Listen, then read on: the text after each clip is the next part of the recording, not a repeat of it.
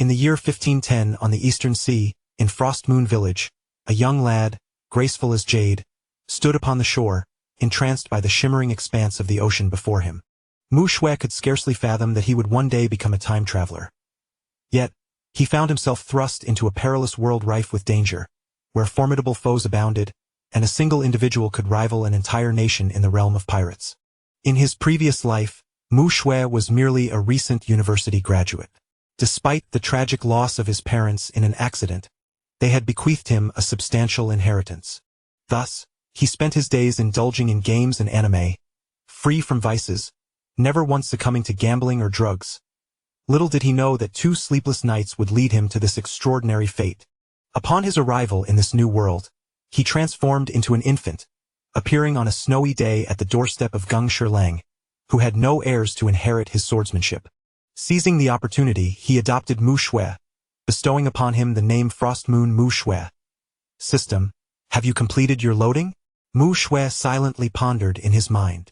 Indeed, as a time traveler, Mu Shui possessed a system, but it had taken 12 years to fully initialize, and only today had it completed its final progress bar. Ding! System loading successful. This system is officially titled Avatar Creation System. With each level gained, the host can create an avatar, characterized by absolute loyalty to the host. These avatars lack emotions and gender distinctions but possess formidable artificial intelligence. The host can inhabit any avatar at will should the host suffer a fatal injury. Any avatar can bear the damage in their stead. Upon the death of an avatar, it returns to the system and can be revived after 72 hours. Avatars can enhance their attributes through self-training, learning various skills akin to humans, and can also augment their strength through items and skills purchased by the host in the shop. However, these purchased items cannot be utilized by the host directly. Each time the system levels up, the host receives one opportunity to draw from a lottery, with the drawn items available for the host's use. Experience points are accumulated by spending 10,000 berries in the shop, yielding 1 experience point. Upon the initial activation of the system, the host is granted 1 lottery opportunity and 1 chance to fabricate an avatar. Please envision the avatar's appearance and personality in your mind. The avatar may be deployed in uninhabited areas. The system panel has been generated. Wishing the host a pleasant experience. Host, Frost Moon Mu Shui. Level 1. Experience points, 0-100. Number of avatars, 1 not yet summoned. L'Autrichance, 1. Host's own ability, Swordsmanship Intermediate. The information presented on the panel was straightforward, with the only commendable aspect being the host's intermediate swordsmanship ability, a commendable feat after 12 years of traversing this world under Gung Shilang's tutelage, making him a swordsman in his own right. After reviewing the panel, Mu Shui opened the system shop, only to be greeted by a meager selection of items. Why are there only so few? This is utterly insufficient, Mu Shui exclaimed, incredulous at the desolate shop interface before him. To his astonishment, the system shop displayed a mere 3 solitary items. The first is Mastery of Cold Weapons. This ability hails from a certain martial arts realm, bestowed upon a master of various cold weapons. It grants the ability to swiftly equip clones with the skills to wield an array of cold weapons, thereby rapidly enhancing their combat prowess. Price, 100,000 berries special discount for beginners. The second is Equipment Modification.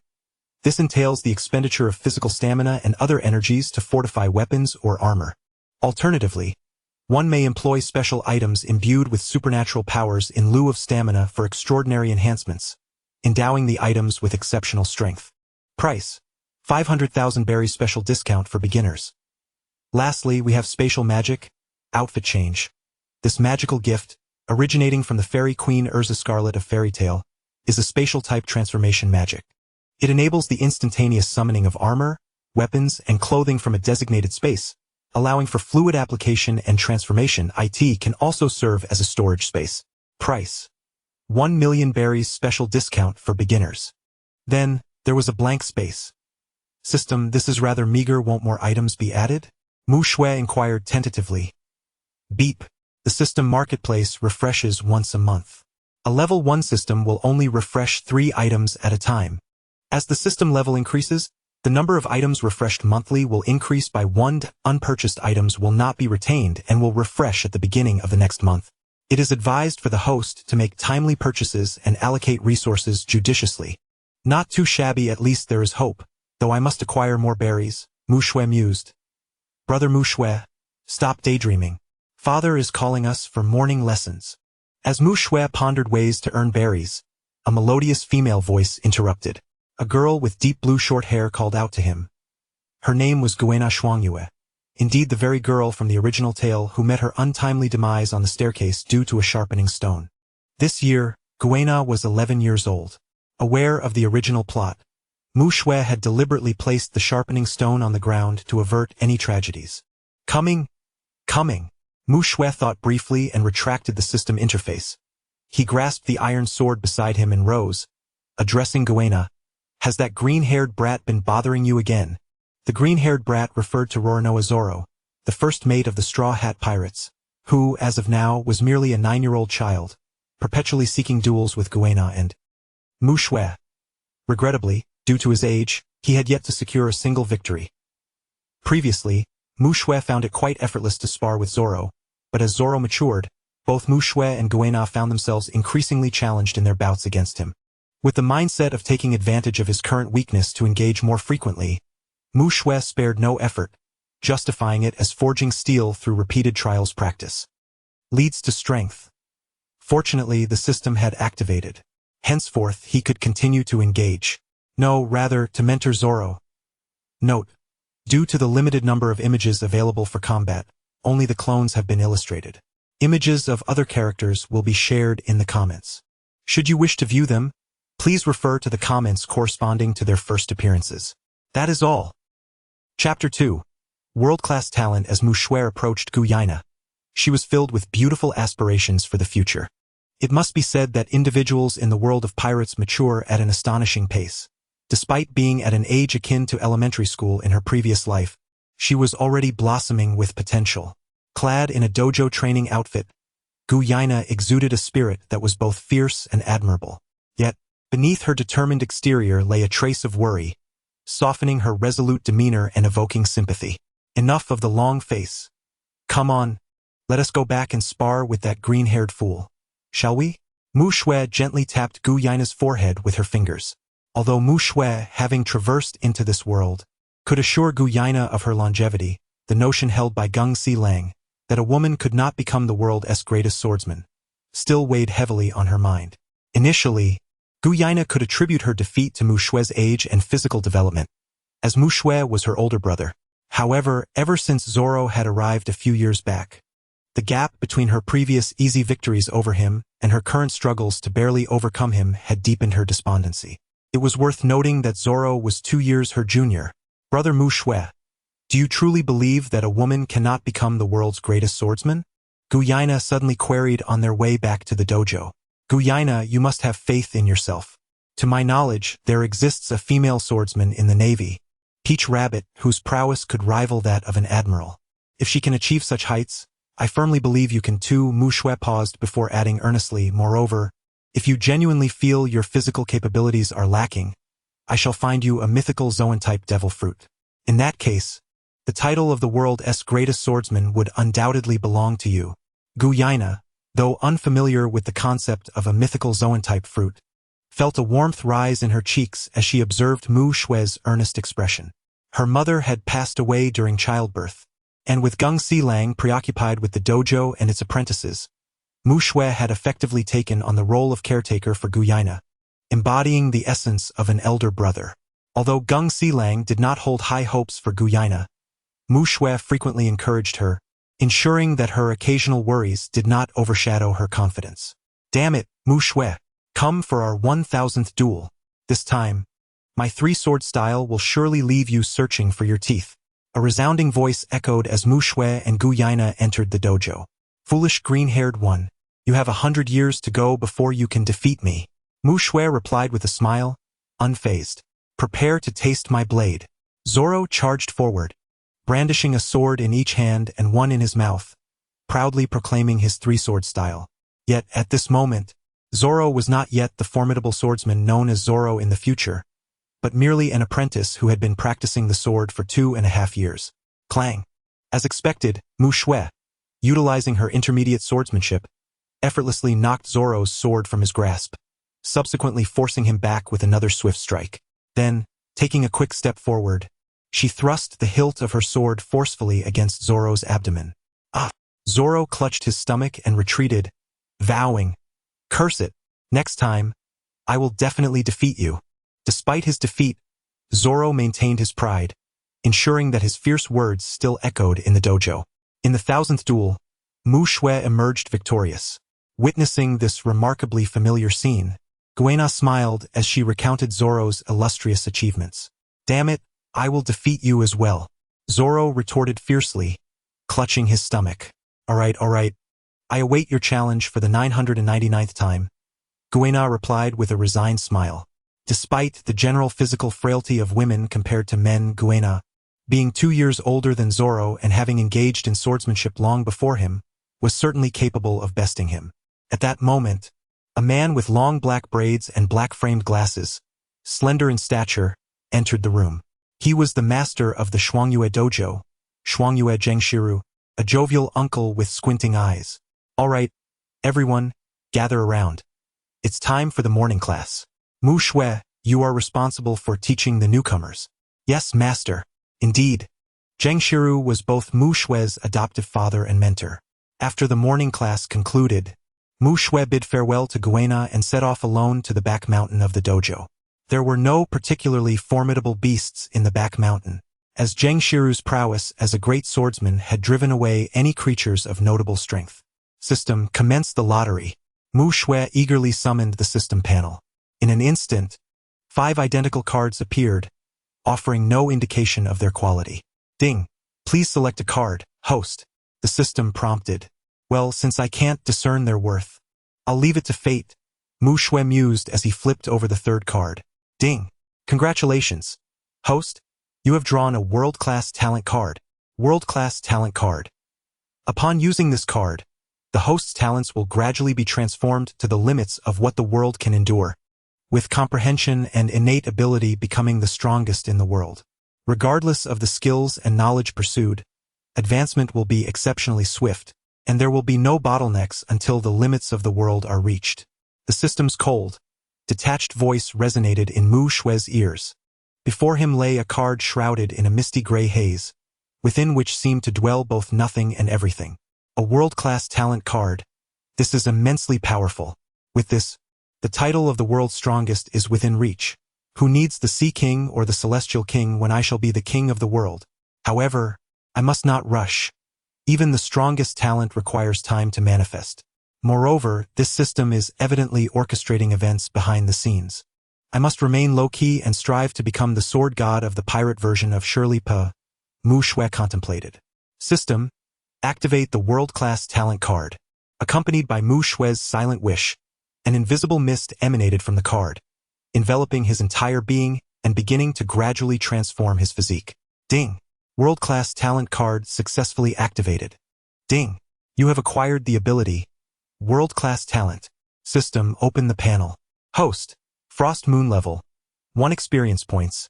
0-100 number of clones. 1. Not summoned lottery chances. 1 host's abilities. Swordsmanship, intermediate, world-class talent, non-upgradable. With talent secured, all that remains is gradual development.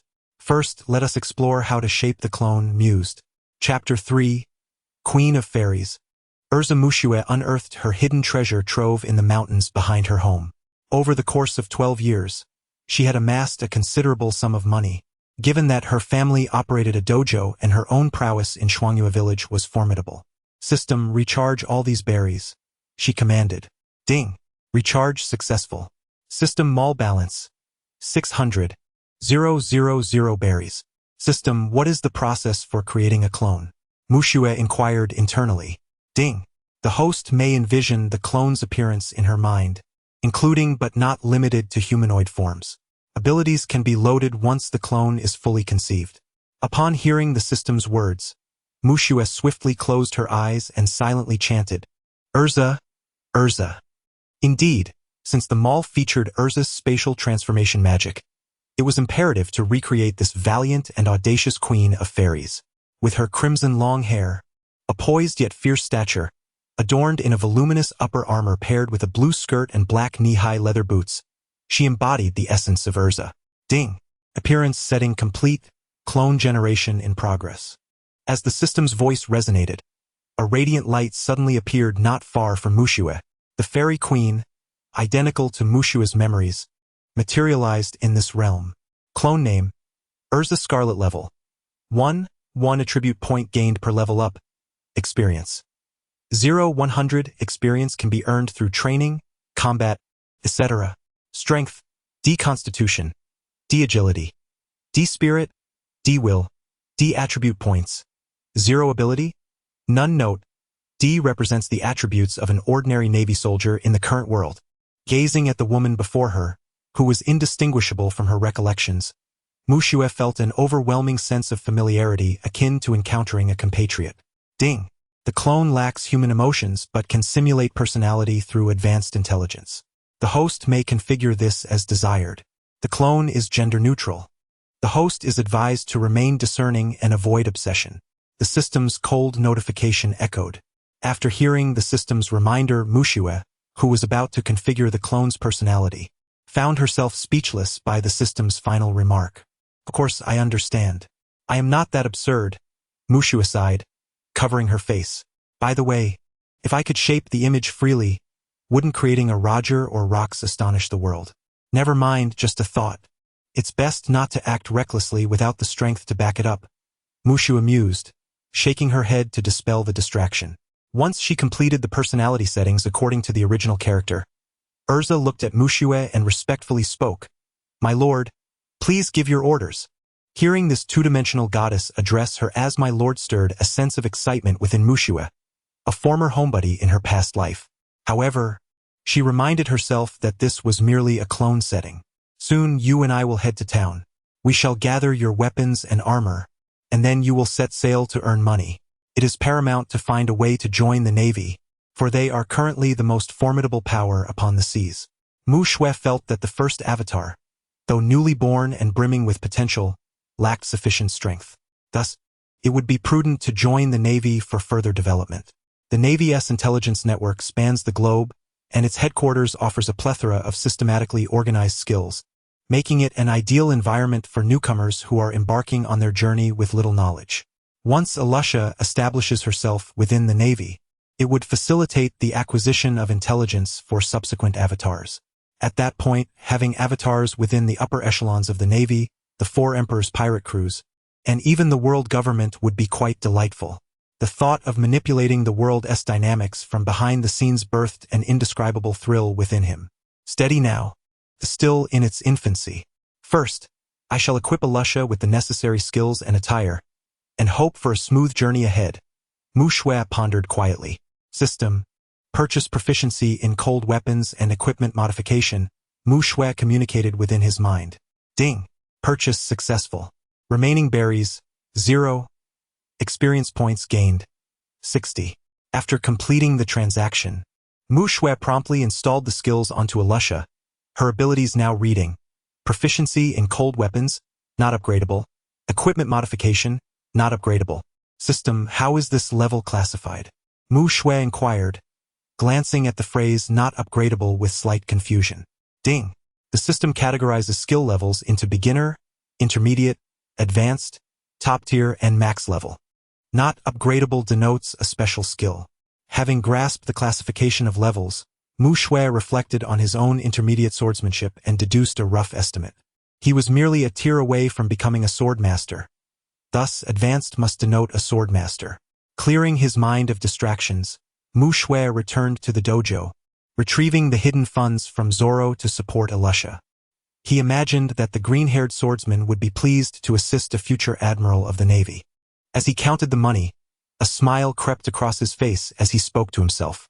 Alusha, observing her master chuckling to himself, felt a twinge of helplessness. With Zoro's several thousand berries in hand, Mushue and Alusha made their way to the town's blacksmith shop to procure some equipment. Uncle Sean. Have you forged any new swords lately? Mushue skillfully entered the blacksmith's shop with Alusha.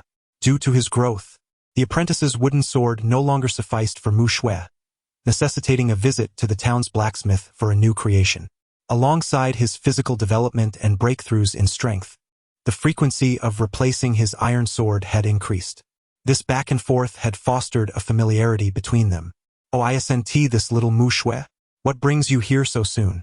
Uncle Sean, sporting a full beard, replied without lifting his head from his rocking chair upon hearing Mu Shui's voice. "It's not for me. This time, it's for a friend who needs a new sword. You must bring out your finest." Mu Shui responded smoothly, observing Uncle Sean's leisurely demeanor. "All right, as per usual, you may choose from the swords in the back room. They are 30,000 each." Sean waved his hand, gesturing for them to enter the back room to select. "Great. Alusha, you go pick from the back and see if there's anything you fancy."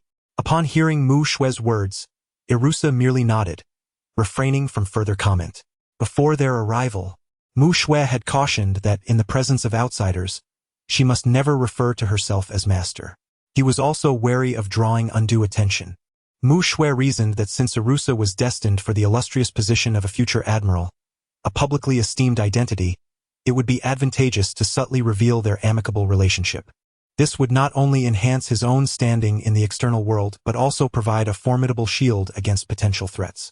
However, should Irusa call him master, the implications would be profoundly altered. Chapter 4. Set sail. Alusha swiftly selected her preferred iron sword.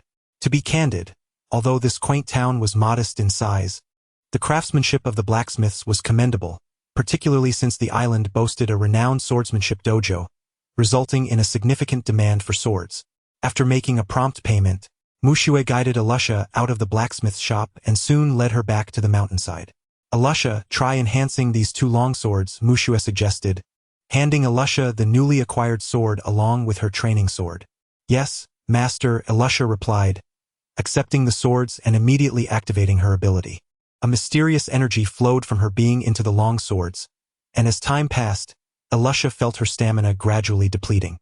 Approximately 1 minute later, the swirling energy returned to her body.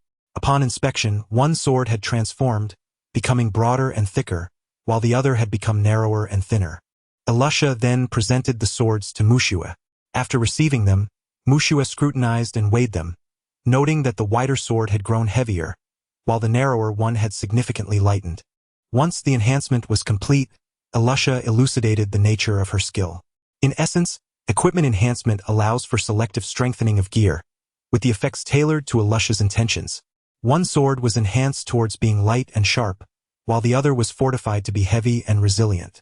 The degree of enhancement was constrained by the quality of the sword's material and Alusha's stamina limits. These two ordinary longswords, given their modest materials, had limited potential for enhancement, resulting in a relatively minor stamina expenditure of about 1/10 for each sword. Nevertheless, the effects were palpable. The noticeably more slender sword was evidently easier to wield, the sharpness strikingly apparent. When compared to the previously discarded broken sword, it effortlessly cleaved it in two, showcasing its commendable durability. Though these swords were mere enhancements of the ordinary, they sufficed for the time being. Alusha anticipated that once she joined the Navy and experienced further growth, she would soon upgrade her arsenal. Yet, she pondered whether, upon mastering the armament Haki, she could utilize Haki to substitute stamina in weapon enhancement. After all, Haki represented a unique ability, its quality evidently superior to mere physical endurance. Perhaps, with the same ordinary blades, the enhancement through Haki would yield even more remarkable results. She mused whether a blade enhanced by Haki could transform into the fabled Black Blade. If so, it would present an expedited path to mastering such a weapon. As Mu Shui contemplated these possibilities, Alusha proceeded to attempt enhancing her armor. To prevent the armor from becoming excessively heavy and impeding her agility, she directed its enhancement towards being light yet sturdy, ensuring it would adequately protect her vital areas. With everything in place, only a small boat remained. Fortunately, during these past years, aside from honing her swordsmanship, Mu Shui had occasionally taken up fishing, and thus she possessed a modest vessel. The vessel is modest in size, suitable only for coastal fishing. However, with Alusha's enhancements, it should manage to sail for a while. After all, her duplicates possess no emotions and can be revived, so it is worth a try. Otherwise, embarking on a voyage seems futile. Moreover, considering the method of strengthening her duplicates, Engaging in combat appears to be the most efficient and potent means of enhancement. Frost Moon Island is exceedingly tranquil, with few pirate incursions. Thus, to seek combat, one must venture into the sea. Indeed, the world of pirates is replete with battles, and the myriad pirates scattered across the oceans serve as invaluable sources of experience. Thus, Alusha set forth with the supplies prepared by her unscrupulous master, along with her modestly fortified vessel. Upholding the principle of vanquishing villains for bounties while virtuous individuals engage in sparring for wealth, Alusha embarked on her maritime journey. As for the definitions of virtuous and villainous, Mushue refrained from elaborating, allowing Alusha to discern for herself. Given that the system has indicated her duplicates possess remarkable intelligence and can even perfectly emulate personalities, it stands to reason that distinguishing between good and evil should be a trivial matter for them. Fortunately, her duplicates lack human emotions. Otherwise, it is uncertain whether Alusha would engage in a meaningful conversation with her master. Thus, the legendary journey of the future Navy Admiral, Alusha, commenced.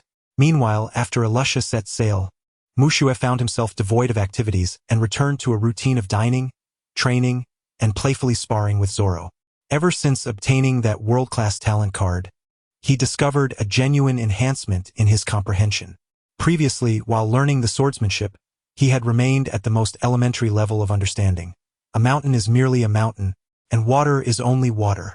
However, as his talent progressively intensified, he began to sense a transition towards a mountain is no longer a mountain, and water is no longer water. Perhaps, once Mushue fully comprehends this, he could emerge as a true swordmaster. Additionally, with the improvement of his physical foundation, the efficiency of his training has transformed dramatically, akin to comparing the heavens and the earth. While Zoro may have had a chance to catch up previously, now he can only eternally pursue Mushue's shadow. Should Alusha's development be slow, it is likely that before she ascends to the rank of Navy Admiral, Mushue will have already claimed the title of the world's strongest. However, this is of little consequence. Adhering to the philosophy of having strength to rely upon, yet delegating the arduous tasks to his duplicates, Mushue believes that while power is essential, the laborious aspects of fighting can be entrusted to them. As a competent puppeteer, if every task must be personally undertaken, what is the purpose of these duplicates? As Mushue resumed his tranquil life, the initial joy of creating Alusha began to wane. Thus, time passed day by day. With Mushue's rapid advancements in swordsmanship, even Gung Siro was astonished enough to widen his eyes slightly. Mushue was left in disbelief at witnessing Gung Siro's eyes for the first time. After all, the child he had nurtured since infancy had suddenly transformed into an incomprehensible genius, which was undoubtedly astonishing. Nonetheless, having a child who is increasingly talented is undoubtedly a blessing, and given Gung Siro's prowess as a great swordsman, he should still be capable of imparting guidance in the short term. It remains uncertain how long this can be sustained. Once more, the golden sun sank in the west. As night fell upon this world, bereft of entertainment, Mushue retired to slumber early. Not far from Frost Moon Village, an unexpected event was unfolding aboard a warship. Chapter 5. That woman in the East Sea Navy's 7th Division. Aboard the 3rd cruiser, Lieutenant Nall gazed incredulously at the woman he had rescued from a decrepit vessel. In utter disbelief, he pinched his ears and exclaimed, "Am I mistaken? I just saved you, and you wish to strike me?" Looking at the beautiful woman before him, Nall found himself wishing he could slap her away, were it not for her enchanting appearance and the absence of any pirate-like demeanor. The following day, as was her routine, Mushue rose early to check the system logs, only to discover an extensive new entry. On March 7, 1510 of the Sea-Round calendar, the Avatar Alusha encountered Lieutenant Nall of the Naval Division. Alusha initiated a challenge against Lieutenant Nall, who, caught off guard, hastily accepted. Congratulations to Alusha for her first glorious victory. Alusha earned 100 experience points and leveled up to level 2. Following her host's directive to seize wealth from worthy opponents, Alusha took all of Lieutenant Nall's riches. Ding!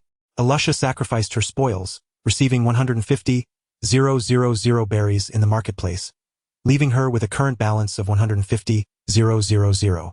On March 8, 1510 of the Sea-Round calendar, Alusha requested a spar with the head of the 7th Division, Commander Ronald. Regrettably, Alusha faced defeat. Ronald extended an invitation for Elusha to join the Navy. Ding! Elusha's status changed to trainee Navy. Upon reading this, Mushue could not help but chuckle.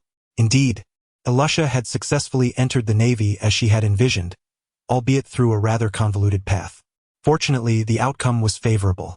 Reflecting on Elusha's audacity, Mushue marveled at her boldness to seize money right after the fight, no less from the treasury of her future superior.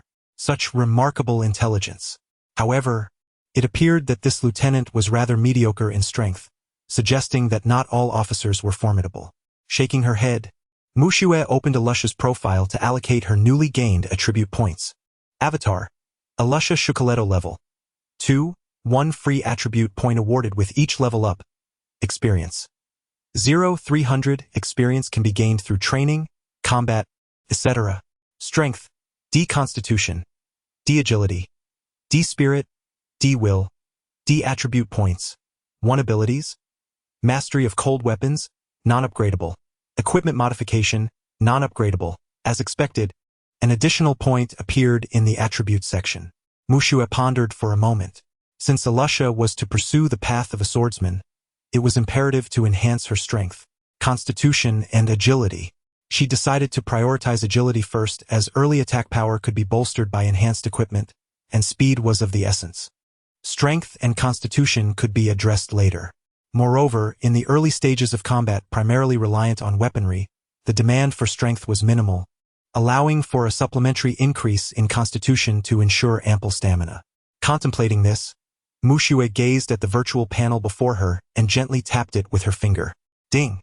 Attribute allocation successful.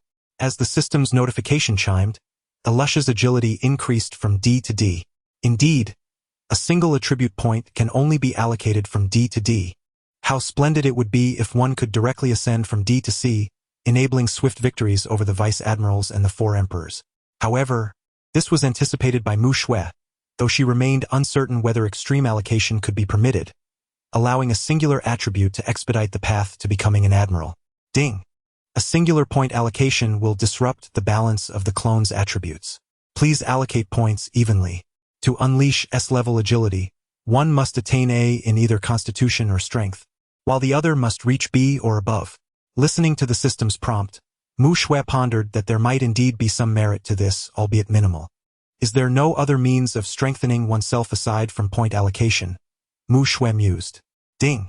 Self-training of the clone, as well as enhancing skill proficiency, will contribute to the elevation of attribute points. Nodding at the system's response, Mushue felt somewhat reassured. At least there were multiple avenues available.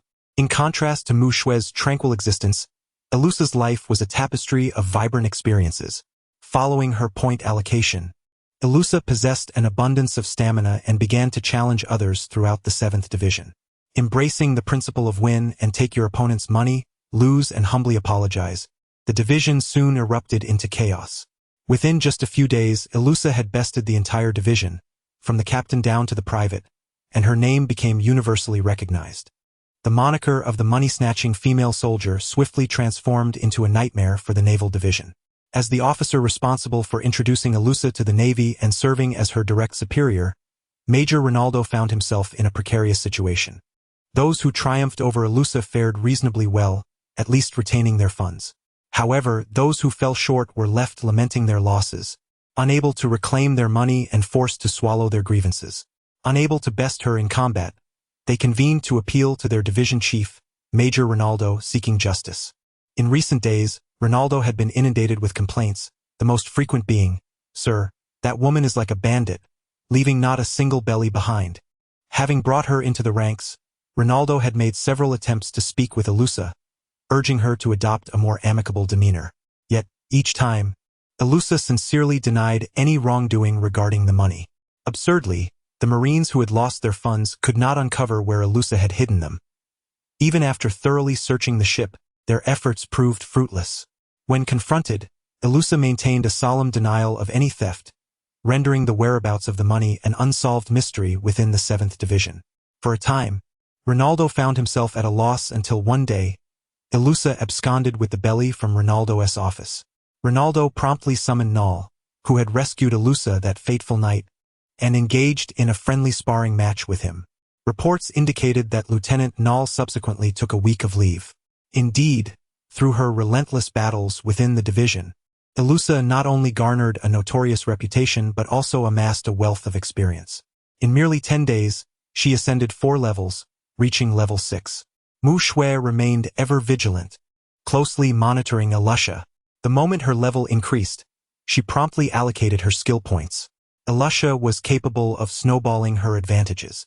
Her agility had already reached a commendable C, her constitution was elevated to D, and her strength, bolstered by relentless battles, had also attained D. Can be said that, in terms of combat prowess in a single round, Ilusha had emerged as the foremost warrior of the 7th Division. Chapter 6. Transformation and Fame in Frostmoon Village. Mu Shui gazed at the balance on the system's marketplace panel, which had finally reached 1 million berries, and let out a sigh of relief. Initially, she had intended to prevent Ilusa from continuously borrowing berries from the Navy. However, upon reflecting that there was still a powerful ability she had yet to purchase in the marketplace, she begrudgingly allowed Ilusa to continue her reckless actions, silently mourning for the Navy's misfortune. To her surprise, the Navy was rather impoverished, taking quite some time to gather the sum of 1 million berries. Fortunately, a generous superior provided substantial funding. Nevertheless, this was not a sustainable approach. For the sake of her future reputation within the Navy, if such a thing existed, Mu Shui finally intervened to halt Ilusa's behavior. Mu Shui purchased the spatial magic, transformation, and equipped it to Ilusa. At last, Ilusa Chocolatto was complete. Ilusa's abilities section was updated to Abilities. Mastery of cold weapons, non-upgradable. Equipment modification, non-upgradable. Swordsmanship, beginner. Spatial magic, transformation, beginner. Indeed, under her talent for cold weapon mastery, Ilusa had grasped basic swordsmanship. Coupled with her newly acquired spatial magic, it could be said that as long as she had sufficient specialized equipment, Ilusa would be capable of handling various scenarios below the 10 million level. One must highlight Ilusa's achievements within the Navy's armory, in response to Mu Shui's hypothesis that domineering energy could also be utilized to enhance equipment. Apart from the initial experiments with a blade strengthened purely by physical prowess, Ilusa successfully crafted a fire blade, ice blade, and electric blade. As the names suggest, their abilities are fire, freezing, and paralysis, respectively. The crafting method is rather simple. By placing the blade in flames and infusing it with physical energy as a catalyst, one can successfully create a fire blade, with the flame's temperature determined by the blade's material and the amount of energy expended. The ice blade and electric blade are produced in a similar manner, yielding quite impressive results. However, due to the transformation magic not yet being fully realized, Ilusa refrained from revealing these special blades. After all, a common man is innocent, yet possesses a treasure may incur suspicion. Should the ability to mass-produce special blades inadvertently come to light, she could find herself captured and reduced to a merciless production machine. Fortunately, with the introduction of transformation magic, she can switch weapons with zero delay. As long as the appearance of the blade remains unchanged during equipment modification, others will remain oblivious to the switch. After all, the equipment resides in a magical space, and as long as she remains silent, others might merely assume it to be a fruit ability. Ilusa, starting today, try not to target your colleagues, for there are too few affluent individuals in the Navy, and little profit to be gained. The primary goal henceforth is to apprehend bountied pirates. Through the system panel, Mu Shui issued new directives. In the office of Major Ronaldo, 7th Division. Bang! A crimson-haired female Navy officer burst through the door. Ronaldo, startled, hurriedly concealed his berries and nervously lit a cigar. Before he could utter a word, Ilusa spoke up. "I wish to confront the pirates." "Where are they?" Ronaldo felt a profound sense of relief. The affairs of the Navy branch were unknown to Mu Shui and did not impede his daily life. After issuing the latest directives to Ilusha, Mu Shui immersed himself once more in the cultivation of Guena and the rigorous training of Zoro. Zoro's experience could be described as a bittersweet journey. The pain he endured was genuine, yet his progress was equally remarkable. Following the full enhancement of Mu Shui's talents, his perceptiveness had soared, enabling him to offer Zoro comprehensive guidance with ease. In contrast to his rough treatment of Zoro, Mushue approached Guena with a gentler demeanor, though he remained relentless during training. Meanwhile, on a small island in the East Sea, a contingent of soldiers from the Navy's 7th branch lay in ambush under Ronaldo's command. A group of pirates reveled around a bonfire, indulging in merriment, feasting, and singing. Elusha surveyed the surroundings, glancing at the pirates before turning back to the anxious crew, inquiring about the bounty on those pirates.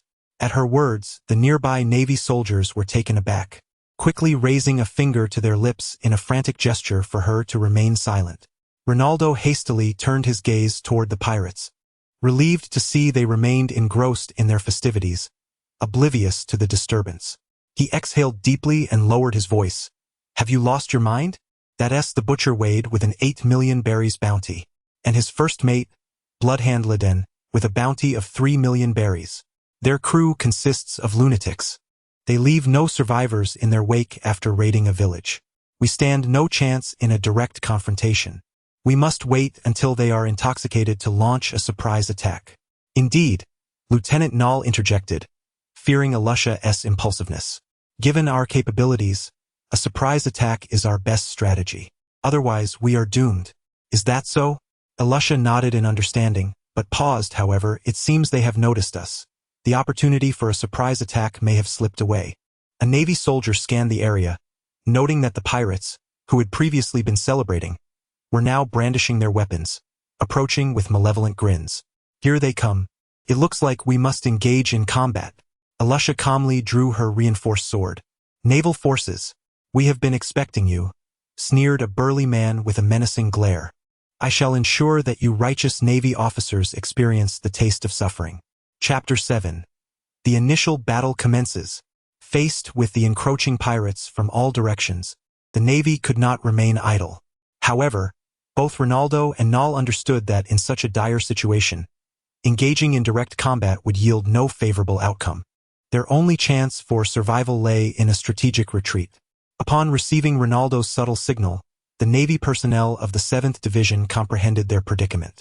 Under the leadership of Ronaldo and Nall, they charged towards the vulnerable rear of the pirates. What a dismal sight! Butcher Wade scoffed at the fleeing Navy, brandishing his 2-meter-long cleaver.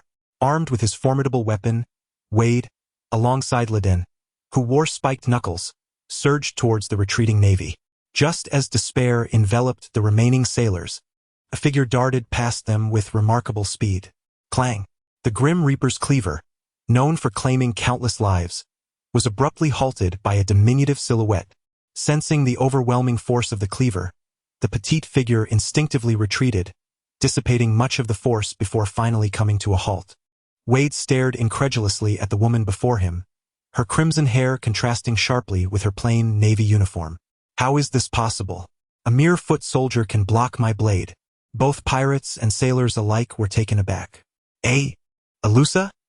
Ronaldo gasped in astonishment at the sight. "This one is mine to deal with." Ignoring Ronaldo's surprise. Elusa's resolute voice echoed across the battlefield, instilling confidence in all present Navy personnel. "What are you all dawdling for? Get in there and eliminate these Navy scum." Just as the crowd was still reeling from the shock, First Mate Liden bellowed fiercely. "Yes, Brother Liden." The pirates finally snapped back to reality and charged towards the Navy, who had retreated a short distance. Responding to Liden's command, Ronaldo quickly nodded at Elusa, leading the remaining Navy in a tactical withdrawal while ensuring Elusa had a secure environment to engage in battle. Wade, meanwhile, did not intervene. His focus was entirely fixated on the strikingly beautiful yet formidable woman before him. Although he had barely managed to withstand her initial strike, her rapid movements and agility indicated she was no ordinary opponent. A hint of excitement crept into Wade's expression. "Woman, if you surrender now, it is not too late." "Enough of your nonsense." Elusa disregarded Wade's taunts, charging at him with her blade. Clang! Clash! The sound of clashing weapons resonated throughout the battlefield. Elusa, leveraging her exceptional agility, expertly entangled herself with Wade. Their movements were swift, rendering ordinary sailors and pirates incapable of intervening, even struggling to perceive their actions. Only Ronaldo and Liden could discern the intricacies of their confrontation, though they were astonished that this woman could hold her own against such a monstrous adversary. In truth, Elusa was managing the encounter with greater ease than it appeared. Without delving into the various specialized tactics that involve changing equipment, the inherent agility of the character, combined with a long sword that has been sharpened through enhancement, allows for an effortless beheading of the opponent. After all, regardless of how immense Wade's strength may be, his body cannot withstand the sharpness of a blade. At best, he is merely a slightly more formidable punching bag. The battle has yet to conclude because, after she intercepted Wade, Ronaldo was engaged in an equally matched confrontation with Luden, and the Navy had not yet succumbed to defeat.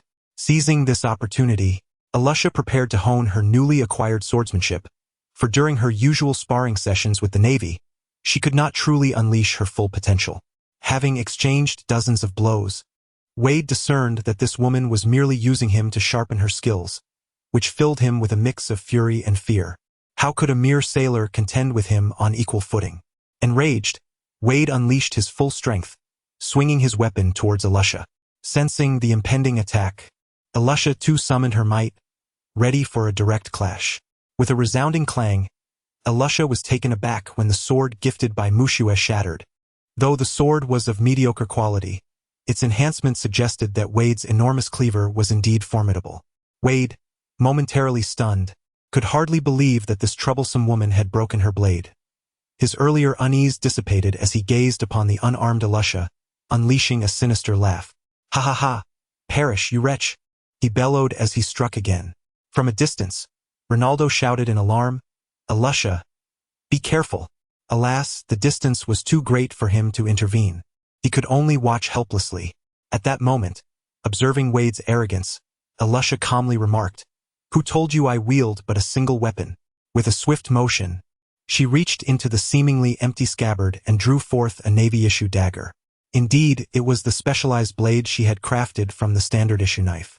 With a flicker of intent, the blade emanated a chilling aura, and she deftly evaded Wade's strike. In the next instant, she delivered a decisive blow, severing Wade's head, which rolled to the ground without a single drop of blood being spilled from the severed neck. Wade's face contorted with disbelief, unable to comprehend the situation until his final breath. The sight of his lifeless body and Elusha, brandishing her blade, sent shockwaves of terror through the pirates, their morale shattered. "Brothers, flee! Our captain has been slain. That woman is a monster." The Navy, witnessing the pirates scatter and casting a glance at the unscathed Elusha, stood in stunned silence, astonished by the swift turnaround. "Elusha! Elusha! Elusha!" A voice rang out, igniting a chorus of excitement among the Navy. Ronaldo, gazing at the woman enveloped in an aura of frost, felt a tumult of emotions. "All right, lads, apprehend these pirate scum and ensure Elusha's efforts are not in vain." The naval forces surged with exuberance, akin to a tiger entering a flock of sheep, as they charged towards the scattered pirates. Meanwhile, Elusha located Luden, who was poised to flee. Without uttering a word, she swiftly dispatched him with a single stroke, collecting his head alongside that of Wade, preparing to return for her bounty. Ding! Elusha has slain the butcher Wade and the bloody hand Luden, gaining 1,200 experience points. Ding! Elusha has leveled up, reaching level 7. Chapter 8. The Dancer of the Icy Blade. As the system notification chimed in his ears, Mushue hastily opened the system log. What a substantial experience packet. Truly, the great pirate crew of the East Sea lives up to its name. After perusing the log, Mushue couldn't help but exclaim in wonder. Skillfully allocating his attribute points to agility, he then opened Elusa's attribute panel. Clone, Elusa Shukaletto level 7.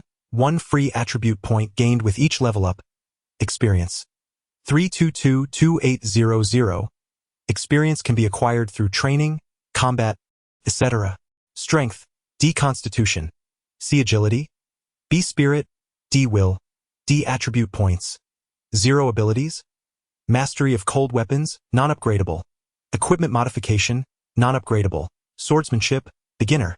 Space magic, transformation, beginner. It was evident that compared to the time when they first set sail, the current panel was remarkably luxurious.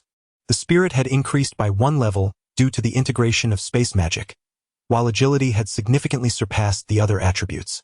Fortunately, The Constitution had reached sea level after repeated engagement in equipment modification, or else he would have been unable to allocate even a single point to agility. Ultimately, the human body is a cohesive entity. The interrelation among various attributes is undeniable, as each attribute requires the support of others for full expression. Observing Elusa's agility reaching B, it was conceivable that with the modified weapon, she could contend with a major from the headquarters. After all, not every major is agile. In the world of pirates, the norm is the brawny warrior. Should her swordsmanship reach an advanced level with her burgeoning skills in swordplay, barring peculiarities like smoker, she could easily assert dominance among officers. Alas, her space magic level was still low, and the capacity of her spatial abilities was limited. If she could eventually maximize her skills and upgrade the Hades, one could only wonder if it might transform into a mech, leading to a grand spectacle akin to a battle between Gundams and Titans. Having allocated his points, Mu Shui succumbed to slumber, lost in his fantasies. A night passed in silence. The next day, with the crowing of roosters, Mu Shui awoke and adeptly accessed the system log. Upon gazing at the balance in the system store, the figure had surged from 0 to 5 million.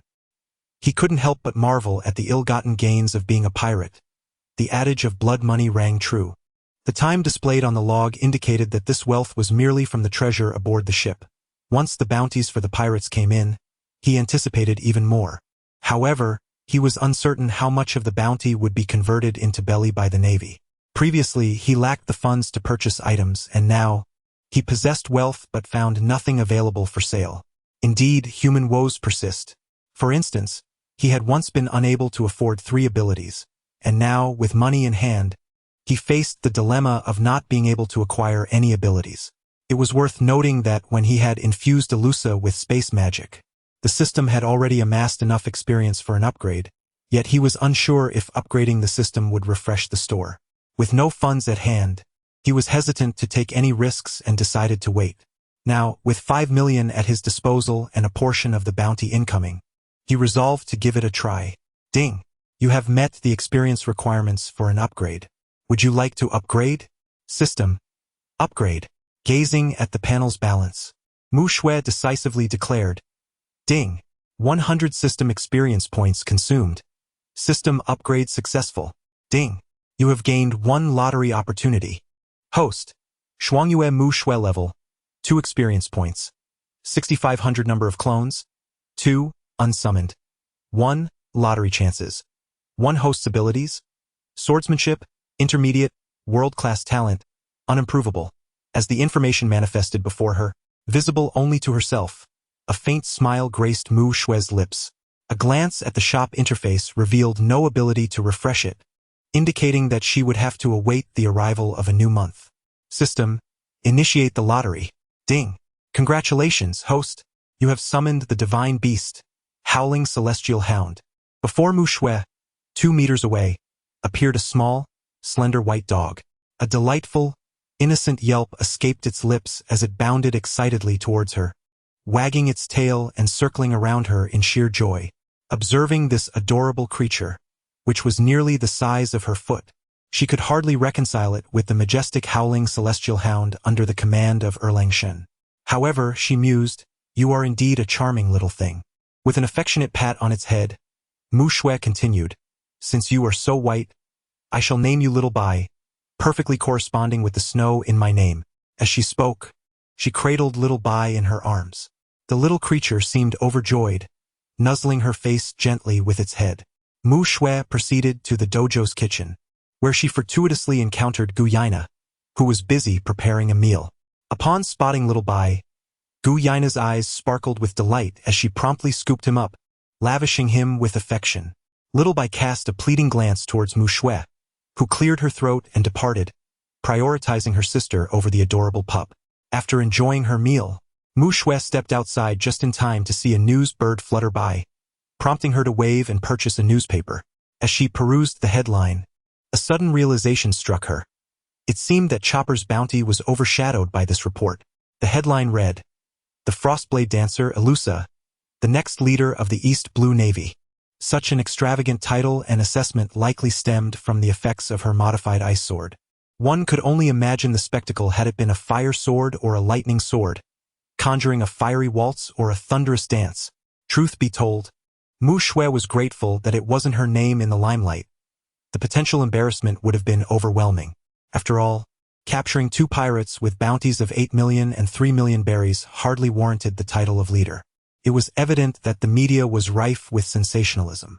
Yet, in this tumultuous era, the East Blue sorely needed a heroic figure to inspire hope.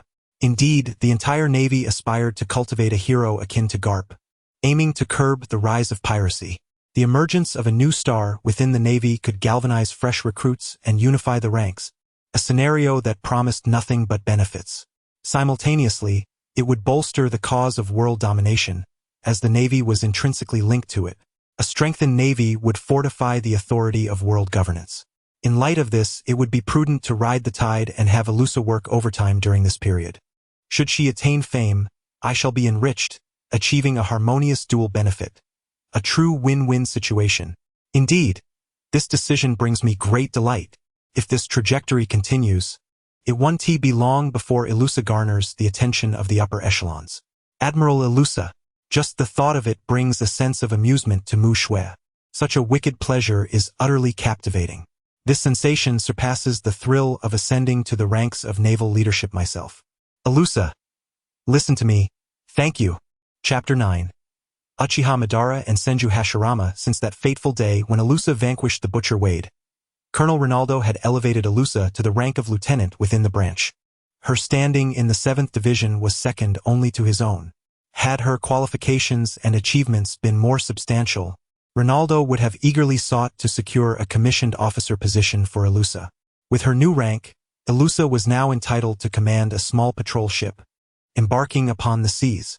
In pursuit of the lucrative enterprise for Mu Shui, Alusa immersed herself in her duties, tirelessly dedicating herself day after day, whether it was capturing pirates or journeying towards them. With the formidable intelligence network of the Navy at her disposal, Alusa navigated her tasks with ease, ruthlessly hunting down the pirates of the East Sea. From the notorious sea rogues with bounties in the millions of berries to the insignificant minnows worth mere hundreds, none were spared from her relentless pursuit. Unbeknownst to all, Alusa was merely a soulless avatar, and this fervent endeavor was merely a task assigned by her master. The entire East Sea was astounded by Alusa's astonishing feats, unable to fathom the harrowing experiences that had instilled such a profound hatred for pirates within her. In an instant, the pirates of the East Sea found themselves in a state of trepidation, fearful of encountering this female demon. The security of the East Sea underwent a notable transformation, with many common folk revering Alusa as a hero of the region. As the number of obliterated pirate crews swelled, so too did the balance displayed on Mu Shui's merchant panel. Alongside the accumulating berries, Alusa's rank also ascended, for even the most inconsequential of foes contributed approximately 10 experience points. Within merely 2 weeks, Alusa had dispatched over 100 pirates, successfully advancing to the rank of lieutenant commander in the Navy, elevating her level to 8. Through Mu Shui's enhancements, her physical attributes also saw a slight increase, reaching a grade of C. Ronaldo had previously broached the subject of her transferring to the naval headquarters, yet under Mu Shui's guidance, Alusa declined, citing the need to cleanse the East Sea of its remaining threats. Despite the rising demands for experience correlated with her increasing rank, which would typically necessitate venturing into more perilous territories, Mu Shui remained committed to a cautious and steady approach. Although her avatar could be resurrected, it was prudent to avoid unnecessary exposure in the absence of absolute strength, especially considering Alusa's burgeoning notoriety. A careless demise could lead to complications. If she were to be resurrected, the potential for discovery could incite considerable upheaval. The matter of Mu Shui and Alusa purchasing blades together would certainly become difficult to conceal, thereby unnecessarily heightening their risk of exposure. Thus, a methodical and grounded strategy was favored from the outset. And so, a new month quietly approached. The capabilities of the system marketplace were due for renewal. In truth, the previous month had granted Mu Shui the ability to create avatars, yet due to the absence of available skills in the marketplace, he had refrained from doing so. After all, lacking skills rendered the endeavor rather aimless. Should the resultant avatar not align with the newly refreshed skills from the system, Mu Shui, with his propensity for perfectionism, would find himself greatly distressed. Without further ado, Mushue eagerly opened the system marketplace. According to the system's regulations, with each level attained, the number of available products increased by 1. Thus, this time, there should be 4 new capabilities awaiting discovery. Robust physique, non-upgradable, a physique that is sturdy and powerful, allowing a permanent enhancement of both physical constitution and strength by 1 level. Price, 2 million berries, special discount for novices. Indomitable spirit, non-upgradable after each battle, attributes will increase, with the total enhancement amounting to 6 levels. Price, 2 million berries, special discount for novices. Bloodline limit. Would release. Originating from Naruto, this signature bloodline of the first Hokage grants the ability to utilize would release techniques through clones, substituting stamina for chakra consumption. Price, 5 million berries, special discount for novices. Bloodline limit. Sharingan. From Naruto, this bloodline limit of the Uchiha clan can evolve through training and external mental stimulation, progressing from 1-tomo Sharingan to 2-tomo, 3-tomo Manjiki Sharingan, and finally Eternal Manjiki Sharingan. It also enables mastery of powerful ocular techniques, the potency of which depends on mental strength. Price, 5 million berries, special discount for novices. Upon gazing at the abilities in the shop, Mukuyu was suddenly inspired. Dance through the world of pirates, Uchiha Madara. Indeed, when discussing the Sharingan, one cannot help but mention the Uchiha clan, and throughout its millennia of history, the unrivaled strongest is none other than Uchiha Madara. As Mukuyu constructed the image in his mind, a stern figure clad in crimson samurai armor with long, jet-black hair appeared before him. How could there be Madara without his close companion, Senju Hashirama? After purchasing the abilities, the system's experience points once again met the criteria for leveling up, prompting Mukuyu to decisively upgrade and summon Senju Hashirama as well. Observing the man with similarly dark hair, Mukuyu couldn't help but nod in approval. They indeed resembled a pair. Clone. Uchiha Madara level. 1 experience. 0-100 strength. D constitution. D agility. D spirit. D will. D attribute points. 0 ability. Bloodline limit. Sharingan. 1-tomo beginner. Indomitable spirit. Non-upgradable clone. Senju Hashirama level. 1 experience. 0-100 strength. D constitution. C agility. D spirit. D will. D attribute points. 0 ability. Bloodline limit. Would release. Beginner. Robust physique, non-upgradable. Gazing at the panels of the two, Mukuyu noted that they were significantly stronger than Alusa when she first set sail. For indeed, one gets what one pays for. Uchiha Madara's spirit and agility had reached level D due to the Sharingan, while Hashirama was even more formidable. The wood release boosted his constitution, and the robust physique further enhanced both his strength and constitution. With a constitution rating of C and the prowess of wood release, he could likely handle pirates below the 10 million berries mark. Coupled with Uchiha Madara's presence, they might even challenge those at the 10 million level.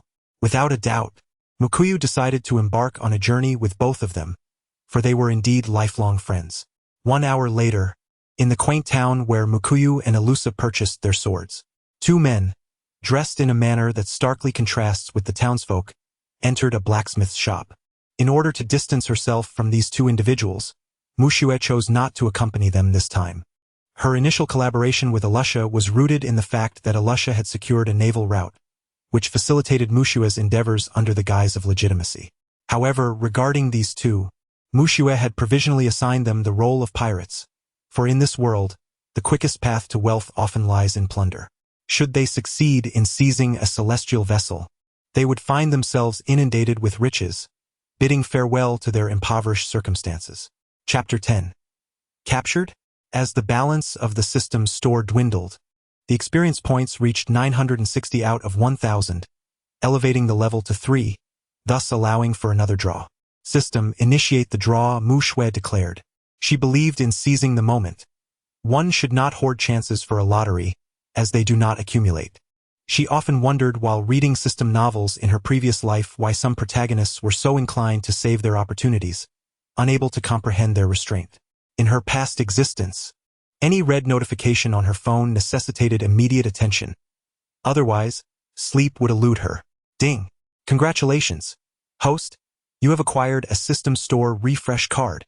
System Store Refresh Card. Upon use, it allows for an immediate refresh of the System Store's offerings. A Store Refresh Card? Quite commendable, yet it must remain in reserve for now, as there is no currency to make purchases regardless of the refresh. Mu Shui pondered the rewards obtained from the draw. Meanwhile, Uchiha Madara and Senju Hashirama, under Mu Shui's patronage, procured some maritime supplies and weaponry. Due to Mu Shui's instructions, they were to avoid causing disturbances on Frostmoon Island and refrain from unnecessary harm to civilians. Lacking sufficient funds for a vessel, they resorted to stealthily commandeering a fortunate fisherman's boat under the veil of night. Thus, they set sail with relative ease. The maritime journey proved exceedingly monotonous, with nothing but water in sight. Fortunately, both Uchiha Madara and Senju Hashirama were emotionally detached clones, preventing the tedium of their voyage from driving them to madness. One day, they encountered a small pirate crew with a bounty of merely 100,000. Adhering to the principle that pirates could be eliminated without consequence, they effortlessly dispatched all the pirates utilizing the Sharingan and would release techniques. Consequently, they exchanged their vessel for a considerably larger ship. Although the size posed some challenges in navigation, their extraordinary abilities and ample supplies allowed them to proceed leisurely across the sea. Thus, they drifted until they arrived at a diminutive nation named Skart. Following Mu Shui's admonition against the indiscriminate slaughter of innocents, Madara and Hashirama, after resting, commenced a series of friendly challenges throughout the land at Madara's suggestion. They first subdued the gate guards without provocation, and in the midst of the guards' confusion, they swiftly vanquished the approaching patrols. Following this, the king dispatched troops to quell the duo, but under the combined might of Madara's Sharingan and Hashirama's would release, these soldiers, mere commoners, were dispatched with ease. After all, this remote nation in the East Sea was more akin to a large settlement than an actual kingdom. Within mere hours, all adversaries lay defeated, yet remarkably, none faced life-threatening injuries, only unconsciousness or cries of pain. Thus, Uchiha Madara and Senju Hashirama advanced from the southern outskirts to the heart of the city, their eyes unwavering. As Mu Shui gazed at the incessantly flickering information on the panel, it was filled with updates about Uchiha Madara defeating various opponents and gaining experience points, followed by Senju Hashirama achieving similar feats. Each increment of experience was modest, yet the sheer volume propelled their level skyward, swiftly elevating both to level 4. Although Mu Shui was curious about the unfolding events, she did not dwell on them. She had her own aspirations and trusted that their actions were not indiscriminate slaughter, rendering her concerns negligible. The path to strength was invariably fraught with challenges. A new question arose. Mu Shui scrutinized Madara's panel and inquired of the system, are there limitations on mental attribute allocation akin to those for physical attributes? Ding. The mental strength of a clone is contingent upon its physical constitution, yet it does not depend as heavily on strength and agility. Mental fortitude can exceed physical constitution by 2 major ranks, remaining unaffected by strength and agility. For instance, a D-rank physical strength can support a B-rank mental strength, without any prerequisites related to strength or agility. What about willpower? Mu Shui asked. Ding. Willpower is a rather unique attribute, devoid of any distinct dependencies on the other 4 attributes, allowing for independent allocation. If a clone possesses exceptionally high willpower, when it acquires the Conqueror's Haki, it can augment the level and potency of that Haki. Listening to the system's explanation, Mu Shui began to grasp the interrelations among the attributes. According to her understanding, mental strength relies on the physical body, necessitating some degree of physical constitution, albeit not as stringently as strength and agility. Conversely, willpower imposes no such requirements. After all, many resolute individuals in her past life possessed merely average physical strength, incomparable to those in the pirate world, yet their unwavering commitment to their ideals remained intact. After contemplation, Mu Shui allocated attribute points to Madara and Hashirama. All 3 points for Uchiha Madara were invested in mental strength, elevating it from D to C. Consequently, the rank of his Sharingan upgraded from basic to intermediate as his mental attribute reached C, resulting in 1 additional tomo, transforming it into a 2-tomo Sharingan. Clearly, the enhancement of mental strength facilitated the elevation of the Sharingan's rank. Initially, Mushue pondered how to upgrade the Sharingan to the Mangekyou, considering the emotional detachment of the clones. It would be imprudent to inflict self-harm to provoke Uchiha Madara. Fortunately, the pathway for the Sharingan's advancement had been unveiled, and it seemed that soon, individuals from the pirate world would be able to dance alongside Madara. In addition, Madara's increasing fortitude triggered two enhancements, elevating both his strength and constitution to D.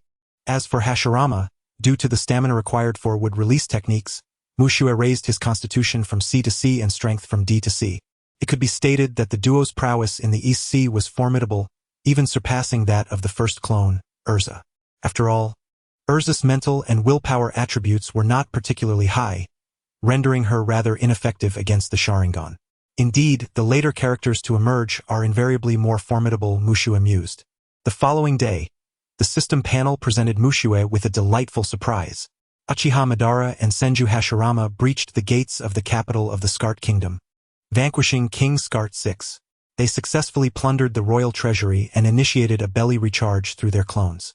Ding! Recharge successful. 15 million belly credited to the account. Ding! Uchiha Madara and Senju Hashirama engaged in battle with the navy. Ding! Uchiha Madara and Senju Hashirama faced defeat. Chapter 11. The three admirals of the navy are all mine. Initially, it was believed that Uchiha Obito and Senju Hashirama could wreak havoc across the East Sea. Yet, to everyone's surprise, they were apprehended the very next day. Thus, you two ventured out to sea solely to seek formidable opponents for some sparring, which led to a ruckus. On a naval ship adorned with a canine figurehead, a man clad in a gray suit and draped in a naval cloak inquired with astonishment. Although their explanation seemed preposterous, the entire populace remained unharmed. At most, they had been rendered unconscious or suffered minor injuries, indicating the assailants exercised considerable restraint. The man approached a reclining chair, addressing a robust elder indulging in donuts. Vice Admiral Garp, I can assure you these individuals are not pirates, but rather novices seeking to hone their skills at sea. As for the king's claim that they absconded with the berries, it is likely a fabrication, for they possess no means to conceal any stolen goods. Alas, the king's accusations were not unfounded, for the berries had indeed been absorbed into the system, rendering them irretrievable. Oh, is that so? Vice Admiral Garp mumbled through a mouthful of donut. Vice Admiral Garp suggested his aide, Bogart. These two exhibit considerable potential. While they have not yet engaged in wrongdoing, allowing them to roam unchecked could lead them astray. Their actions reflect a noble spirit. Perhaps we should bring them back to the Navy for proper guidance. Upon hearing this, Garp finished his donut, approached Uchiha Obito and Senju Hashirama, and raised his fist with a hearty laugh. Youngsters, why not join the Navy alongside me? His demeanor suggested that refusal would result in a rather forceful persuasion. Exchanging glances, Uchiha Obito and Senju Hashirama recalled how effortlessly Garp had dispatched them moments earlier, while contemplating the formidable nature of his fists. Yes, sir. Thus, the duo's piratical journey, which had yet to truly commence, came to an abrupt end. Instead, they emerged as the newest recruits in the Navy, much to the chagrin of Mushue, who observed their induction on the panel. Originally, they had plotted to dominate the East Sea, only to encounter the formidable Vice Admiral Garp returning to visit his grandson. Indeed, plans often falter in the face of unforeseen circumstances. Mushue grimaced, realizing that the three admirals of the Navy would soon be under his command. Fortunately, with Garp's influence, the two now had a sturdy backing. Given Garp's credentials and connections, as long as they remained loyal to the Navy, engaging in battles and discreetly amassing rewards for eradicating pirates would pose no challenge. They could also learn the techniques of hockey, enriching their skill sets. Moreover, the Navy headquarters was a haven for powerful warriors, providing ample opportunities for the pair to gain invaluable experience. After all, within the Navy, even if they did not engage in combat, their lives would not be at risk. Furthermore, given that they were brought in by Garp, their sparring and challenges would not be met with disdain. It is likely that Uchiha Madara and Senju Hashirama reached an agreement so swiftly due to considerations in this regard. It is improbable that they merely succumbed to the overwhelming influence of Old Man Garp. Nonetheless, regardless of their motivations, the pirate plan has been irrevocably thwarted. Mushue contemplated that the next clone must take command throughout the entire process, ensuring a smooth venture into the East Sea. embarking on a pirate's journey. Traversing into the world of pirates without assuming the role of a pirate would be a disservice to the identity of a transmigrator. Moreover, acquiring the Golden City in the Sky Island would be more feasible through the endeavors of pirates, as other professions lack such freedom, making the pursuit of gold rather inconvenient. With these thoughts in mind, Mu Shui embraced the still sleeping Xiao Bai and proceeded to the dojo's kitchen, intending to indulge in some delightful treats to soothe his spirits. Mu Shui, shall we visit the town later? I've heard that many merchants from other islands have gathered at the town's grand market, Guena suggested while cradling Xiao Bai. Merchants from other islands? Sure. Let's take a look, Mu Shui replied, acquiescing to Guena's proposal, despite Xiao Bai's expression of utter disinterest. Yay! Guena exclaimed joyfully, affectionately rubbing Xiao Bai's head, hoping he wouldn't face the perils of premature hair loss. The Grand Market of Frost Moon Town is the liveliest place on the island, where merchants from various islands congregate every few months. Thanks to the presence of the Frost Moon Dojo, Frost Moon Island is regarded as the safest location in the vicinity. The residents, under the protection of the dojo, enjoy a secure living environment and possess sufficient belly for consumption, naturally attracting a multitude of merchants. As Mu Shui and Guena wandered through the bustling market, carrying an assortment of distinctive snacks from other islands, Mu Shui suddenly realized that the methods of earning money in this world need not be confined to the plundering of pirates. It is crucial to understand that the truly formidable pirates of this world, such as Whitebeard and Big Mom, do not solely rely on piracy for their wealth. Rather, their fortunes stem not only from acts of robbery. While swift gains can be alluring, they are seldom sustainable. True financial stability often arises from engaging with the common folk. The various islands protected by Whitebeard and the extensive realm of Big Mom operate on a foundation of civilian commerce. In the Four Seas, in contrast to the Grand Line, the environment is conducive, devoid of bizarre and harsh weather, and the number of powerful pirates is relatively scarce, making it an ideal terrain for conducting business. After all, the population base is significant. Many individuals are constrained by their capabilities and time, rendering them unable to transport their island's unique products via maritime routes. If these independent merchants could unite to form a trading guild, exchanging commonly found items from one island for those scarce on another, the profits would undoubtedly accumulate swiftly, and more importantly, in a sustainable manner. Undertaking such an endeavor necessitates sufficient prestige and strength to earn the trust of all, or to have individuals of such standing as dependable allies. Once the gold from the Sky Island is converted into belly and ample funds are secured, Mu Shui could create a clone, leveraging the positions of Irusa, Madara, or Hashirama within the Navy to oversee this grand trading guild. Chapter 12. The first step to dominating the Navy. Behold, the exquisite oranges from the village of Cocoa in Orange Island, sweet, succulent, and bursting with juice. Come and savor their delightful flavor. Upon hearing the name Cocoa Village, coupled with the sale of oranges, Mu Shui paused momentarily. This village seemed to be the hometown of Nami, as Mu Shui recalled from their previous life watching One Piece that Nami's favorite fruit was indeed oranges, and she bore an orange tattoo on her body. The mere thought of that beautiful girl with orange hair, who, under the threat of the Fishman pirate gang led by Arlong, had to navigate the treacherous seas alone from a young age, desperately raising funds for the sake of her villagers, ignited a spark of anger within Mu Shui. Arlong, that scoundrel, must not be forgotten, Mu Shui murmured. What did you say, Mu Shui? Guena turned back to Mu Shui, who had suddenly paused, mumbling to himself. It's nothing, let us continue exploring, Mu Shui replied. Understanding his reluctance to elaborate, Guena respectfully chose not to press further and continued her quest for new experiences. Observing Guena's joyful expression, Mu Shui silently vowed that now that they had entered the world of pirates, he would not allow Nami, this resilient girl, to endure the hardships she faced in his previous life. If memory served correctly, Arlong arrived in the year 1512 of the Sea Circle calendar, which meant there were still 2 years to go, time enough for now. Perhaps, through the plans of this merchant guild, he could recruit Nami ahead of schedule, for she possessed the greatest navigational talent in the entire pirate world. Mu Shui pondered as he walked. Meanwhile, Ban and Hashirama, having recently joined the Navy, had thoroughly bested the ship's sailors. Aside from Carp and his Lieutenant Bogart, none could stand against the two. Initially skeptical of their claims, Bogart soon became convinced after witnessing their relentless ability to knock everyone down in a matter of days. Karp, observing Ban and Hashirama's antics, did not intervene.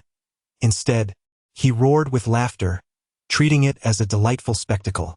Occasionally, Karp would personally demonstrate combat techniques, and Ban and Hashirama, with their remarkable intelligence, would grasp the skills with remarkable speed, mastering them after just a few repetitions. Even Karp, accustomed to extraordinary talents, could not help but praise them, recognizing their potential for greatness. As night descended, Mushua lay in bed, glancing at the information on his panel. Ding! Uchiha Ban has defeated Navy A, gaining experience points. Ding! Senju Hashirama has defeated Navy B, gaining experience points. Ding! The enthusiasm of the sailors aboard allowed Ban and Hashirama to level up, enhancing their attributes. Ban's spirit rose from C to B, while Hashirama's physique similarly ascended from C to B. With their unique abilities, they would likely find themselves unmatched beneath the rank of lieutenant commander. Days passed, and on the Grand Line at the Navy headquarters in Marineford, a dog-headed warship sailed into view. "Boys, this is the Navy headquarters, the safest place in the world," Bogart announced to Ban and Hashirama. Gazing upon the magnificent fortress shaped like a seagull, both Obito and Hashirama displayed expressions of utter astonishment. As mere manifestations, they were devoid of emotions, yet unable to contend with Kizaru, they feigned expressions of compliance. "Kizaru, you oversee the arrangements."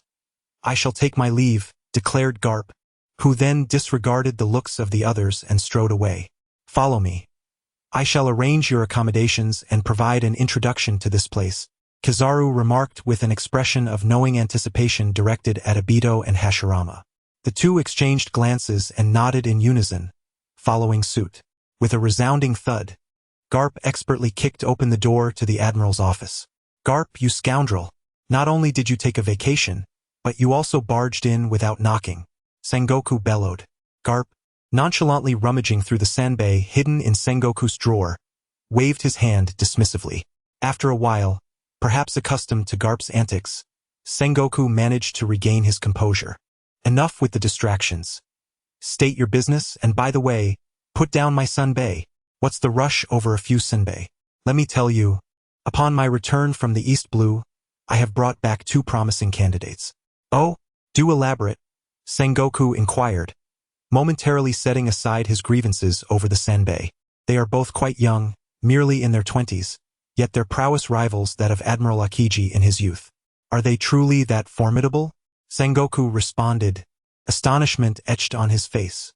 "It is known that Akiji is one of the current 3 admirals of the Navy, one of its highest combat powers, renowned throughout the world. How could 2 seemingly random individuals possibly compare? Well, I have brought them back. You shall see for yourself," Garp said, munching on the senbei with indifference. Upon hearing this, Sengoku believed him to a degree, for he trusted the judgment of his old friend, knowing that Akiji once served as Garp's aide-de-camp in his youth. "At the Navy headquarters training grounds, I am Uchiha Obito. Who dares to face me in combat?" Kizaru observed the scene unfolding in the training ground, where Uchiha Obito stood with arms crossed, exuding an air of confidence. After introducing the two to their quarters, Obito had suddenly inquired about where he could train. Without much thought, Kizaru led them to this expansive training ground, designated for training Navy personnel of the rank of captain and below. Thus, the aforementioned scene unfolded. "Shouldn't you dissuade him?" Kizaru asked Hashirama. "I have faith in Madara," Hashirama replied, flashing a broad grin. Realizing that the two were not on the same wavelength, Kizaru felt a twinge of regret for having brought them back to the Navy. Meanwhile, the Navy officers, witnessing the audacious demeanor of the newcomer Obito, could not resist the urge to roll up their sleeves, preparing to teach this upstart a lesson. However, none of these officers, none above the rank of lieutenant commander, stood a chance against Obito. "Who is this person? He is incredibly strong. I don't know, he must be from the 4 seas. His eyes are terrifying, a vivid crimson. Indeed, I am too afraid to meet his gaze." Observing the relaxed demeanor of the spotted figure, the naval officers on the sidelines were astonished and began to discuss the unfolding events. What has transpired? Why such commotion? At that moment, a person with flowing pink hair, casually holding a lady's cigarette, approached. Chapter 13. A new month. The newcomer was indeed Tina, a colonel from the Navy headquarters in the original work. She had only recently graduated from the elite naval training camp. It is Major Tina, a formidable newcomer who challenges others throughout the Navy, someone explained. Tina understood the situation well. From their brief conversations, she grasped the essence of the matter: provocation. With a cigarette in her mouth, Tina approached confidently. "Hey, newcomer, let us have a spar." As expected, amidst the astonished gasps of the onlookers, Major Tina was defeated. At this point, Tina had yet to earn the title of Black Horn. Her strength merely at the school level, and under the gaze of Uchiha Madara's Sharingan, every move of Tina's was easily discerned, leaving her with no chance of victory. Had Smoker been present, the challenge would not have been so effortless for Uchiha Madara, unless he managed to swiftly overpower Smoker during a moment of distraction. Otherwise, triumph would be elusive. As Uchiha Madara and Senju Hashirama took turns stepping forward to challenge, the naval personnel began to recognize the prowess of these two newcomers. Subsequently, Sengoku decided against sending them out to sea.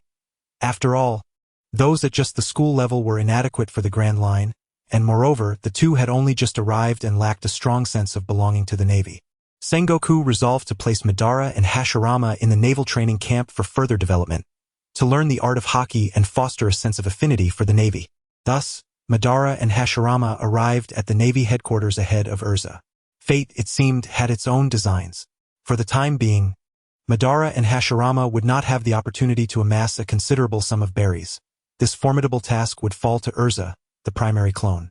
Under the relentless pressure from the unscrupulous host and incompetent colleagues, Urza could only diligently continue her quest for bounties. In this manner, a month slipped by quietly. With Urza's rising notoriety, the number of pirates in the East Blue dwindled significantly, either captured or fleeing to the Grand Line.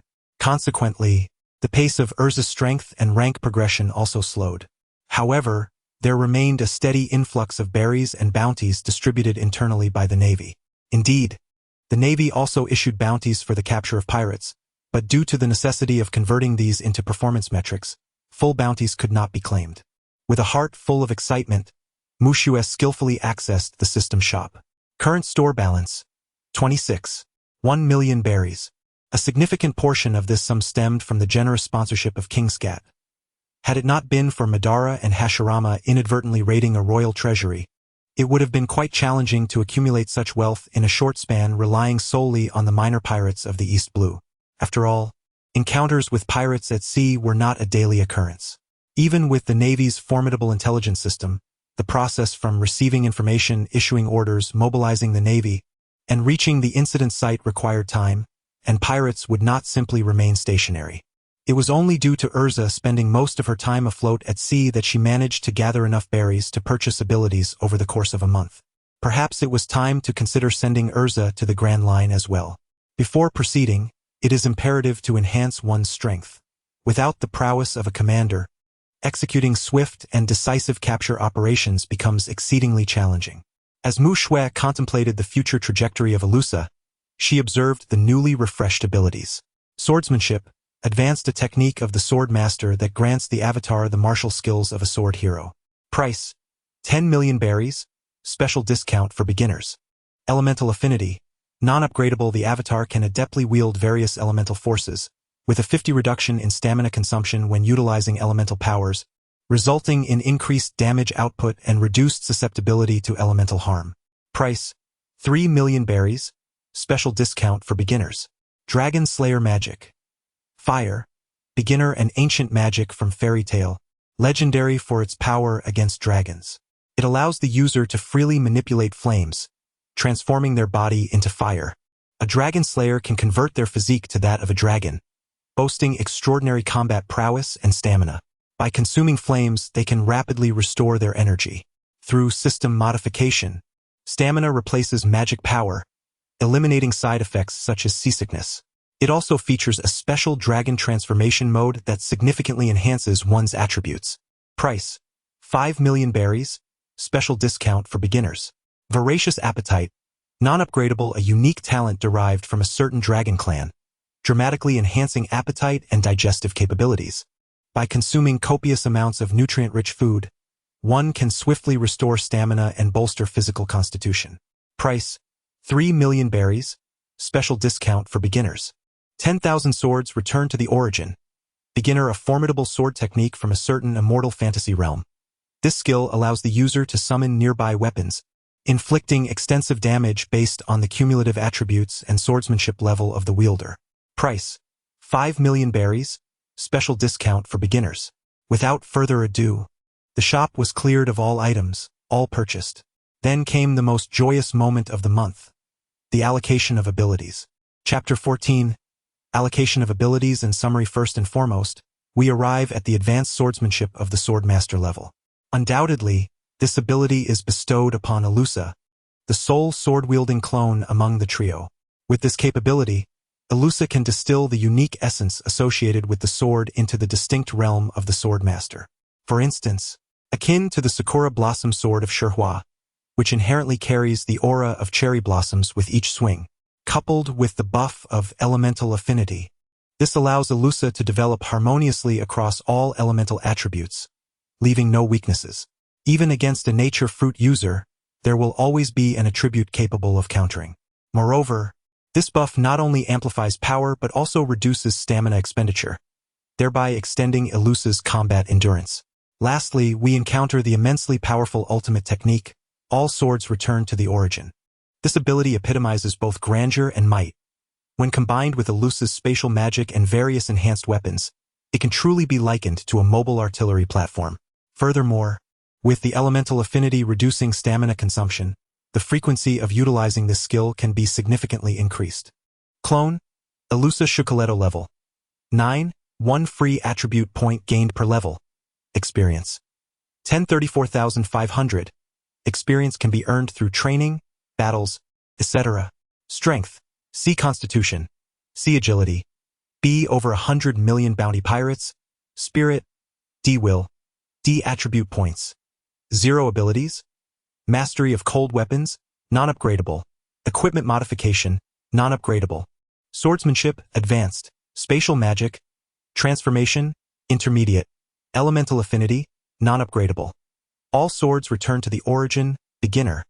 Gazing at Elusa's opulent status panel, Mu Shui felt a sense of pride, akin to a parent witnessing their child's growth and accomplishments. Within a month's time, Elusa's strength has increased slightly, agility has been augmented with attribute points, and both spirit and will have ascended by 1 level each. With her B-level agility and sword master-level swordsmanship, she should easily handle pirates with bounties exceeding 100 million, and even those at the mid-admiral level would likely find themselves challenged under the might of All Swords Return to the Origin. Let us now turn our attention to Madara and Hashirama.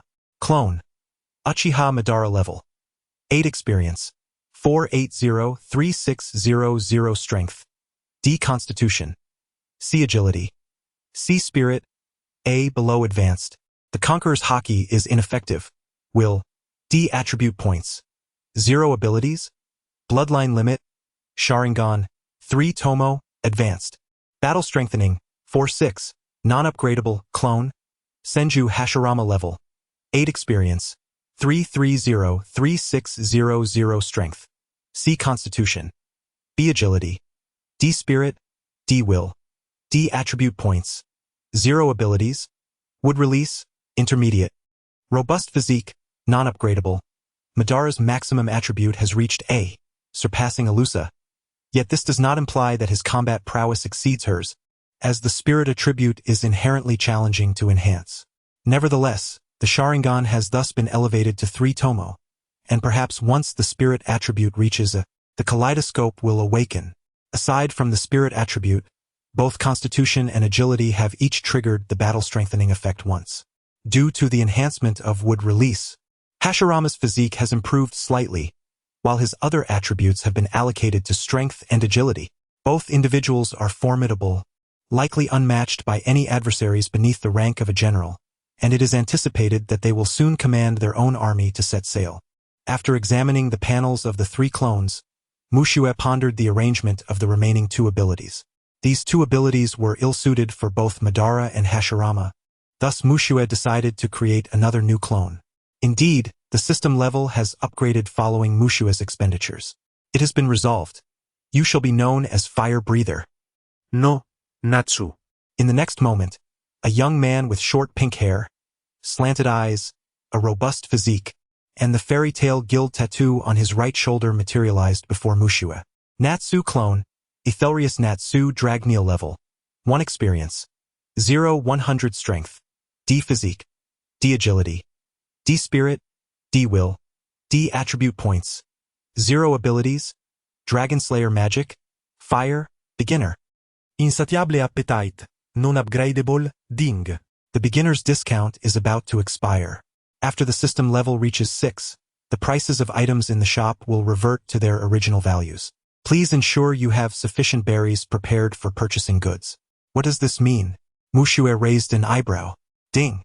Taking the devil fruit as an example, it is essentially the most ordinary of Zoan fruits, priced at 100 million berries.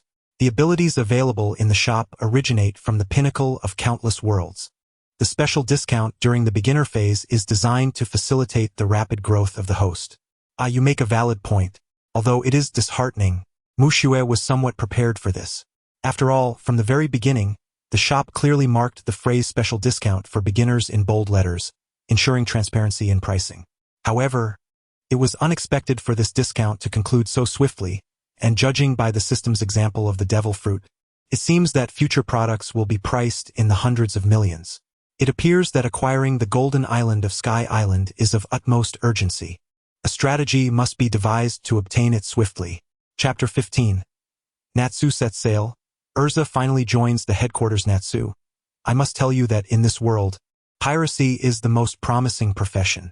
Unfortunately, your 3 doppelgangers have strayed from the path and joined the navy, leaving the responsibility of earning money solely upon you. Do not let me down, Mukuyu earnestly advised Natsu.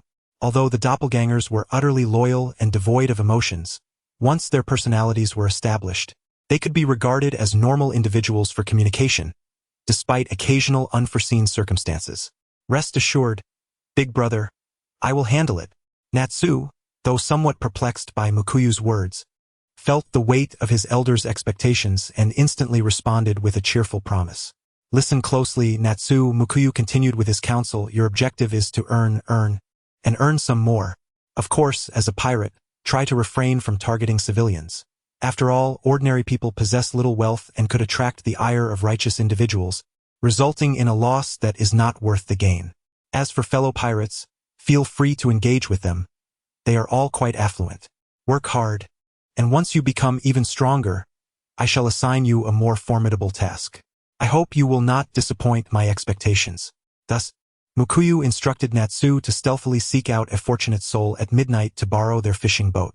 In this realm, there seemed to be no other means of setting sail besides a fishing vessel, and so the Fire Dragon pirates were established. One wonders if, with the loss of a fishing boat each month, this will become a legend of Frost Moon Island. East Sea 7th Branch Urza, thanks to your efforts, the public order in the East Sea has undergone a remarkable transformation. At this rate, it seems there will soon be no pirates left in the East Sea, and you will find yourself with ample leisure, Ronaldo remarked to Urza, who had come to report. No pirates left. Urza did not engage with Ronaldo's musings, merely noting the absence of pirates. Perhaps it was time to set sail for the Navy headquarters, she contemplated. With her recently updated abilities, even in the first half of the Grand Line Paradise, Urza could be considered a formidable force. By the way, I previously mentioned the matter of traveling to the headquarters. Although you declined, I believe you should still pursue development at the headquarters, as the East Sea is merely a small locale. Before he could finish his thoughts, a sudden call from the transponder snail interrupted. This is the Navy's 7th branch, please speak. Branch Chief, Admiral Doberman from headquarters requests that Lieutenant Urza prepare to head to the port for transfer to headquarters. Understood. Please make the necessary preparations to welcome the Admiral. With a snap, Ronaldo turned to Urza. You heard that. Let us go and make preparations. Initially, Ronaldo had anticipated a refusal and was ready to bid farewell to Urza, knowing that her progress in the East Sea would be slow due to the lack of formidable adversaries. Yet, to his surprise, Urza nodded in agreement and stepped out without uttering a word, leaving Ronaldo momentarily bewildered. However, He dismissed it as her newfound resolve and did not dwell on it. Unbeknownst to them, Alusha had also resolved to seek a new venue for experience, one that would yield greater financial rewards.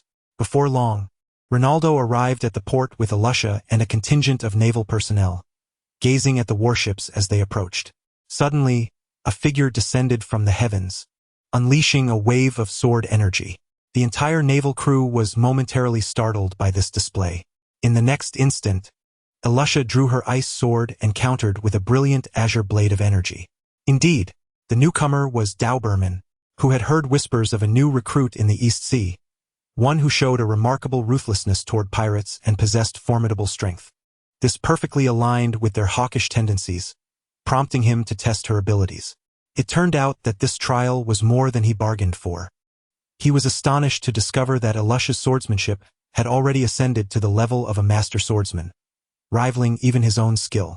If she were to master the dual hockey, she would undoubtedly possess the combat capability of a vice admiral, possibly even able to contend with an admiral in the future. Contemplating this, a smile crept across Dauberman's lips, even causing the scar on his face to exude a sense of delight, which made the nearby sailors stifle their laughter. "Lieutenant Alusha, I did not anticipate such prowess at your tender age. Why not accompany me to the Navy headquarters for further training? The profits there are substantial." Alusha did not immediately acquiesce but instead posed a counter-question. This moment left Dauberman momentarily speechless, as it was his first encounter with someone who openly inquired about financial gain. "Indeed, Lieutenant Colonel," he began, waving a dismissive hand as he patiently replied, "at the headquarters, not only money but also renowned swords and devil fruits are within reach." Recognizing Alusha's penchant for wealth, he decided to cater to her interests, given her evident potential. "I will accompany you," Alusha declared without hesitation. "Excellent. A swift agreement." Dauberman was thoroughly pleased.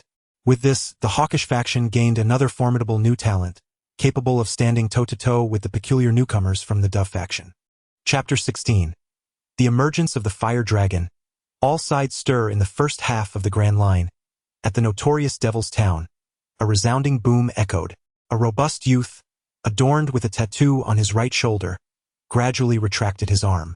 Despite this, an astonishing aura of oppression lingered around him. With an expressionless visage, he gazed at the unconscious pirate before him, and then unleashed a formidable column of fire from his mouth, obliterating several walls along with the pirate. As the flames dissipated, the air remained thick with a searing heat, a testament to the sheer power he wielded. The scene fell into silence. With the emergence of this terrifying inferno, everyone present comprehended the true identity of this seemingly sunny youth. Natsu, the Fire Dragon. After setting sail from the East Blue, he had secured a staggering bounty of 10 million in a mere 10 days, and within just 2 weeks, his name reverberated throughout the entire Grand Line, now boasting a bounty of 100 million berries as a supernova. Unlike ordinary pirates who would typically flee upon sighting the Navy, Natsu was distinct. He welcomed any challenger, accepting all dares without hesitation. Since his debut, countless pirates, bounty hunters, and Navy personnel had perished at his hands. To him, mercy and restraint appeared to be foreign concepts. This relentless nature propelled the fame of the Fire Dragon to astonishing heights in record time. In a world teeming with pirates, few dared to annihilate the Navy so ruthlessly. Rumors swirled that this supernova lingered near the islands around Reverse Mountain, attracting numerous bounty hunters eager to claim Natsu's lofty bounty. The precarious situation drew in pirates seeking to exploit Natsu's notoriety and Navy forces intent on capturing him. In such a perilous circumstance, Natsu brazenly emerged in the Grand Line's first half, engaging in fierce battles without a hint of restraint. His first act was to ruthlessly eliminate the notorious pirate, Cisco, who bore a bounty of 75 million berries. It is noteworthy that this was not a decade later when 11 supernovas, including Luffy, would set sail together, converging in the Grand Line's era of the worst. Although the age of pirates had commenced some time ago, the number of newcomers with bounties exceeding 100 million berries remained scarce, easily counted on one hand. In any given sea, the emergence of a pirate with such a bounty was a momentous event, often qualifying them for the 7 warlords of the sea. For context, last year, the newly crowned Empress Boa Hancock, upon turning 18, garnered a bounty of only 80 million berries and was appointed as one of the 7 warlords. Thus, the rapid rise to prominence of Natsu, garnering such attention in a brief span, is indeed astonishing. Even Cisco, who fell victim to Natsu's overwhelming might, was a formidable presence, yet he could not withstand even a single round against Natsu. This illustrates that Natsu's reputation is not merely a facade. His strength is equally formidable. Is this what it means to be a pirate of over 100 million in strength? Truly terrifying. Those who witnessed the unfolding events finally comprehended the magnitude of a bounty exceeding 100 million. A palpable sense of trepidation enveloped the crowd as they beheld Natsu, fearful of following in the footsteps of Cisco. Fortunately, Natsu paid no heed to the anxious onlookers, dusted off his collar, and rose to depart. True to his title as the Fire Dragon, even in his absence, the atmosphere remained stiflingly intense.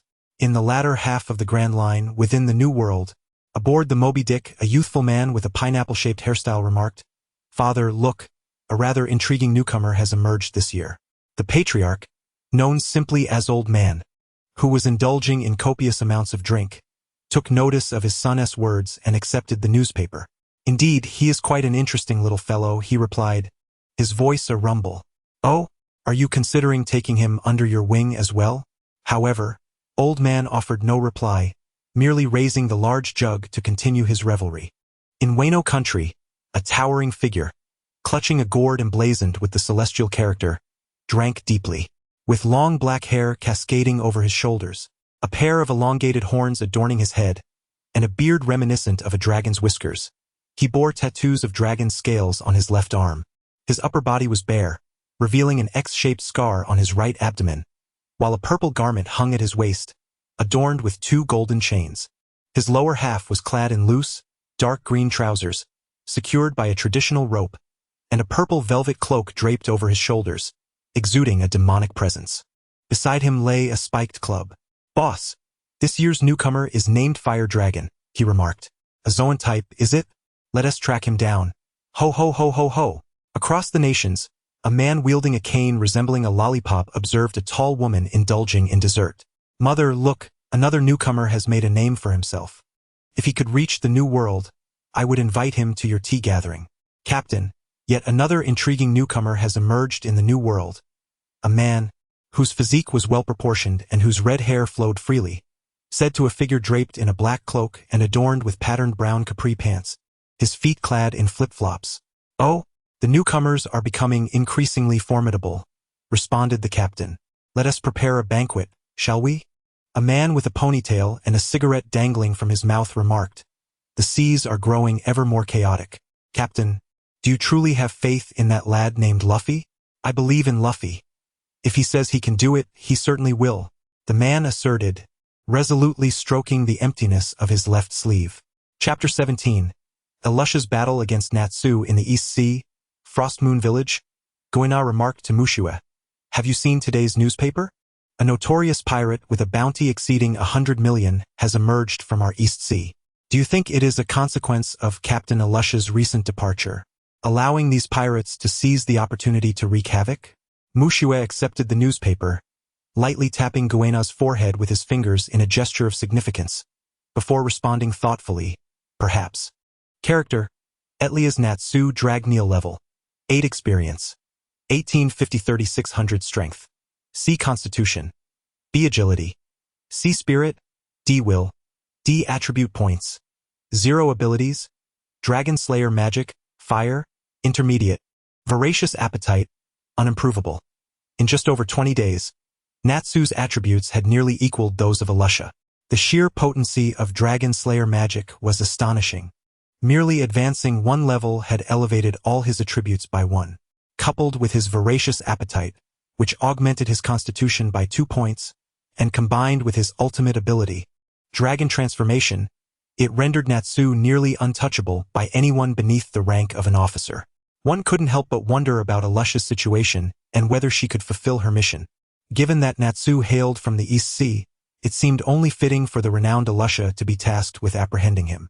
Perhaps this could forge a narrative akin to that of Garp and Roger, mutually elevating their legacies and birthing a new naval hero. Meanwhile, in the first half of the Grand Line, The clash of flames and frost erupted, dispersing into a mist. Elusha and Natsu, avatars who had never encountered one another before, exchanged friendly greetings through combat. Natsu's fire-based Dragon Slayer magic collided with Elusha's swordsmanship, honed to the level of a master swordsman, along with weapons imbued with various elemental powers. The spectacle was nothing short of terrifying, with the aftermath of their struggle rendering the surrounding navy utterly ineffective. Roar of the fire dragon, Natsu bellowed, his chest swelling as he unleashed a massive pillar of flame towards Elusha.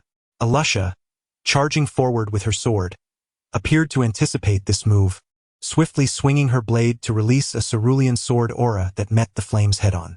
She then seamlessly transitioned to her electric sword, the currents coursing through her body as she accelerated rapidly towards Natsu. Claw of the fire dragon. Natsu reacted swiftly. The resounding crash echoed throughout the town of Devil's Town. Although the battle seemed intense, neither combatant had yet unleashed their ultimate techniques.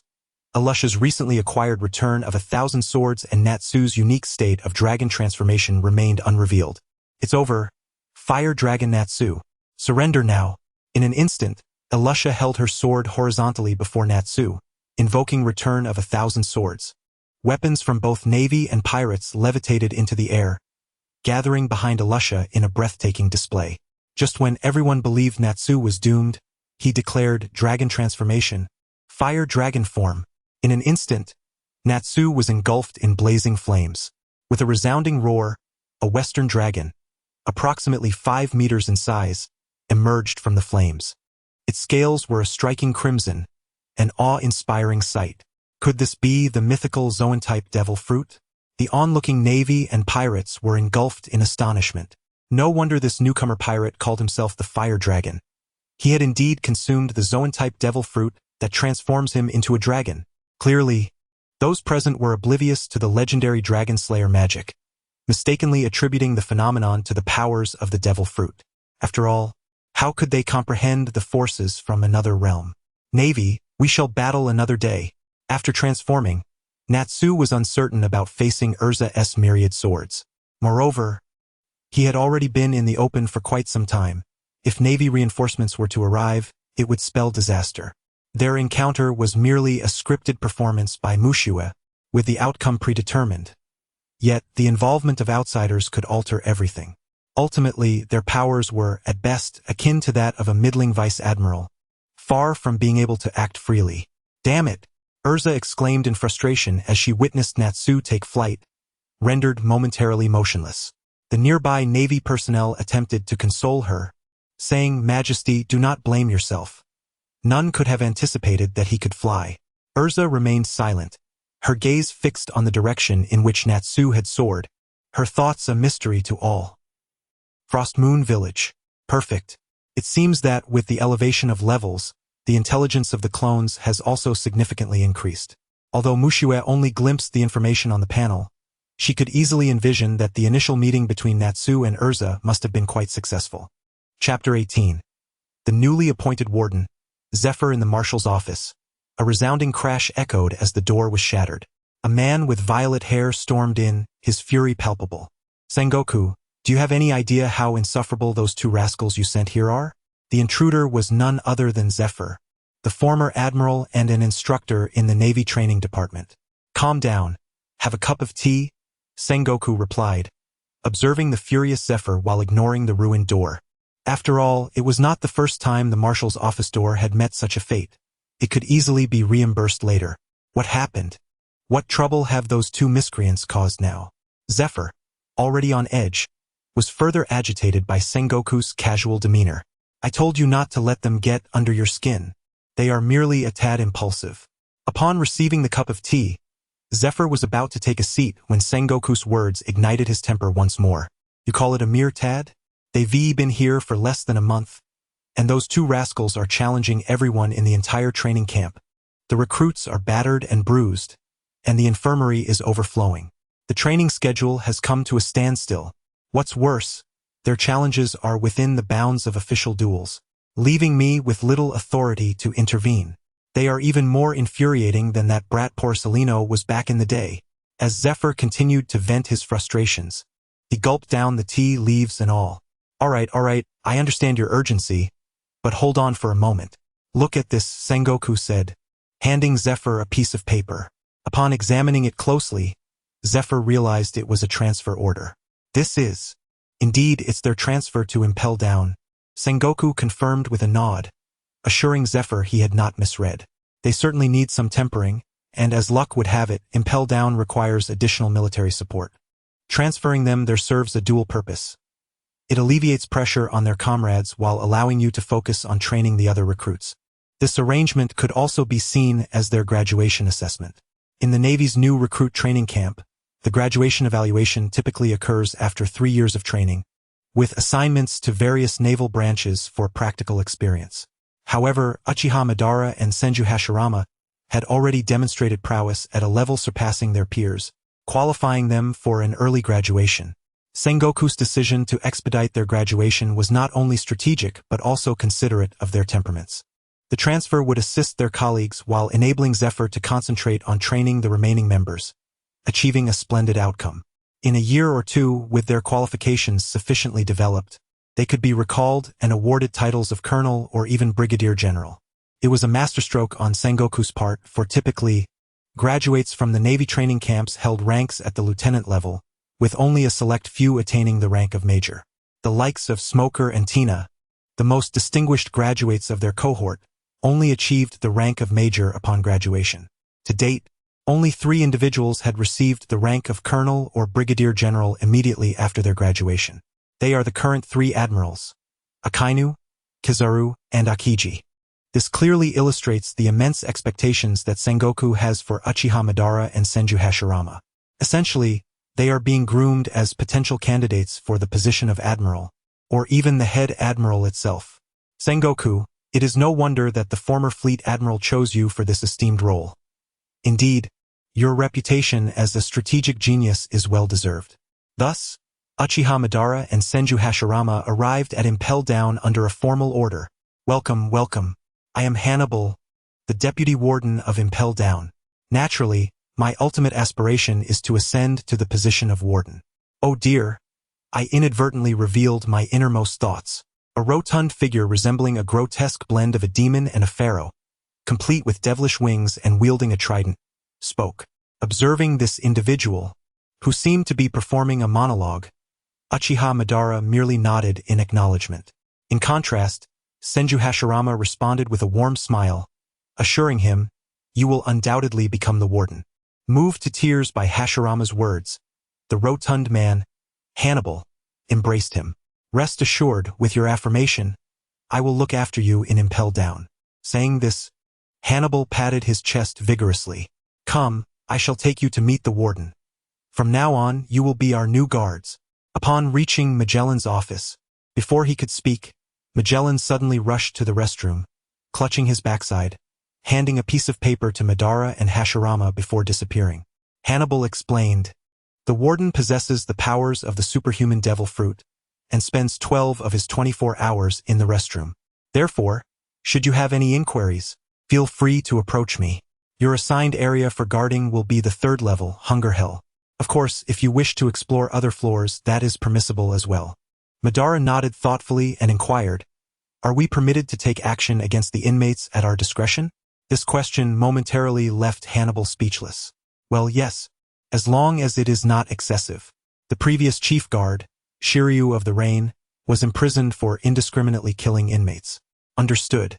Satisfied with the response, Madara nodded. Thus, Uchiha Madara and Senju Hashirama found a new training ground. Frost Moon Village. Ding! Uchiha Madara and Senju Hashirama have been appointed as guardians of Impel Down. Mushue?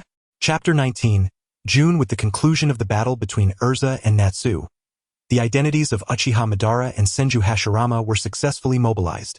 Soon June arrived. Mushue could hardly contain her excitement as she opened the system store. Spirit Pill. A potion originating from the quest for immortality, designed to enhance the strength of one's spiritual awareness. When consumed by a clone, it elevates the mental level of the clone. Price: 5 million berries, special discount for novices. Sage Body. Beginner, a unique physique passed down from sages in the Naruto universe. reputed to bestow upon clones immense vitality and rapid recovery of physical strength. Price: 5 million berries, special discount for novices. Shattering magic: an advanced destructive spell from Fairy Tale that can instantaneously fracture the atomic bonds of any material it touches. When used against living beings, the effects can vary according to the caster's intent, potentially turning the target into dust or creating numerous small clones. Modified by the system, it utilizes physical strength instead of magical power. Price: 10 million berries, special discount for novices. Martial arts master: a clone possessing this talent will experience exponential growth in their physical training, honing their body at an astonishing rate, demonstrating extraordinary abilities, cannot be enhanced, but can be replaced by the advanced ability of martial arts grandmaster. Price: 15 million berries, special discount for novices. Conqueror's Hockey Seed: a rare and powerful ability from One Piece, said to manifest in 1 out of 1,000,000 individuals. Each possessor of this hockey is believed to hold the potential to become a king, capable of intimidating and stunning weaker opponents through sheer presence. The intensity of the hockey can be augmented based on the strength of the opponent faced by the clone. Price: 10 million berries, special discount for novices. Ability advancement: this allows for the enhancement of one ability possessed by a clone. Price: 20 million berries, special discount for novices. Gazing at the extravagant items in the store, Mushua's eyes brimmed with tears of longing. Each of these 6 abilities was immensely powerful, particularly the final ability advancement. This remarkable skill could unconditionally elevate any skill of a clone by 1 level. Whether it was upgrading Madara's Sharingan to the legendary Rinnegan or transforming Natsu's Fire Dragon form into the formidable Black Fire Dragon form, the potential was boundless. Moreover, the advancements of Hashirama-S would release or Urza-S swordsmanship would yield earth-shattering changes. However, after much contemplation, Mushua concluded that the transformation brought about by the martial arts master ability in the store surpassed all others. Priced at a staggering 15 million berries, it even exceeded the costs of the Shattering Magic and Dragon Slayer Magic, highlighting its immense potential. Additionally, the notes indicated its superior ability, Martial Arts Grandmaster. It was evident that the reason for this ability's high price, despite not directly enhancing the clone's combat power, was its latent potential. Perhaps this single ability could forge a formidable Emperor of the Seas, and combined with the ultimate Shattering Magic, could even allow a clone to rival the legendary Three Kings. Thus, Mu Shui resolved to invest all 4 remaining abilities into a new avatar, transforming it into the most formidable force at her disposal. Regrettably, her limited funds prevented her from purchasing them all. In moments like these, Mu Shui often found herself lamenting the failures of Uchiha Madara and Senju Hashirama. Had these 2 not faltered in their ambitions of becoming pirates, she would not be fretting over such trivial amounts of berries. Fortunately, Natsu did not disappoint, finally providing a swift avenue for acquiring wealth. Once Natsu arrived at Gaia Island and located Wumburn Kurik, he would reveal the locations of the rising currents, allowing her to amass the gold from the Sky Island. Even if she could not retrieve all the gold, securing a portion would suffice for her upcoming skill purchases. After all, it was a city of gold. Accumulating several hundred billion berries would be a relatively effortless task. As for Enel, the god of thunder, there was little cause for concern. According to Mu Shui's knowledge from her past life, Enel's conquest of the Sky Island occurred in 1514, meaning she had 4 years before he posed a threat. Present, he likely had yet to consume the Rumble fruit or had just done so and had not yet honed its powers, rendering him inconsequential. As for the pursuit of the Rumble fruit, it seemed unnecessary. With the time spent seeking it, she could instead earn more berries and acquire everything she desired. Gazing at her meager sum of 25 million berries, she decided to purchase the Spirit Dan and the Sage Body for now, intending to save enough funds to acquire the remaining abilities in one fell swoop. She proceeded to equip the Spirit Dan and the Sage Body to Madara and Hashirama, respectively. Avatar: Uchiha Madara level. 8 experience, 3480-3600 strength. C constitution. C agility. C spirit. A below advanced. Conqueror's Hockey ineffective. Will. D attribute points. 0 abilities. Bloodline limit Sharingan Manjiki. Top tier. Ever resilient. 6-6. Cannot be upgraded. Spirit Dan. Used. After a month. Madara's constitution. Strength, agility, and will had each improved slightly. His strength and will naturally enhanced through battles, while his constitution and agility were bolstered by the ever-resilient ability, thus activating all 6 attribute points. His highest spirit attribute also reached A, marking the emergence of Uchiha's most powerful Mangekyou Sharingan in the world of pirates. Soon, Madara would compel the entire world to dance to his tune. Avatar, Senju Hashirama level, 8 experience, 3,336 strength. C constitution. B agility. C spirit. D will. D attribute points. 0 abilities. Would release, intermediate, robust physique, cannot be upgraded. Sage body, beginner, under the enhancement of the sage body, Hashirama's constitution also saw a slight increase, while his spirit, will, and agility improved naturally through a month of rigorous training. Chapter 20, Double Lottery Draw Advancing City, Level 3, The Realm of Hunger. The 3 tomo in Uchiha Madara's Sharingan began to spin, elongating until they fused into a singular, straight Mangekyou Sharingan. Madara, your eyes. Indeed, it is the power bestowed by the Lord, finally unlocking the true potential of the Sharingan. It could be said that, with the universal ability of the Mangekyou Sharingan, Susanoo, he possessed the capability to engage in battle with a general and emerge unscathed. Alas, it was not the eternal Mangekyou, thus its usage lacked longevity. Nevertheless, in terms of explosive power, Uchiha Madara ranked first among all of Mushua's avatars. The distinction between advanced abilities and top-tier powers was akin to the chasm between heaven and earth, especially with the Sharingan, which represented a transformative power. The only frustration for Mushue was that Madara was currently employed at Advancing City and could not be summoned at will. However, in critical moments, he could request leave to intervene. On another front, Mushue observed the panel notification, indicating another opportunity for a lottery draw. Realizing that the draw count had accumulated to 2, he wasted no time and proceeded. Ding! Congratulations, host! You have obtained the skill card. Ability synchronization. Ding! Ability synchronization. Designate an avatar's ability to share, allowing the host to concurrently benefit from the avatar's development of that ability. Ding! Congratulations, host! You have acquired the permanent card. Teleportation. Ding! Teleportation. Can transport any avatar to any location previously visited by another avatar, with a 24-hour cooldown. Excellent, quite remarkable. Mushue nodded in satisfaction at the drawn skill cards. Firstly, with the ability synchronization card, once the 5th avatar was created, synchronizing the master of body techniques would save time on physical training. This would grant more time to strategize for the future. As for the teleportation card, its strategic significance was remarkable. The ability to teleport to any previously visited location was invaluable. Imagine seizing the Celestial Dragoness treasury in Mariehua and then teleporting away. What a delightful prospect. Alternatively, seizing an opportunity when their elite forces were absent to execute a comprehensive attack. In summary, its applications were numerous, and its strategic implications vast. On the Grand Line, on Kaya Island, are you certain there will be an upward current tomorrow? Natsu inquired of the man before him. Why yes, the man replied, none other than Kulik. He had never anticipated that this bounty of over 100 million would capture him merely to inquire about the upward current. Fortunately, he had conducted some research. Otherwise, he would surely meet his end here. Alright, if it doesn't happen tomorrow, you can feed the fish. Kulik, gazing at the sunlit boy with a beaming smile, felt a chill at the coldness of such words. On the Grand Line, bang! The notorious pirate, Cheetah McCallan, with a bounty of 153 million, was forced back by a red-haired female Navy officer clad in light armor. Damn the Navy!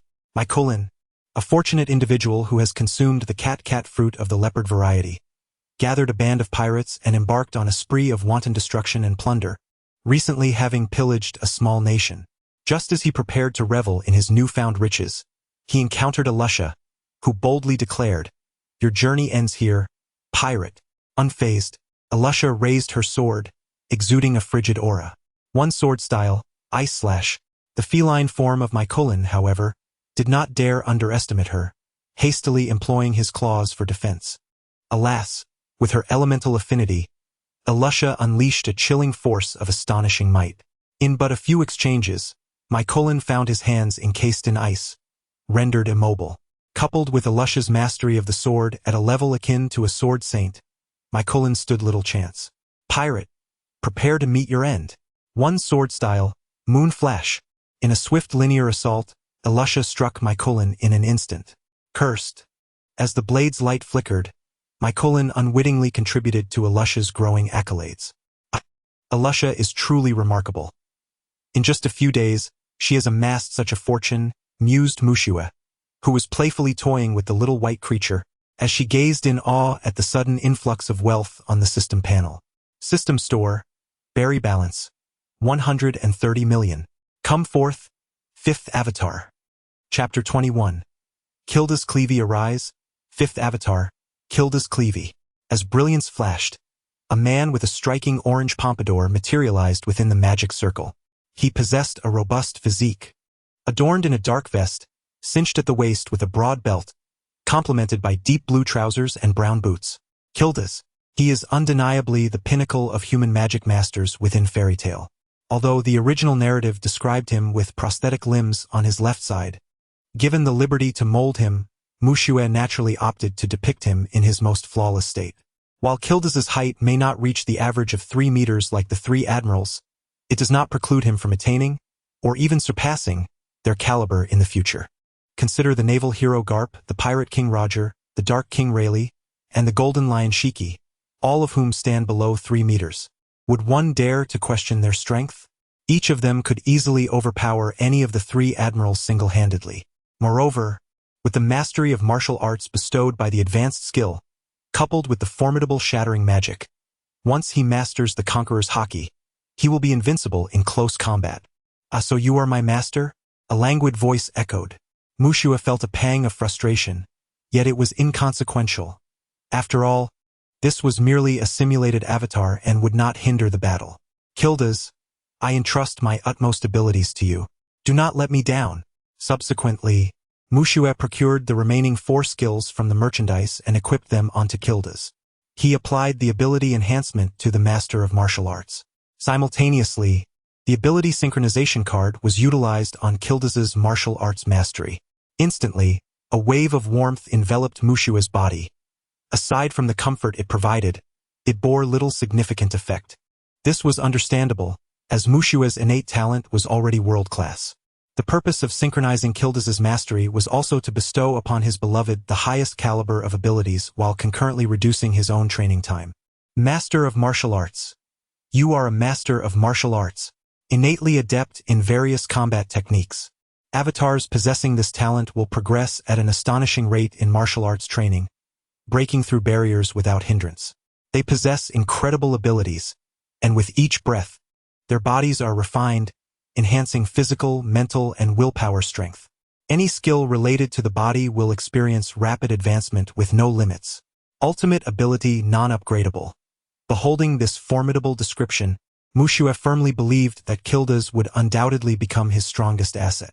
The combination of Master of Martial Arts and Shattering Magic can essentially be likened to a fusion of Whitebeard and Garp.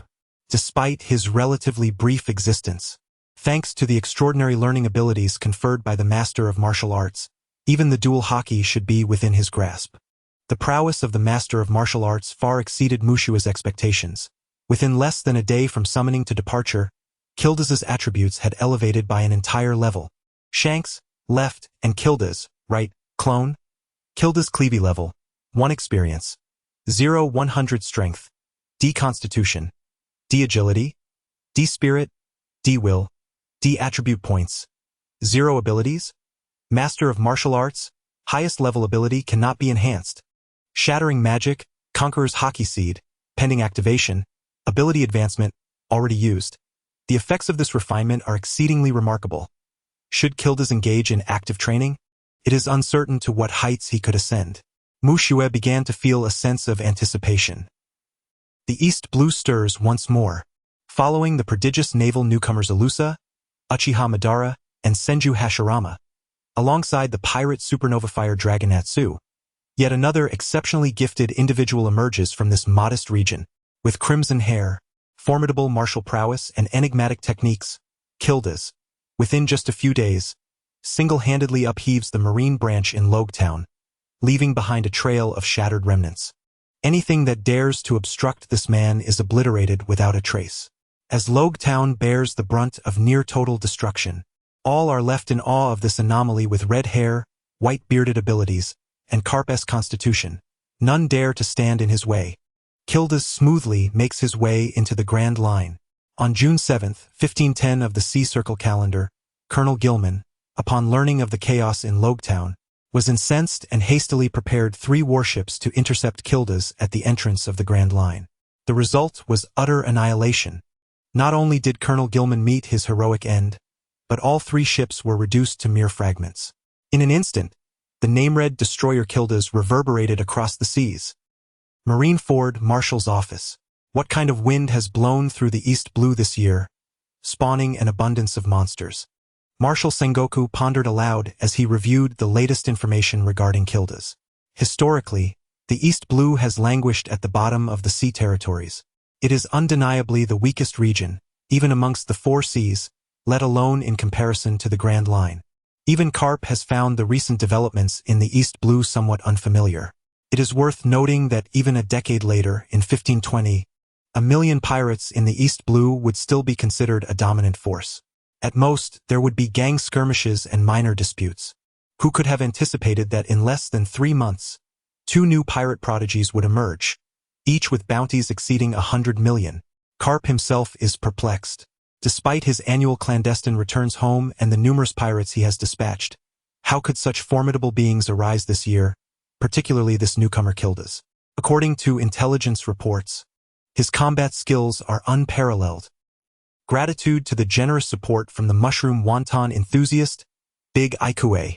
3. Chapter 22. The current state of the clones. In truth, it is not only Sengoku and Karp who feel this way. Across the globe, whether among the Navy, pirates, or other nations, the most frequently mentioned terms in recent news hail from the East Sea. The swordsman Alusha from the East Sea, the rising star Naz from the East Sea, and now the red destroyer Kildas from the East Sea. Had it not been for Karp whisking away Uchiha Madara and Senju Hashirama before they garnered fame, this year would have seen 2 more rising stars from the East Sea. If this trend continues, it is entirely possible that the East Sea's reputation as the weakest sea could be single-handedly overturned by Mushua. In the New World, aboard the Red Fourth. Captain, it's astounding how many formidable newcomers have emerged just months after we departed from the East Sea. One crew member exclaimed. Indeed, there is even a newcomer known as the Red Destroyer with red hair. Could he possibly be a relative of yours, Captain? A throng of crew members gathered, jesting over drinks. Ha ha ha. Is that so? When he arrives in the New World, I must test his drinking prowess. Shanks responded with laughter, unfazed by the banter. After all, new pirates arise every year, many of whom achieve notoriety. What truly captures attention is the fact that all of this year's stars are emerging from the so-called weakest sea. Meanwhile, as the world speculates about Kildas, another scene unfolds on Sky Island. What should have been a pristine white isle is now marred by charred remnants. The once thriving town now lies in ruins, with devastated buildings and fallen Sky Island warriors scattered about, their fates uncertain. Clad in armor and mounted on a Pegasus, the god-gone foal kneels helplessly, bewildered, and shouts, "Why, sea dwellers, what is it that you desire? Hand over the gold, or perish." Naz retorted, having successfully navigated the rising sea current to reach Sky Island. Regrettably, the inhabitants of Sky Island were not particularly hospitable towards those from the Blue Sea. After relentless effort, Naz managed to defeat over 1,000 Sky Island warriors. After a week of struggle, he finally uncovered the precise location of Gold Island. Little did the inhabitants know that, in their failure to protect their gold, they inadvertently aided Naz in his ascension. It can be said that their attempts to thwart him not only failed but ultimately facilitated his growth. His level ascended to 10, enhancing his strength and constitution, elevating them to C and B. With the invaluable storage shell and the golden bell in hand, he departed from Sky Island. Provided he can locate a buyer, even if he can only liquidate a portion, it should suffice for his next acquisition of abilities. After all, the restoration level for goods is level 6, leaving ample time to realize their value. Mushua marveled at Naz's remarkable execution and opened the system log, preparing to review the recent activities of the clones. Alusha is currently in Alabasta, pursuing a pirate known as Moreno. Though the bounty is modest, a mere 80 million berries, this individual proves to be exceedingly cunning, never lingering in one location for long and evading capture time and again. Should Alusha succeed in apprehending him, she envisions exacting her vengeance in a most visceral manner. Once this pirate is dealt with, she yearns for the opportunity to engage in some spirited competition with Natsu, for there exists no greater amusement than to perform and deceive the world. Such endeavors, however, are beyond the youthful capabilities of Mushua. Meanwhile, Uchiha Madara and Senju Hashirama labor in the frigid depths of the 5th layer of hell, diligently punishing the inmates. This layer, notorious for its extreme cold and lack of sustenance, renders the prisoners weak and feeble, making it an ideal setting for honing one's combat skills. As for Natsu, he is in search of buyers for a substantial amount of gold, though such a considerable sum is not easily handled, leading to a slow progression as he patiently waits. Turning our attention to Kildas, he finds himself locked in combat with Silver's Rayleigh. Kildas has been defeated, yet Rayleigh takes the opportunity to impart his mastery of haki. Kildas successfully learns the 3 types of haki. Rayleigh, taken aback, subsequently invites Kildas to share a drink. Mushua, too, is left astonished. At Sabaody Archipelago, a wondrous bubble island formed by the mangroves of Yarkaman, the Dark King Rayleigh adjusts his spectacles, gazing at the remarkable young pirate before him. After taking a hearty swig of his drink, he wipes his mouth and remarks, "Are you the one who has recently stirred up the Grand Line? Kildas, is it? Your physical prowess rivals that of the old dog Garp, and your shattering abilities bear a resemblance to those of Whitebeard. Truly a peculiar specimen you are. However, I must advise you against causing a ruckus in Sabaody. If you attract the Navy's attention, my retirement will become quite troublesome. Since you are still unversed in the ways of haki, I implore you to refrain from causing chaos on Archipelago Island 13. As compensation, I may offer to guide you in the use of haki." Chapter 23. Explosive Advancement. Kildas was defeated by Rayleigh. Much to Mu Shue's surprise, while Kildas may possess boundless potential, he remains merely a fledgling, having just emerged into the world less than a month ago. Conversely, although Rayleigh has long since retired, it is important to recognize that even a decade later, the likes of Kizaru would approach Rayleigh with utmost caution. It is evident that, from the perspective of the legendary Dark King Rayleigh, Kildas is still but a mere child. Therefore, it is entirely natural for Kildas to be utterly powerless against Rayleigh. What particularly caught Mu Shue's attention was that after vanquishing Kildas, Rayleigh, without harboring any grudges, graciously offered guidance to Kildas and even invited him for a drink. It is worth noting that Rayleigh is a man who once resorted to selling himself at an auction merely to indulge his thirst for alcohol. This invitation to share a drink with Kildas speaks volumes about Rayleigh's high regard for him. It is also possible that in Kildas, Rayleigh sees reflections of many old friends, prompting him to extend a helping hand. This could serve as a source of enjoyment in his otherwise monotonous retirement life. After departing from the Roger Pirates, Rayleigh has been living in seclusion with his old companion, Shaki, on Sabaody Archipelago, working as a coating mechanic. Now, witnessing the emergence of a promising newcomer, assisting him can be seen as fulfilling some of the captain's unfulfilled aspirations. Indeed, Kildas' growth is astonishingly rapid. Clone, Kildas Clavey level, 10 experience, 11 30 5500 strength. B constitution, B agility, B spirit, B will, B attribute points. 0 abilities, Master of Martial Arts, Supreme Ability Irreversible Enhancement, Shattering Magic, Conqueror's Haki, Intermediate, Ability Advancement, Used, Armament Haki, Beginner, Observation Haki, Beginner. Even without considering this impressive skill set, his physical attributes alone far surpass those of Natsu, who was born a month earlier. Furthermore, even the foremost combatants, Urza and Uchiha Obito, are eclipsed by Kildas' attribute strength, not to mention Hashirama Senju. This clearly illustrates the formidable nature of the Master of Martial Arts ability, which not only fosters comprehensive and balanced development of attributes but also facilitates astonishingly rapid learning of physically reliant skills. During a training match with Rayleigh, Kildas awakened both the beginner armament haki and beginner observation haki, while his conqueror's haki was activated directly from its seed state, surpassing the beginner level to reach an intermediate level. It is crucial to understand that the most direct factor influencing the strength of haki is the overall physical condition of the user. With the master of martial arts ability, Kildas possesses an unparalleled talent for physical refinement. Harnessing his formidable physical constitution, he will soon cultivate an extraordinary volume of haki within him. Present, Kildas, with his balanced attributes, is already capable of rivaling formidable oceanic warriors whose bounties hover around 3 to 400 million berries. Should he further enhance his prowess with the 3 types of haki and shattering magic, he would likely remain unmatched beneath the rank of an admiral. Even if a formidable adversary were to attack, one could always leap into the sea, for after all, Kildas is not a wielder of a devil fruit. Observing the growth of his clone, now capable of independently utilizing its abilities, Mu Shui felt a surge of joy. He casually scooped up the still sleeping Xiao Bai, and amidst its bewildered and sorrowful gaze, he playfully ruffled its fur. Happiness, after all, is meant to be shared with others.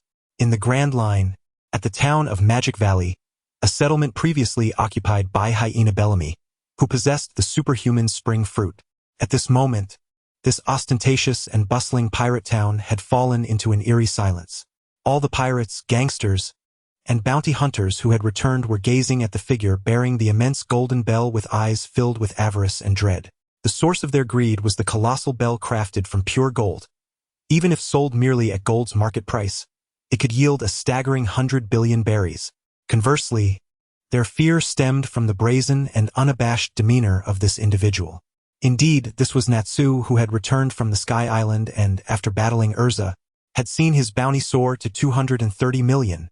Due to previous attempts to find buyers being thwarted, whether due to insufficient berries or treachery, news of a person selling vast amounts of gold had spread like wildfire across the entire Isla Gaia. Thus, Natsu chose not to conceal his treasure, carting the golden bell wherever he went. He sought buyers while simultaneously fishing for prey, reaping both berries and experience, truly a twofold gain. Regrettably, as Natsu traversed from the east to the west of the town with his glittering golden bell, not a soul dared to make a move. It appeared that word of Natsu's law enforcement through cunning had reached many. With no other option, Natsu decided to seek a different location. At that moment, a playful voice called from above, "Hey there, young man." Natsu looked up to see a golden-haired man adorned in sunglasses, a flamboyant pink feather coat, cropped trousers and pointed shoes, perched atop a rooftop. Without allowing Natsu to inquire, the man continued, "Is that the legendary golden bell from the fabled city of gold, Zandora? It seems you have indeed visited that mythical Sky Island." Chapter 24. 2 billion berries and a portable storage space. Ding! Naz has sacrificed his wealth, and you have acquired 2 billion berries. Upon hearing the system notification, Mu Shui was momentarily taken aback. How could such a substantial sum of berries suddenly appear in her account? No, couldn't it be that he had sold the gold at a loss, could it? Hastily, Mu Shui opened the system panel to contact Naz. If anyone dared to seize her hard-earned wealth, even if they were a celestial dragon, she would not hesitate to retaliate. Fortunately, after the system prompt, Naz promptly explained the situation. It turned out that the quantity of gold was so immense that finding a buyer was challenging. Coincidentally, they encountered Don Quixote da Flamingo, who had come to the Grand Line.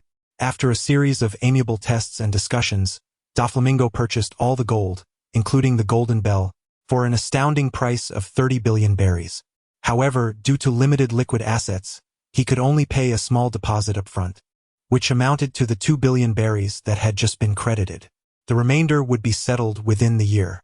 To enhance the credibility of his words, da Flamingo even offered his life card to Naz.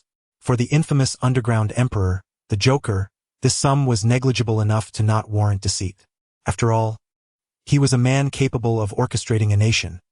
He would not jeopardize a potentially formidable supernova with the prospect of joining the Yonko pirates over such trifling gains. Even if, hypothetically, da Flamingo dared to engage in underhanded dealings, he could always have Kilda's deal with him in a few months. Although not particularly adept against the Dark King Rayleigh, Kilda's was undeniably powerful compared to da Flamingo. Da Flamingo was far from the formidable warlord of the sea he would become in a decade. His strength was at most that of a mid-ranking officer. Given the capabilities of Mu Xue's clones, dealing with a mid-ranking officer like Doflamingo would pose little challenge. A sum of 30 billion. If laid before her, it would surely form a small mountain. With such wealth, she would be able to purchase items freely once the special novice period concluded. Now, all that remained was to await the arrival of the new month. Time flew by, and in the blink of an eye July arrived. System, open the marketplace panel. The familiar interface materialized once more. Immortal mode. A unique combat mode from the Naruto world that harnesses the forces of nature to unleash extraordinary power. Price, 10 million berries. Novice period special discount. Manjiki Sharingan. Grants a clone a pair of Manjiki Sharingan, or upgrades an already awakened Manjiki Sharingan clone to Eternal Manjiki Sharingan. Price, 15 million berries. Novice period special discount. Clone skill point 1. Enhances the skill level of a clone. Price, 10 million berries. Novice period special discount. Heart of the Sword Master. The culmination of a swordmaster's life from another world, enabling a clone to acquire swordsmanship skills of a master level. Price, 10 million belly. Special offer for beginners. Sword of Victory. A city-level noble phantasm hailing from the realm of hero spirits, it stands as the pinnacle within the category of holy swords. Forged by celestial bodies rather than human hands, this sacred blade is crafted from the crystallized essence of human belief, representing one of the ultimate divine weapons. By channeling the wielder's magical power, the tip of the sword unleashes beams capable of obliterating all that exists. Curiously, this holy sword lacks a corresponding sheath. Following system modification, physical strength has replaced magical power. Price, 15 million belly. Special offer for beginners. Blood armor of the evil dragon. Originating from the world of hero spirits, this legendary artifact materializes the tale of being drenched in the blood of an evil dragon. It can nullify attacks equivalent to B rank. For attacks rated A rank or above, it will still deduct damage equivalent to B rank. Notably, those who haven't been bloodied cannot receive damage reduction. Price, 10 million belly. Special offer for beginners. Inspiring Halo. A range-type status-boosting buff from a certain world that elevates the morale of allies, igniting their potential and significantly enhancing combat prowess. It can be activated or deactivated at will. Price, 10 million belly. Special offer for beginners. Without even glancing at the capabilities, Mu Xue waved her hand grandly and purchased all the abilities. Having wealth is truly delightful. As belly was consumed, Mu Xue's system level ascended to level 6. Ding! Congratulations, host. Your system level has risen to level 6, marking the end of the novice phase. Wishing you a pleasant journey. Ding! Congratulations, host. You have gained an additional lottery draw, with 1 draw remaining. Ding! Congratulations, host. You can summon 1 more clone, with 1 remaining opportunity. As the level increased, a series of system notifications chimed in Mu Xue's ears. Without further ado, she proceeded to draw. Ding! Congratulations, host. You have acquired a portable storage space. Portable storage space. The host can obtain a time-stopped storage space that cannot accommodate living beings. The size of the space expands as the system level increases, currently measuring 216 m. A storage space ISNT that a standard feature for protagonists in novels? Quite impressive. At least in the future, I won't need to carry a bunch of bags when going out, Mu Xue murmured, contemplating her newly acquired abilities. Chapter 25. The 6th clone after the lottery. Mu Xue meticulously examined the abilities she had just acquired. First and foremost was the Sage mode. There was little to say. It was a formidable transformation that perfectly complemented Senju Hashirama, who was starting to lag behind Uchiha Madara's strength. With Sage mode, Hashirama could contend with a general-level opponent. Though he still could not overpower them, he would at least be able to pose some difficulties for adversaries of such caliber. Clone, Senju Hashirama level 11. Each level up grants 1 free attribute point. Experience 34,56,600. Experience can be gained through training, combat, etc. Strength, B. Constitution, A. Bounty approximately 1.2 billion, equivalent to a major general. Agility, C. Spirit, D. Will, D. Attribute points, 0 abilities, would release, advanced. Robust physique, non-upgradable. Sage mode having just returned from the sea after 3 months, Hashirama had already reached the standard of a senior officer. If he activated Sage mode, he could likely rival a vice commander and exchange blows with a general, showcasing remarkable progress. Next, Mu Shui turned her attention to the second ability, the Manjiki Sharingan. To be candid, bestowing it upon anyone would instantly create a clone with combat prowess comparable to that of a general for a limited duration. While its power was undeniable, the strain it placed on both mind and body was substantial. Without upgrading to the eternal Manjiki Sharingan, the short duration and excessive side effects would inevitably hinder the clone's growth. It is essential to recognize that each clone possesses boundless potential. There is no need to sacrifice long-term development for immediate gains. Moreover, Mu Shui's clones were not in urgent need of rapid enhancement in combat strength. Thus, she resolved to transfer this pair of Sharingan to Uchiha Madara, allowing his eyes to evolve into the eternal Manjiki Sharingan. Consequently, the adverse effects would dissipate, and the duration of his ocular techniques would significantly extend. Clone, Uchiha Madara level, 11 experience, 5200-6600 strength, C constitution, B agility, C spirit, A, unaffected by advanced or lower conqueror's haki, will, D attribute points, 0 abilities, bloodline limit, Sharingan, eternal Manjiki, max level. Battle hardened, 6-6, non-upgradable, spirit elixir, used. Observing Uchiha Madara's fully upgraded eternal Manjiki Sharingan and his remarkable A-level spirit, Mu Shui nodded in satisfaction.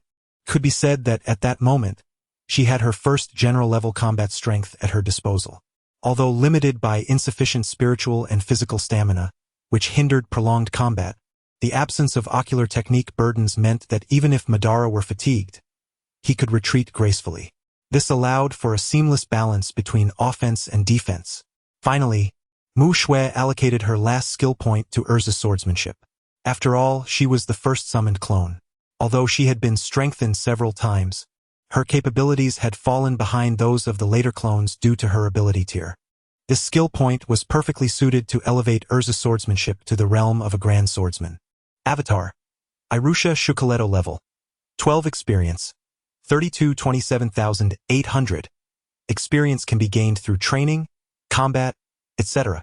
Strength, C constitution, B agility, A bounty approximately 3.5 billion, equivalent to a vice admiral, spirit, D will, D attribute points, 0 abilities, mastery of cold weapons, non-upgradable, equipment modification, non-upgradable, swordsmanship, top tier, spatial magic, transfiguration, advanced, elemental affinity, non-upgradable.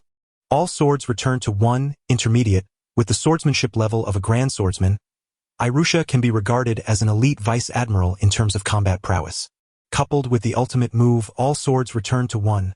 She can even hold her own against some vice emperors.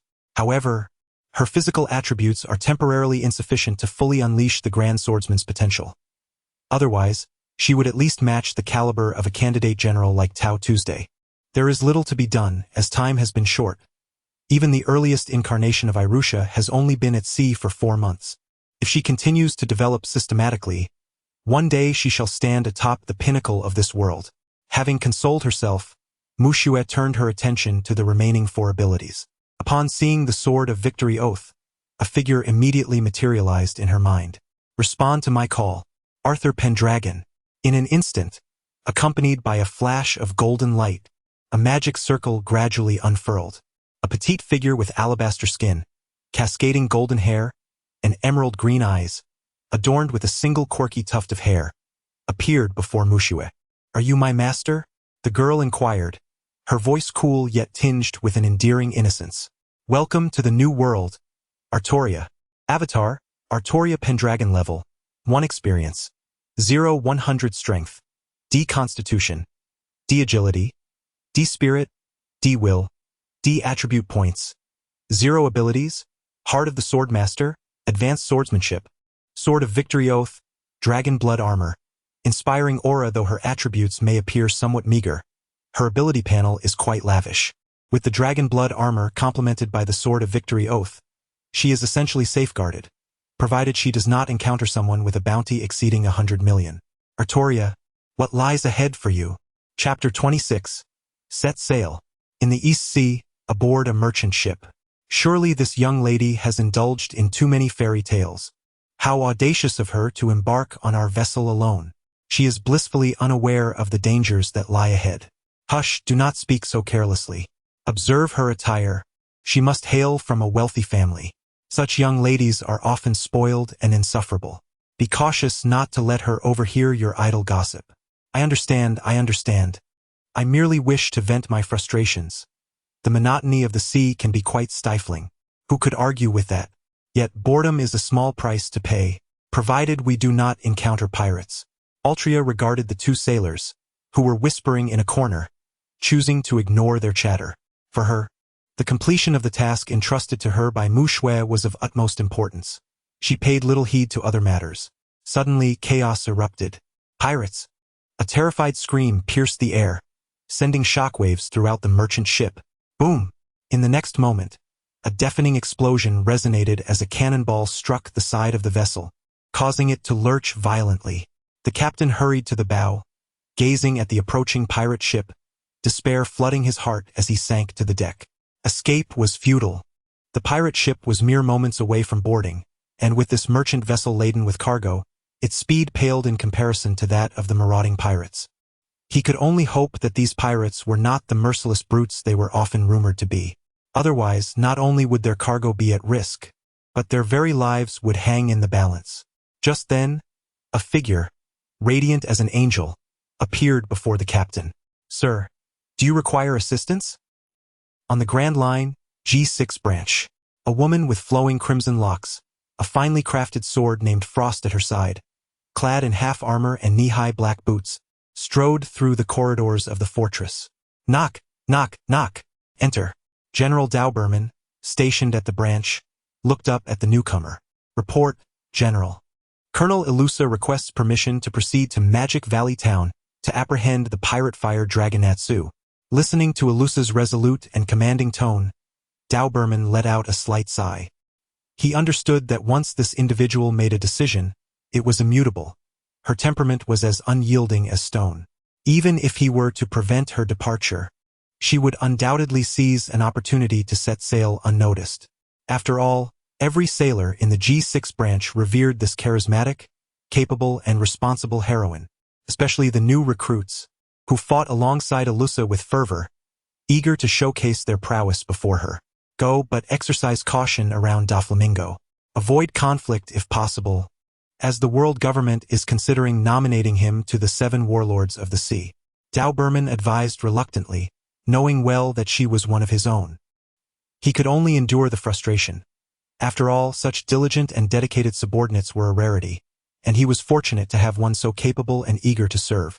Speaking of being a leader alongside Ilusa brings a certain prestige. Aside from a somewhat stubborn temperament, she possesses no significant flaws. She is undoubtedly cherished. Indeed, as long as Don Quixote Doflamingo does not intervene, I shall remain vigilant. Otherwise, my blade may claim yet another soul. Upon hearing this, Ilusa merely responded with a calm demeanor. Gazing at this unyielding woman before him, Dauberman felt a reflection of his former self. In his youth, he too was brimming with vigor, absolutely intolerant of any malevolence. He had even partnered with the then notable Admiral Akainu to bring many pirates to justice. Regrettably, with the passage of time, Dauberman's strength stagnated, and he lost that spirited resolve. Thus, upon learning of a person in the East Blue whose approach mirrored his youthful fervor, he was eager to witness it firsthand. The reality did not disappoint. Ilusa surpassed his former prowess in every regard. Her unwavering will and the rapidity of her growth far eclipsed his own. Indeed, Dauberman mused that he might not even stand a chance against Ilusa now. Perhaps only a monster like Admiral Akainu could compare with her. Yet, in contrast to Akainu's ruthless justice that spares not even the innocent, Dauberman found himself admiring Ilusa's selective righteousness, targeting only pirates. Drawing a deep breath of smoke, he exhaled heavily and earnestly declared, Ilusa, should Doflamingo attempt to impede you, pursue your mission without hesitation. I will take responsibility for any consequences. Do not underestimate me. For I am, after all, a rear admiral of the Navy. At the archipelago of Sabaody, on Island 13. Kildas, your talent is truly astonishing. Looking at the young man before him, who had quickly mastered the nuances of hockey, hardening, wrapping, emitting, and even internal destruction, Rayleigh could not help but exclaim, in terms of meticulous control over hockey, you are the most gifted individual I have encountered in my lifetime. Even Roger, at your age, was not your equal. Perhaps in just a few years, even that old curmudgeon Garp 1T stand a chance against you. Perhaps it might not take long. Kildas shrugged confidently. You are rather presumptuous. Bear in mind that there are no shortcuts to mastering hockey. Most individuals, even after decades of relentless training, may not achieve your level of proficiency.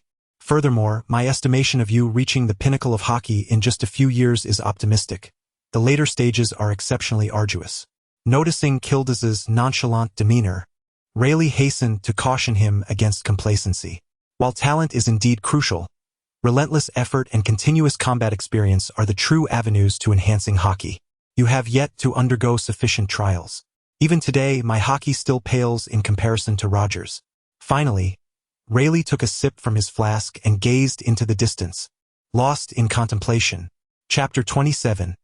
Urza's Battle Against the Phoenix. Advancing into the city, 6th layer, Infinite Hell. You are the former warden Shiryu of the Rain? Upon hearing this, Shiryu lifted his gaze to behold a man clad in crimson samurai armor, his black hair contrasting sharply with his crimson eyes. What? Has the newcomer grown restless? Shiryu surmised that this audacious young man must be the one to assume his position, and he provocatively smiled in response. Ding! A set of keys was tossed at Shiryu's feet. Let me witness the prowess of the former warden, Uchiha Madara remarked, looking down with an air of superiority. Shiryu, observing Madara's confidence, grinned. As you wish. In the monitoring room. Damn it! That guy Madara is secretly leveling up without me, Senju Hashirama exclaimed. Watching the incredulous look on Shiryu's face as he beheld Madara, followed by Shiryu's swift descent, he couldn't help but grumble. In Magic Valley Town, unbeknownst to Natsu, who was currently engaged in amicable negotiations with Don Quixote da Flamingo, Urza was already en route to capture him. After several days of deliberation, they finally established the locations and methods for each delivery. With the knowledge that substantial amounts of berries would be deposited monthly, Natsu wore a beaming smile akin to that of a sunny boy. He, a delightful collaboration. I hope we can communicate frequently in the future. By the way, I will recommend you to join the Beast's Pirates.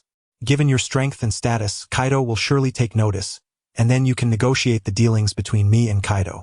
Doflamingo, donning sunglasses, incessantly instilled visions of a prosperous future into Natsu. Upon hearing of the potential for immense wealth, Natsu beamed back at Doflamingo with a radiant smile. Collaborating with someone as astute as you is truly refreshing. Once you join the Beast's Pirates, the entirety of the New World will be your stage. Cheers to our bright future. Seeing that Natsu was swayed by his words, Doflamingo raised his glass in celebration. Joining one of the 4 Emperor's pirate crews was a part of the strategy devised by Mushue for Natsu. Having read the original story, Mushue was acutely aware that the New World was unlike the first half of the Grand Line, where the weather and environment could be unpredictable. Without expertise, one could not navigate successfully. Even the formidable flying pirate crew led by the Golden Lion Shiki was vanquished by a storm. This illustrates the formidable power of nature.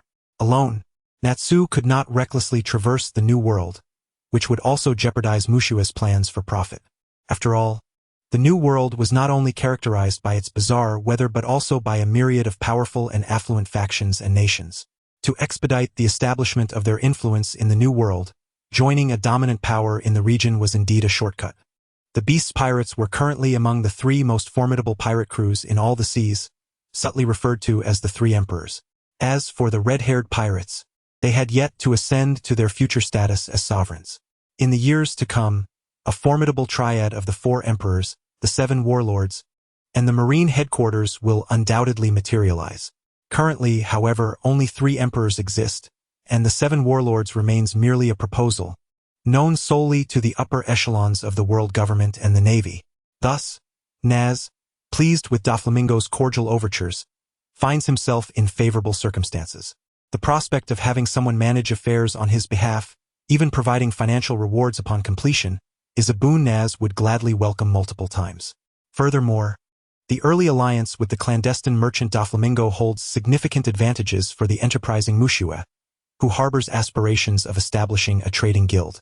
As Naz and Doflamingo engaged in lively discourse, a naval vessel approached the outskirts of Magic Valley town. On board the ship, a report was made to the colonel. "Sir, we are approaching Magic Valley town." Listening intently to the report, Urza nodded and commanded, "Soldiers, full speed ahead. Today we shall capture the fire dragon Naz." The sailors, fueled by Urza's fervent words, were eager to rush forth and subdue Naz, despite the likelihood of defeat. Moments later, as cannonballs soared through the air, a brilliant flash illuminated Doflamingo's veined visage. Gazing at the red-haired woman before him, Doflamingo's expression twisted into one of rage as he barked, "Hey, Navy! I am a candidate for the warlords of the sea. How dare you lay a hand on me?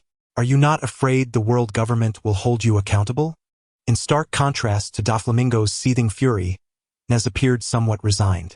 Unlike Urza, who could ascend through Naz's strength, he had nothing to gain from confronting her. Only the prospect of punishment awaited him.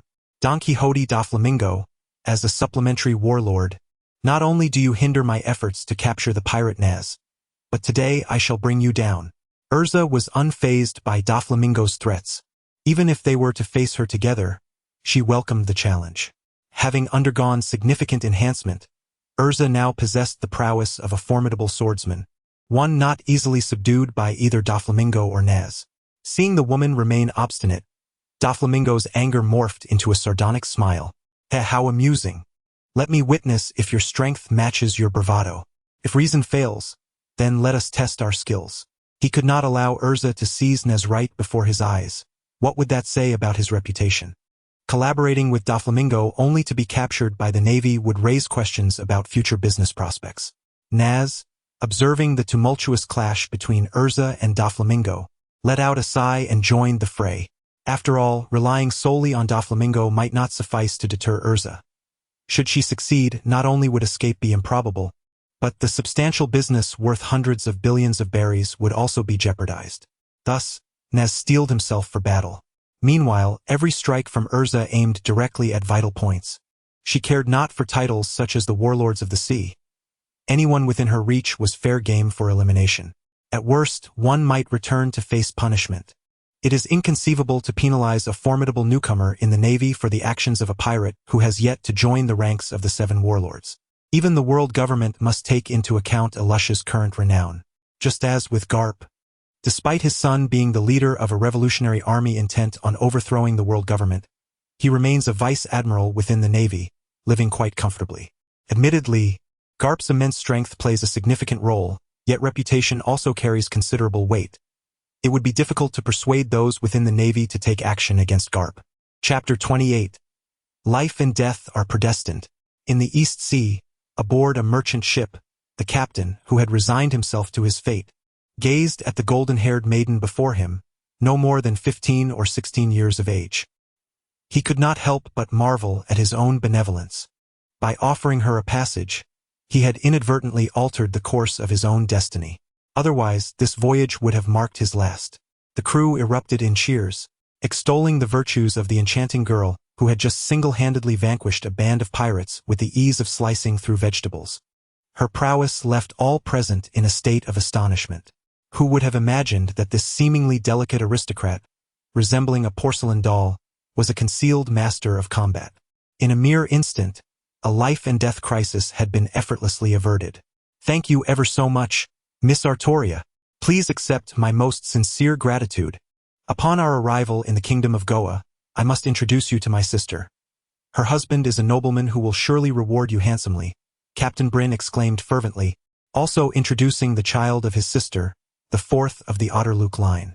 Indeed, this was the same Otterluke who was the sworn brother of Luffy and Ace, tragically struck down by the celestial dragons, and the future second-in-command of the Revolutionary Army, inheritor of the Maramara Nomi Sabo. Artoria's presence on this ship was orchestrated by Mushua, who sought to connect her with Sabo in the Kingdom of Goa, in hopes of facilitating her entry into the Revolutionary Army. Mushue, already well connected with both the navy and pirates, found it unacceptable that the other two formidable powers, the world government and the Revolutionary Army, lacked representation in her network. Thus, she resolved to have Artoria test the waters, as her understanding of the Revolutionary Army was quite limited. The scant information she possessed indicated some ties between Monkey D. Dragon and his adoptive father, Kei Shimatsuki. However, Mushue did not wish to publicly associate her identity with the Revolutionary Army, opting instead to approach the matter through Sabo, the future chief strategist of the organization. Friends, to celebrate our narrow escape from peril, and in honor of the beautiful Miss Artoria, let us hold a grand feast, Captain Bryn proclaimed with exuberance. Artoria, Artoria. Meanwhile, in the Grand Line, in the town of Magic Valley, the newly arrived pirates marveled at the formidable presence of Alusha, Natsu, and Doflamingo, who had been engaged in battle for an entire day and night. The rookie Navy recruits accompanying Alusha were equally awestruck by her extraordinary strength. The rumors surrounding this renowned female Navy officer proved accurate. Her ferocity in battle transformed her entirely, instilling fear not only in her enemies but also in her own comrades. Even drenched in blood, she relentlessly charged at her adversaries, her unwavering resolve leaving even the formidable Doflamingo astounded. He could not fathom the motivation behind this female marine's fierce combat. Her willingness to exchange wounds without a moment's hesitation was remarkable. With fierce determination, Urza overwhelmed both Doflamingo and Natsu, leaving them gasping for breath. Doflamingo found himself trapped, unable to flee or fight back, caught in a dire predicament. Fortunately, with Natsu at her side, Urza's assault might have sealed their fate. Just as they were locked in this stalemate, a flamingo ship approached Magic Valley Town. "Young master, we have arrived." Diamante, one of the 4 highest-ranking officials of the Don Quixote family and a user of the Flap Flap fruit, hurriedly rode in on his buffalo. Buffalo, a member of the Don Quixote family and a user of the Spin Spin fruit, could fly and served as a vital mode of transportation, easily mountable by anyone, earning the nickname Bus. "Ah, just in time. Diamante, hurry and deal with this madwoman," Doflamingo called out without hesitation, eager for reinforcements. Natsu sighed in relief at the arrival of help, but he knew they could not delay any further. If the Marines came to assist, their plans would be in jeopardy. They had to devise a means of retreat, avoiding further entanglement with Urza. In the East Blue, in Frost Moon Village, Mushue basked in the sun on the hillside with Xiaobai, perusing the system log. She murmured, "Doflamingo, I hope you succeed in your escape. If you cannot flee, it will only serve to demonstrate your limited capacity, and I shall take over everything that belongs to you." Indeed, long before Urza engaged in battle with Natsu and Doflamingo, Mushue was already aware of the unfolding events. However, she chose not to intervene. On one hand, Urza, as a Marine, required merit and reputation which Doflamingo and Natsu could provide. On the other hand, even if Doflamingo had a significant transaction with her, his capture would yield a profit of 2 billion berries for Mushue. As for the gold, she could simply have Kildas seek out the Golden Emperor. Selling it was hardly a concern. Regarding the Beast Pirate's endorsement, even without Doflamingo, Kaido's fondness for Zoan-type devil fruits would guarantee acceptance, and possibly even an invitation for Natsu, particularly since Natsu's fruit was suspected to be a powerful mythical variant. While others may not realize that Natsu merely wielded Dragon Slayer magic, it did not hinder him from masquerading as a mythical beast. Ultimately, Doflamingo was not indispensable to Mushue. He was merely a convenient pawn at this juncture. With 2 billion berries already credited to her account, there was no urgency for next month's power acquisition. A month was ample time to complete her transaction with the Golden Emperor. A smile crept across Mushue's face, prompting Xiaobai to wag its tail in confusion. Although Xiaobai does not comprehend Mushue's joy, it finds happiness in her happiness. Watching the exuberant Xiaobai, Mushue cannot help but smile as she scoops it up, playfully ruffling its fur. "You truly are an adorable little creature." Chapter 29. Impetuous? Is that what they call youth? In the port of the Kingdom of Goya, Captain Bryn, who successfully commanded the merchant ship to dock, turned to Altria and inquired, "Miss Altria, do you have any plans for the time being?" Upon hearing Bryn's question, Altria merely shook her head gently. Although Mushue had encouraged her to engage with Sabo, She had not provided Altria with specific directions, only urging her to exercise her initiative and self-sufficiency. Thus, Altria found herself somewhat perplexed. After all, the kingdom of Goya was not a small place, boasting a resident population of several 100,000. Observing the slightly bewildered expression on the golden-haired maiden's face, Brynn pondered, "In that case, why not accompany me to meet my sister? As I mentioned before, her husband is a prominent noble in our kingdom, and he could offer you substantial assistance in whatever endeavors you wish to pursue. What do you think?" Given that Altria currently lacked a definitive plan and possessed formidable strength, it would be prudent to introduce her to his noble brother-in-law. Perhaps, if his brother-in-law was pleased, he might extend his generosity towards Brynn's business ventures. It is worth noting that some high-ranking nobles often look down upon the merchants who toil day and night at sea, which has led Brynn to seldom visit his sister. Although she treated him well, she consistently advised him against pursuing commerce, citing safety concerns as a significant issue. This instance was no exception. Had he not fortuitously encountered Altria, he would have faced dire consequences. Nevertheless, Brynn was loath to abandon his business. While it was fraught with danger, it allowed him to earn a living through his own efforts. Succumbing to his sister's wishes would mean living perpetually under the disdainful gaze of her noble husband, a fate Brynn could not accept. "Very well," Altria replied after a moment's contemplation, agreeing to Brynn's proposal. After all, she was at a loss for direction. Engaging with the noble he mentioned might provide beneficial insights for her undertakings. As for the possibility of Brynn deceiving her, it was inconceivable. Not only was Altria his savior, but as long as he wasn't heartless, he would never betray her.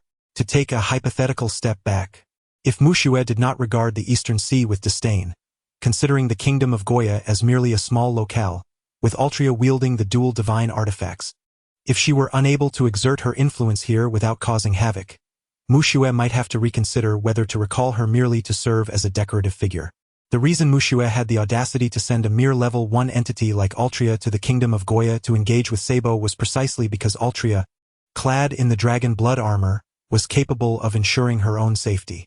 Moreover, with Altria's exceptional mastery of swordsmanship, her inspiring aura, and the Sword of Oath victory, her combat prowess, both individually and in terms of augmenting team effectiveness, was extraordinarily remarkable. Should the revolutionary army become aware of her presence, they would undoubtedly be intrigued. It is essential to recognize that elite combatants are exceedingly rare, and individuals capable of uplifting morale and enhancing the capabilities of the lower and middle ranks are even more scarce. Particularly for a movement like the Revolutionary Army, which seeks to incite widespread uprisings among the populace, the need for forces like the inspiring aura, which bolster courage, is crucial for their support. In the marshal's office, Marineford, the atmosphere was charged with tension. "How audacious of Alusha!" a voice exclaimed. Though Sengoku criticized her, the subtle smile that graced his lips betrayed his true feelings. The young one brought back by Doberman exhibited a stubborn temperament indeed. Meanwhile, the elderly Admiral Crane observed the conflicting emotions of his old friend with a chuckle. From the moment Alusha had applied for the capture of Natsu, Doberman had suspected she would not hesitate to target Doflamingo. Despite Alusha's assurances of restraint, Doberman knew her promises were to be taken with a grain of salt. To absolve Alusha of responsibility, he reported to Sengoku that it was he who had ordered her to apprehend Natsu, citing Doflamingo's possible involvement in aiding Natsu's escape, thus granting Alusha the authority to act against him. After all, the world government's 7 warlords initiative remained merely a proposal, and Doflamingo was still a pirate. It was only natural for the Navy to pursue pirates, a fact Sengoku could scarcely contest, especially since Doberman had already conferred with Admiral Akainu, who staunchly supported Alusha. However, appearances mattered. The application had been placed squarely on Sengoku's desk. He could hardly declare Alusha insubordinate. Furthermore, capturing pirates was a duty of the Navy, one that even a marshal had no grounds to obstruct. This duality of emotions left Sengoku both amused and exasperated upon reviewing the request. It would be absurd to think of him as cowardly. Should Alusha succeed in capturing Doflamingo, he would indeed dare to propose to the Gorosei the abandonment of Doflamingo's title as a warlord. It was crucial not to criticize Alusha for this endeavor, as that would only dishearten the Navy personnel. As for Crane, She saw in Alusha a reflection of her youthful fervor. In her own prime, she had joined the navy alongside Sengoku and Garp. The trio had once pursued pirates without respite, driven by a sense of justice. Alas, with age came wisdom, and she had come to understand that pirates could never be entirely eradicated. Rather, it was essential to balance the various powers at sea to ensure a relatively safe environment for civilians. This understanding did not diminish her support for Alusha's actions. On the contrary, she admired such spirited youth. After all, not everyone possessed the courage to be true to themselves. And what of restraint? Was that the essence of youth? One could hardly expect all young people to emulate the indifference of Akiji and Kizaru. Alusha's situation could serve as a shining example, much like Garp in his heyday, potentially becoming a beacon of inspiration for future generations of the Navy, attracting more ambitious souls to join the fight against the rampant piracy. Chapter 30. Ding! A disciple is acquired. How dare you? That crazy woman. Do not let me catch you. Natsu and the crew of Doflamingo, having just retreated from Urza, found themselves in a disheveled state, taking refuge on a small island to avoid being pursued further. As they perused a newspaper extolling Urza's victory over both Doflamingo and Natsu, Diamante spat angrily. Enough of this useless chatter. I shall remember this debt, and next time, I will make her pay. Doflamingo, with half of his sunglasses shattered, grimaced in agreement. He then turned to Natsu and assured him, "Rest assured, our transaction will proceed as planned. Once I notify the beast pirates, they will send someone to retrieve you. I will require your utmost cooperation." Through their alliance against a common foe, Doflamingo realized that Natsu's strength far surpassed the bounty that was currently placed upon him. If all went according to plan, he would certainly become a prominent figure within the beast pirates. Thus, cultivating a good relationship was essential.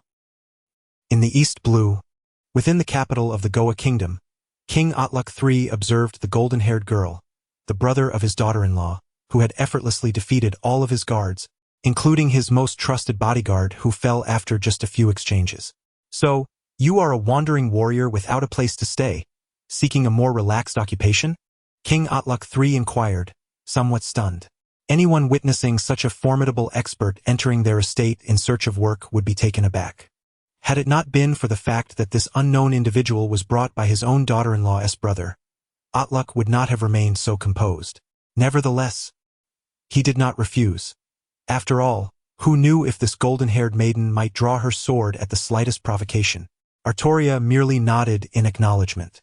"Since that is the case, my son is in need of a swordsmanship instructor. Might you be interested?"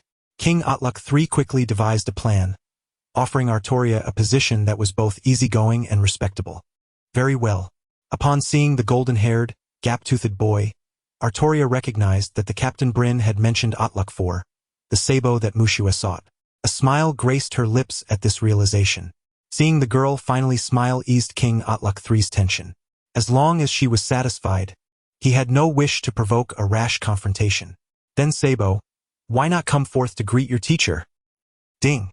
Otluk IV, Sabo, has become a disciple of Artoria. Distant in Frost Moon Village, Mushua stared at the message that had just appeared before her, momentarily taken aback. Allowing Artoria to act freely, I did not anticipate that she would directly take on Sabbath as her apprentice. I wonder how this will affect our interactions with the Revolutionary Army. However, upon further reflection, it matters little to me. After all, concerning the Revolutionary Army strategies, they are merely a trifling pawn in my game. To be candid, this organization, bereft of personnel, ideology, or spirit, holds little appeal for me. The only reason for infiltrating them is my desire to assemble high-level spies from all major factions. Since Artoria has achieved this milestone, I see no immediate need for further arrangements. I shall let her act autonomously. If she manages to infiltrate, that would be splendid. If not, it is of no consequence, for the Revolutionary Army lacks financial resources. Perhaps I should suggest that Artoria consider raiding a royal treasury? On second thought, I dismissed the idea with a shake of my head. Encountering some unscrupulous elder might cost me another clone. It is better to allow Artoria to exercise her initiative and create value on her own. Meanwhile, I glanced at the status of my other clones. Alusha, after her fierce battle against Natsu and Don Quixote da Flamingo, has ascended to level 14, though she is currently recuperating from her injuries. Natsu has also reached level 13 and is in decent shape. Thanks to his hearty appetite, he has consumed numerous small sea kings and has nearly recovered. In contrast, Doflamingo remains bound like a mummy. Meanwhile, Uchiha Madara and Senju Hashirama, this inseparable duo, have both attained level 13, although they find themselves deep within Impel Down. Facing numerous adversaries, their reluctance to indiscriminately slay has kept their levels comparable to Natsu's. As for Gildarts, his progression has been rather gradual. Having spent most of his time training with Rayleigh on the Sabaody archipelago, he has only reached level 11. However, his strength has indeed seen considerable improvement, with both his armament haki and observation haki advancing to intermediate levels, while his Conqueror's haki has, under Rayleigh's guidance, risen to an advanced tier. He has even mastered the legendary 4 Emperor's basic attack method, the Conqueror's haki wrap. In terms of strength, he is second only to Uchiha Madara, who wields the eternal Mangeki Sharingan. Even Alusha, my foremost clone, would find it challenging to contend with Gildarts, who possesses both armament and Conqueror's haki entwined. Chapter 31. August. Officially departing from the novice phase. With Natsu successfully joining the Beast Pirates, the news of his induction as a formidable general spread like wildfire. It came as no surprise to anyone, as it is a well-known fact that 90% of pirates entering the New World align themselves with major factions. It is exceedingly challenging to thrive alone. What was rather unexpected, however, was Natsu's swift ascension to the position of Flying Six shortly after his accession. This news was a welcome development for Mushue as well. As the clones progressed steadily in their growth, August finally arrived. Ding! The system shop has been refreshed. Upon hearing the melodious prompt from the system, Mushue eagerly accessed the system panel. The most exhilarating aspect for Mushue was the monthly shopping segment. 8 Gates of Duinjia. A secret technique from the world of Naruto. This advanced physical art grants clones the ability to stimulate 8 specific chakra points, namely, open, rest, life, injury, do, view, shock, and death. However, wielding this power inflicts damage upon the practitioner. The state of having all 8 gates opened is referred to as the 8 Gates Duinjia formation, enabling a transient surge in power that exceeds the original might by dozens of times. Due to the irreversible nature of the 8th gate, its use leads to the death of the clone. Price 100 million berries. 12 trials.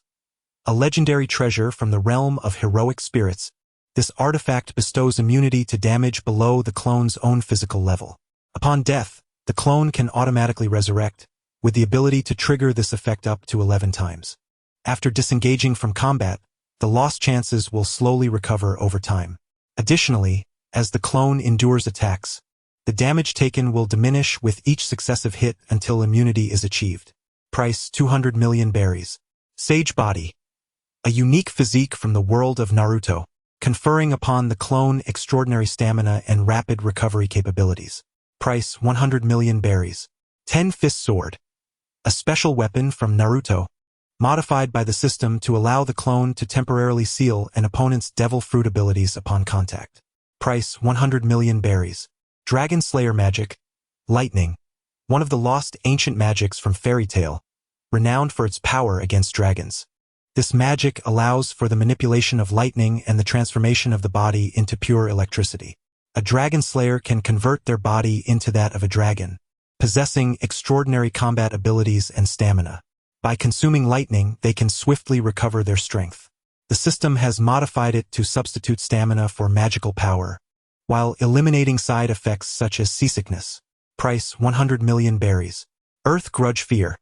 A miraculous technique from Naruto, enabling the practitioner to seize another's heart to gain near immortality.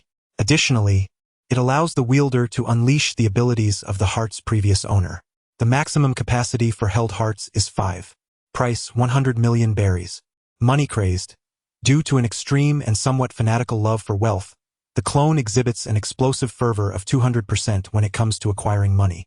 For every increment of 10, 000, 100, 000, 1, 000, 000, and 10 000, 000 berries earned, the clone receives a point in free attribute.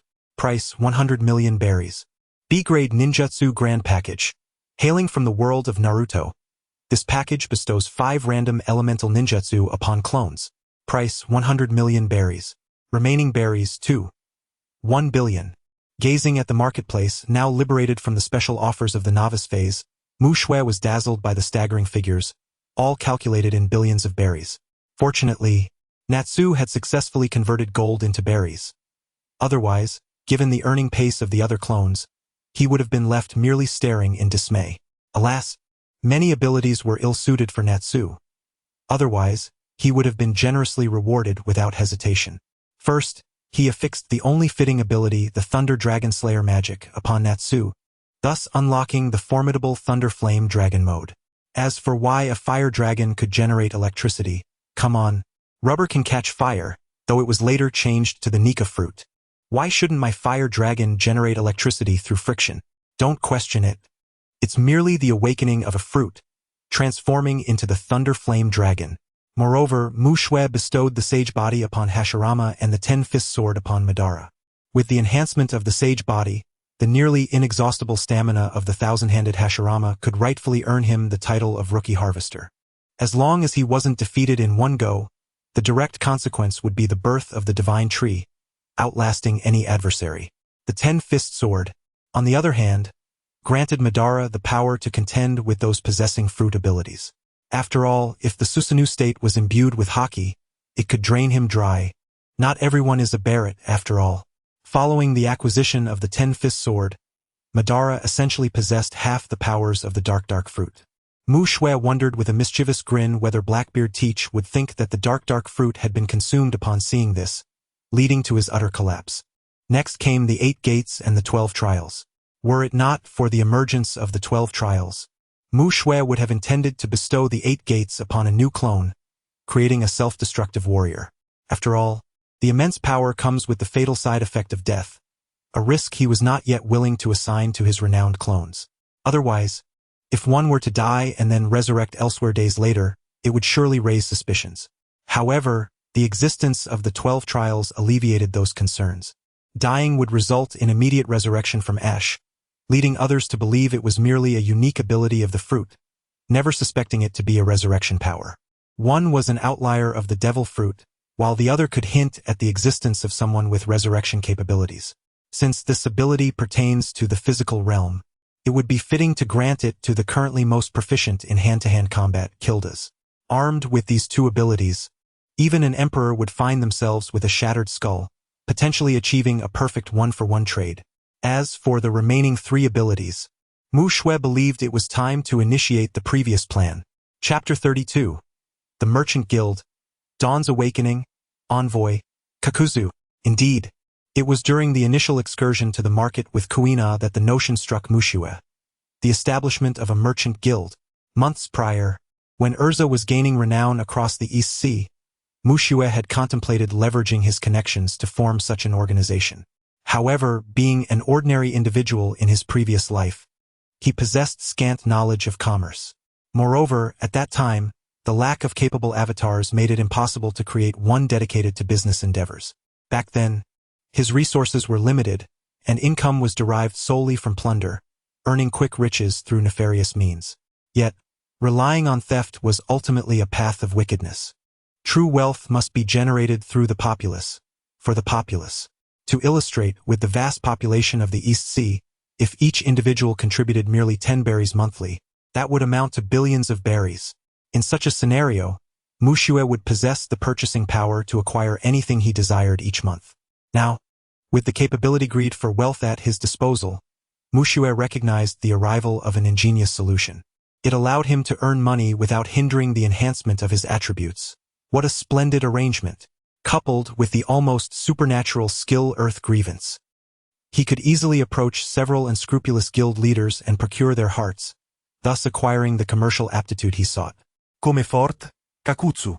As the light flickered, a man with black hair and green eyes, adorned with stitched seams and a mask, materialized before Mu Shui. The profitable Kakuzu avatar, Kakuzu level, 1 experience, 0-100 strength, D constitution, D agility, D spirit, D will, D attribute points, 0 abilities, Earth Grievance, 1-5. Greed for Wealth, B-Level Ninjutsu Gift Pack, Lightning Release. False Dark, Earth Release. Earth Spear, Water Release. Water Curtain, Fire Release. Fire Engraving, Wind Release. Pressure Damage. Upon seeing this splendid panel, Mushue momentarily felt it a pity to assign Kakuzu to the task of earning money. However, upon reflection, he realized that Kakuzu's inherent love for profit made this arrangement mutually beneficial. From now on, the responsibility of generating income rests upon your shoulders, Mushue remarked, patting Kakuzu on the shoulder. By the way, your identity will now be that of a relative of Uchiha Madara. Should any issues arise, you are to seek his assistance directly. Finally, as if recollecting something, Mushue advised Kakuzu. As for why he chose not to follow the original plan of seeking Urza's connections. First and foremost, Urza was currently traversing the Grand Line, embroiled in confrontations with Natsu, and it would be impractical to trouble her with such a trivial matter. It is worth noting that not everyone possesses the freedom of a marine like Garp, who can return home at will. Furthermore, since Uchiha Madara and Senju Hashirama have done nothing but squander resources since their inception, it would be unreasonable to impose upon them the burden of travel for such a minor issue. Additionally, with both currently imprisoned in Impel Down, requesting a leave of absence would be relatively convenient. It is known that the so-called impregnable fortress of Impel Down remains unconquered, save for the infamous Shiki, who severed his own legs a decade ago. Thus, requesting a leave of 10 days to half a month should be a feasible endeavor, and Mushue was confident that Magellan would acquiesce. How to say, both Ban and the interstitials were also transferred from the Navy headquarters for gilding. Magellan would surely not let this matter rest. With the formidable might of an admiral backing him, who would dare to reach out and sever ties? Perhaps Ban could achieve significant feats on his journey, thereby enhancing his reputation and dissuading any petty individuals from making a move. In addition, Mushue aspired to delve into the underground arms trade, a venture reliant on the connection with Don Quixote da Flamingo, who was reputed as the king of the underworld. Coupled with the presence of Alusa within the Navy, there existed a viable opportunity to profit from arms trafficking. This was also the reason Mushue preferred not to leverage Alusa's name. Otherwise, da Flamingo might take offense upon discovering a relative of Alusa involved, resulting in losses for Mushue. Although Mushue was unperturbed, the back and forth would consume valuable time. Without da Flamingo, he would have to consolidate the underground world himself and bribe the world government. What a hassle! It would be far more efficient to employ da Flamingo as a ready-made tool. When in dire need of funds, seizing da Flamingo would be a swift solution. The treasury of da Flamingo. Perfect. The moon hung high, in the East Sea, the kingdom of Scat. How vexing. That Count Frascabar is truly audacious. He dares to demand 60% of our profits. If we concede to him, wouldn't our efforts be entirely for his benefit? Remarked a somewhat portly man. Alas, what can we do? Ever since the last two oddities raided the royal treasury, taxes have risen exponentially. If it weren't for my family's long-standing presence here, I would have fled long ago, sighed another dark-skinned man helplessly. Bang! Suddenly, the door to the room was kicked open. A figure clad entirely in a cloak entered, their piercing green gaze instilling dread among the onlookers. This, esteemed sir, might I inquire what brings you here, and how we may assist you? The portly man, taken aback by the ominous presence, quickly regained his composure and cautiously probed. At this hour, an uninvited guest surely harbors ill intentions. The man could only hope this visitor sought wealth. As long as they remained alive, fortune could eventually be reclaimed. Open it up. The mysterious cloaked figure dismissed the portly man's inquiry and tossed a cloth bag towards him, instructing in a matter-of-fact tone. Seeing this, the portly man hurried forward to catch it, fearful of dropping it and incurring the stranger's wrath. Upon opening the bag, the portly man was horrified to find a severed head within. The grotesque expression caused him to tremble, and the head rolled onto the floor. This is Count Frascabar? Exclaimed a keen-eyed individual, recognizing the familiar yet ghastly visage, the very head they had been discussing moments ago. From this day forth, all of you shall join my trading guild. Those who oppose shall meet a similar fate. The onlookers, witnessing the scene, hastily acquiesced, not daring to show any sign of defiance. This is indeed a ruthless individual, and none present dares to oppose. Es temt Sir. May I inquire the name of our guild? It was still that stout man, feigning timidity as he asked softly. The Dawn of Awakening. Chapter 33. The Lottery. Uchiha Ibito in action. Opening the system panel. Host. Frost Moon Mushua level. 8 experience points. 14060100000 number of clones. 7. 1 not summoned. Lottery chances. 2 hosts abilities. Swordsmanship, Advanced. Master of Taijutsu, Synchronized. Teleportation, Personal Space 888. Gazing at the significantly upgraded panel compared to its initial state, Mushua felt a deep sense of satisfaction. Although his swordsmanship level was not particularly high, having just attained the rank of swordsman, it is worth noting that he is merely 12 years old. It has only been 5 months since his talent transformation. He has already achieved the same goal that Zoro reached at the age of 19. After all, unlike his clones, he does not possess an array of powerful skills constantly enhancing him, nor does he have numerous battles to hone his abilities. For Mushua, who aspires to be a behind-the-scenes powerhouse, there is no rush for strength. It will come in due time. If anyone dares to cross him, he could simply teleport and summon legions to confront them. System, initiate the lottery. Ding. Congratulations. Host, you have obtained a system-level upgrade card.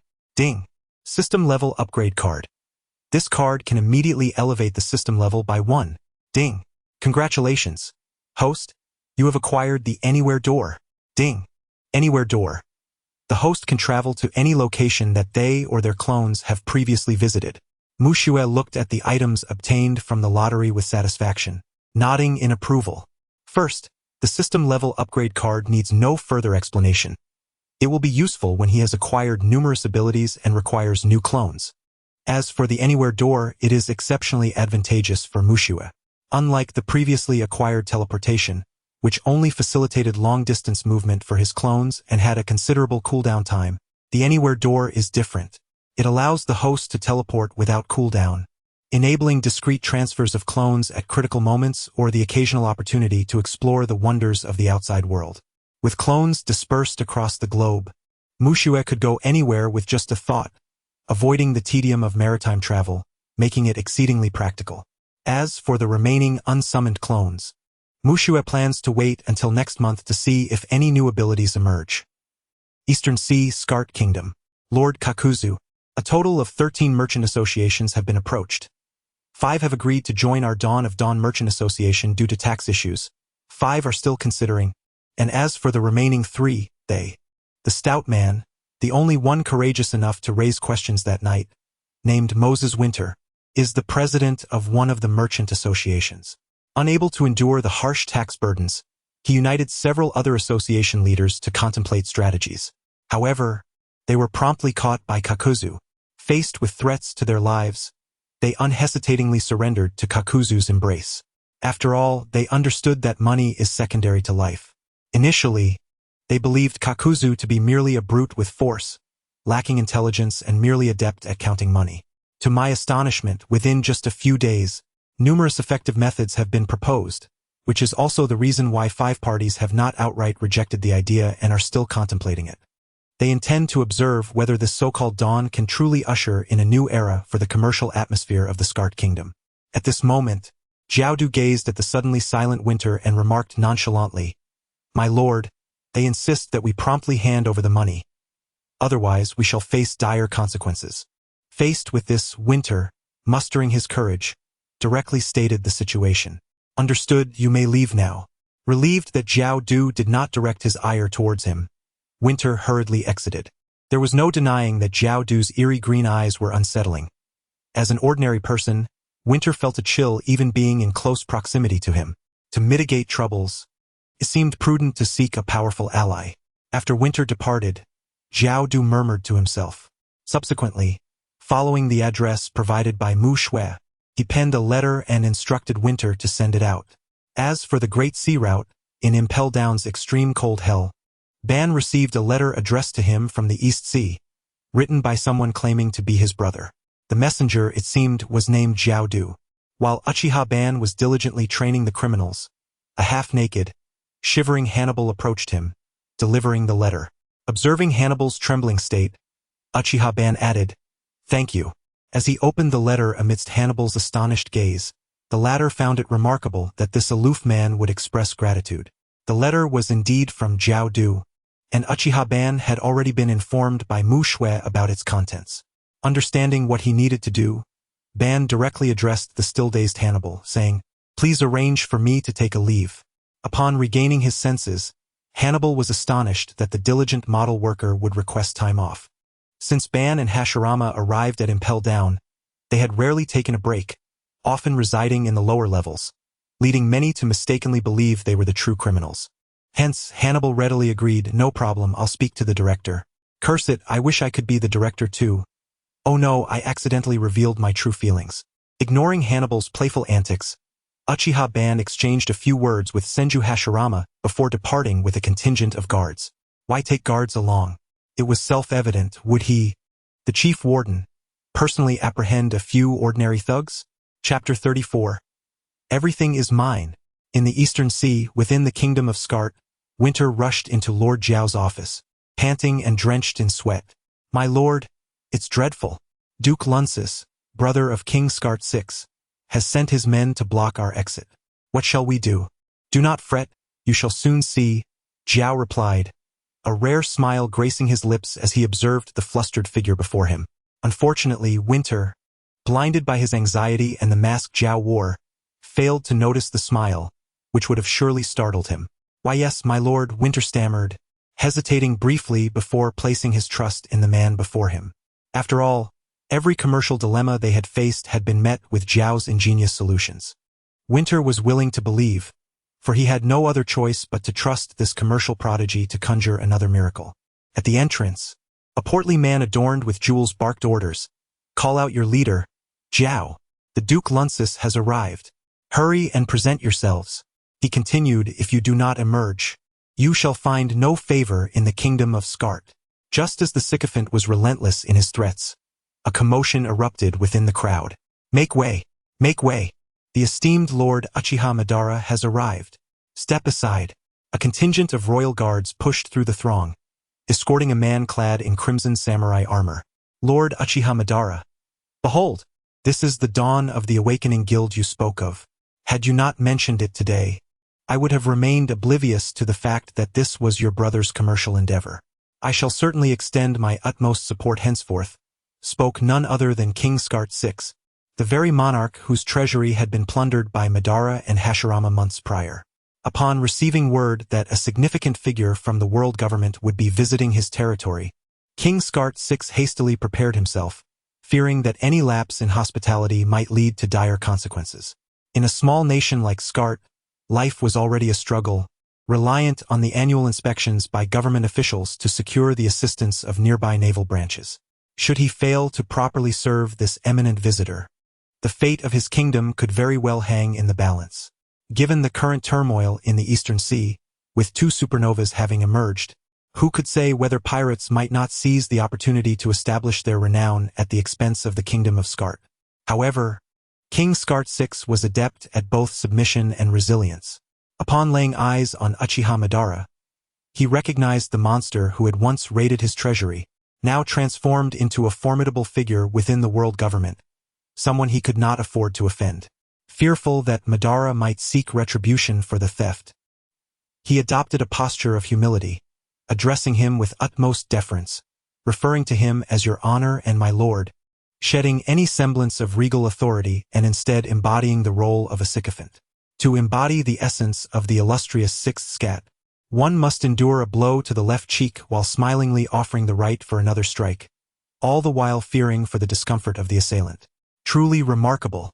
Observing the sycophantic demeanor of the sixth scat's minion, Uchiha Madara uttered a mere indifferent "Hm." What transpired ahead? Could it be that Lord Uchiha Madara was visiting relatives? Expedite the removal of these individuals. The sixth scat, noticing the commotion, hastily commanded his guards to intervene, anxious not to incite the displeasure of Uchiha Madara. "Your Majesty, ahead lies your brother, Duke Renzis," a guard swiftly whispered, sensing the rising ire of the sixth scat. Unexpectedly, Uchiha Madara, who had been in quiet contemplation, interjected, "What is this? Is there a disturbance at my brother's doorstep?" The sixth scat, drenched in cold sweat, quickly retorted, "No, my lord. Rest assured, our nation is secure. It must be a misunderstanding." "Yes, a misunderstanding." "Oh?" Uchiha Madara remained silent, his crimson gaze fixed upon the sixth scat. The sixth scat, fearing further delay, rushed forward. Confronting his brother under the banner of dawn, he felt a surge of frustration. "Here I am, toiling under the guise of humility, and you dare to cause trouble? Truly, you are testing my patience." Without hesitation, the sixth scat delivered 2 sharp slaps to Duke Renzis, leaving him bewildered. "Brother, why do you strike me?" Duke Renzis quivered, his head recoiling beneath the fierce glare of the sixth scat. "Do you grasp where you stand? This is the world government, the warden of Impel Down, and the merchant association led by Lord Uchiha Madara's brother. How dare you question my actions? If you provoke my lord's brother, prepare for dire consequences." Having spoken, the sixth scat turned away, internally lamenting, "I can assist you no further. May you, foolish swine, gain some wisdom." As the quarrel continued below, Kakuzu timely descended alongside Winter. Observing Duke Renzis, who knelt on the ground in abject repentance, Winter felt as though he were in a dream. Kakuzu paid no heed to the prostrated figure but approached Uchiha Madara directly. "Thank you. Foolish Auto, go forth without worry. I shall handle all." The two exchanged knowing smiles, recognizing that the mission orchestrated by Mushue had reached its conclusion. As for the Duke, he met an untimely demise on a dark and stormy night.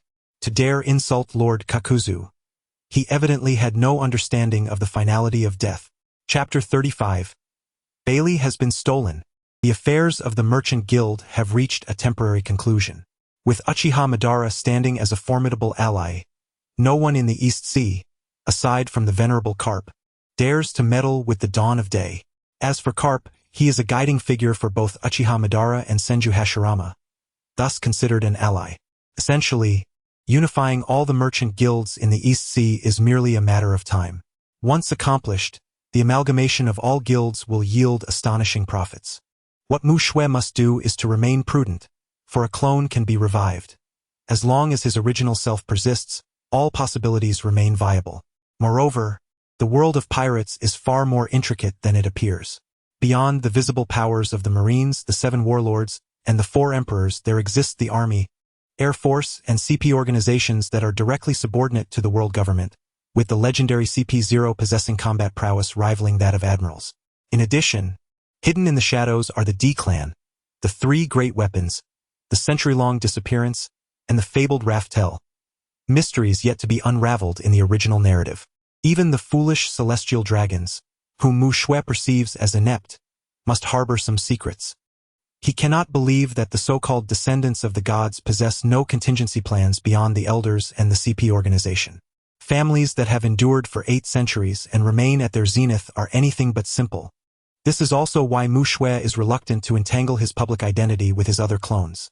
The only one with such a connection is his first clone, Elusha, who is embedded within the Marines. Even the Merchant Guild's Kaido operates under the aegis of Uchiha Madara and bears no relation to Mushue. This is to ensure that he remains entirely outside the purview of the elders or Imu, the enigmatic figure seated upon the throne.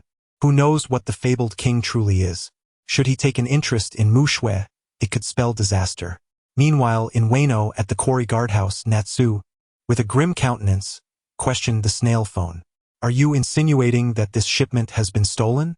Hearing Natsu's ominous tone, the voice on the other end quivered in fear, responding, "Why yes, Lord Natsu." Upon terminating the call, Natsu prepared to exit, inadvertently colliding with the approaching Dopeng.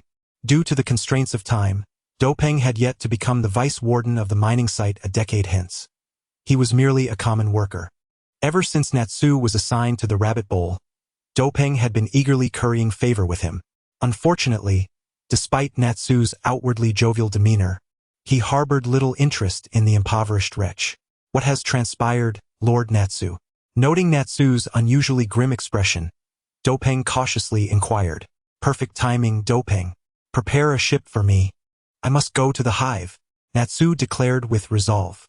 The hive? Dopeng was taken aback. It was a notorious haven teeming with nefarious pirates. Why would Natsu venture into such a perilous locale? Indeed, some fool has intercepted my cargo. I shall retrieve it myself, Natsu explained, his expression unreadable. Now I understand. Upon hearing this, Dopeng managed to unravel the intricacies of the situation. In simple terms, it was yet another oblivious pirate who had audaciously seized Natsu's goods, taking refuge in the hive. In the next moment, Dopeng realized this was a splendid opportunity to align himself with Natsu. After all, relying solely on his own strength, he would likely fall short of becoming one of the Flying Six. However, Natsu was different. Jack was still just a child, and there was a vacancy for the prominent position.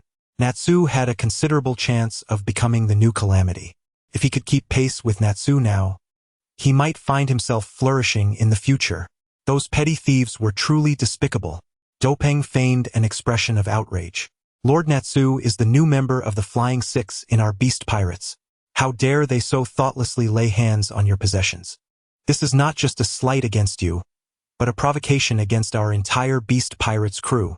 Seeing Dopeng suddenly more incensed than himself, Natsu was momentarily taken aback, adding, "No, they didn't know those were my goods.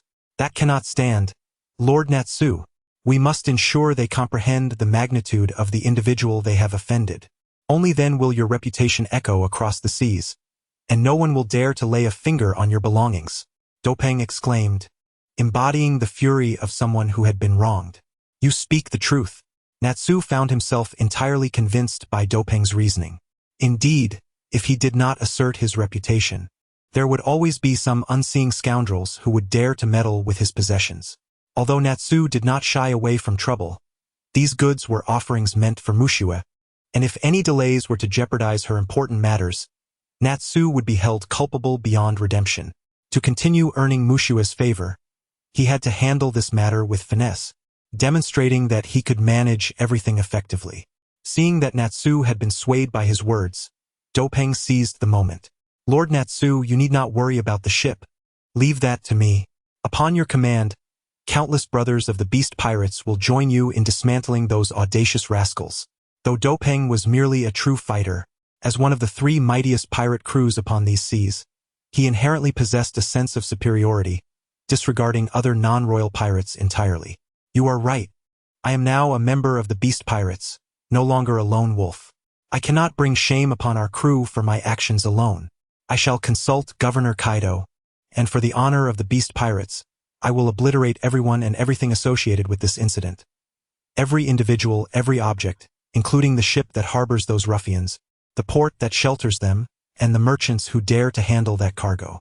Not a single one shall remain."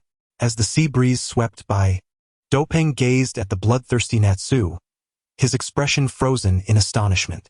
Chapter 36. Let Chaos Reign. The Grand Line, a certain island. With veins bulging on his forehead, Doflamingo gazed down at his cadre and shouted, 20 billion berries, all snatched away? Observing Doflamingo's lack of his trademark laughter, his subordinates were drenched in cold sweat, unable to meet his gaze. The escorting officers, Gladius and Senior, had fallen victim to their adversary's scheme, resulting in a gang of lowly thieves making off with their cargo, including the 20 billion berries intended for Natsu. Realizing their blunder, they hastily gave chase, only to discover that their opponents were subordinates of King Niji from Hive Island. This was one of the former officers of the legendary Rocks Pirates. Alongside him were titans such as Whitebeard, Big Mom, and Shiki the Lion. Even Kaido, who was currently allied with them, had merely been an intern in the Rocks Pirates at that time. It was evident that Gladius and Senior had no choice but to retreat in despair. Consequently, the cargo and the 20 billion berries slipped through their fingers.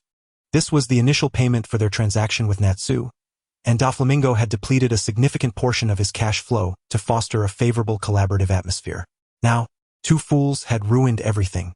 Doflamingo meticulously calculated the assets under the Don Quixote family name and realized that he could not amass another 20 billion berries in a short span.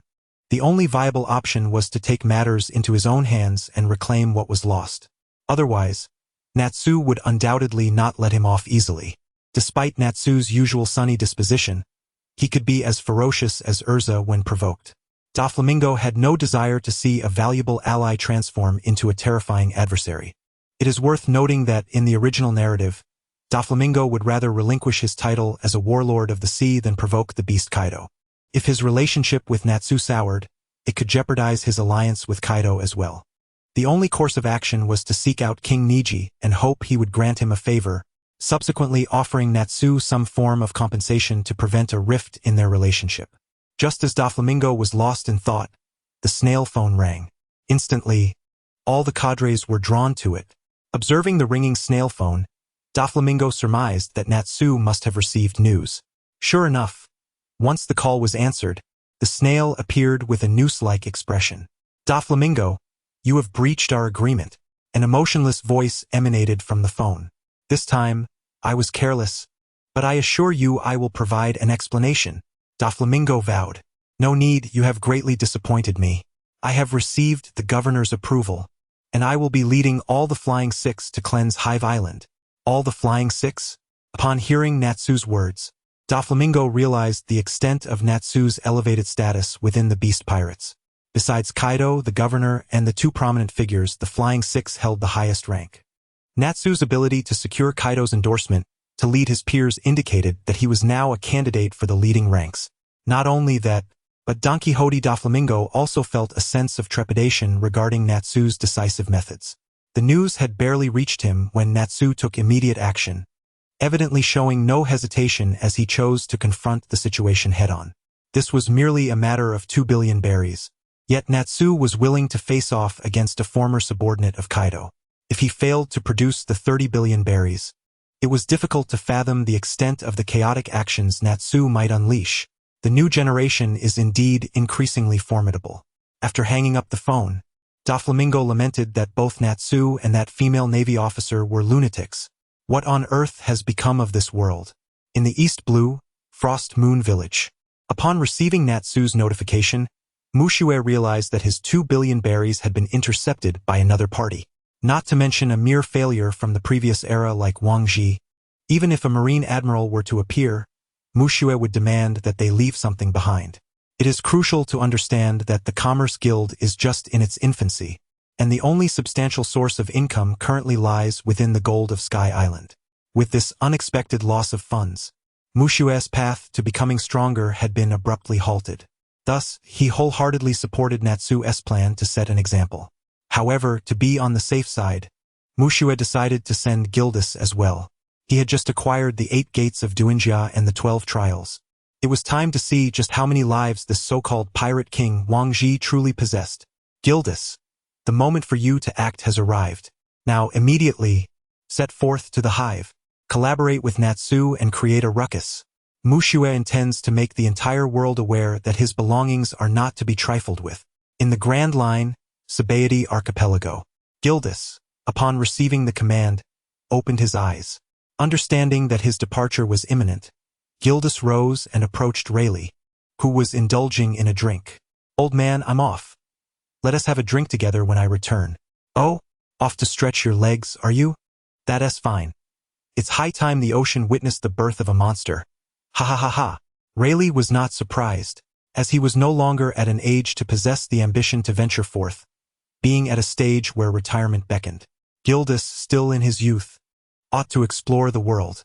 "By the way, take this." Rayleigh seemed to recall something and handed Gildas a life card. "After you create a ruckus, don't return.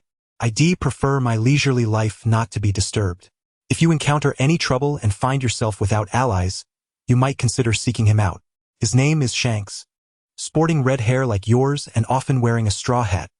He is someone you can trust to have your back." In the East Blue, Frost Moon Village. Far away in the East Blue, Mushue gazed at the latest report in his hands. Shocked, the entire Flying Six of the Beast Pirates have mobilized. Who on earth has provoked the maritime overlord? It must be said that Morgan's newsbirds are remarkably swift. Natsu had just informed him of his impending departure, and already this news has been published. Indeed, as a royal-level pirate crew, every move they make is under the scrutiny of others. Fortunately, Mushue is merely a minor character, living freely and unburdened.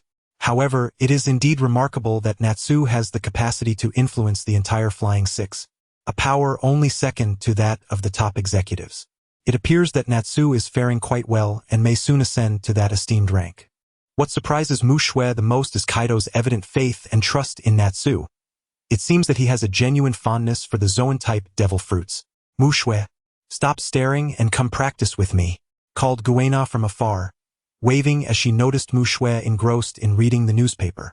Observing the girl's radiant figure, Mu Shui couldn't help but reflect on how swiftly girls mature. In just a few months, she has blossomed splendidly. Here she comes, here she comes. Chapter 37. Eyes from Around the World. Naval Headquarters, Marine Ford. What new scheme is that scoundrel Kaido concocting now? Sengoku exclaimed, slamming his fist onto the table as he observed the unsettling movements of the beast pirates on the information screen. Who knows? Carp replied nonchalantly, digging into his nose. This trivial matter is far less significant than my record-breaking donut consumption.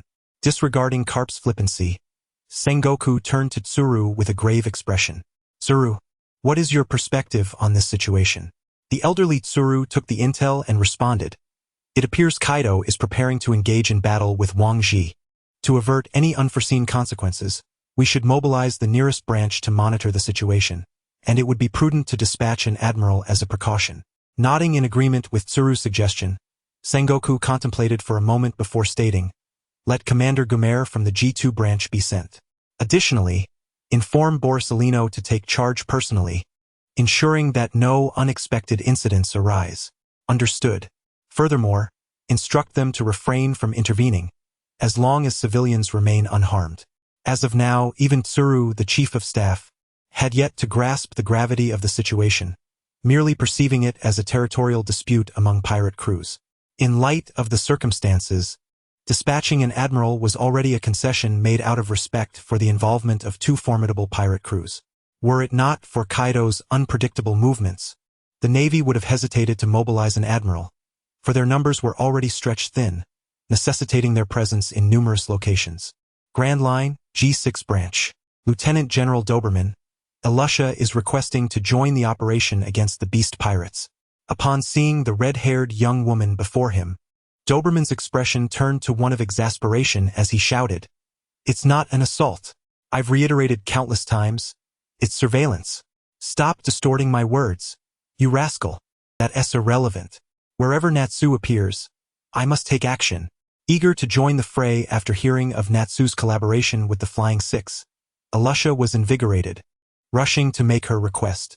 Following her remarkable performance in the previous battle, she had been promoted to the rank of Rear Admiral, an impressive advancement attributed to her status as the nemesis of the most notorious pirate of this generation, Natsu. Her repeated victories over him had significantly elevated her standing within the Navy. Thus, she was determined to seize this opportunity. Seeing Elusha's resolute expression, Doberman sighed in resignation. Fine, but this time I want to be leading the team.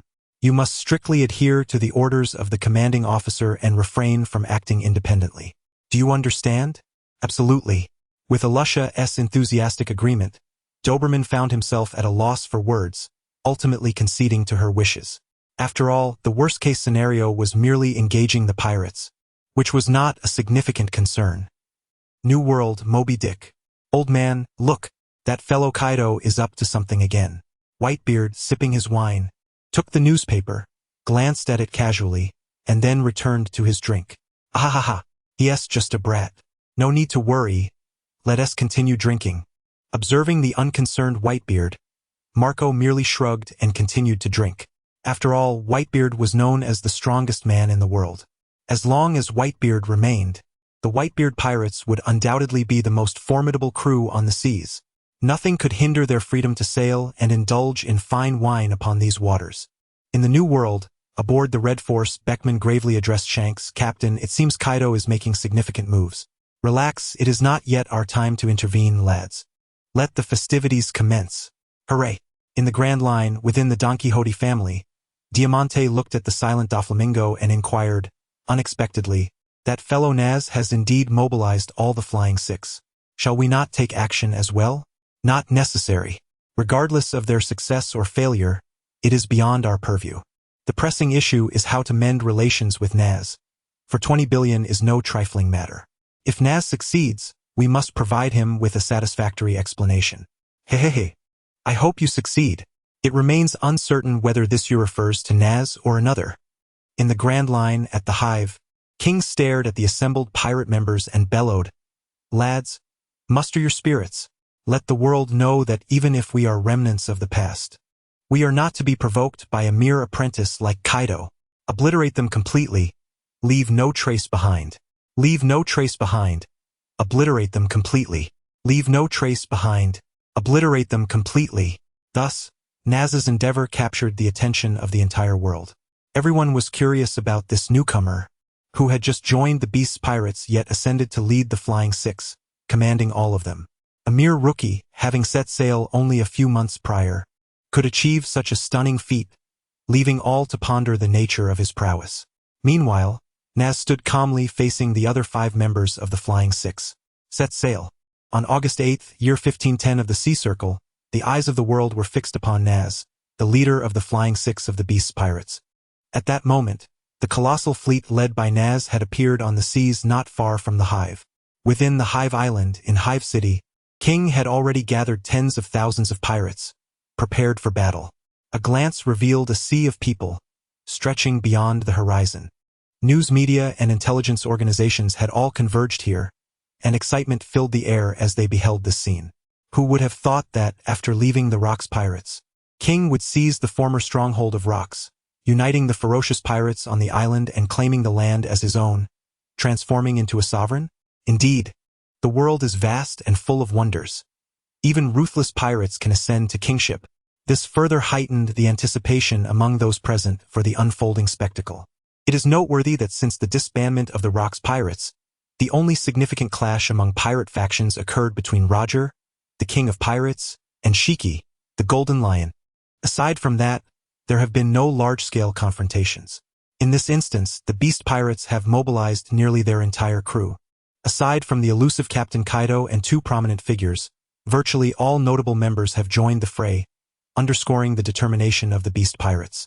There is a prevailing sentiment that this clash will undoubtedly be a decisive battle between Kaido and Wang Ji, the new and the old titans of piracy. Given the magnitude of this conflict, it is inconceivable that Kaido, as the governor, would not emerge to engage in a kingly showdown. This is poised to be the grandest war since the dawn of the great pirate era. It is, indeed, a war.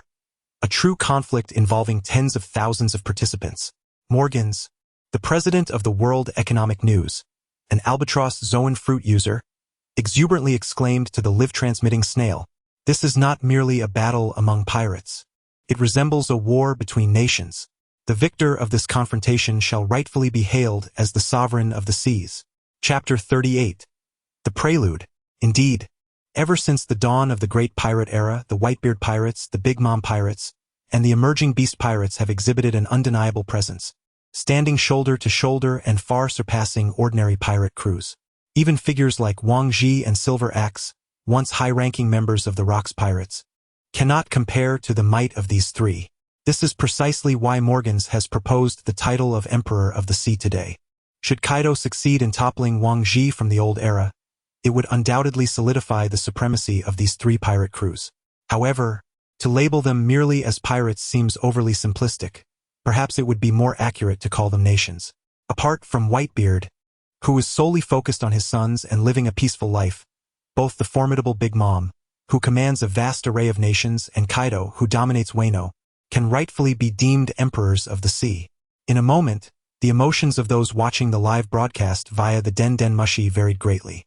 Ordinary citizens felt fear and trepidation, uncertain of what an emperor of the sea truly entailed. Yet they understood that should the pirates grow in power, they would be the ones to suffer.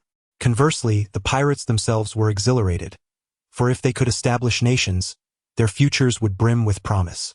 Meanwhile, the Navy and the world government remained on high alert, prepared to confront the impending wave of turmoil. The astonished gasps of the populace did not hinder the advance of Natsu's fleet, which soon approached Hive Island aboard their red-horned ships, each adorned with 6 long horns. In the East Blue, Frost Moon Village stood in stark contrast to the perilous Grand Line, offering a semblance of safety, especially since the arrival of Alusha. Natsu and his companions would routinely clear the seas of pirates before departing, rendering the East Blue the most secure maritime region. Villagers, who would typically be preoccupied with their daily affairs, now gathered before a den mushi, captivated by the breathtaking spectacle unfolding before them. Mushue was also present, accompanied by Kuina and Zoro.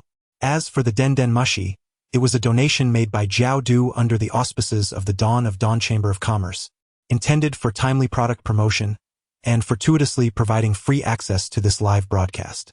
Is this the might of the world as strongest? One day, I too shall stand at the pinnacle of the world. Observing the dream-filled gaze of Kuina, Mushue smiled indulgently. You have much time ahead, for I shall undoubtedly be the world's #1. Just then, the unwelcome interruption of the green-haired figure shattered the enchanting atmosphere, only to be met with Mushue's affectionate punch. As Mushue gazed upon the swarm of heads thronging Hive Island, she realized that these were not merely insignificant foes to be easily dispatched. This was reminiscent of the climactic battle a decade hence. However, compared to the scale of that great war, this battlefield fell woefully short, lacking even a single admiral-level combatant at most. There were 2 candidates for admiral and perhaps some elite vice-admirals. After all, Wang Ji was no spring chicken. He was a veteran from the same era as Whitebeard. Let us hope Natsu's new strategy proves effective, lest a failure lead to a most awkward situation. While others remain oblivious to Kaido's whereabouts, Mushue possesses a clear understanding. Kaido was still inebriated when Natsu and his companions set forth, revealing his utter disdain for the so-called senior comrades aboard the same vessel. This also serves as a source of confidence for Natsu. At that very moment, as the world's gaze converged upon the Hive, a robust figure adorned with crimson hair was traversing the calm seas of the windless zone. On the southern shore of Hive Island, directly opposite to the direction of Natsu and his party, Gildarts calmly stepped onto the sandy beach. He then employed his formidable observation haki to perceive his surroundings before hastening towards the urban center of the Hive. Meanwhile, the indolent Admiral Kizaru was idly toying with a den mushi in his hands, accompanied by Rear Admiral Gumer, a bald swordsman skilled in the dual-wielding technique. Also present was Urza, who voluntarily joined and ranked just below Kizaru and Gumer. Surrounding them were numerous elite Navy personnel, safeguarding civilians and some nobles within the square. Admiral Kizaru, shall we merely observe from here? Is there no need for us to take the initiative? Queried a naive brigadier beside Gumer. Who knows? The youth of today are truly formidable, came Kizaru's languid response, evoking a desire to chastise him, a stark contrast to what one would expect from a world-class powerhouse. The brigadier, taken aback, fell into an awkward silence. Perhaps we should seek an opportunity to annihilate these 2 pirate crews in one fell swoop, Urza suggested, seizing the moment as the brigadier fell silent. Upon noticing the Navy's rising star addressing him, Kizaru turned his gaze, responding in his characteristic nonchalant manner. Is it for Natsu? Such fierce competitiveness. If you wish to go, then go. The ones below are as strong as monsters. Should anything occur, I shall not be held accountable. Unfazed by Kizaru's indifferent demeanor, Urza remained resolute, ready to take action. Gumer, sensing the increasingly tense atmosphere, chimed in, Major General Urza, Admiral Kizaru makes a valid point. Let the numerous pirates outside engage in their own conflicts. If we seek to capture that fire dragon, we can easily wait until the war concludes before taking action. There is no necessity to confront 2 factions simultaneously, which would only result in unnecessary casualties. To his surprise, Urza merely cast a glance at him, offering no reply. Such a seasoned vice-admiral, Gumer felt reluctant to engage further in conversation with her.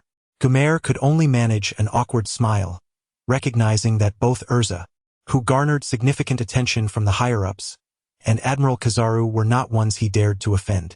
He had initially intended to curry favor with Kizaru, believing Urza would remain unperturbed, yet found himself caught in an uncomfortable predicament. In the East Blue, within the kingdom of Goa, a figure cloaked in a dark green cape gazed upon the bustling metropolis before him, then cast his eyes toward the uncertain destination on the horizon, reflecting, the world is ailing. Even pirates can ascend to become rulers of nations. Only by shattering the shackles and rebuilding can one attain rebirth. For Naz, all of this held little significance. Within mere minutes, the fleet of the beast pirates had already docked under the watchful gaze of the Wangji pirates. Thus commenced a battle that would capture the attention of the entire world. Chapitre 39, un shattering spectacle. Amidst a tempest of gunfire and artillery, the beast pirates surged forward like a relentless tide, swiftly overpowering all the pirates stationed at the port under Wang Ji's command. The troops stationed along the shore were similarly overwhelmed by the formidable forces of the Flying Six and a cadre of elite pirates, left in disarray. At the forefront was the ancient Zoan type, the Triceratops form of Sakamoto, charging ahead and clearing a path through the encircling pirates with astonishing vigor. His sheer strength unveiled the formidable potential of the Zoan devil fruit to the world. Alongside him, the youthful yet formidable Runti in her Allosaurus form and the thorny dragon form of Pagewan, despite their tender years, showcased remarkable prowess owing to their ancient lineage. With a few clearing the way, the rest of the beast pirates aboard the fleet roared with fervor, their spirits soaring. The subordinates of Kaido, this apprentice, displayed a modicum of strength.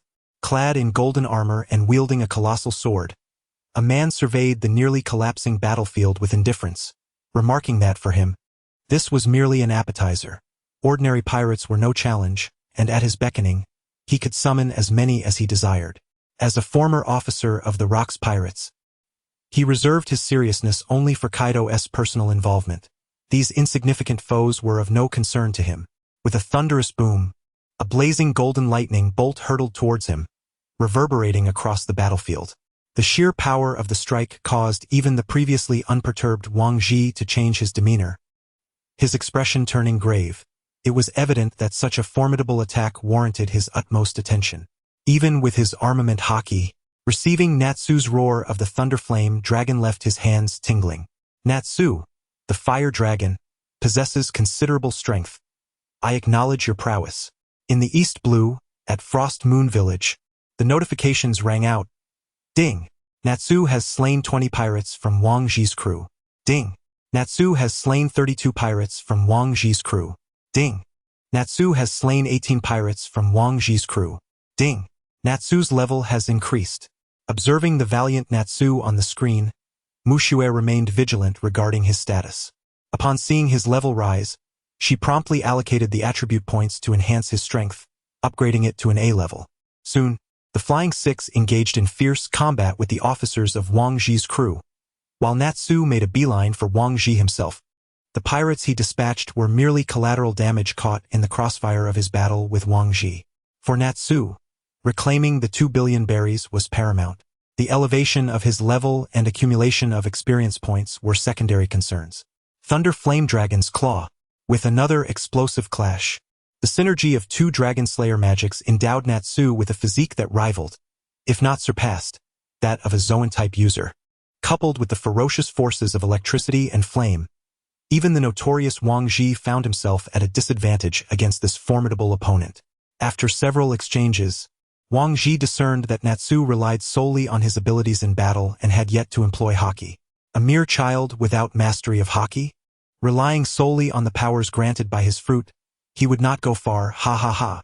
Engaging in combat, Wang Ji attempted to disrupt Natsu with words, but alas, the emotionless Natsu, as a mere clone, remained unaffected by his provocations. Suddenly, a more formidable bolt of lightning and flame surged forth. The shattered fangs of the Thunder Flame Dragon. This world is not solely defined by haki, old man. A new era has dawned, and you, a relic of the past, would do well to retreat to your grave. Emotionless, Natsu resolved to retaliate in kind. For a moment, Wang Ji found himself gnashing his teeth in frustration.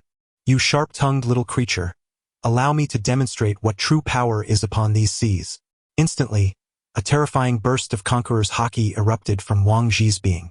The haki of the Conqueror entwines, a formidable skill only grasped by true top-tier warriors. With a single strike, he repelled Natsu, who had previously held a slight advantage. Feeling the sudden surge of strength, Natsu could not help but take a deep breath. The warm-up is over. Now I shall show you what true power entails. Thunder Flame Dragon. Dragon Mode. A terrifying inferno surged from Natsu's body, interspersed with raging lightning that charred the surrounding earth. In an instant, a humanoid dragon materialized before Wang Ji. Observing the once diminutive Natsu now standing at equal height, Wang Ji's heart skipped a beat. Prepare to meet your end, Wang Ji. Crimson Lotus Thunder Dragon Fist. In his dragon form, Natsu unleashed a speed imperceptible to the naked eye. Even with Wang Ji's formidable observation haki, he could not react in time, receiving a powerful blow to his helmet. The golden helmet, along with blood, flew away. The combatants, Runti and Pijuan, among others, were left agape. They had not anticipated that this newcomer, who so brazenly climbed to their heights, possessed such terrifying strength. Cough. Cough, I truly underestimated you. Rising, Wang Ji regarded the now formidable Natsu with solemnity. Thunder Flame Dragon Spear. Ignoring Wang Ji's words, Natsu ascended into the air, raising his hands high. As flames and lightning converged, he forged a colossal spear over 100 meters long, hurtling towards Wang Ji. Get down. The moment he witnessed Natsu's movements, Zhen Daoping shouted urgently. Though he had never seen the Thunder Flame Dragon Spear in its dragon form, he had been fortunate enough to witness the regular Flame Dragon Spear, whose power could collapse a mountain. This was why he firmly believed in Natsu's potential to become a major player, due solely to his strength. Indeed, the next instant, boom! A tremor akin to an earthquake shook the ground, and the winds it stirred astonished all present.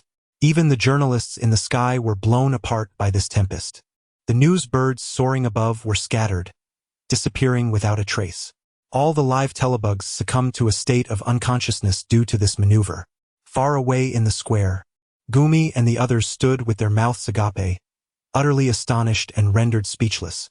Truly, what a formidable newcomer! Huang Yuan remarked with a hint of surprise and incredulity.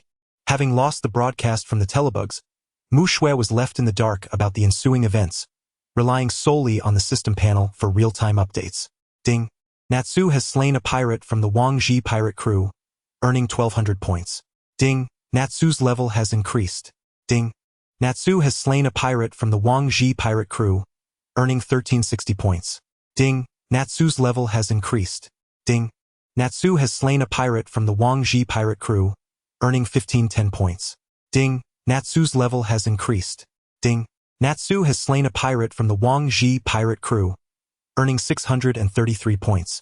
As the kill notifications flooded the screen, Natsu's level surged dramatically, achieving a remarkable leap to level 17. Mu Shui promptly allocated his points, enhancing his physical prowess to N's rating and his agility to A rating. Thus, Natsu officially possessed the strength to contend with vice admirals and prospective generals under normal circumstances. This recent technique had been Natsu's most potent strike to date. Augmented by the special state of dragon transformation, he meticulously intertwined, compressed, and condensed two attributes of the devastating Dragon Slayer magic, culminating in a truly spectacular display. Even with Natsu's current physique, such a feat drained the majority of his stamina, rendering a second execution nearly impossible. Should he fail to severely injure Wang Ji, the prospects of the upcoming battle would become dire indeed. Chapter 40. The curtain falls on Wang Ji. Enter Kildas. Witnessing the astonishing scene before him, Peggy Wan, who initially harbored some reluctance, now trembled as he turned to his sister and inquired, "Sister, do you still wish to challenge Lord Natsu?" "Challenge? Not on your life." Ruinti shot him a disdainful glance, clearly exasperated by his lack of insight. This maneuver not only struck Wang Ji but also resonated deeply within the hearts of every member of the Beast Pirates. All were left with an indelible memory of this formidable newcomer, whose strength surpassed that of the other Flying Six, reaching the level of a true heavyweight. In the sky, only a few, including Morgans and the nearby newsbird, still had the energy to capture the moment. Fortunately, his keen instincts alerted him to the impending danger when Natsu transformed, prompting him to retreat and narrowly evade the brunt of the ensuing storm. Breaking news! What a scoop! Thankfully, my camera is intact. This issue will undoubtedly soar in sales. Morgans, in his avian form, excitedly snapped photographs. Meanwhile, on the Navy's side, a cold voice echoed from afar, "Aim and fire." It was Alusha, leading the Navy alongside Gumir. Yellow Monkey observed from a distance, preferring not to engage unless absolutely necessary. After all, who wouldn't he relish a bit of leisure? Boom! Boom! Boom! The warships, laden with cannon fire, unleashed a barrage that caught the still-stunned pirates off guard. The members of the Beast Pirates and Wang Ji's crew scrambled in chaos. Wait, a female pirate in red? It's the Navy's rising star, a Commodore. Now, that's a headline, Morgans exclaimed, realizing that a sensational story was unfolding with the arrival of a third party in the chaotic battlefield. Navy New Star successfully annihilates 2 pirate crews? As he captured Alusha on film, Morgans pondered what title would do justice to such a scene. The arrival of Alusha transformed the battlefield into a perplexing tableau. What began as a 2-sided conflict morphed into a 3-way melee.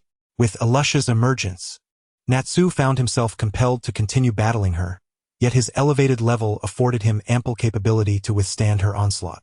You inexperienced youngsters, do not underestimate me. Just then, amidst the ruins, Wang Ji, bloodied and clad in tattered golden armor, struggled to rise. You newcomers think you can challenge me? You have much to learn. Listen well. I am Wang Ji, a high-ranking officer of the Rocks Pirates. With that declaration, Wang Ji, as if rejuvenated, concentrated all remaining Haki and Conqueror's Haki within him, brandishing his sword as he charged toward Natsu and Alusha. Witnessing the bloodied figure, wounds adorning his body, Wang Ji, still propelled by an indomitable will, delivered his final strike. Natsu and Urza, in perfect synchrony, ceased their skirmish and launched an assault against him. In the East Sea at Frost Moon Village, through Natsu's perspective, Mushue realized that yet another legendary figure was on the brink of demise. Had it not been for his subordinates, consumed by greed, who had encroached upon Mushue's territory, she would have refrained from provoking these remnants of a bygone era. Alas, fate can be cruel. Grant him a dignified end. After issuing orders, Mushue shifted her focus to Gildarts. As Wang Ji's saga drew to a close, this battle would undoubtedly elevate the reputations of both Natsu, who had inflicted grievous injury upon Wang Ji, and Urza, who had fought him to a standstill. After all, they had vanquished a monster left in the wake of the Rocks era, an entity whose stature rivaled that of Whitebeard and surpassed even Kaido in seniority. In the Grand Line at Hive, upon receiving the command, Urza and Natsu boldly faced Wang Ji's final, desperate blow. In the depths of his reluctant gaze, the duo granted this aged pirate a semblance of dignity, much like his captain, as they were apprehended by both pirates and the Navy alike. With a click, Morgans captured the moment, marking the descent of the infamous pirate Wang Ji, a remnant of a bygone age. Even amidst the fierce competition of the Rocks Pirates, he stood as an undeniable powerhouse, ultimately succumbing to the tides of time and the emergence of a new era's might. His illustrious reign has concluded. In truth, the moment the Rocks Pirates fell, his era had already met its demise, though he had been unwilling to acknowledge it. Now he was vanquished, brought to an end by a coalition of naval supernovas and pirate supernovas, akin to how Garp and Roger had concluded the Rocks saga, thereby crafting a flawless epilogue. Without Wang Ji, the Wang Ji pirates were but a disjointed assembly of lost souls, swiftly subdued by the Navy, while the Beast Pirates offered no resistance, retreating to the periphery of the battlefield, prepared to await Natsu's command. After all, the war was far from over. One side had merely exited the stage prematurely. The Flying Six, alongside the formidable Marine Vice Admiral Gummir and several high-ranking officers, stood on edge, the target of this punitive expedition now transformed into the unexpectedly arriving Navy. Turning back to Natsu, having concluded Wang Ji, Urza once again brandished her sword, initiating a new round of conflict. In an instant, all pirates and Marines plunged into another fierce bout. Unfortunately, despite Natsu's withdrawal from his dragon form due to excessive energy expenditure, Urza, even at her current strength, could not match the elevated prowess of Natsu, and the two could only engage in a stalemate due to Natsu's prior exertion. Yada no Kagami, a languid voice resonated across the battlefield, as golden specks of light fell like raindrops. Boom! Boom! Boom! Amidst the resounding roars, the Beast Pirates suffered catastrophic damage. Even the Flying Six, who wielded ancient Zoan-type devil fruits, found themselves utterly defenseless, as the battlefield became a gruesome tableau of chaos. Admiral Kizaru of the Navy, gazing at the distant golden light, some pirates began to recognize the identity of the approaching figure, a realization that struck the young Flying Six and the true hits, making them acutely aware of the weight carried by the term the highest combat power of the Navy. The Flying Six, taken aback by the sight of the figure clad in a yellow-striped suit, instinctively recoiled in fear. In stark contrast to the pirates' panic, the morale of the Navy surged. Admiral Kizaru. Amidst the jubilant cheers, Kizaru approached Alusha and Natsu. "Ah, the new recruits are truly formidable." A teasing voice echoed just as Alusha and Natsu found themselves engulfed in anxiety. "Admiral Kizaru, Natsu is my prey." Alusha boldly met Kizaru's case. Unflinching in the presence of the sudden arrival. "Well, there will be plenty of pirates to catch in the future. Let us end things here for today, or I may find myself working overtime," he replied, maintaining his characteristic nonchalance. Although the Navy typically refrains from intervening in the disputes among great pirates, Natsu's astonishing display today left even the seasoned admiral feeling a tremor of apprehension. Perhaps Natsu was not yet his match, but what about a year from now or two? No one could predict whether Natsu, as a mythical beast, might evolve into a monster akin to Kaido. It is worth noting that in merely a few months since Natsu first gained notoriety, he had transformed from a fledgling pirate with a bounty just over 100 million to a force capable of rivaling the great pirates of the previous era. The difference in his strength was nothing short of staggering. Even Kizaru, the most seasoned and experienced of the current admirals, could not help but marvel at Natsu's extraordinary potential. Thus, he resolved to take matters into his own hands. The Navy would never allow another Kaido to emerge from the beast's pirates. As Kizaru made up his mind to intervene personally, Alusha began to contemplate whether to join forces with Natsu against Kizaru or to observe from the sidelines, waiting for the opportune moment. Noticing Alusha's pause, Kizaru assumed she comprehended his intent and raised his gleaming right leg, prepared to deliver a lethal blow to Natsu. Suddenly, as if sensing something, he pivoted and kicked out. Bang! "Apologies for my tardiness. I'll handle the ensuing battle." Kildas made his entrance. Chapter 41. The Battle of the Admirals. It has erupted. It is about to explode. Who would have thought that the Admiral would also intervene? I came here personally, and indeed, my decision was correct. As Morgans gazed upon the sudden appearance of the Admiral Kizaru on the battlefield, his eyes sparkled with excitement as he exclaimed. Just when he believed that everything would settle with the Admiral's intervention, a mysterious figure emerged, successfully intercepting Kizaru's kick. "You are the red-haired destroyer?" Kizaru inquired with a grave expression, eyeing the figure reminiscent of the red-haired pirate his subordinate had mentioned. Had it not been for the bounty that bore a striking resemblance to Rayleigh, yet with hints of Shank's characteristics, Kizaru would hardly remember a novice pirate. However, the overwhelming aura and astonishing power emanating from him were far beyond what the previous intelligence had suggested. "You dare to call him a rookie?" The sudden turn of events astonished the entire battlefield. Especially the Flying Six, who had braced themselves for total annihilation, now found a glimmer of hope for a reversal. A red-haired man, standing merely 2 meters tall, distorted the air around him visibly. It was Kildas, who had arrived just in time after unlocking the 8th gate. In the original tale, when Lee opened the 3rd gate, his facial expressions began to warp. Yet, for Kildas, a master of martial arts sustained by armed hockey, the 3rd gate posed no adverse reactions beyond the chaotic air currents surrounding him. "I've heard the Admiral is formidable. Today I shall witness it firsthand." Kildas summoned the vast reservoir of armed hockey within him.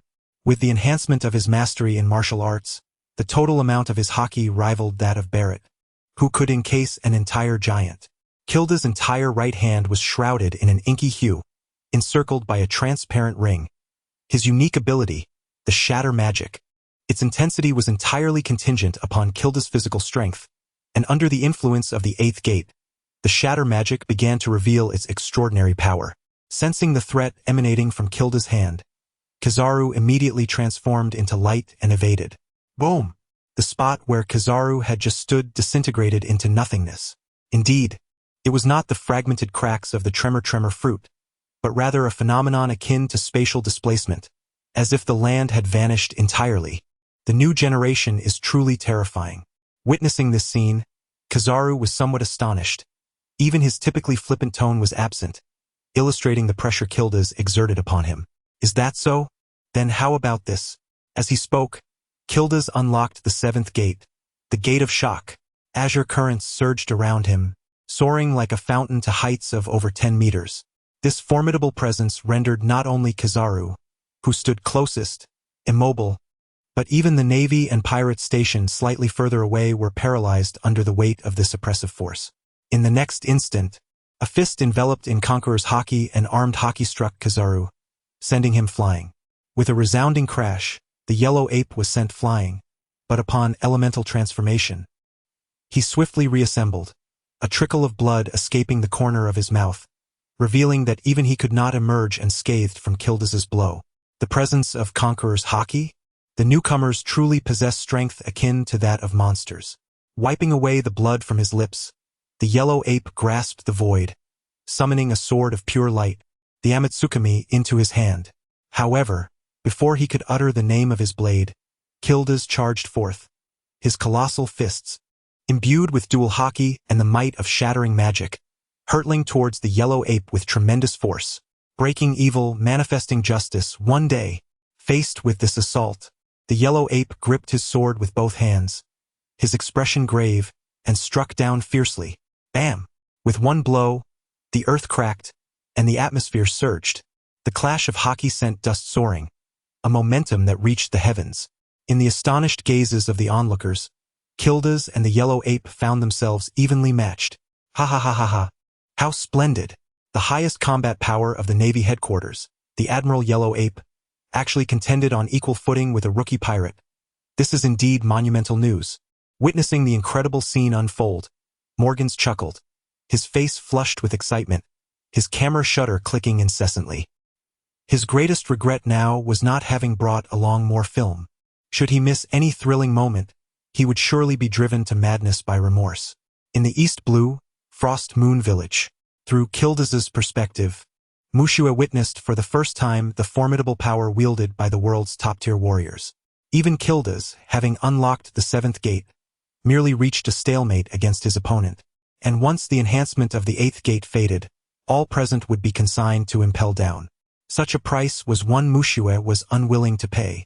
He would rather perish fighting than allow them to be captured. Although resurrection might draw the world's attention, at least it would provide a pretext for a feigned death. However, should they be taken to impel down, even the likes of Senju Hashirama and Uchiha Madara would find the situation dire. The potential exposure of connections between Senju Hashirama, Uchiha Madara, and Natsu posed a grave risk, one that could extend to the merchant guilds far away in the East Blue and to Mushua himself. This was something that must be avoided at all costs. Given that hope for the bounty was virtually non-existent, it became imperative that Yellow Ape not emerge unscathed. As Mushua gazed at Kildas's panel displaying the 12 trials and the 8 gates, a glint of cold resolve flashed in his eyes. If they were to play, let it be a grand spectacle. Natsu prepared to retreat while Urza feigned pursuit. At this moment, no one would be paying attention to them. Kildas, unleash the formation of the 8 gates. I want the entire hive. Make it vanish. Chapter 42. Shattering evil and manifesting justice. The battlefield was beyond description. Under the fierce clash between the formidable Yellow Ape and the monstrous Kildas, Hive Island appeared as if ravaged by an 18-level typhoon, followed by a 12-level earthquake. Pockmarked with craters, buildings lay in ruins, and seawater surged inland, claiming the lives of countless pirates and Navy personnel. Such overwhelming power. Rays of laser beams shot towards Kildas, only to be effortlessly dismantled by his shattering magic. No effective damage could be inflicted upon Kildas. The sole strategy was to buy time and hasten the depletion of his stamina. The seasoned Yellow Ape, perceptive as ever, discerned that Kildas's sudden transformation and peculiar surge in power must be time-limited. He understood that merely stalling would yield victory.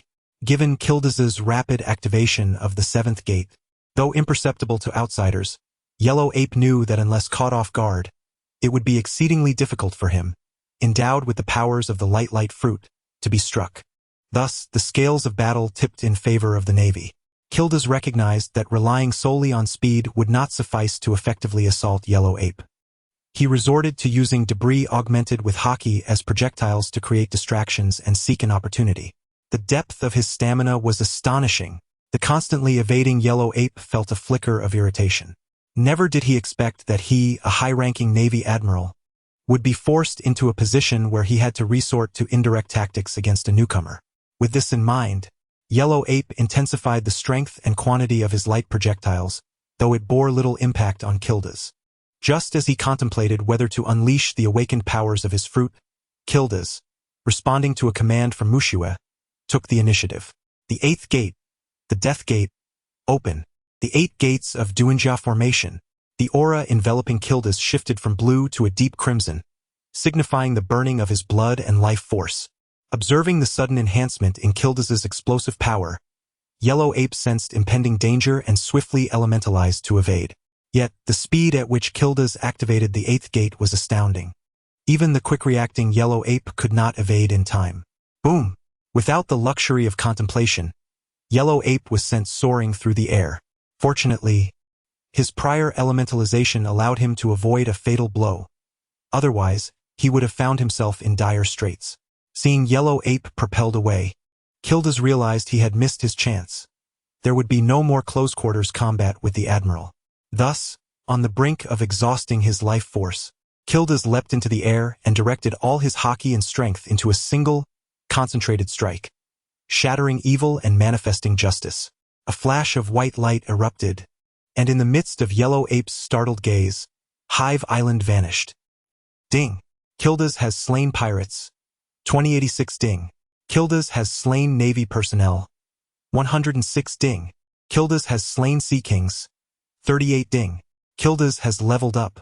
Ding. Kildas is currently at level 16. Ding. The 8 gates of Duinja has concluded. Kildas has perished. Ding. The 12 trials have been triggered. Kildas is resurrected. Ding. Remaining attempts for the 12 trials. 111. Recovery time. 1 year. Goodness. A single life exchange has resulted in a 5-level enhancement. What a bargain. However, the 12 trials artifact, which takes a year to restore a life, is indeed a lengthy period. Nevertheless, it offers resurrection, and with the aid of Mushue, one should be content. Moreover, it's not as if restoration is impossible. After this battle, all of Kildas's attributes, save for willpower, have reached grade A. Should he engage in another battle with Kizaru, he would certainly not find himself in such a predicament again.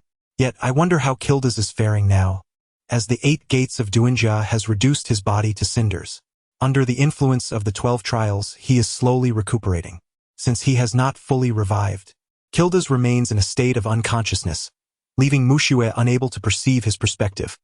All she can do is pray for his safety. What a ruckus this has been. I suspect that Kildas will find himself on the world government's blacklist, as such a formidable source of instability is certainly concerning to anyone. I wonder how Natsu is faring. His notoriety is undoubtedly on the rise. Closing the system panel, Mushue squinted her eyes.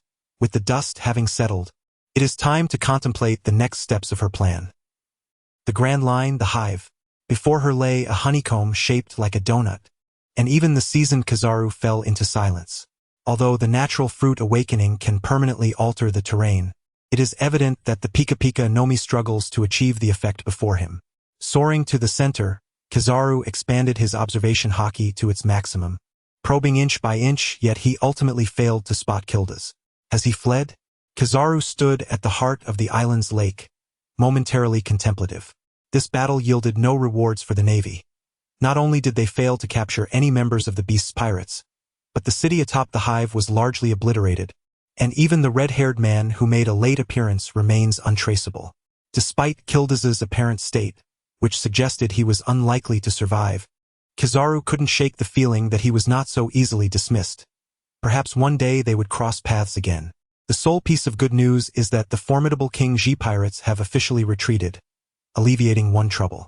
Admiral Borsellino, the man just mentioned, is named Kildas, who first appeared in the East Blue, wreaking havoc in Logtown, leading to its near destruction, then subsequently near Reverse Mountain, where he annihilated the Navy's pursuing ships, and has since vanished.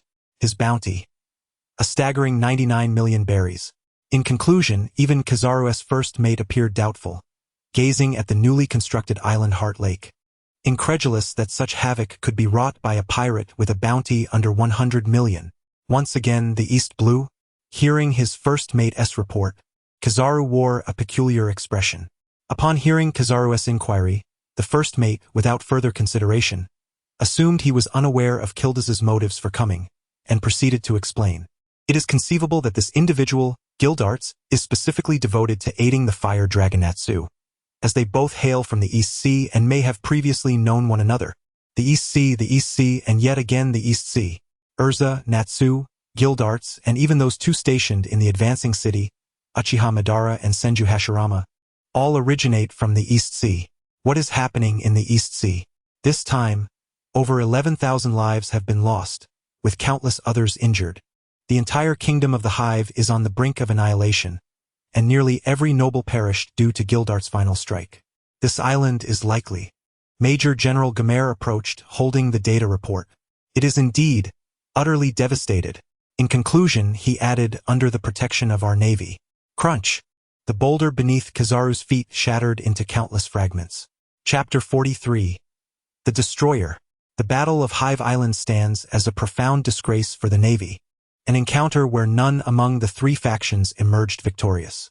Even Mu Shui, who managed to avoid the loss of his clone, suffered a staggering loss of 2 billion berries, which will severely impact his future purchasing plans. Fortunately, the experience gained offers Mu Shui a semblance of solace, as Kildas has remarkably kept pace with the foremost echelon. However, it remains uncertain when Kildas will awaken, and Nez finds himself in a semi-dormant state. Only Urza appears relatively unscathed, having faced little trouble aside from her final confrontation with Wang Ji, which can be deemed a stroke of luck amidst misfortune. As for Hashirama and Madara, to be candid, they are not to be relied upon at this juncture. After all, they are mere office workers, constrained from freely venturing into the seas. Madara's presence in the East Blue was merely due to a leave of absence. And what can one expect from a noble teacher like Artoria? All that can be hoped for is whether Urza might provide Mu Shui with a pleasant surprise. Cannot be said that there are entirely no winners, for Morgans is undoubtedly reveling in joy. The news generated from this event is of a magnitude that reverberates across the globe. Date: August 9th, 1510 of the Sea Circle calendar. A mere day has passed since the Battle of Hive Island, and newspapers have proliferated like wildfire, disseminated by the newsbirds. Shock! The legendary pirate has met such a dire fate because of an insignificant newcomer. Have the Navy's rising stars and the pirates joined forces? What could their intentions possibly be? Does the most notorious newcomer of this generation possess the strength to rival the emperors? Another red-haired? Even the admirals have retreated in trepidation. Let us draw closer to this man. As Mu Shui perused the increasingly exaggerated and outrageous headlines, he nearly questioned the authenticity of the newspapers. The first headline may have been somewhat acceptable, as it adhered to the truth. However, the subsequent ones escalated in absurdity. Claims of the Navy and pirates forming an alliance raise questions about internal strife within the Navy. The notion that a pirate newcomer aims to usurp the throne. The emergence of another red-haired who has left the admirals in disarray. Morgans truly dares to write such things, seemingly unafraid of the repercussions. He boldly spreads rumors regarding the Navy, leaving one to wonder if he has become crazed with the desire for wealth. Regardless, Kildas has undoubtedly gained notoriety. If Naz and Urza can only be considered rookies, then Kildas has ascended to the ranks of the world's elite. Although his prowess arose from a unique state of eruption, outsiders remain oblivious. Apart from some speculations by Kizaru, the general public will perceive Kildas as having attained the battle strength of an admiral. In addition to these extensive reports, there exists a brief segment that vaguely depicts the obliteration of a nation on Hive Island. It is evident that Morgans is quite reluctant to delve into this matter, likely fearing repercussions from the world government, particularly since a nation was destroyed under the Navy's watchful eyes, which would undoubtedly tarnish their prestige and image. Look, we in the East Blue have produced an individual who can rival an admiral. What? Is this true? How can that be possible? It seems a nation has perished, brought down by this pirate known as Fire Dragon Naz. How is it possible? With the Navy's protection, those pirates could never bring about the destruction of a nation. Indeed, how could such a vast country possibly be annihilated by pirates? If they were truly that formidable, could they still be driven away? Some were astounded, while others were filled with doubt. Regardless, this incident has once again unveiled the terror of Alusha, Natsu, and Kildas to the world. In the Holy Land, Mariehua. In the conference room, bang. What nonsense, what are those naval forces doing? With such military funding every year, how can they not defend a small nation? How will the kings of the allied nations perceive this? An irate bald man wielding a sword slammed the intelligence report onto the table. Well, since the event has already transpired, there is no point in lamenting. The urgent task at hand is to manage the aftermath of this nation's destruction. We must not allow it to undermine the credibility of the world government. The elder with the prominent mustache stated, "What is there to discuss? Just eliminate them, akin to what was done in O'Hara. Let them speak. As long as there are no witnesses, it won't affect us." Observing the bickering crowd, the golden-haired elder declared, "All in favor? Aye, aye." The motion passed unanimously, proceeding to the next agenda item, the establishment of the 7 warlords. At the Navy headquarters in Marineford, in the Marshal's office, the atmosphere was heavy, with Sengoku furrowing his brow, casting a solemn gaze at Kizaru and Garp. At this juncture, words were futile. The priority now was to alleviate the negative impact on the Navy's reputation across the seas, particularly by enhancing patrols to prevent pirates from taking advantage of the chaos. "Kizaru, you should return and recuperate, and as for Kildas, I never anticipated his hidden strength to be so profound. If not for this incident forcing him to reveal his full power, we might have faced an even greater disaster. Garp, you should also return to the G2 branch to maintain order. This time, it is not your fault. The immediate concern is to safeguard the civilians in your jurisdiction. We cannot allow pirates to wreak havoc." After assigning the tasks, Sengoku waved them off, knowing he had many issues to resolve as the naval marshal. Back in the admiral's office, Kizaru brewed a cup of tea, quietly gazing at the words on the wall in a trance. Although Sengoku did not blame him, the image of that red-haired figure lingered in his mind. Since graduating from Zifa's training camp, as a user of the Pika Pika no Mi, he had sailed smoothly through his career. Never had he suffered such severe injuries that warranted a break for recuperation. However, as a Navy admiral, he did not succumb to despair. Rather, he suddenly felt a spark of determination, eager to face Kildas once more. This time he had fallen prey to a lack of intelligence, but next time would be different. Reflecting on this, Kizaru took a sip of tea and then picked up a novel, embarking on a leisurely interlude. Aside from the world government and naval forces, the elite pirate crews of the New World were also profoundly shaken by the news of the battle at Hive Island. Especially for Marco and his companions, the incredulity was palpable when they witnessed a comrade from their father's generation being vanquished by 2 newcomers. This spectacle prompted many pirates to ponder whether they were truly suited for the pirate life or if the era had indeed shifted. An increasing number of extraordinarily gifted newcomers have emerged. Among them is Shanks, the former intern aboard the Pirate King's ship, who has recently been making waves, reportedly targeting the legendary pirate Silver Axe, seemingly intent on claiming the title of Emperor of the Sea. The destroyer Kildas, Fire Dragon Natsu, Empress Boa Hancock, and other remarkably powerful newcomers are gradually making their mark. However, not everyone is filled with trepidation. At least Kaido, who had just sobered up, was in high spirits. "Brother Kaido, do you know what we are called now?" exclaimed Queen with his small braids and rotund figure, addressing the recently awakened Kaido. "We are referred to as the Emperors of the Sea, the kings of these waters." "Ha ha ha ha ha. Well done, Natsu. I have long held disdain for that old fellow, who, relying on his seniority, has always acted so pretentiously. This time, I have vented my frustration. You have not disappointed my expectations." With that, Kaido raised his gourd and began to drink heartily. At that moment, Jin, with his wings, approached and patted Natsu on the shoulder.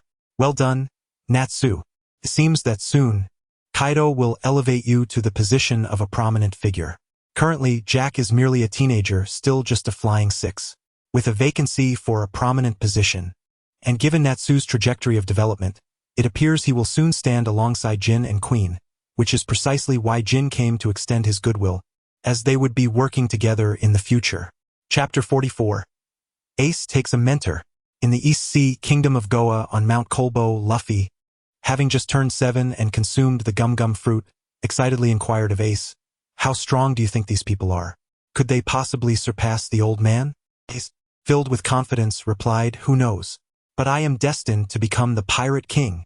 The mention of the title Pirate King ignited Luffy's competitive spirit. Not a chance. I will be the one to claim that title. Just as their spirited debate escalated, a golden-haired, gap-toothed Sabo arrived at their secret hideout. Sabo, what took you so long? Have you encountered any interesting events these past few days? Ace asked, concerned that Sabo had once again fallen victim to his aristocratic father's confinement. Ha ha ha, Ace, let me tell you, I have found a swordsmanship teacher, and she is incredibly skilled. I've been training under her for days, and now you would surely be no match for me.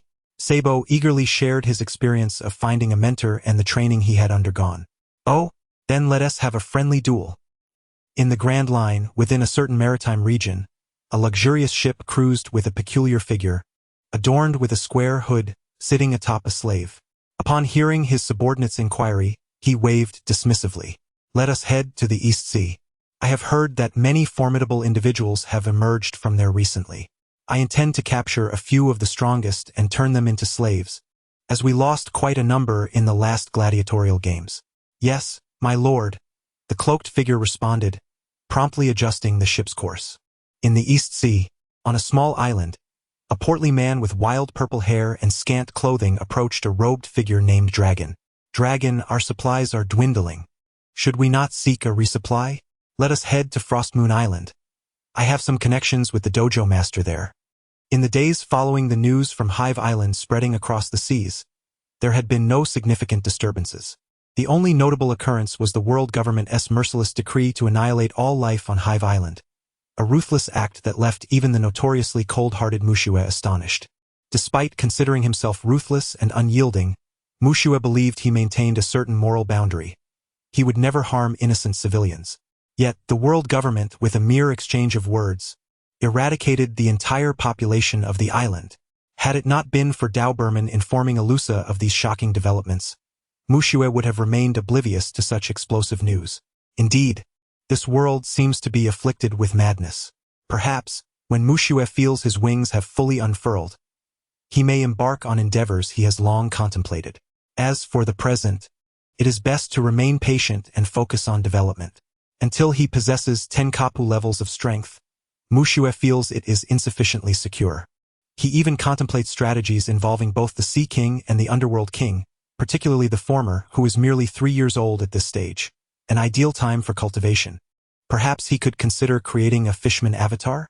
In due course, he could amass a group of fishmen to specialize in salvaging sunken ships, which could serve as a lucrative venture. In the East Sea at Logetown, Lord Abito, this is the weapon shop established as per your instructions.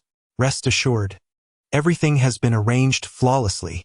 A newly appointed colonel from the Navy, stationed at Logetown, bowed and flattered Uchiha Abito.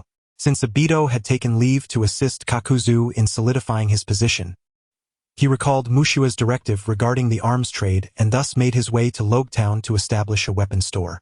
Coincidentally, a colonel eager to make money and cultivate connections with the world government came into Abito's view. After a cordial exchange and a promise of protection, both parties reached a mutual agreement. Abito would provide obsolete firearms from Impel Down, while the colonel would supply personnel and the storefront for sales and security. Should any trouble arise, Abito would stand by him.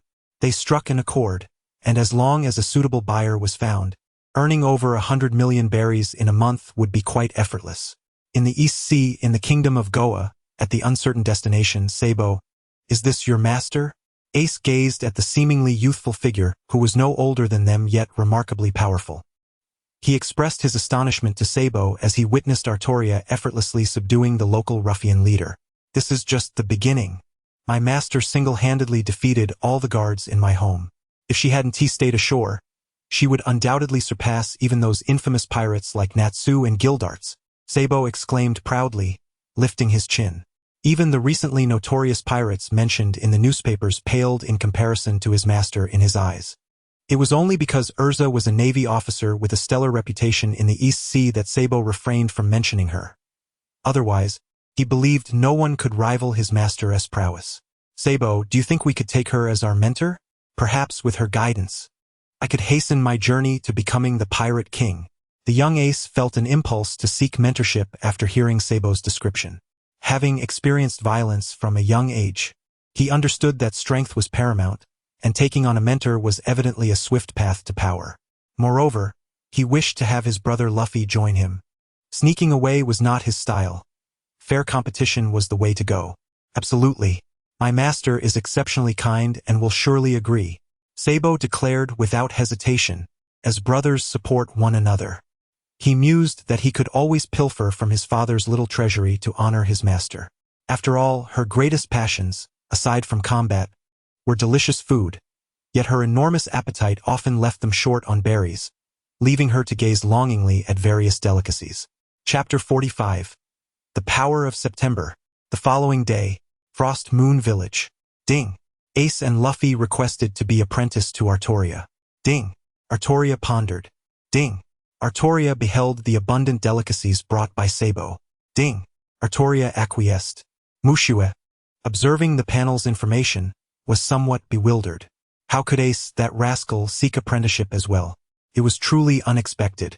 Nevertheless, it mattered little. Whether it was 1 or 3 pupils, it was not a concern for Mushue. He then glanced at the status of his other avatars.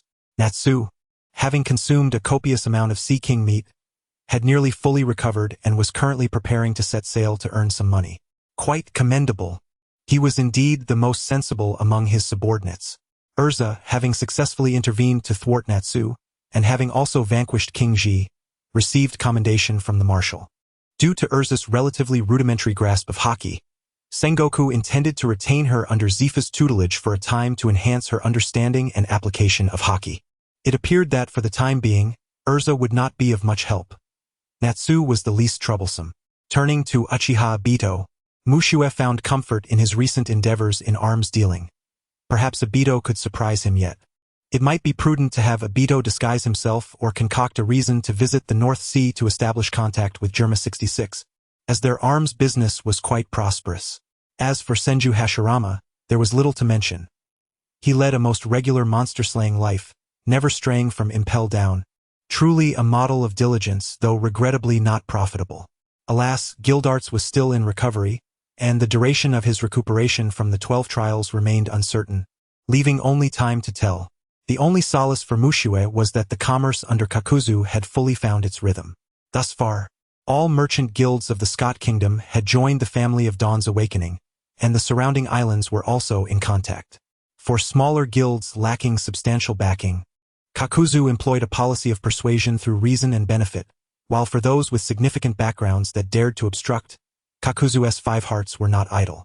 With Uchiha Obito providing a fa ade of strength above board, and the East Blue lacking formidable warriors in the shadows, everything progressed smoothly. It was anticipated that starting next month, a steady influx of berries would begin to flow into their coffers. On August 31st, 1510 of the Sea Circle calendar. Monthly summary. Natsu eradicated over 300 pirates, seizing 300 million berries. Uchiha Obito completed his first arms transaction, earning 200 million berries. Current total balance in the system shop, 1.8 billion berries. Senju Hashirama, through relentless effort, leveled up by 1, now at level 14.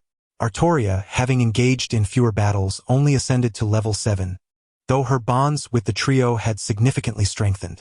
As for Urza, after half a month of specialized training, she had mastered the hardening and binding of armament Haki. However, her internal destruction skills still required improvement.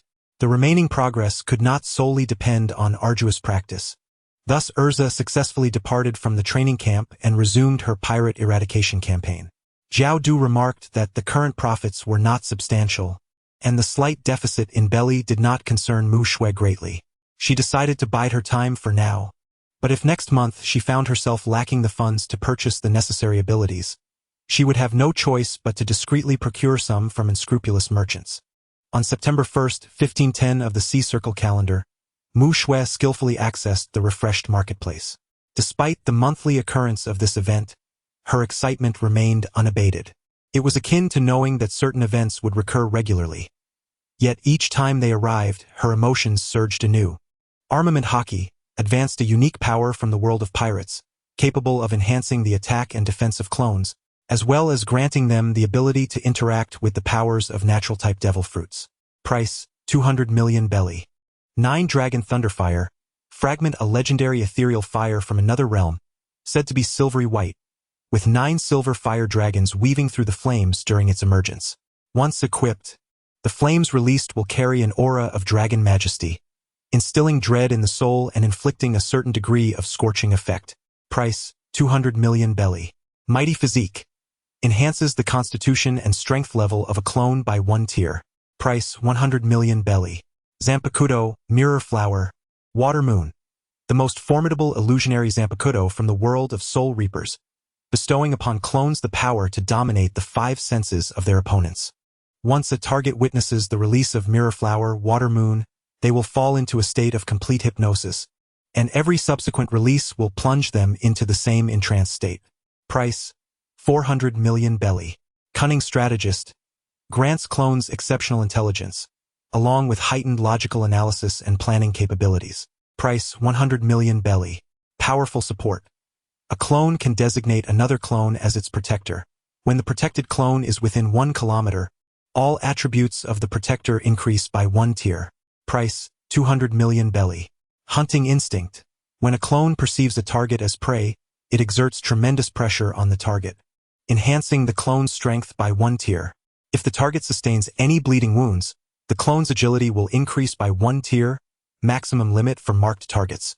1. Price, 100 million belly. Rage of the Berserker. A unique ability from the Berserker clan, where strength and agility gradually increase as stamina decreases, with a maximum enhancement of 3 tiers. Additionally, attacking a target allows the clone to siphon stamina from the opponent to restore its own. Price, 200 million belly. Bloodthirsty Blade. A mysterious weapon from the runes of the land, granting clones the ability to absorb the blood of their targets, which can heal their wounds and restore stamina. Excess blood will float on the clone's surface, forming a protective blood shield. Price, 200 million belly. Combat Instinct. Endows clones with formidable combat judgment and reflexes, enabling them to discern the most suitable actions during battle. Price, 100 million belly. Chapter 46.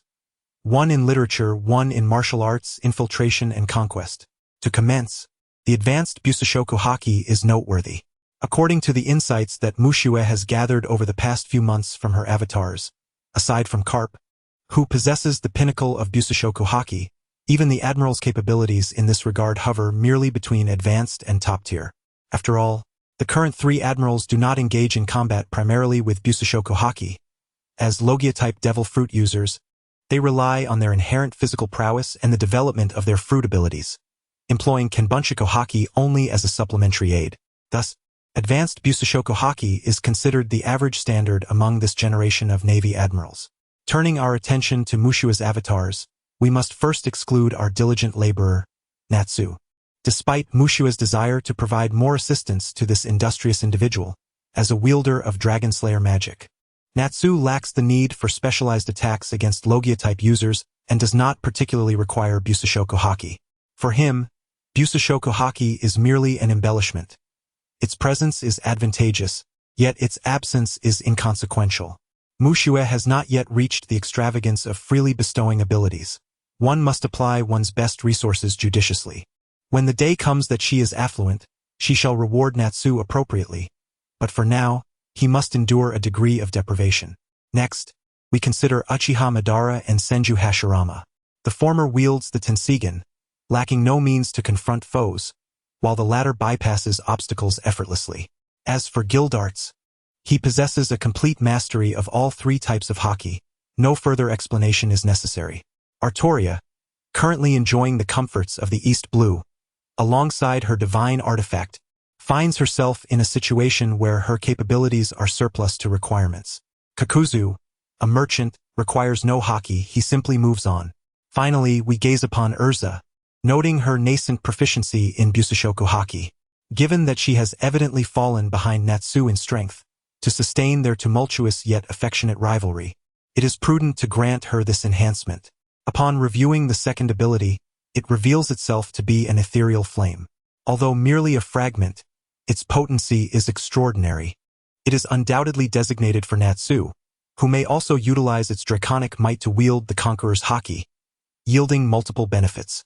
Proceeding further, we encounter an ability that enhances strength and constitution. This too shall be bestowed upon Urza, for her current prowess is indeed somewhat lacking. Lastly, upon discovering the Zanpakuto named Mizukagami, Mushue recognizes that it is time to orchestrate her strategy concerning the world government. Let that man, renowned throughout the Soul Society and Hueco Mundo, breathe new vitality into these seas. That man. Avatar, Sosuke Aizen level, 1 experience, 0-100 strength, D constitution, D agility, D spirit, D will, D attribute points, 0 ability, Zanpakuto Mizukagami, cunning, non-upgradable. However, despite the acquisition of cunning, his combat strength remains insufficient. Perhaps it would be wise to assign him a partner, akin to how every high-intellect individual is invariably accompanied by a formidable yet simple-minded companion. Thus, the decision is made. The madman, Avatar, Kenpachi Zaraki level, 1 experience, 0-100 strength, D constitution, D agility, D spirit, D will, D attribute points, 0 abilities, powerful protection, non-upgradable, hunting instinct, non-upgradable, berserker rage, non-upgradable, bloodthirsty sword, non-upgradable, combat intuition, non-upgradable. Observing this formidable template, akin to the strongest bodyguard, Mukuyu felt a sense of satisfaction. In any combination, there must be a fool to be commanded. Otherwise, 2 clever individuals would merely engage in a battle of wits, hampering efficiency. Gazing at the newly manifested avatars before her, Mukuyu was pleased.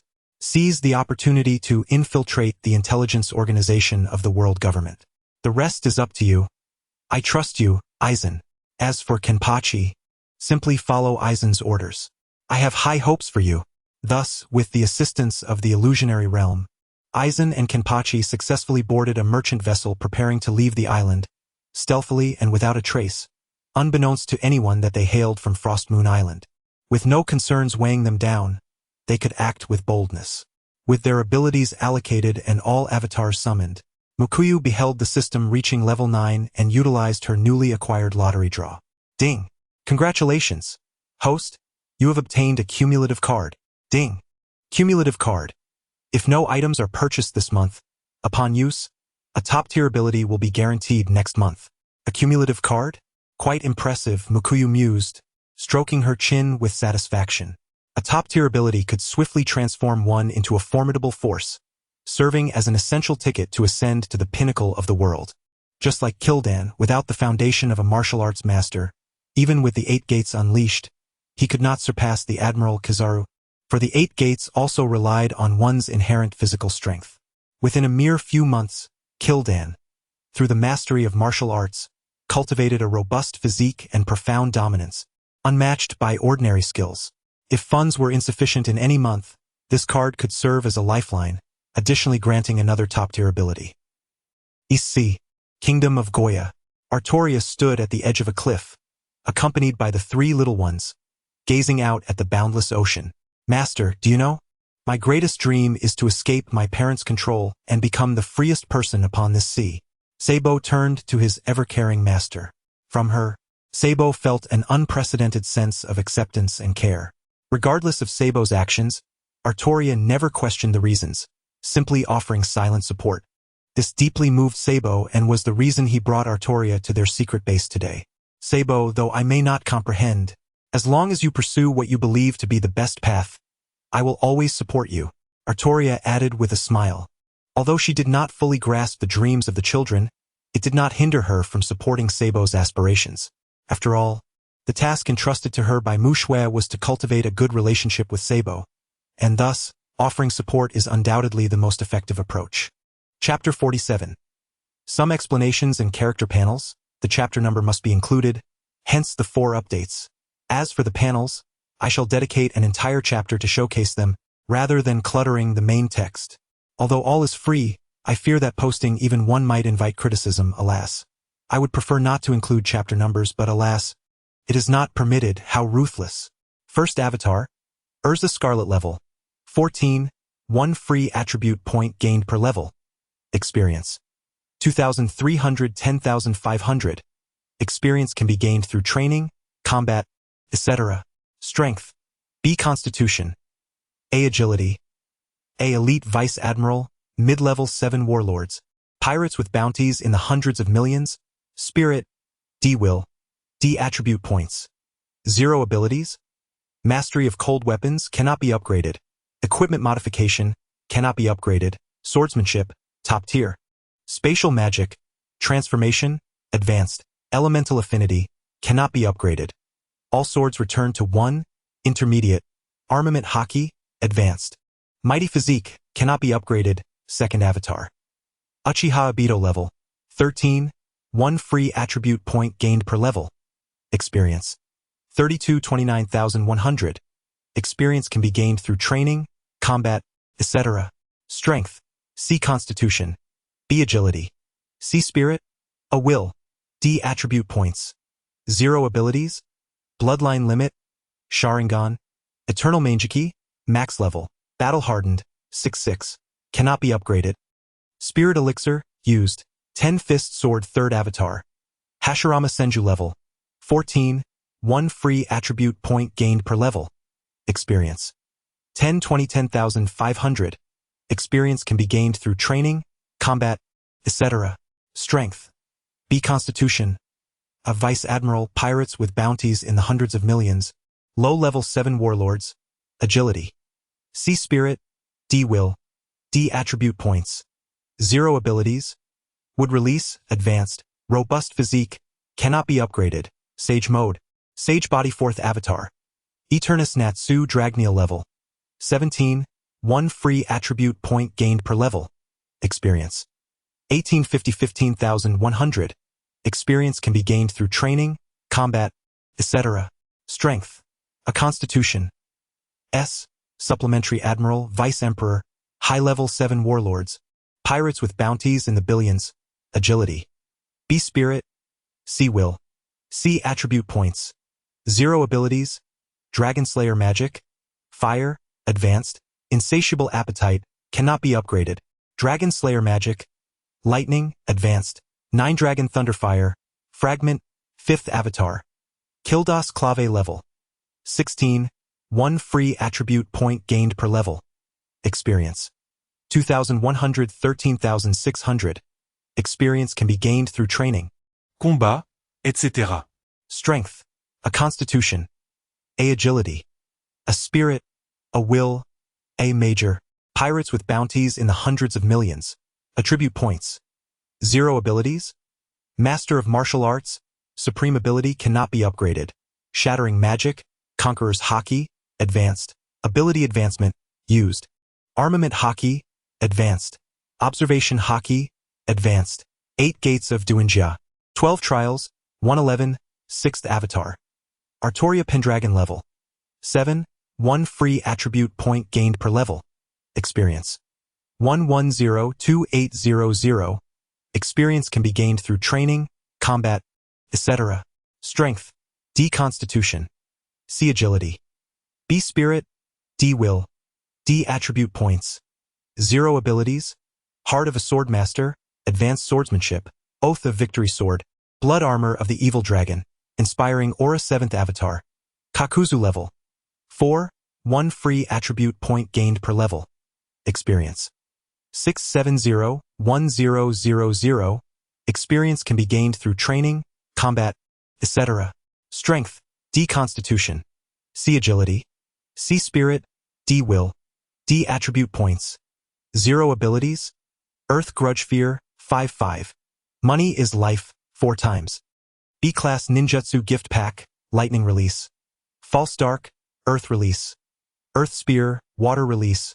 Water Curtain. Fire Release. Fire Engraving. Wind Release. Pressure Damage. 8th avatar. Sosuke Aizen level. 1. 1 free attribute point gained per level. Experience. 0-100. Experience can be gained through training, combat, etc. Strength. D. Constitution. D. Agility. D. Spirit. D. Will. D. Attribute points. 0 abilities. Zanpakuto Mirror Flower. Water Moon. Cunning. Cannot be upgraded. 9th avatar. Kenpachi Zaraki level. 1. 1 free attribute point gained per level. Experience. 0-100 experience can be gained through training, combat, etc. Strength, D constitution, D agility, D spirit, D will, D attribute points. 0 abilities, powerful support, cannot be upgraded. Hunting instinct, cannot be upgraded. Berserker fury, cannot be upgraded. Bloodthirsty blade, cannot be upgraded. Combat intuition, cannot be upgraded. Some settings. Strength, constitution, and agility are foundational. Neither strength nor agility may exceed constitution by a full grade, however, strength and agility may surpass each other by 2 full grades. The mind maintains a relative independence, yet it cannot surpass 2 substantial levels of physical prowess. In the case of clones, the role of the mind lies in resisting the influence of Conqueror's Haki, enhancing the potency of Observation Haki, and facilitating the nuanced application of Armament Haki. The will is rather distinctive. Due to the absence of emotions in clones, the will solely influences the intensity with which they wield Conqueror's Haki. Furthermore, when it comes to enhancing attributes, progressing from grade A to S requires 2 attribute points. Advancing to S necessitates 3 points, and ascending to S demands 4 points. Chapter 48. Excalibur. The Grand Line, the New World, the Kingdom of Drade. Outside a small village belonging to the Kingdom of Drade. Mother, look. Something seems to be floating on the sea, exclaimed a girl of about 7 or 8. Her excitement palpable as she called out to her mother. The blue-haired woman, upon hearing her child's call, hurried over, fearing that some strange entity might harm her little one. This appears to be a person? As the object drew nearer, the woman focused her gaze and was astonished to find a ragged man with crimson hair, barely clothed in tattered rags. She cautiously approached, feeling for his breath, and shyly touched his chest. He is still alive. It seems he has encountered a shipwreck. I should bring him back. Seeing the signs of life in the man, the kind-hearted woman could not bear to leave him lying there. After all, the coastline often draws amphibious sea creatures ashore, and one could never be certain of their intentions. In truth, the man with crimson hair, known as Kildas, despite being in a state of unconsciousness, was passively emanating a faint aura of Conqueror's Haki. This was the reason he had managed to drift ashore safely. Mother, does this mean I can have a father now? The little girl asked joyfully as she watched her mother carry the man home. Having grown up solely with her mother, she often envied other children who had fathers to dote upon them. She had inquired about her own father's absence, yet had never received an answer. In the East Sea, the Kingdom of Goya. Sabo, have you made up your mind? Are you truly setting sail so soon? Perhaps you should wait a few more years, Ace said, concern etched on his face as he watched Sabo sneak away, intent on embarking on his journey prematurely. Ace, I can no longer endure this filthy country. My heart tells me that the pursuit of freedom is my true calling. I must set sail and become one who soars freely. Sabo disregarded Ace's counsel, his gaze fixed on the vast sea, passionately expressing the ideals that burned within him. Witnessing this scene, Ace understood that nothing could deter a man from pursuing his dreams at sea. All he could do was offer his sincerest blessings to his dear friend. Ace, may your name resonate across the ocean, Sabo declared, extending his fist towards Ace. Ace, once you set sail, you must come find me, Sabo replied, turning back to fist bump Ace earnestly. The following day, at the port of the Kingdom of Goya, numerous nobles, including the king, stood at the harbor, eagerly anticipating the arrival of a distinguished guest. Among them was Artoria, who, upon learning that the world nobles were coming, realized that the plot mentioned by Mushue was about to unfold. Thus, she discreetly followed to the port, preparing to search for Sabo, who would be struck by cannon fire once the celestial dragons appeared. This was partly to prevent the butterfly effect from delaying the arrival of the dragons, which could lead to Sabo's untimely demise.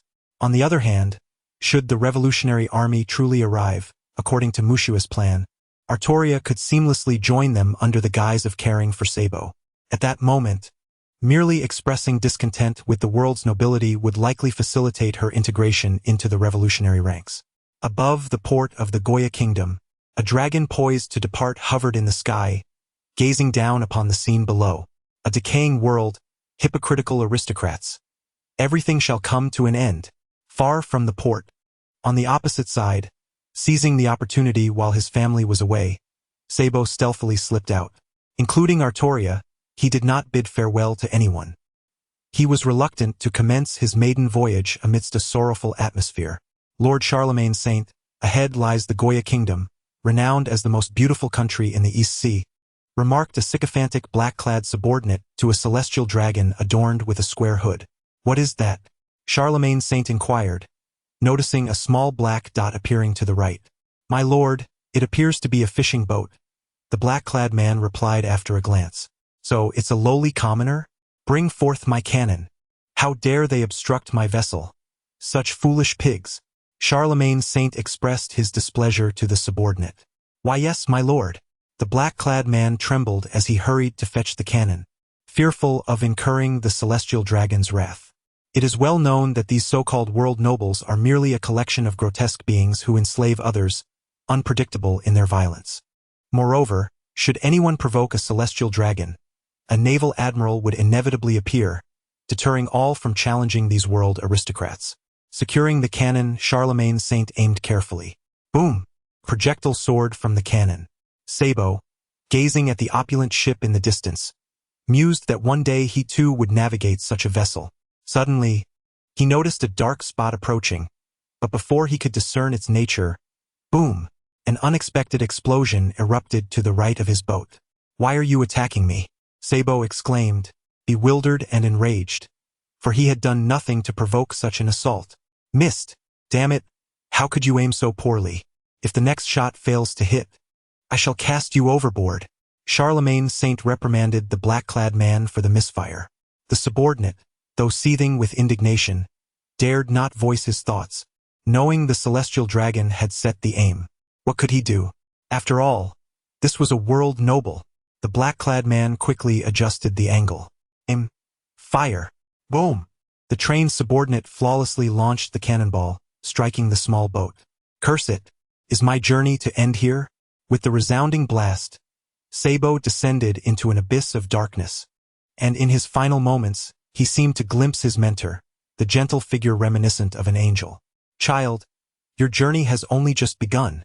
Indeed, Artoria intervened, not out of affection for Sabo, but rather as a detached manifestation of her will, merely through the computations of artificial intelligence. Had she possessed formidable strength and refrained from immediately rescuing her disciple Sabo, instead awaiting the intervention of the Revolutionary Army, her level of suspicion would have been considerably heightened. Furthermore, her obscure origins and her sudden arrival in the kingdom of Goa, particularly in proximity to the celestial dragons, inevitably evoke associations with the CP organization. Thus, Artoria surmised that only by taking action against the celestial dragons could she elevate her identity and secure the complete trust of the Revolutionary Army. After all, no faction in this world dares to confront the celestial dragons, at least not in the East Blue. Leaving Sabo on the shore, Artoria raised the sword of Excalibur, the sword of the oath of victory. To dare harm my disciple, even a god shall meet their end. Excalibur, a resplendent and dazzling beam of golden light erupted from the sword, as if destined to pierce the heavens. What is this power? The dragon, preparing to depart, beheld the sudden emergence of a colossal beam of light that instantaneously penetrated the celestial dragon's vessel. The entire ship was impaled, and the celestial dragons did not even have the chance to scream before they were utterly vaporized. The dragon soared near Artoria, gazing in astonishment at the girl, no more than 15 or 16 years of age, before speaking. Greetings, I am Dragon. Have you heard of the Revolutionary Army? Chapter 49. The name of the Godslayer shakes the seas. Witnessing the formidable Altria slay the dragon of the celestial dragon, the decision was made to draw this powerful ally into his ranks. As for the potential animosity from the world government towards harboring a murderer of celestial dragons, the dragon expressed nonchalance. He had long been on the absolute blacklist of the world government since the inception of the Revolutionary Army, and thus felt no fear. In the East Sea, in Frost Moon Village, the young fisherman Mushue found himself utterly bewildered. The notifications chimed. Ding! Altria has slain the black-clothed man, and ding! Altria has slain the celestial dragon, Charlemagne Saint. Furthermore, ding! Altria's level has increased. This left Mushue in a state of confusion. When had he assigned Altria the task of slaying a celestial dragon? Wasn't the goal to join the Revolutionary Army? When had the oath of allegiance to the Revolutionary Army transformed into one against the Celestial Dragons?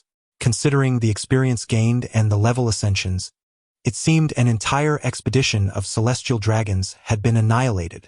Mushua glanced at the message left by Altria. Due to the suddenness of the event, Altria had been unable to report and had made a spur-of-the-moment decision. Mushua had no objections. He had always trusted each of his avatars.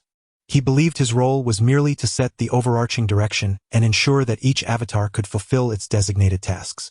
As for the specifics, how they were to accomplish them or whom they needed to interact with, he remained unconcerned.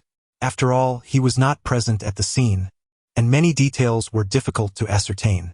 Moreover, it was merely the demise of a wretched celestial pig. Mushua felt no anger. In fact, he was rather pleased. He had never held any fondness for those lofty, detached parasites, but due to his lack of power, he had been unable to take matters into his own hands. Now, with Altria joining the Revolutionary Army and its members shielding them, there was nothing to fear. Furthermore, the individuals Altria had slain had no bearing on Mushua. He was simply an unremarkable young fisherman, with little more than a penchant for guiding Zoro. In the holy land of Mariehua, a tumult erupted. How audacious! How could one dare to lay hands on a celestial dragon, a member of the world's aristocracy? The sword-wielding bald man fumed, nearly drawing his weapon to eliminate the madman reported in the intel. To his astonishment, another audacious individual had emerged from the East Sea. This could not go unpunished. The elder with the handlebar mustache, while not as enraged, understood the foolishness of those pigs. They were utterly useless beyond indulgence. However, he would not permit any affront to the dignity of the world government. Notify the Navy to apprehend this Altria at all costs. No one can live after provoking the world government, declared the golden-haired elder resolutely. At the Navy headquarters in Marineford, in the Marshal's office, laughter erupted. Ha ha ha! I did not anticipate that another intriguing little character would emerge from the East Sea. Kapu gazed at the somber-faced Sengoku, chuckling dismissively. Enough of this. That Artoria hails from the kingdom of Goya in the East Sea. It would be wise to pray she has no ties to dragons. Otherwise, those old geezers will certainly come knocking. Sengoku expressed his concerns to his old comrade. I couldn't care less about those old codgers, Kapu replied nonchalantly, picking his nose. After all, he was merely an inconspicuous rear admiral, not a general at the beck and call of those celestial dragons. The 5 elders? What do they matter? He asserted. All right, let's issue the bounty. Life or death, it matters not. The bounty poster read, Codename, Godslayer, Name, Artoria, Bounty, 1. For billion berries. Conditions, life or death, it matters not. In the New World, aboard the Moby Dick. Father, look, someone actually dared to strike against the celestial dragons. Marco, the newspaper aficionado, promptly relayed the latest news to his father, Whitebeard. Oh, to think someone would dare to slay a celestial dragon. What a bold young one, Whitebeard exclaimed with a hearty laugh. Gather around, sons. If we cross paths with this brave soul at sea, be sure to offer her a drink. He held a commendable view of Artoria's actions. Had it not been for his children, he might have taken matters into his own hands against the scum of this world. In the New World on Onigashima, Brother Kaido, look, this is big news. Someone has taken action against those celestial dragons. The rotund queen exclaimed, presenting a newspaper to the recently sober Kaido. Burp. Too bad she's not a Zoan fruit user. Kaido mumbled, glancing at the page and losing interest upon discovering she was merely a swordsman. Brother Kaido, having a Natsu this year is already quite a feat. Where would we find so many powerful Zoan fruit users? Queen muttered, watching Kaido turn back to his drink. In the New World at Whole Cake Island. Brother Katakuri, have you seen today's newspaper? Smoothie, with her long legs reaching 3 meters, handed the latest paper to her fellow sweet commander, Katakuri. Artoria, what a commendable girl. In the New World aboard the Red Force. Captain, another major incident has occurred in the East Sea, the very country where we encountered little Luffy. Lazy Lu, munching on a gigantic leg of chicken measuring 250 centimeters, informed Shanks. I hope little Luffy is all right. Jesus Burgess, upon hearing the East Sea news, chimed in. Fear not. Luffy's journey has yet to commence. We must also hasten our pace. We cannot allow these newcomers to overshadow us. Shanks stated with an unusual seriousness. Wow, the serious captain looks so cool. Lazy Lu remarked with a mischievous grin, leaning closer to the stern Shanks. In the calm belt at Amazon Lily, within a grand and luxurious bathhouse, a green-haired Sandersonia burst in with a newspaper in hand. Upon hearing the commotion, Hancock immediately shielded her back. What is the meaning of this? Wasn't it said that no one should enter while I am bathing? Upon realizing it was her sister, Hancock let out a sigh of relief and spoke in a measured tone. I apologize, dear sister. I became overly excited. You must see this. With an exuberance that seemed to have just dawned upon her, Sandersonia timidly offered an apology to the imposing Hancock before hastily presenting her the latest newspaper. The God Slayer? The assassination of a celestial dragon? Sister, you cannot be mistaken. It is indeed this girl named Artoria who has slain a celestial dragon. A newfound determination flickered in Hancock's eyes as she declared, I must express my gratitude to her. As she uttered those final words, the Empress's cheeks flushed with an unexpected warmth. Chapter 50. Welcome to your join, East Sea Kingdom of List. Shatter illusory reflection. Seated upon the throne, King List 7 suddenly appeared dazed, staring vacantly at the man before him, adorned with black-rimmed glasses. This man, exuding an air of refinement and possessing eyes as gentle as sunlight, was none other than Aizen, who had recently embarked on his journey. Now, do enlighten me about all that you know concerning the CP organization. Upon setting sail, Aizen effortlessly acquired vast amounts of information using his Zanpakuto named Illusory Reflection. In a world populated by bloodthirsty warriors, the resistance to mental illusions was remarkably low. Through various attempts, Aizen discovered that even those formidable individuals of colonel rank could not swiftly extricate themselves from his hypnosis. At least in this East Sea, where both observation hockey and conqueror's hockey were exceedingly rare, Aizen maneuvered as though traversing his own garden. In accordance with their monthly tradition, tomorrow morning they would send someone to negotiate with me. Tomorrow. A flicker of brilliance shone in Aizen's eyes as he anticipated acquiring the desired information. New World, Kingdom of Dread. Where am I? After an interminable wait, Gildas finally regained consciousness. Observing the simple yet cozy room around him, he felt a moment of bewilderment. You're awake. I am Christine, and this is a small village on the outskirts of the Kingdom of Dread. My daughter discovered you on the beach. As Gildas stirred, Christine closed her book and gently explained. Kingdom of Dread? The unfamiliar name left Gildas momentarily puzzled. Mother, run. There are so many pirates outside. Just as Christine was about to elucidate Gildas's whereabouts, her daughter suddenly shouted from outside. Vernia, pirates? What shall we do now? Christine, hearing her daughter's cries, was instantly flustered, for she was merely a defenseless woman. If you don't mind, leave it to me. East Sea, Culber Mountain. Hey Ace, what do you think Sabo is doing right now? Luffy casually inquired, noticing Ace's distraction. Who knows? He has probably lost at sea. Haha.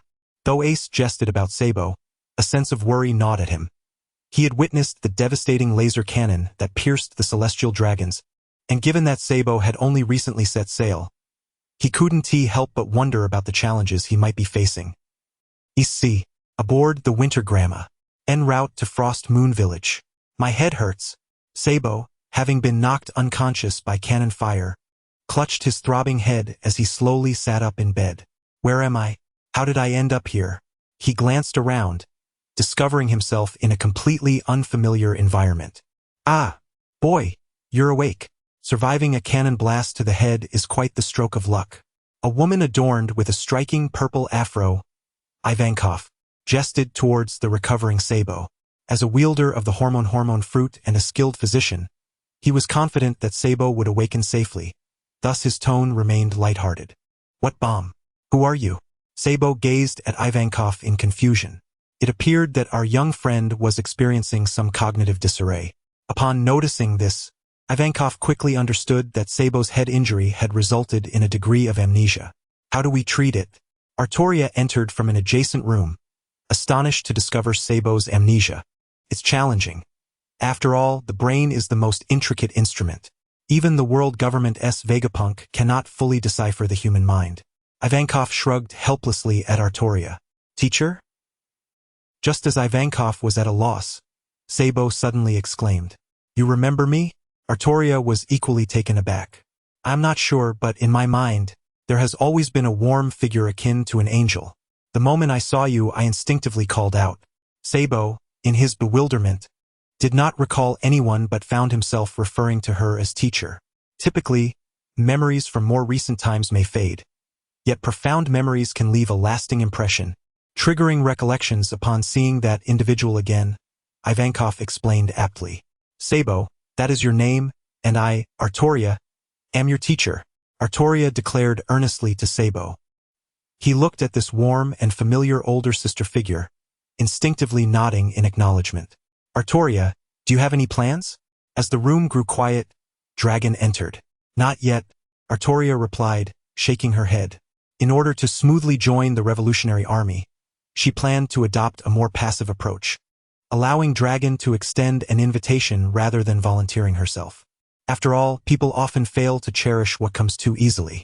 Then why not join us? Observing the situation, Artoria feigned hesitation for a moment before agreeing. Artoria, the wandering swordswoman, Sabo's swordsmanship instructor. As she introduced herself with solemnity, Dragon adjusted his collar and spoke with a serious demeanor. Let us reintroduce ourselves. Monkey D. Dragon, leader of the Revolutionary Army.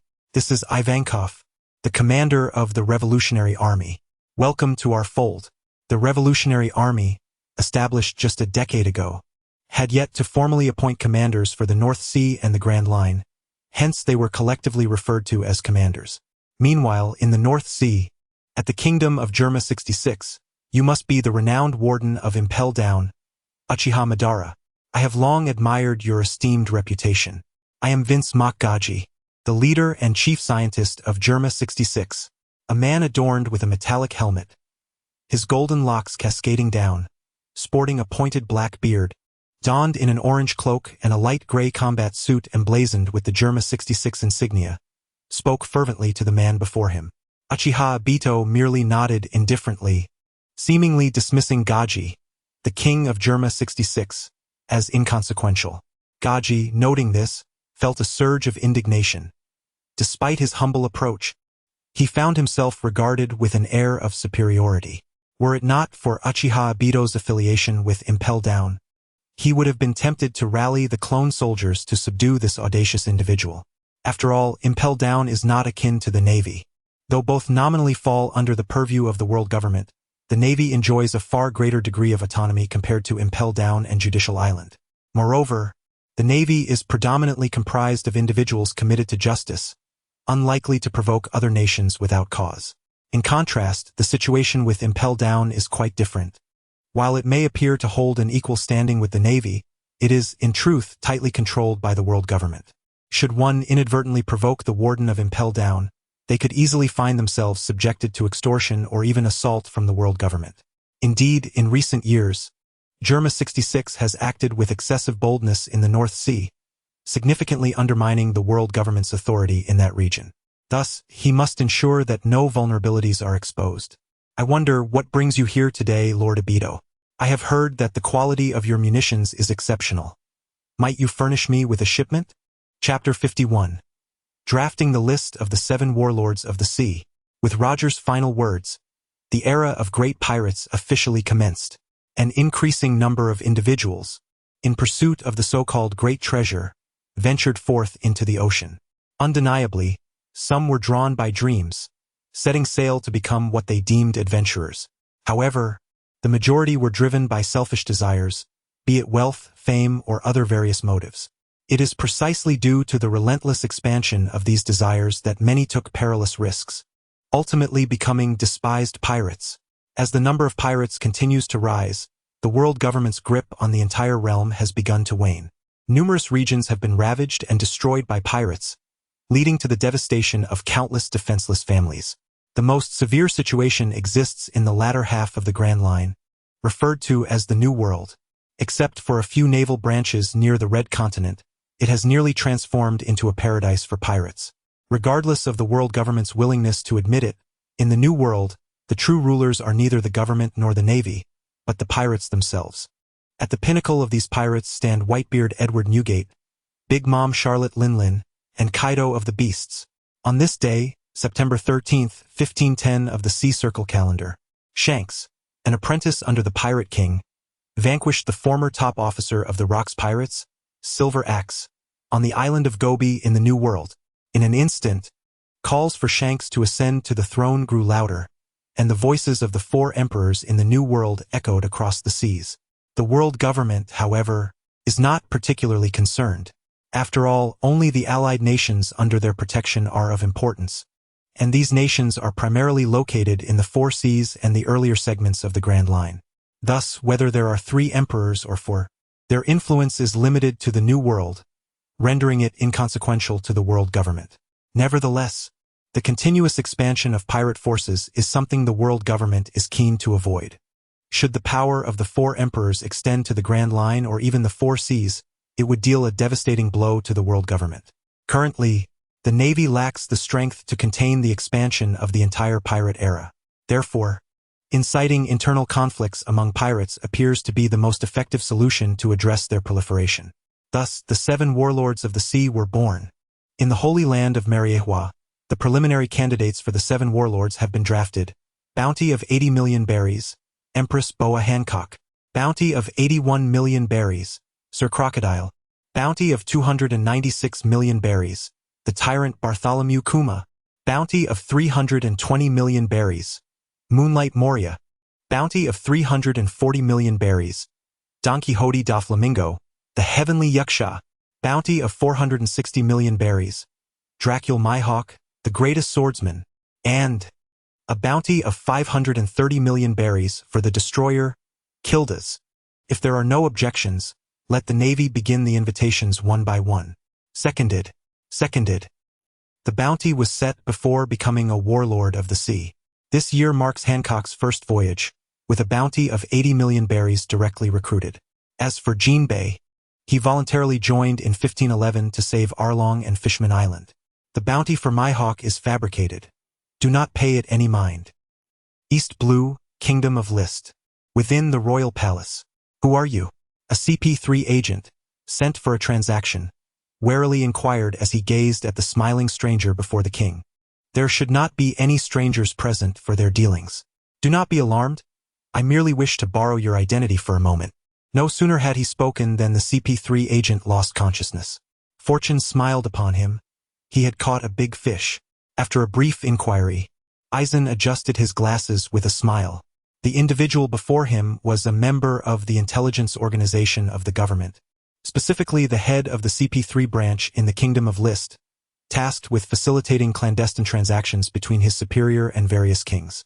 In other words, this person possessed considerable knowledge and authority within the List branch, greatly aiding Eisen in quietly arranging himself and Yamamoto into the proceedings. Grand Line, on a certain island. Long time no see, Natsu. Your renown now surpasses mine. I trust you will look after my business in the future. With that, Doflamingo turned to call out to the recipient. Quickly, bring forth the goods. He approached with palpable enthusiasm, intending to embrace Natsu. Natsu merely glanced at him, subtly stepping aside, and replied coolly, Doflamingo, you breached our last agreement. The time for our transaction has yet to come. What do you want with me? Doflamingo, undeterred by the rebuff, recognized that he was the one who had initially failed to uphold his end of the bargain. Natsu's willingness to attend the meeting was already a source of satisfaction. After all, Natsu's status within the Beast Pirates now rivaled that of a prominent figure. Moreover, he had heard whispers of Natsu's comrade, who was comparable to a marine admiral, which tempered his arrogance. Last time was our oversight. See, I have just gathered the berries to seek you out, including last month's 2 billion berries. The total amounts to 5 billion berries, of which 1 billion is my personal compensation to you. I hope there are no misunderstandings between us and that we can maintain frequent contact. Doflamingo gestured for his subordinates to present 50 treasure chests, placing them before Natsu. Upon hearing this, Natsu's eyes sparkled with excitement. Oh, 5 billion berries? He stepped forward to inspect the contents, confirming that there were indeed 5 billion berries intact. Good brother, no need for formality. It is only natural for mishaps to occur with one's subordinates. Let us put this misunderstanding behind us and keep in touch more often. Upon witnessing the myriad of berries filling the entire deck, Nez wrapped his arm around Doflamingo's shoulder, bestowing upon him a radiant smile. Doflamingo was taken aback, never anticipating that the mere addition of 1 billion berries could elicit such a joyful expression from someone of Naz's stature, who was akin to a prominent billboard in the pirate world. It is worth noting that no top-tier powerhouse would allow a trifling sum of berries to sway their disposition. Naz's reaction genuinely caught Doflamingo off guard. He had initially presumed that the optimal outcome would simply be to dispel the misunderstandings of their last encounter. However, the situation had not only reverted to its original state, but had even progressed further. Observing the beaming Naz, Doflamingo pondered to himself, "It seems Naz has a fondness for berries. I shall cater to his preferences next time and bestow a little extra to foster our relationship." It is no wonder that Doflamingo was so invested. Anyone would seize the opportunity to win the favor of a formidable ally through monetary means. After all, to Doflamingo, money was merely a tool to achieve his ambitions. With his status, there were countless avenues to amass wealth.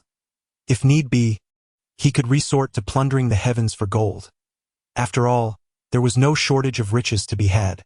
Since Naz had an affinity for money, Doflamingo was more than willing to oblige.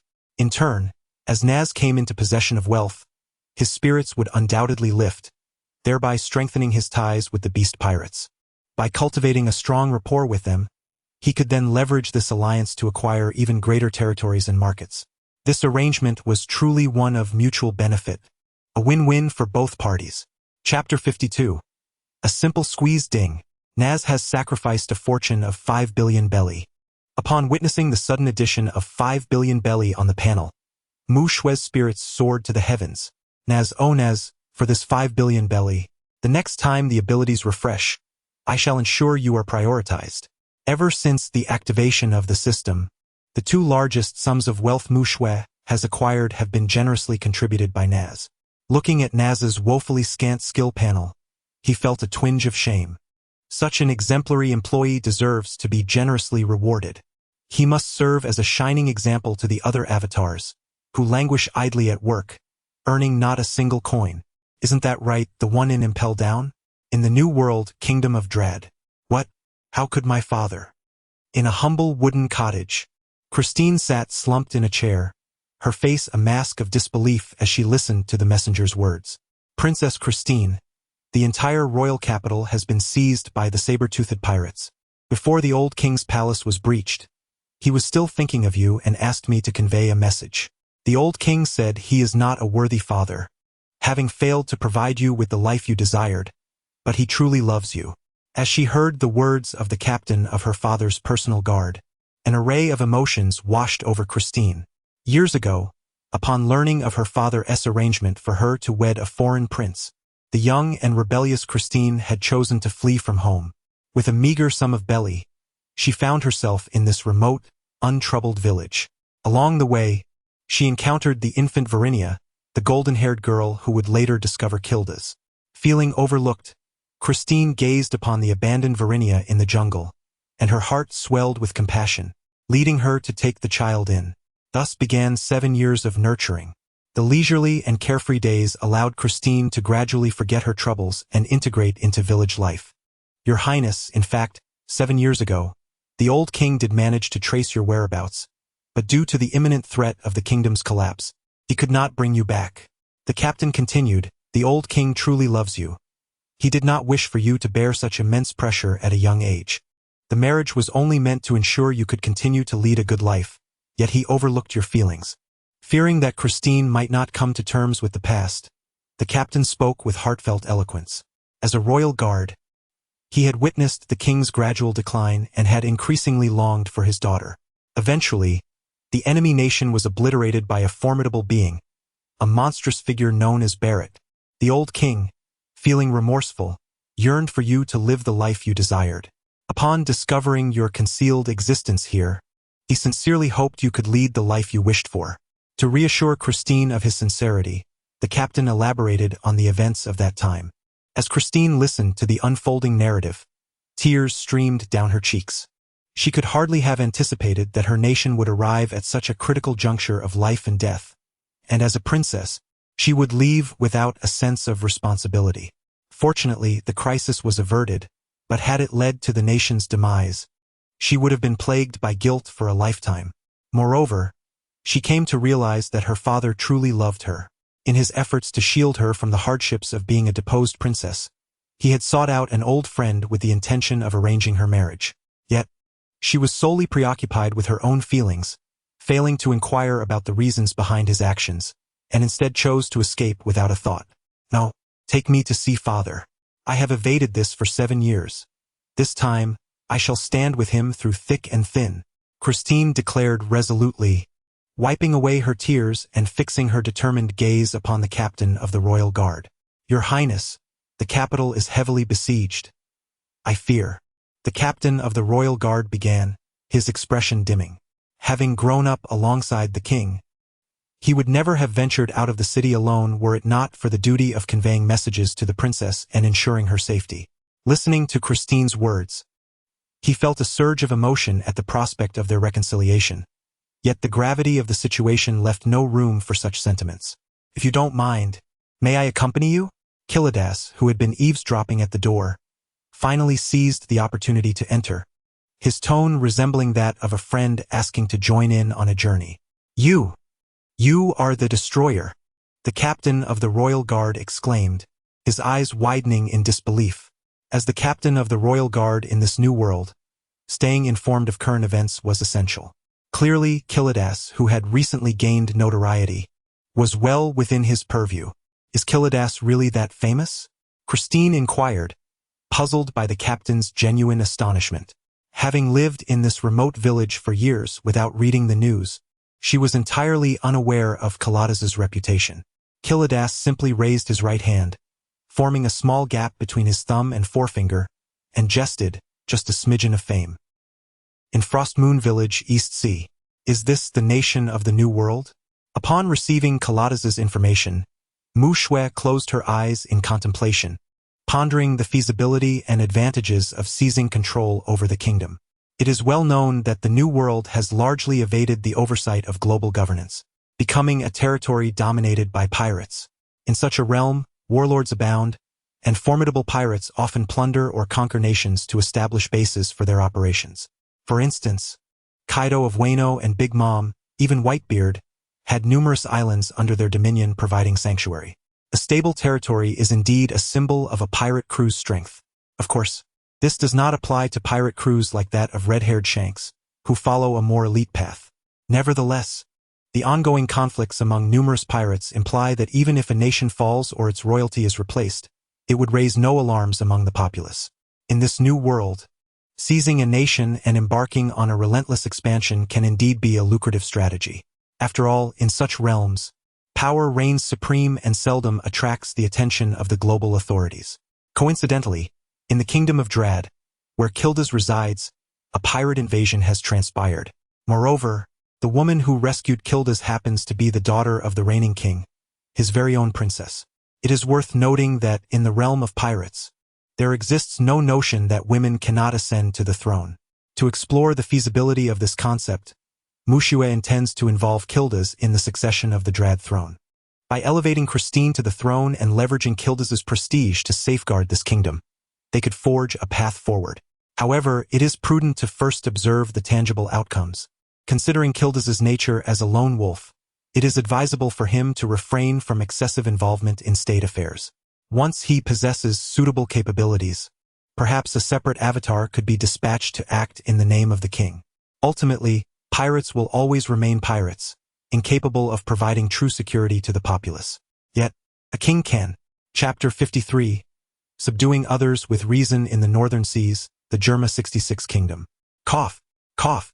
Lord Madara, please no more. I will give you anything you desire.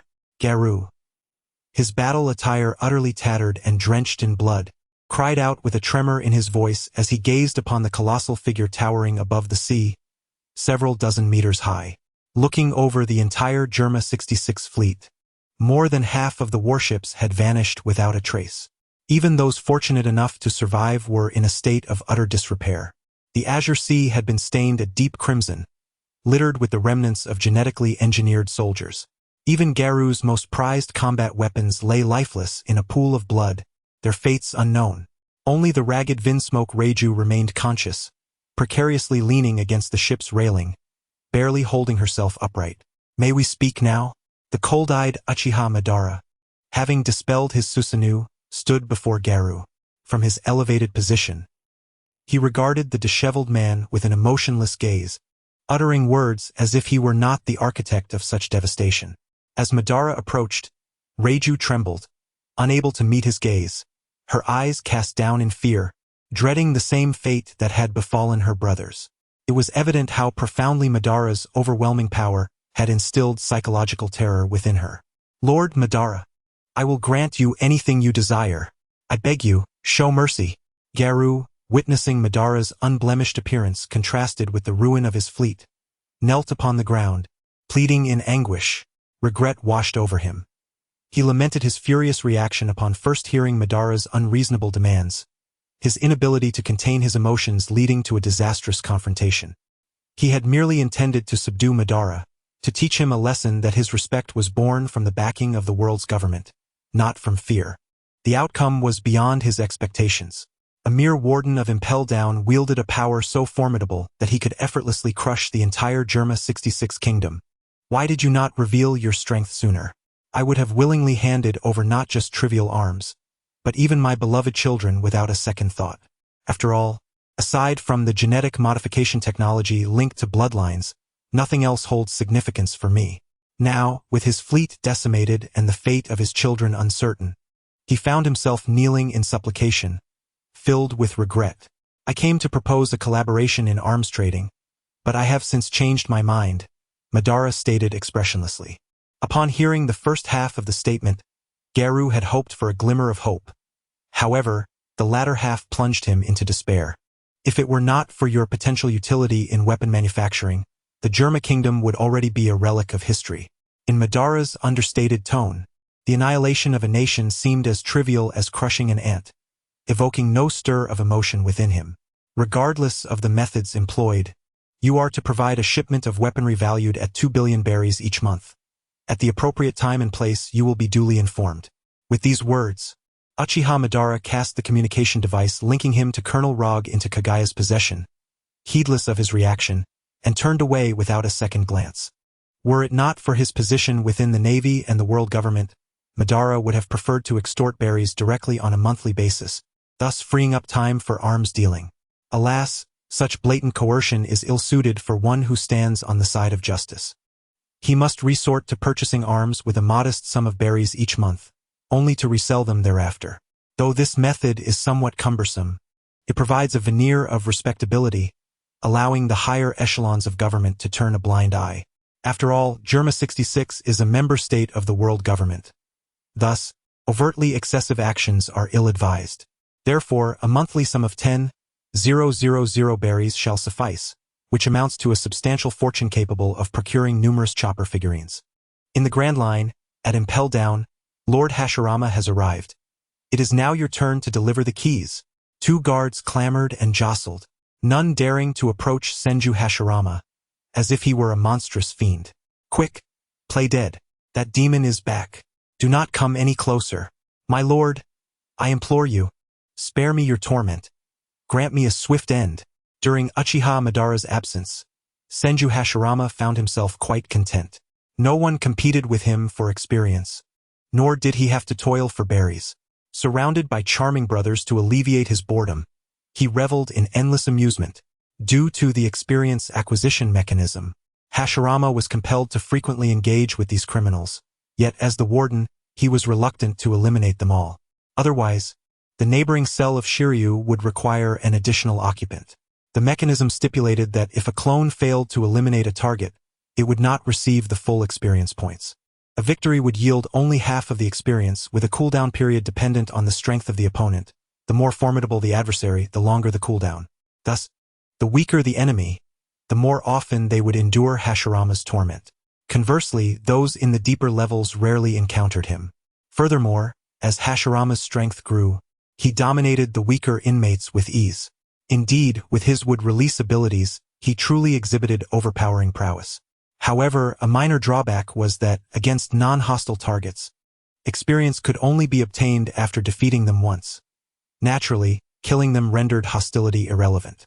Consequently, Hashirama found himself in a predicament, needing to strip these criminals bare and suspend them for public display in order to provoke their resistance. Only then could he gain experience points from defeating them. Initially, this approach proved effective, but eventually all participants became apathetic. They continued their own pursuits, indifferent to his antics, for all had been seen. This left Hashirama in a state of exasperation, compelled to devise increasingly creative strategies to engage with them. Throughout the entire prison, save for a female warden known as Little Suddy, no one dared to meet her gaze, terrified of their perverse superior. Little Suddy, these individuals are truly disobedient. Do you possess any clever strategies?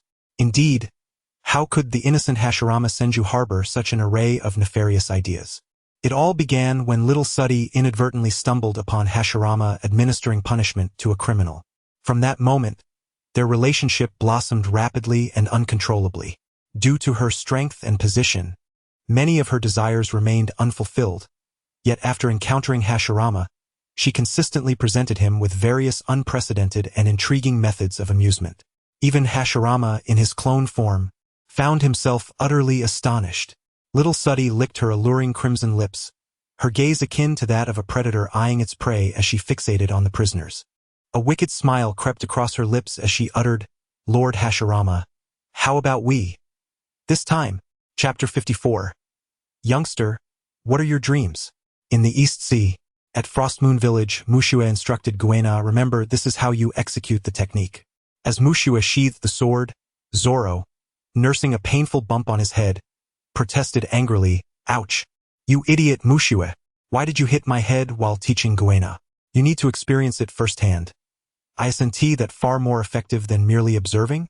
I'm doing this for your benefit, and yet you still doubt me." Mushue feigned exasperation, adopting a look of "I am doing this for your own good, yet you fail to comprehend."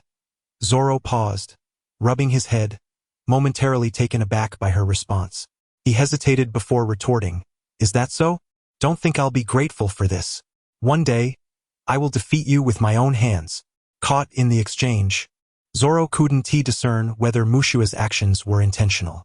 In frustration, he stormed out, "Ouch!" As Zoro dashed forward, lost in thought, he failed to notice the figure ahead and collided into them. Despite his young age, Zoro's robust physique and reckless speed could easily take down an unsuspecting adult. However, unexpectedly, the person he collided with stood firm, as steady as a mountain. "Are you hurt, little one? Next time, be more careful while running," the man in the green robe said, helping Zoro up with a smile, not a hint of blame in his demeanor. Okay, Zoro replied curtly, ignoring the mysterious man's words, and hurriedly ran off. As the senior disciple of the dojo, Mushue stepped forward upon seeing a visitor. "Who are you?" "I am an old friend of your master, here to reminisce." The man in the green robe smiled, revealing half of his tattooed face. Recognizing the familiar visage, Mushue realized he stood before the most notorious criminal in the world, the leader of the Revolutionary Army, Monkey D. Dragon. Before Mushue could respond, a warm voice echoed from behind, "Mushue, go brew some tea in the kitchen." It was Yashir, who had sensed the presence of several powerful auras and had come to investigate. Recognizing an old acquaintance, he felt at ease and instructed Mushue to prepare tea, ready to welcome Dragon personally. Years ago, when Yashir's wife faced a dire childbirth, both mother and child were in peril. It was only through Ivankov's intervention that Guena was saved. Thus, as a native of Ueno, he had pledged to Dragon that he would spare no effort to repay the debt of saving his daughter whenever needed. "It's been a while. Let us converse in the back," Yashir suggested, aware of Dragon's sensitive identity and keen to avoid any untoward incidents. Dragon, understanding the circumstances, readily agreed. In the backyard, "Master, here is the tea you requested." Having served freshly brewed hot tea to everyone, Mu Shui quietly retreated under the subtle indication from Gung Sailang. It was not that Gung Sailang distrusted his own child, but given the sensitive nature of the information regarding the Revolutionary Army's leader, it was prudent for as few people as possible to be aware. The more who knew, the more detrimental it could be to Mu Shui's development. Thus, present were only Monkey D, Dragon, Gung Sailang, and Ivankov, who had previously saved Guena. As for Artoria, she was kept aboard the ship due to the overwhelming attention outside, a precaution taken by Dragon to prevent any unnecessary troubles for Gung Sailang on the island. After sipping his tea, Dragon wasted no time and addressed the matter directly. I have come to request your assistance in procuring some supplies. Brother, who are those people? Guena whispered curiously to Mu Shui, noticing her departure. They are likely old friends of the master. Let us not concern ourselves with them. Do you remember the sword techniques we just practiced? Mu Shui, wishing to shield Guena from involvement, responded ambiguously. She then brought her index and middle fingers together and gently tapped Guena's forehead. If you want to say anything, I want to press further. Let us continue practicing. I must learn it before Zoro. Guena pouted playfully. Feeling the familiar and affectionate gesture from Mu Shui, Guena understood that further inquiries would yield no answers. In their childhood, whenever Mu Shui chose not to speak, she would use that gesture to interrupt her. With time, Guena learned to refrain from asking too many questions, confident that when the time was right, Mu Shui would share what she deemed necessary. Thank you for your help. Having resolved the supply issue, Dragon was in good spirits as he began reminiscing with Gung Sailang. It had been over 10 years. That young boy had grown into a fine young man. Dragon wondered if he had any intentions of setting sail. He recalled the boy adorned with a sword bearing the Wado Ikamanji, exuding a sharp aura that suggested he was a formidable swordsman. However, at that time, he was preoccupied with supply concerns and paid little attention. Now that the issue was settled, lacking top-tier combat power, he sought to involve Mu Shui in the Revolutionary Army. Upon hearing Dragon's inquiry, Gung Sailang instantly understood that Dragon had taken an interest in his eldest disciple. Yet, instead of responding directly, he maintained a squint-eyed smile and said, "The child has grown. As parents, we should not meddle too much. The path ahead must be walked by him alone." The implication was clear. You may ask him yourself. If he consents, I shall not oppose. Realizing Gung Sailang's stance, Dragon felt a sense of relief. After all, the Revolutionary Army was a highly perilous organization, and he feared Gung Sailang might dissuade him, forcing him to abandon his attempt to recruit Mu Shui. Now, it seemed that since Gung Sailang did not object, he was ready to make his move. After all, as the leader and founder of the Revolutionary Army, he held confidence in persuading a young individual. Observing Mu Shui as she instructed Guena on the mountainside, Long sighed, reflecting on how, at such a young age, he had been struggling for survival under the grip of an elder, and now, in the blink of an eye, his own child was nearing that same age. My dear child, do you know? This world is vast, encompassing the depths of Fishman Island, submerged thousands of meters beneath the sea, and the sky islands suspended at soaring heights. It is home to giants towering several meters tall, as well as diminutive people merely a few centimeters in height.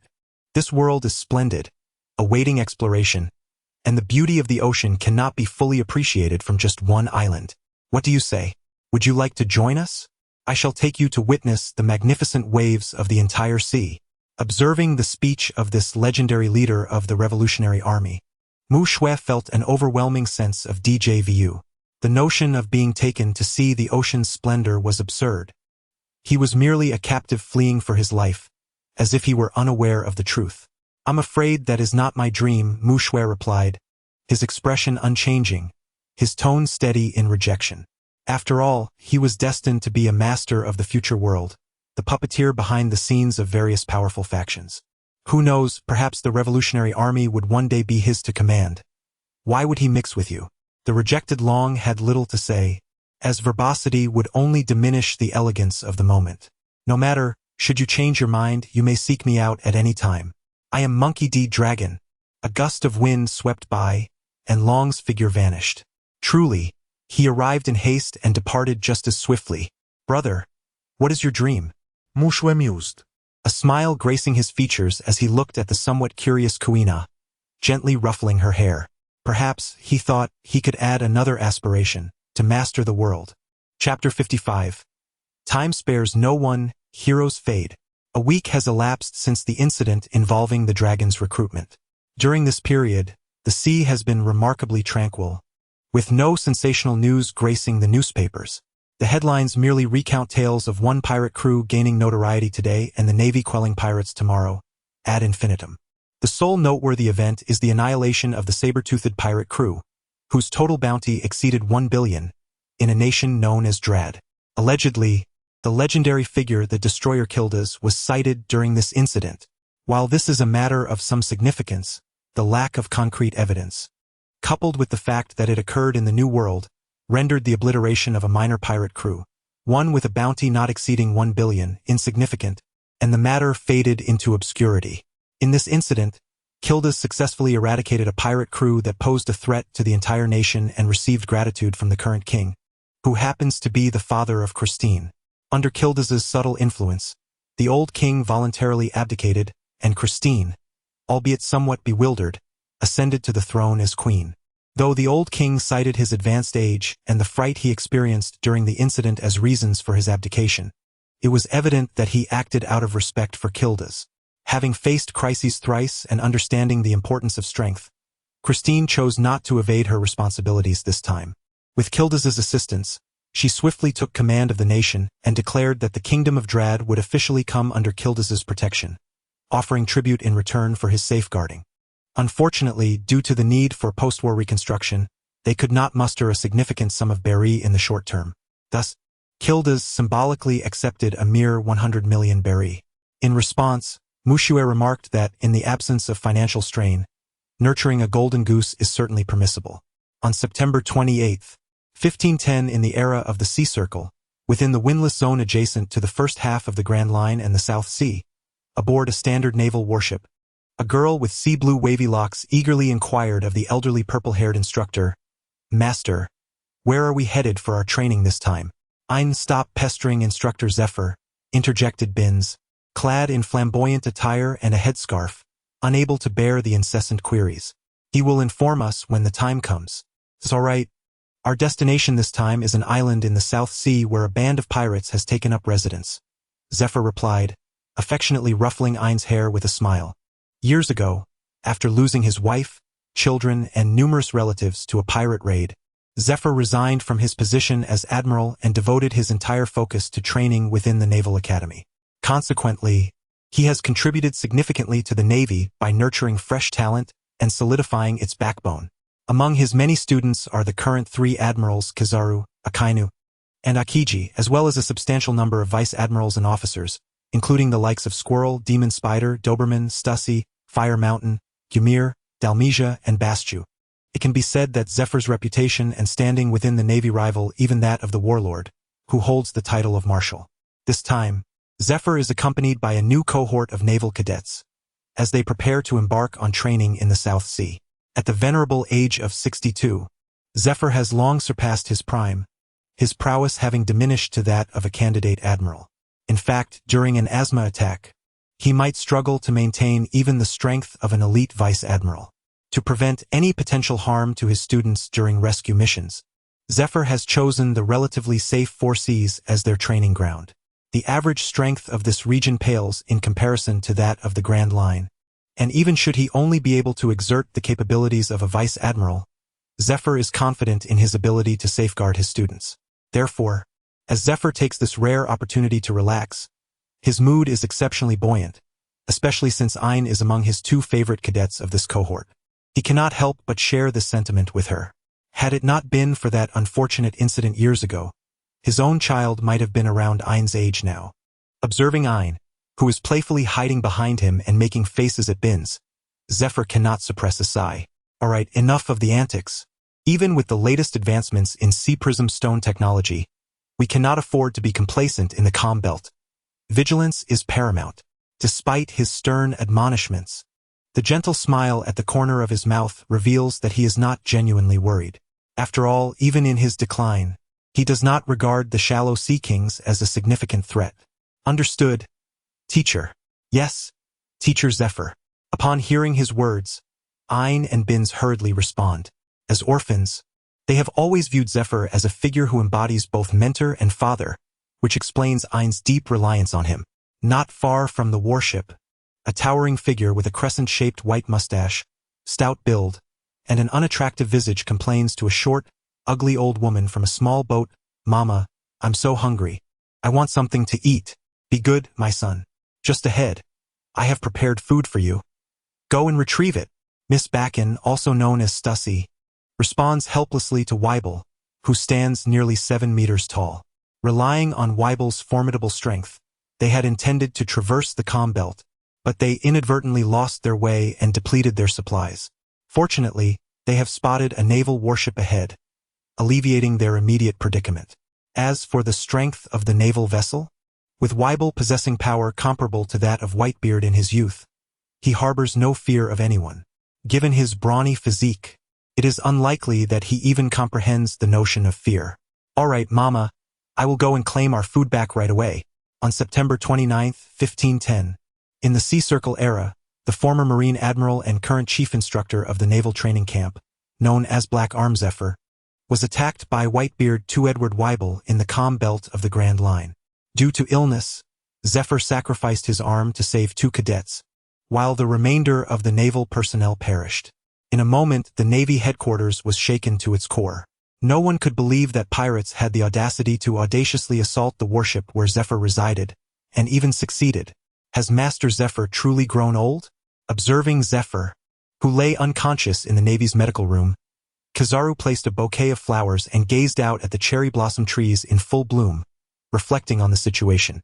Although Zephyr had always looked down upon Kizaru's excessive reliance on devil fruit powers, he had nonetheless imparted much wisdom to him over the years. Kizaru, being the first to visit his esteemed mentor, was struck by the sight of his once mighty teacher, now reduced to a solitary, fallen lion, languishing in the medical room, clinging to life with an oxygen tube. A tumult of emotions surged within Kizaru, leaving him speechless. In the marshal's office, "Bang! Damn it! That wretched fellow!" Sengoku, upon witnessing Zephyr's dire condition, was consumed by a raging fury. Seeing his old comrade, who had stood by him for decades, brought to such a state, Sengoku yearned to capture Whitebeard to himself to vent his wrath. Alas, as the Admiral of the Navy, he could not easily depart. Furthermore, with Weevil's formidable strength, it seemed that only the 3 admirals could ensure a decisive victory against him. Yet, each of the admirals was burdened with multiple responsibilities, leaving them stretched thin. Send out the notification, Edward Weevil, with a bounty of 480 million berries. Life or death? Indifferent. Chapter 56. The Marketplace of October. East Sea, Shuangyue Village.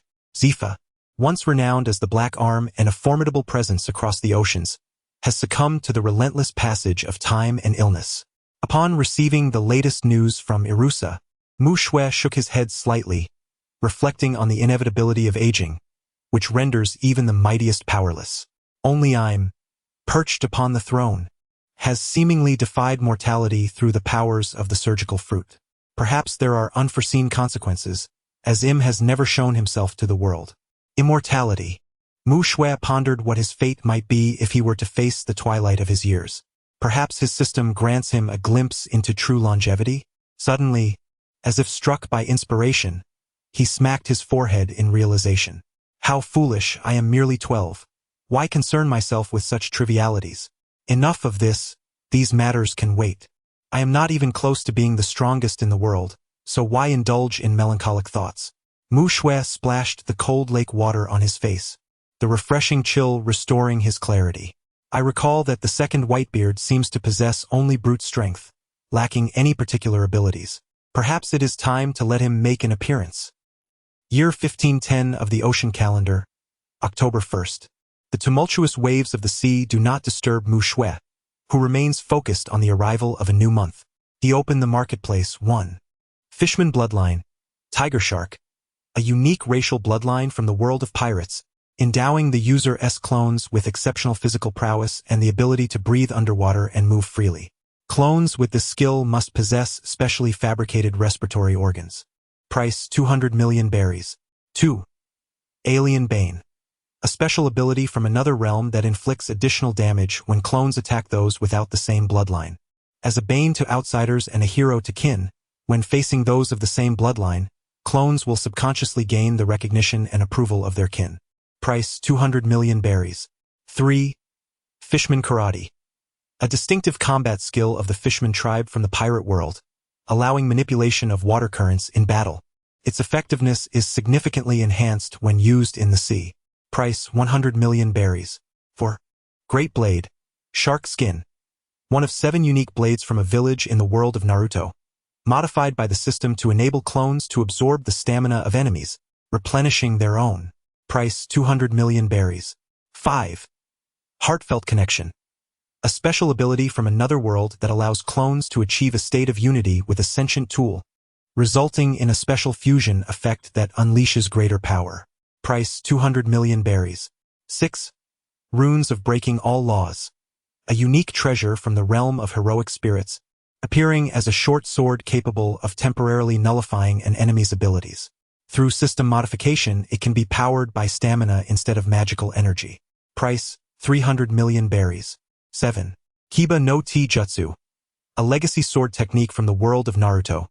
This art harnesses the power of lightning to stimulate cells, unleashing unparalleled speed and lethality. After systematic modification, it can utilize physical stamina in place of chakra. Price 200 million berries. Phantom Mask of Niga, ninja clan originating from the realm of Jackie Chan adventures. This mask grants the ability to summon shadow ninjas. These shadow ninjas come equipped with various tools: shurikens, throwing knives, smoke bombs, daggers, etc., and can traverse through shadows at will. Following system enhancements. Summoning shadow ninjas and traversing shadows now depletes physical stamina, with no limit on the number of shadow ninjas that can be summoned. Upon death, they return to the shadow realm, awaiting further summons. Price 400 million berries. 9. Navy 6 Styles. A unique martial art exclusive to the Navy in the world of pirates. This technique allows practitioners to execute feats that surpass the capabilities of ordinary individuals. It encompasses 6 moves: shave, iron body, paper drawing, moonwalk, storm leg, and finger gun. When mastered to a profound level, one may comprehend a special technique known as life return. Price 100 million berries. 10. Book of Intelligence. A special item from the world of Warcraft. When kept close, it gradually enhances the mental acuity of the user's clones. It can also be used in a single instance to increase mental power by a certain level. Price 300 million berries. 11. Dual Hockey advanced from the pirate world. This encompasses 2 unique powers: Armament Hockey, which augments both offensive and defensive capabilities and allows contact with natural-type devil fruits, and Observation Hockey, which enables the user to sense and predict the movements of adversaries in advance. Price 400 million berries. There are too many items to enumerate. It becomes overwhelming. Gazing at the splendid array of options on the system panel and then at the staggering balance of 1 billion berries, Mushue waved his hand grandly, purchasing everything in one fell swoop. Ding! Experience points are maxed out. System level increased. Ding! Experience points are maxed out. System level increased. With 2 consecutive notifications, Mushue's system level ascended to 11. Current experience points, 4,000 and 6,250,000. He has acquired 2 opportunities for clone fabrication and 2 chances for a lottery. The lottery can wait. First, he must allocate his abilities. Primarily, Mushue yearned for the ruler of Fishman Island, Kisame Hashigaki. Tailless Bijou Clone, Kisame Hashigaki level.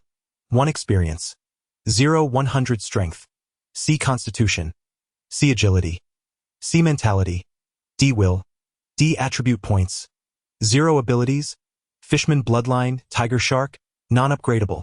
Alien nemesis, non-upgradable. Fishman karate, beginner. Great sword, Samahata, equipped. Heartfelt connection, non-upgradable. Possessing the bloodline of a fishman, even at level 1. Kisame Hashigaki boasts physical prowess that far exceeds that of ordinary beings. With Fishman Karate, he remains unmatched even against officers in the ocean. Coupled with Samahata and the state of heartfelt connection, along with alien nemesis, once Kisame matures, becoming invincible at sea will no longer be a mere dream. Perhaps, the title of Sea King could even be within reach. It remains uncertain, however, how extensive the definition of alien is.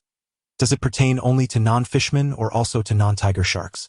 If that were the case, then the scope of restraint would indeed be vast. At the very least, in the original work, there exists a fishman closely resembling a tiger shark, known as Vander Decken 9, who is the perverse character that harasses Shirahoshi. As for the concern regarding whether an overly broad judgment might affect the subsequent outcome, Mu Shui can only assert that in this world, to garner respect from others, one must possess formidable strength. Take Jinbei for example, an ordinary fishman roaming the streets. Through his immense power, he safeguarded the peace of Fishman Island and thus became its hero. Therefore, it stands to reason that as long as one's strength is sufficient, admiration and accolades will surely follow. Indeed, reminiscent of my memories, I must inquire, is this individual truly not a fishman in the original narrative? Observing the figure before me, with skin of a deep azure and gills adorning his face, Mu Shui pondered internally. After all, who among the normal populace would have gills upon their visage? Chapter 57. White Fang. A new objective. Upon completing the assignment for the enigmatic Kisame Hashigaki, Mukyu resumed the creation of his second doppelganger.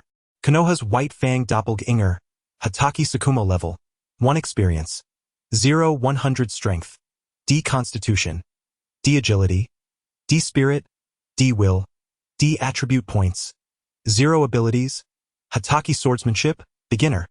Runes to break all constraints, equipped, ghostly mask of Nika, ninja clan.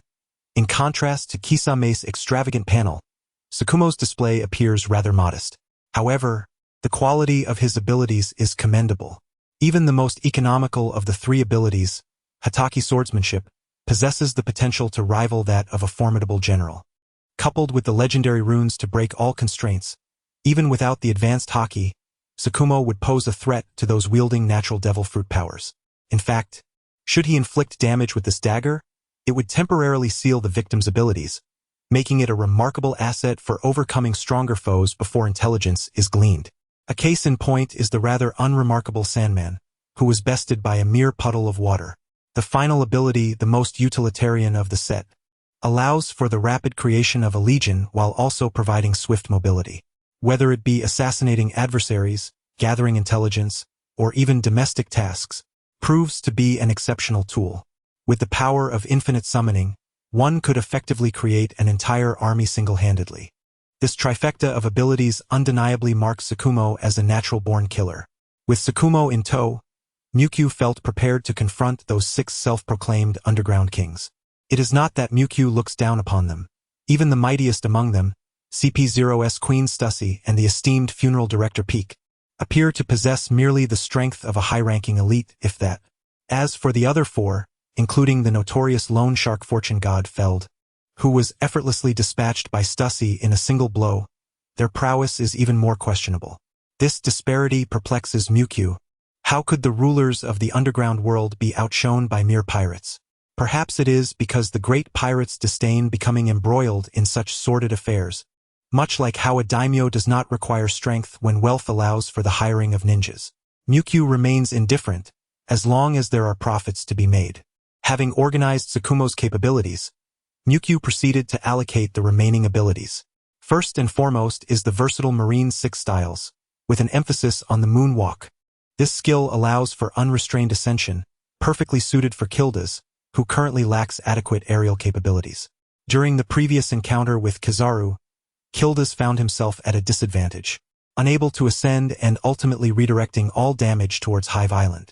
As for the Book of Intelligence, Mukyu intends to bestow it upon Aizen. His hypnotic abilities require substantial mental fortitude, and given his non-combative nature, he seldom accumulates experience points. Thus, this enhancement should be prioritized for him. Lastly, the advanced dual-colored haki has been granted to Kenpachi Zaraki. Only knowing the ferocious combat techniques, Kenpachi Zaraki lacks any formidable means to confront the capable ones. Hence, the necessity of haki becomes evident. After distributing abilities, Mu Shui felt an unsettling sense of forgetfulness. However, upon reflection, she concluded that if it was forgotten, It must not be significant, and dismissed the thought. In the Grand Line at Impel Down, is there something you wish to discuss? Magellan, enduring excruciating pain in his abdomen, furrowed his brow as he regarded the visitor. Were it not for the fact that Senju Hashirama had not sought him out in 8 centuries, Magellan would never have engaged in conversation while clutching his stomach. The peculiar enthusiast, who typically lingered in the lower levels, had come to find him today, indicating the importance of the matter at hand, compelling Magellan to endure the discomfort. Director Magellan, I would like to request some leave. Senju Hashirama cheerfully addressed Magellan. Leave? Is that all? Initially expecting a matter of grave consequence, such as a prison riot, he was met with a mere request for leave. I'm here holding my stomach, fearing an accident, and you come to me with this? Magellan could barely suppress the urge to slap Senju Hashirama across the face. Suddenly, Magellan's expression shifted dramatically from a deep shade of black to a pale white, and without a backward glance, he dashed into the restroom. Get out! Get out! In the future, just say you need leave. No need for such formalities, you fool. The restroom echoed with the sounds of relief, followed by a roar. Senju Hashirama scratched his head, puzzled. Was it not standard procedure to inform him? Never mind, if it was incomprehensible, he would not dwell on it. Very well, Director Magellan. I shall take my leave. Until we meet again. With a group of prison guards gathered, Senju Hashirama boarded a military ship and departed from Impel Down. After several months, he was finally setting sail towards the open sea once more. Meanwhile, in the South Blue on Sandarai Island, Monkey D. Dragon, with a serious expression, addressed the gathered revolutionaries, saying, the vast majority of us have lost loved ones, friends, and even the lands of our youth due to the decay of the world government, the greed of noble houses, the rampant piracy, and the ineptitude of the navy. Here, in the Kingdom of Glass, I have witnessed the birth of countless tragedies. The so-called member nations of the world government are merely tools for the oppression of the populace, serving as brutal means for their own entertainment. The world nobles are nothing but ruthless demons. The king of this nation is complicit, oppressing the people. The world has rotted. Only by uniting all like-minded individuals can we, with our will and strength, forge a new realm for this world and for all who suffer oppression. In that time, no one shall be without clothing or food. In that time, there will be no cruel nobles to oppress us.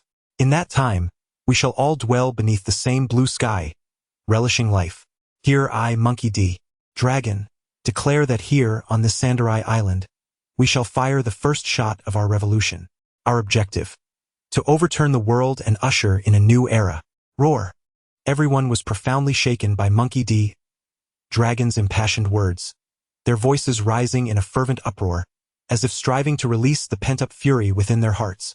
Many among them had been unable to survive in their hometowns, joining the Revolutionary Army in a fight for existence. Today, they truly grasped the essence of the Revolutionary Army. They understood the cause for which they fought. From this day forth, they embraced a shared identity as warriors of the revolution. Teacher, I believe I have found a new direction. As he gazed upon Dragon's fervent demeanor on stage, Sabo's eyes brimmed with hope and anticipation. Previously lost in the haze of amnesia, he had been engulfed in confusion. However, after Dragon's stirring speech, he recognized that this world is rife with tragedy. An overwhelming impulse surged within him. He too wished to make a difference in this world. At the very least, he aspired to ensure that his own tragedy would not befall anyone else.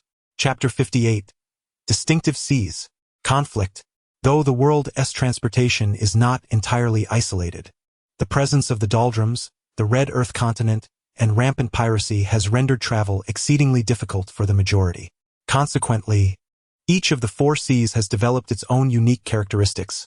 The cultural West Sea, dominated by the mafia, the martial North Sea, rife with war maniacs, the technological South Sea, home to weaponry, and the peaceful East Sea, where strength prevails. Today, the East Sea has gained immense notoriety, and Mushui is preparing to send her doppelganger to other seas to stir up trouble, thereby distributing her firepower. In the West Sea, the Flower Kingdom, a quaint port town, Mushui's order to begin encroaching upon the underground forces has brought Chimu Sakumo to the mafia-dominated West Sea. The West Sea can be described as the most chaotic among the 4 seas, having birthed numerous formidable individuals. Among them, the renowned red-haired Shanks, who shows promise of claiming the throne, and Moonlight Moria, who, despite his crushing defeat at the hands of Kaido, remains a notable power, possessing the qualifications of a Shichibukai. In addition to these, other distinguished strongmen serve as testament to the exceptional caliber of those who have managed to carve out their niche in this tumultuous West Sea. Look, is that not the recently infamous assassin White Fang? Hush! Keep your voice down. Are you seeking death? He is a man who dares to assassinate even the 8 Treasure Navy. Conversations in the corner reached Chimu Sakumo's ears, yet he paid them no heed. As the first step in dominating the underground forces of the West Sea, establishing a formidable reputation is paramount. For instance, the current Sea Emperor, simply by virtue of his title, is enough to instill fear in the hearts of the majority before a single battle has commenced. In the West Sea, the most famous factions include the 5 major mafia families and the Flower Kingdom, which boasts a formidable navy of 8 treasures. Among the 5 major mafia families, aside from Capone Beach, who unified the mafia a decade later, there are remarkably few top-tier strongmen. Conversely, the Flower Kingdom stands apart, both in terms of quantity and quality, making it renowned in the New World. For instance, the 8th-generation pillar of the 8 Treasures Navy, Qingjiao, with a bounty of 542 million berries, was a warrior bold enough to confront Garp himself, although he suffered a setback that left his reputation tarnished. Even the treasures hidden within the ice continent remain forever sealed as a result. Nevertheless, this does not impede his ability to sweep through the West Sea. It is merely the authority of the world government that deters him from acting recklessly. Thus, after successfully executing several assassinations against the Mafia and the Flower Kingdom's 3 Treasures Navy, Chimu Sakumo confidently sauntered through the streets, intent on establishing his name atop the Flower Kingdom and in the West Sea. As long as he refrains from confronting the 8 Treasures Navy, Chimu Sakumo is certain that no other navy poses a challenge to him. After all, the eerie nature of shadowy stealth, coupled with the power to shatter all laws, ensures that most will not even comprehend their demise until it is too late. Likewise, should Qingjiao of the 8 Treasures Navy decide to act unpredictably and personally intervene, he could simply resort to stealth. After all, no one can hold him down. "Hey, are you the so-called White Fang?" A brash voice rang out from behind Chimu Sakumo. "How dare you attempt to assassinate a cadre of our Sanbao Navy? Let me see who has endowed you with such audacity." A figure rugged and imposing, with a physique reminiscent of a bear, loomed large, his muscles rippling, striking terror into the hearts of those around him. Oh no, it's the Deputy Chief Sage of the Sanbao Navy. He is a madman, one who would not hesitate to kill anyone in his path. We must flee. What? How did that lunatic escape? Wasn't he confined? Never mind that. All I know is, if we don't leave now, we'll regret it when he goes berserk. Upon recognizing the newcomer's visage, panic washed over everyone. Yet, Kiki Shikumo remained relatively calm. After all, he was an assassin and unlikely to target these impoverished civilians without cause. The deputy chief of the Sanbao Navy was notorious for his insanity, having previously wreaked havoc in the streets while inebriated, resulting in his confinement by his own superior. To everyone's surprise, he had been released in just a few days. Well, this could be a significant catch. Observing Sage's audacious demeanor, Kiki Shikumo felt a slight smirk tug at the corner of his mouth hidden beneath his mask. Let me see if your prowess measures up to your reputation. On the Grand Line, in the diverse Totland, "Mama, I want delectable desserts. Hurry up with the sweets," roared Big Mom, Charlotte Linlin, having just awakened and yearning for a sumptuous afternoon tea. "Coming, Mama. Don't fret. The desserts are on their way," replied her eldest son, Perispero, nervously wiping the sweat from his brow, anxious that any delay could provoke her wrath. Should her hunger-induced frenzy be triggered, chaos would surely ensue. Before long, the head chef, Longbread, entered, wheeling in carts laden with cakes. Lin, the cakes have arrived. Do give them a try." A diminutive old man, sporting large leaf-like whiskers, spoke in a soothing tone to the towering Charlotte Linlin, nearly 9 feet tall. The scene was undeniably comical, yet none dared to laugh, all anticipating Linlin's swift return to tranquility. "Not these again. I crave new desserts." Upon seeing the cakes offered by Longbread, Charlotte Linlin was clearly unimpressed, her childlike nature yearning for untried and tastier sweets rather than the countless old cakes she had already tasted. For a moment, Long Bread was at a loss for words, while Perispero was drenched in anxiety, fearing that in the next instant, his mother might erupt in fury. Fortunately, one of the 25 children, Charlotte Snag, seemed to recall something and whispered urgently to Perispero before hastily departing. Upon hearing this, Perispero regained his composure and called out to Charlotte Linlin, "Mama, there are new desserts on the way. Snag has gone to fetch them. Why don't we enjoy some of these while we wait? He'll be back shortly."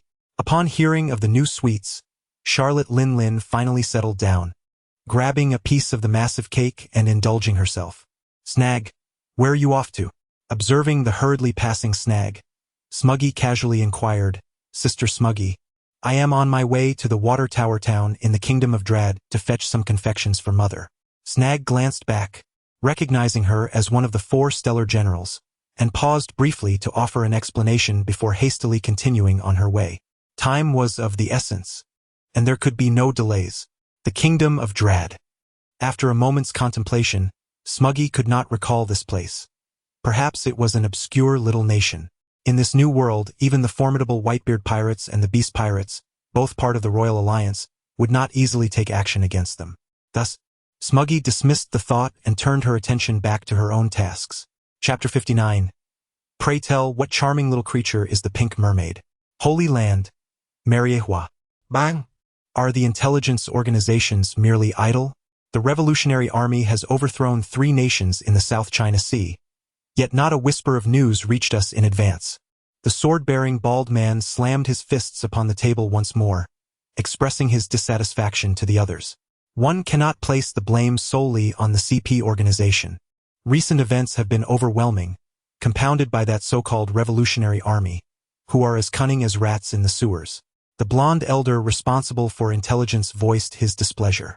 Are you taking your frustrations out on those beneath you, or do you simply disdain my leadership? Enough, enough. Let us not quarrel.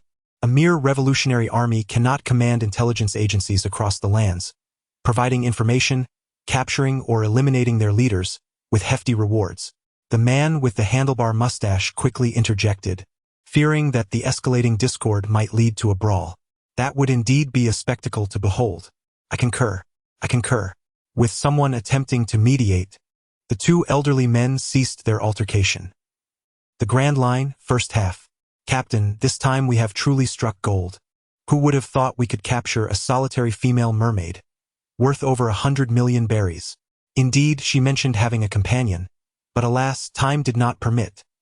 Otherwise, our profits would have doubled. 2 men in the ships hold lavished praise upon a tall figure with a black eye patch over his left eye. It was evident from their discourse that this was a notorious slave ship, engaged in the illicit trade of human trafficking, selling to underground factions for substantial gains. Ordinary people hold little value, yet beings of extraordinary races, particularly mermaids, are exceedingly rare and coveted by the world's aristocracy. To satisfy their peculiar collecting habits, countless individuals exert every effort to infiltrate Fishman Island for the purpose of human trafficking. During this ordinary voyage, encountering 2 mermaids who had stealthily escaped was indeed a stroke of fortune. One is sufficient. A single unexpected catch is ample. For such a prize is hot to handle, swift action is imperative. The one-eyed captain, exuding an air of nonchalance, proclaimed, for him, prudence was paramount. Those in this line of work are invariably ruthless. Should word leak, they risk being devoured by their own kind. A lamentation in search of solace would be futile. Thus, even upon learning of another mermaid or fishman, he was unwilling to take the risk of lingering. To him, a captured mermaid was the only mermaid worth having. Bang! Where have you hidden my mermaid friend? The door was violently smashed open. A man with deep blue hair, golden eyes, a visage reminiscent of a shark, and a mouthful of sharp teeth stood at the threshold, addressing the trio. Who are you? How did you get in? What about the others outside? The one-eyed captain did not respond to his inquiries but instead, nervously probed. It is essential to recognize that outside, there are dozens of robust men wielding firearms. How did this individual manage to infiltrate? You inquire about those outside? Regrettably, they have been disposed of, cast into the sea to feed the fish. The figure known as Kisame Hashigaki, revealing a row of sharp teeth, uttered these chilling words with a gentle tone. "Hey!" Before the one-eyed captain's companion could utter a word, a purple silhouette cleaved him in two with a single stroke. Subsequently, the purple figure opened its maw and crushed another victim, whose lower half collapsed lifelessly to the ground. Blood splattered across the one-eyed captain's face, rendering him trembling in terror, unable to utter a single word. "Now, can you answer my question?" Kisame, still smiling, fixed his golden gaze upon the one-eyed captain. Regaining his composure, the captain shakily raised his hand, pointing towards a room. In the innermost room, with a swift motion, the captain's head was severed, and his headless body slumped to the floor. The chains on the door snapped audibly.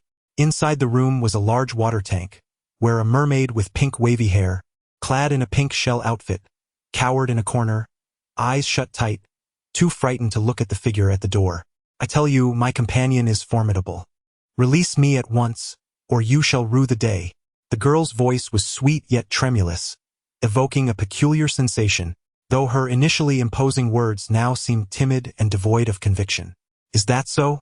Kisame, arms crossed, observed the trembling mermaid girl with a teasing smile. "Ah, Lord Kisame." The Grand Line, New World. Cough, cough. "Damn you, you mad woman. Are you the Navy declaring war on the beast pirates?"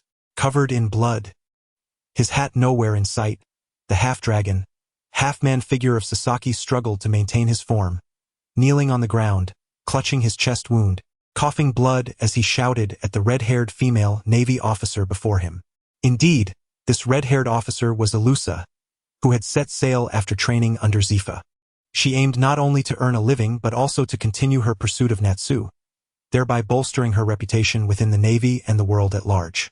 Their previous encounter at Hive Island had ended in a stalemate, with Alusa and an exhausted Natsu evenly matched. This raised doubts among many regarding her capacity to rival the pirate supernovas. Some even suggested that if this Navy rising star faltered against contemporaneous pirates, it would undermine the Navy's authority, inciting jubilation among pirates. After all, it was well known that Alusa was a leader among the new generation of the Navy, her significance comparable to that of the three admirals in their youth. As a formidable competitor and potential successor to the Admiralty, any signs of weakness could embolden pirate fervor.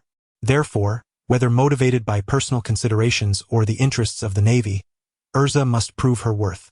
Fortunately, after undergoing rigorous training, Urza has achieved a speed that rivals that of the Vice-Emperor, showcasing strength that is truly formidable. Coupled with her extensive array of skills, surpassing even those of Natsu, it is reasonable to expect at least a draw. In fact, with her ultimate move, the Sword of 10,000 Swords, she could potentially inflict severe damage on Natsu, thereby elevating her reputation once more. This could lead to greater renown and status within the Navy. Taking out the communication device, she connected with Natsu. Rather than responding to Sasaki's words, Urza positioned her sword against his throat and coldly stated, "Feel the chill of my blade and the frosty gaze in my eyes."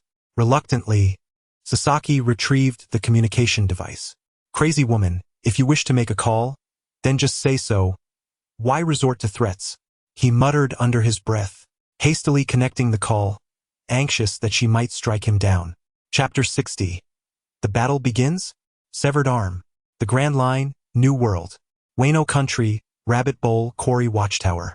It is a rare moment for Natsu, who usually ventures out to sea, to bask in the sun and relish the delightful time. "What?" you inquire why the clone is indulging. "Please, there are so many onlookers. One must put on a facade. It is certainly not due to a lack of abilities that one is slacking off. After all, the clone lacks emotions." Suddenly, the serene afternoon tea is disrupted by the frantic ringing of a snail phone. Natsu furrows his brow and reluctantly answers the call. Upon seeing the green-haired snail with slender, pointed horns, Natsu instantly thinks of the fellow flying six-member, green-haired Sasaki. "Sasaki, you better have a good reason." Before Sasaki could utter a word, Natsu voiced his grievances. I apologize for the interruption, Lord Natsu. Ever since that battle, Natsu's formidable prowess has etched itself into the hearts of every member of the Beast's pirates. Even Sasaki, a member of the Flying Six, unconsciously resorts to honorifics. Before he could report the matter at hand, the phone was abruptly snatched away by Urza, who stood nearby. Frustrated and helpless, Sasaki could only curse Urza silently in his heart. This madwoman seeks out Lord Natsu every day. What normal Navy officer has so much time to target a single pirate? It's absurd. Could it be that she has taken a liking to Lord Natsu? The more Sasaki pondered, the more alarmed he became, hastily quelling this audacious thought. As if forgetting the pain, Sasaki shook his head fervently, desperate to dismiss this fanciful notion.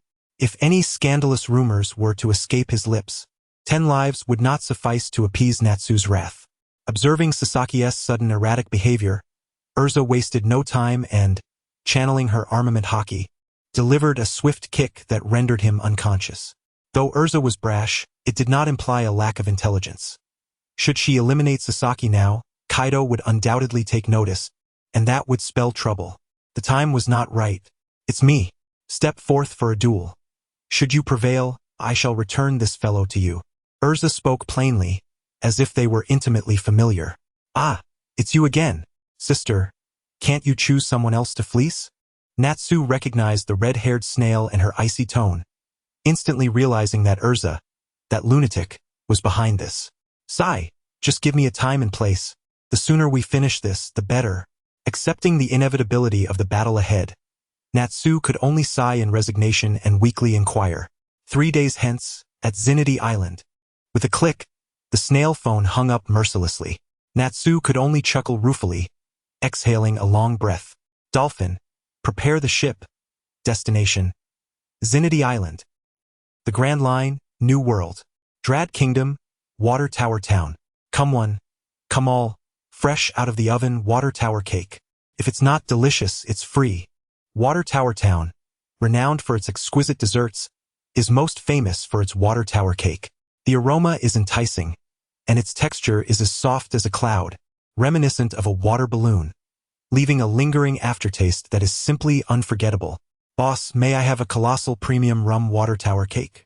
Shouted a man with red hair, reaching out to the plump proprietor. Certainly, please hold on for a moment. You can keep the change. The red-haired man, none other than Shanks, who had just defeated the Silver Axe Pirates, replied. Passing through this remarkable town known for its fragrant cakes, the wine-loving Shanks could not resist the temptation. As he awaited the baking of the cake, he casually engaged in conversation with the passers-by, like an ordinary person. Suddenly, a loud crash erupted, and a voice cried out, "Pirates are coming. Everyone, hide!" Just as Shanks was about to investigate who dared disturb his enjoyment, the rotund proprietor calmly remarked, "If you wish to leave, I'm afraid I cannot refund your cake." Surprised by the owner's apparent lack of fear, despite being an ordinary person, Shanks pondered, "What is happening? Are common folk no longer afraid of pirates?" "Of course, but are you not afraid? You must be new here. Our island is under the protection of the legendary figure known as the Destroyer. Those ignorant little pirates will be dealt with shortly," the proprietor explained nonchalantly. "The Destroyer? How intriguing," Shanks mused, stroking his chin, clearly intrigued by this mysterious man who shared his hair color. Indeed, within mere minutes, the sounds of battle ceased. "Here you go, your colossal premium rum water tower cake. A friendly reminder, it tastes quite different fresh out of the oven compared to when it cools," the proprietor stated. Evidently, under the protection of the Destroyer, life here was quite comfortable. On the shore, a rotund man with a gourd-like hairstyle, clad in a woolen coat and adorned with a red and white striped scarf, gazed in disbelief at the scene before him. In just one blow, the entire ship, along with its cookie soldiers, had been reduced to nothingness, as if they had never existed. Even Snag, who had sensed the impending danger, lost his right hand in the obliteration. "I remember now, You are the Destroyer who fought to a standstill against a marine admiral." Snag, hurriedly seeking cake, suddenly recalled and fearfully pointed with his remaining left hand at Kilda's. "So this is what they call a star of battle? To be honest, I'm a bit disappointed." Observing Snag, who had completely lost his will to fight, Kilda's refrained from striking again. It was not yet the time to confront the royal pirate crew head-on. The moment Kildas attained the strength to challenge an admiral in his normal state would be when he could act with complete impunity. Now be gone. Kildas impatiently waved his hand, calling out to the dazed Snag. Ah, greeting. I am Shanks. Would you care to sample the cake I recently acquired? Observing from the shadows, Shanks felt a wave of relief wash over him as Kildas refrained from taking action against Snag, and he stepped forward with a cheerful demeanor. For someone who greatly valued equilibrium, he was keen to avoid any conflict between two formidable powers, as it could lead to irreversible repercussions for the state of the seas. Upon encountering this sudden, red-haired figure and hearing his self-introduction, Kildas recalled that this individual had been mentioned by the old man Rayleigh as an intern. By the way, did Rayleigh ever mention that he was disabled? Pondering this with a hint of confusion, Kildas scratched his head and then reached into his pocket. To Shanks' astonishment, he produced a life card bearing his name. Huh? How do you possess my life card? Guess? Ha ha ha, it was given to me by a retired old man. Chapter 61. The foolish son of the landlord, Weibel. The Grand Line, the doldrums. Mother, how much longer must we drift? I am so hungry, exclaimed Edward Weibel, his face marred by a frown and tears streaming from his nose, as he pouted at Miss Backen. Do not fret, dear. There are some provisions from our last plunder in the hold. Have a bit to eat, Miss Backen replied, gazing helplessly at her spoiled son, who incessantly pleaded for food. Why was Stussy of CP0 so effective, yet Weibel is so dim-witted? She murmured to herself, standing at the bow of the ship, bewildered. Both were products of MADS. How could one be a clone of Whitebeard and turn out to be so foolish? Alas, what can be done when he is my own foolish son? Despite her evident disdain, when she looked at Weibel gorging himself, her eyes were filled with tenderness. Having lived a life devoid of family, she had raised Weibel from infancy, and though he was not her biological child, the years had forged a bond between them that could not be denied. Mother, do you wish to eat too? So, I shall not eat. I will save it all for you. Seeing Miss Backen gazing at him with longing, Weibel assumed she was also hungry. Battling the growls of his own stomach, he pushed the food towards her. After all, she was so small. If she grew even smaller from hunger, he might lose her. Silly child, eat for yourself. I am not hungry. Miss Backen chuckled softly, a touch of emotion causing her to turn her head away. How strange it is that there is sand at sea. If I had not chosen the path of a pirate. Miss Backen's brow furrowed as she gazed down at the tranquil surface of the sea, where fish swam in pairs and fell into a contemplative silence. Would release. Violent gun tree. A sudden, thunderous shout shattered the peaceful atmosphere shared by the two. Thick, sturdy wooden vines surged forth in a surprise attack. Boom! Mother, are you all right? Weibel, quick to react, seized a nearby broad-bladed sword and sliced through the incoming vines. He turned to see Miss Backen with her arm pierced and asked with concern, Are you hurt? Cough, cough. I am fine, you must engage the enemy.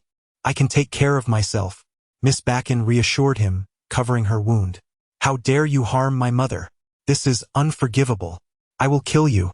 Weibel shouted furiously at the assailant, witnessing Miss Backen's plight. Oh, when you attacked and killed countless Marines, did you ever consider this moment? A figure with long black hair, clad in a red samurai robe, stood with arms crossed upon the thick vines that had just emerged, speaking coldly. I care not. Anyone who dares to harm my mother shall perish. Weibel's small mind would not entertain any reasoning.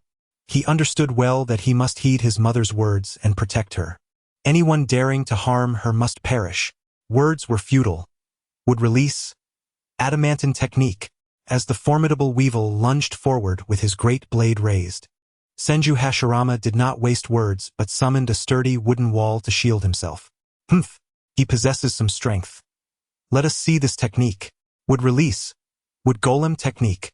With a thunderous shout from Senju Hashirama, a colossal wooden figure, towering several dozen meters high, emerged above the sea. The portion visible above the water alone was nearly 50 to 60 meters tall, exuding an overwhelming presence that was intimidating even in stillness. What is this? When did the Navy acquire such a powerful warrior? Witnessing this awe-inspiring spectacle, Miss Backen's expression spiraled into chaos, her face contorted with fear as she exclaimed, Gazing at this seemingly youthful man capable of wielding such astonishing power filled Miss Bakken with despair. Although my time under Teacher Zephyr was brief, he remains my esteemed mentor. And you, a mere savage pirate, dare to lay hands on my teacher. Today, I shall make you pay in blood for your sins. Wood release. Wood dragon technique. The wooden giant raised its massive arm, unleashing a colossal dragon-shaped attack, akin in size to its own arm, hurtling towards Weevil. Boom! With a violent impact, Weevil was sent flying, violently spitting out blood. Miss Bakken's eyes widened in horror as she witnessed the scene, her heart twisting in anguish. Cough. Cough, Mom. I'm fine, you go first, I will hold him off. Struggling to rise, Weevil, despite his injuries, cast a fierce glance at the enormous wooden figure above the sea, then turned to Miss Bakken, attempting to reassure her. No, this time, let Mother handle it. Unlike before, Miss Bakken did not retreat to the shadows, watching her son unleash his might. Weevil was unaware, but she understood all too well that he stood no chance against this opponent. Even with her background as a former officer of the Rocks Pirates, it would be futile. After all, she was already 64 years old, 2 years older than Zephyr. Aware of her lack of escape, she resolved to risk her life to protect her son. Miss Bakken withdrew a vial of potion from her bag and forcefully injected it into herself. Son, you go on ahead. Mother will catch up shortly. As the potion took effect, Miss Bakken gradually transformed into her youthful self. Though aged and withered now in her youth, she bore a striking resemblance to the current queen of Fun Street. Yet, before Weevil could finish speaking, the youthful Miss Bakken gently ruffled his hair. Be obedient. Weevil, you are a good child. With that, she charged fearlessly towards the colossal wooden figure of Senju Hashirama. The year 1510 of the Sea Circle, October 10th. Under the auspices of the world government, the warden of Impel Down, Senju Hashirama, has taken decisive action in the calm belt of the Grand Line. He has successfully neutralized the nefarious former Admiral Zephyr's assailant, Miss Bakken, and severely injured Edward Weevil, the son of Whitebeard, capturing him in the process. Thus, the name of Senju Hashirama, warden of Impel Down, reverberates across the seas for the first time. The ability to apprehend Weevil, the formidable progeny of the former Admiral Zephyr, has led the world to pair Senju Hashirama with the Navy's Alusha, dubbing them the twin stars of justice. Unbeknownst to them, however, is the fact that Senju Hashirama is also a member of the Navy, and his presence in Impel Down is merely a means of honing his skills. At the Navy headquarters in Marineford, within Zephyr's hospital room, a series of knocks jolts him from his reverie, gazing out the window. Come in. The voice that responds lacks the robust vigor of yesteryears, now resembling that of a weary elder. Teacher Zephyr, Weevil has been confined to Impel Down. The figure clad in an orange suit with a red tie, fire fist ace, enters the room. Upon receiving this news, he hastens to inform his mentor, hoping to inspire him to regain his former strength. Who did this? A newcomer named Senju Hashirama. The visage of a simple, smiling face materializes in Zephyr's memory. Has that young lad already surpassed me? How swiftly time flies. Chapter 62. Sengoku and Carp, the Sun Pirates. Marineford Marshal's office. A hearty laughter resonated from Sengoku's lips. Ever since the incident involving his old friend Zephyr, a lingering frustration had settled in his heart. Now, with the news of Weevil's capture, he felt an exhilarating clarity, akin to savoring 10 bags of senbei snatched from Carp's grasp. Observing Sengoku's sudden mirth, Carp, who was stealthily searching for the senbei Sengoku had hidden away, paused abruptly. This old rascal, has he lost his mind over senbei? Carp mused internally. Hey, what has got you so worked up? I haven't pilfered your senbei, Carp called out, his beard flecked with remnants of food. Seeing Carp's antics, Sengoku found, for the first time, that this old man was rather endearing. You and your nonsense. All my senbei have been devoured by your foolishness. Anyway, let us focus on the matter at hand. Come take a look at the 2 newcomers you brought back. They are already capable of standing on their own. You've truly unearthed a treasure this time. In high spirits, Sengoku refrained from being irked by Carp's habitual mischief and unusually praised him instead. Humph, is that so? I've known for ages that these 2 kids are gems. Carp nonchalantly picked his nose, feigning indifference, yet the smile tugging at the corners of his mouth revealed his contentment. Not only had the two newcomers he brought back shown promise, but more importantly, his old comrade Sengoku was rare to see in such good spirits. Ever since Sengoku ascended to the rank of marshal, he had not only ceased to smile but had scarcely relaxed his furrowed brow. Now, witnessing his old friend's smile once more brought Carp a sense of solace. Watching Carp's disingenuous demeanor, Sengoku felt an overwhelming urge to deliver a punch. Perhaps, it might be worth considering recalling those two. In the North Sea, Uchiha Madara, preparing to return, also came across the latest reports. Shock! The guards of Impel Down in the Calm Belt had acted against a 60-year-old woman. Ignoring the sensationalist headline, Madara focused on the contents within. Has Hashirama already gained notoriety? Perhaps I should contemplate my own path. As two of his shadow clones, they had not only joined the Navy together but had also trained under Zephyr, subsequently entering Impel Down side by side. This shared experience had only deepened their bond. Though shadow clones lacked emotions, it did not imply they were devoid of intellect. To outsiders, their relationship resembled that of close brothers. Therefore, setting aside other considerations, particularly concerning reputation, Madara resolved to establish his own renown, lest he hinder Hashirama's ascent. What's this about Germa 66? Don't be ridiculous. They are merely the waste of the North Sea. If one wishes to achieve fame, it must be in the New World. With a commanding shout, Uchiha Madara issued orders. Huh? Yes, Lord Madara, then.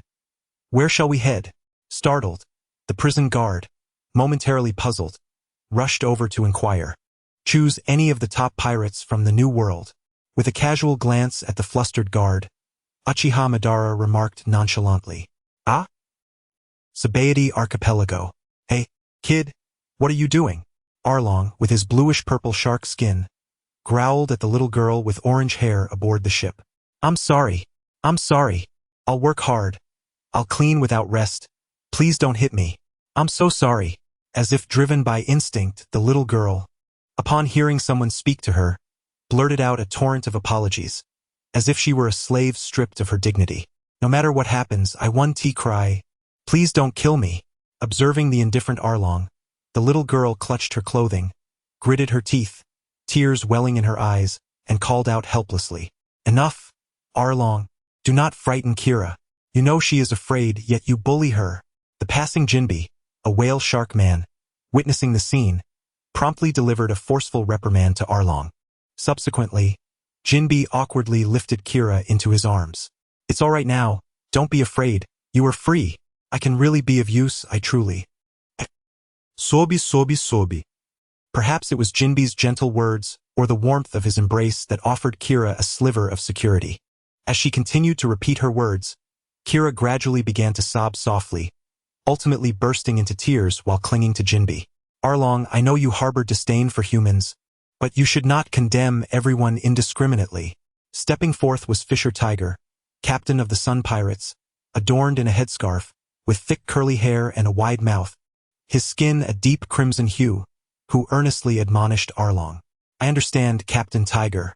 Though Arlong brushed off the words internally, he refrained from contradicting someone he held in high regard. Sabaody Archipelago, Area 9. Underground Auction House. Welcome, everyone, to the little underground auction house. Today's auction theme is exotic slaves. The auctioneer on stage commenced a grandiloquent discourse. Stop the rambling. I'm here to spend money, not to listen to your nonsense. Ha ha. Did you hear that? Hurry up and bring out the goods. The participants below clearly had little interest in the auctioneer's chatter. Very well. I hereby declare the auction officially open. Ladies and gentlemen, behold the first item. A long-legged tribe member. This is a 25-year-old, strapping young man from the long-legged tribe, naturally gifted in kicking techniques, and with some training, he would make an excellent guardian. The starting bid is 800,000 berries. 820,000 berries. 850,000 berries. 900,000 berries. I'll take it. Soon, the auction of various items proceeded swiftly, culminating in the presentation of the final item. Unlike the other slaves, whose appearances were readily discernible, This was a massive square box shrouded in black fabric. Its exterior provided no indication of its contents. However, the sound emanating from within resembled the splashing of water against glass. Indeed, this was the last item of the auction. A female mermaid, a true luxury. Esteemed patrons, this exquisite female mermaid was recently captured. I need not elaborate further. Enough of the preamble. Everyone knows what a mermaid is. Let us commence without delay. Goodness, a female mermaid. This is my first encounter, and I must indulge my curiosity. What nonsense! Do you think you can compete with me? Are you looking for trouble? The mere mention of the mermaid ignited fervent discussions among the attendees, creating an atmosphere so intense that it felt as if the very roof might be lifted. The auctioneer struck the podium, silencing the crowd. Ladies and gentlemen, the starting bid for the mermaid is 100 million berries. I bid 101 million berries. What a pauper! If you lack funds, refrain from bidding. I offer 110 million berries. Such a paltry sum. Spare yourself the embarrassment, for I bid 120 million berries. In an instant, bids were exchanged in rapid succession. Suddenly, a startling noise erupted, dousing the fervor of the crowd like a bucket of cold water. Chapter 63. My beloved must be a hero of extraordinary proportions. What manner of person is this?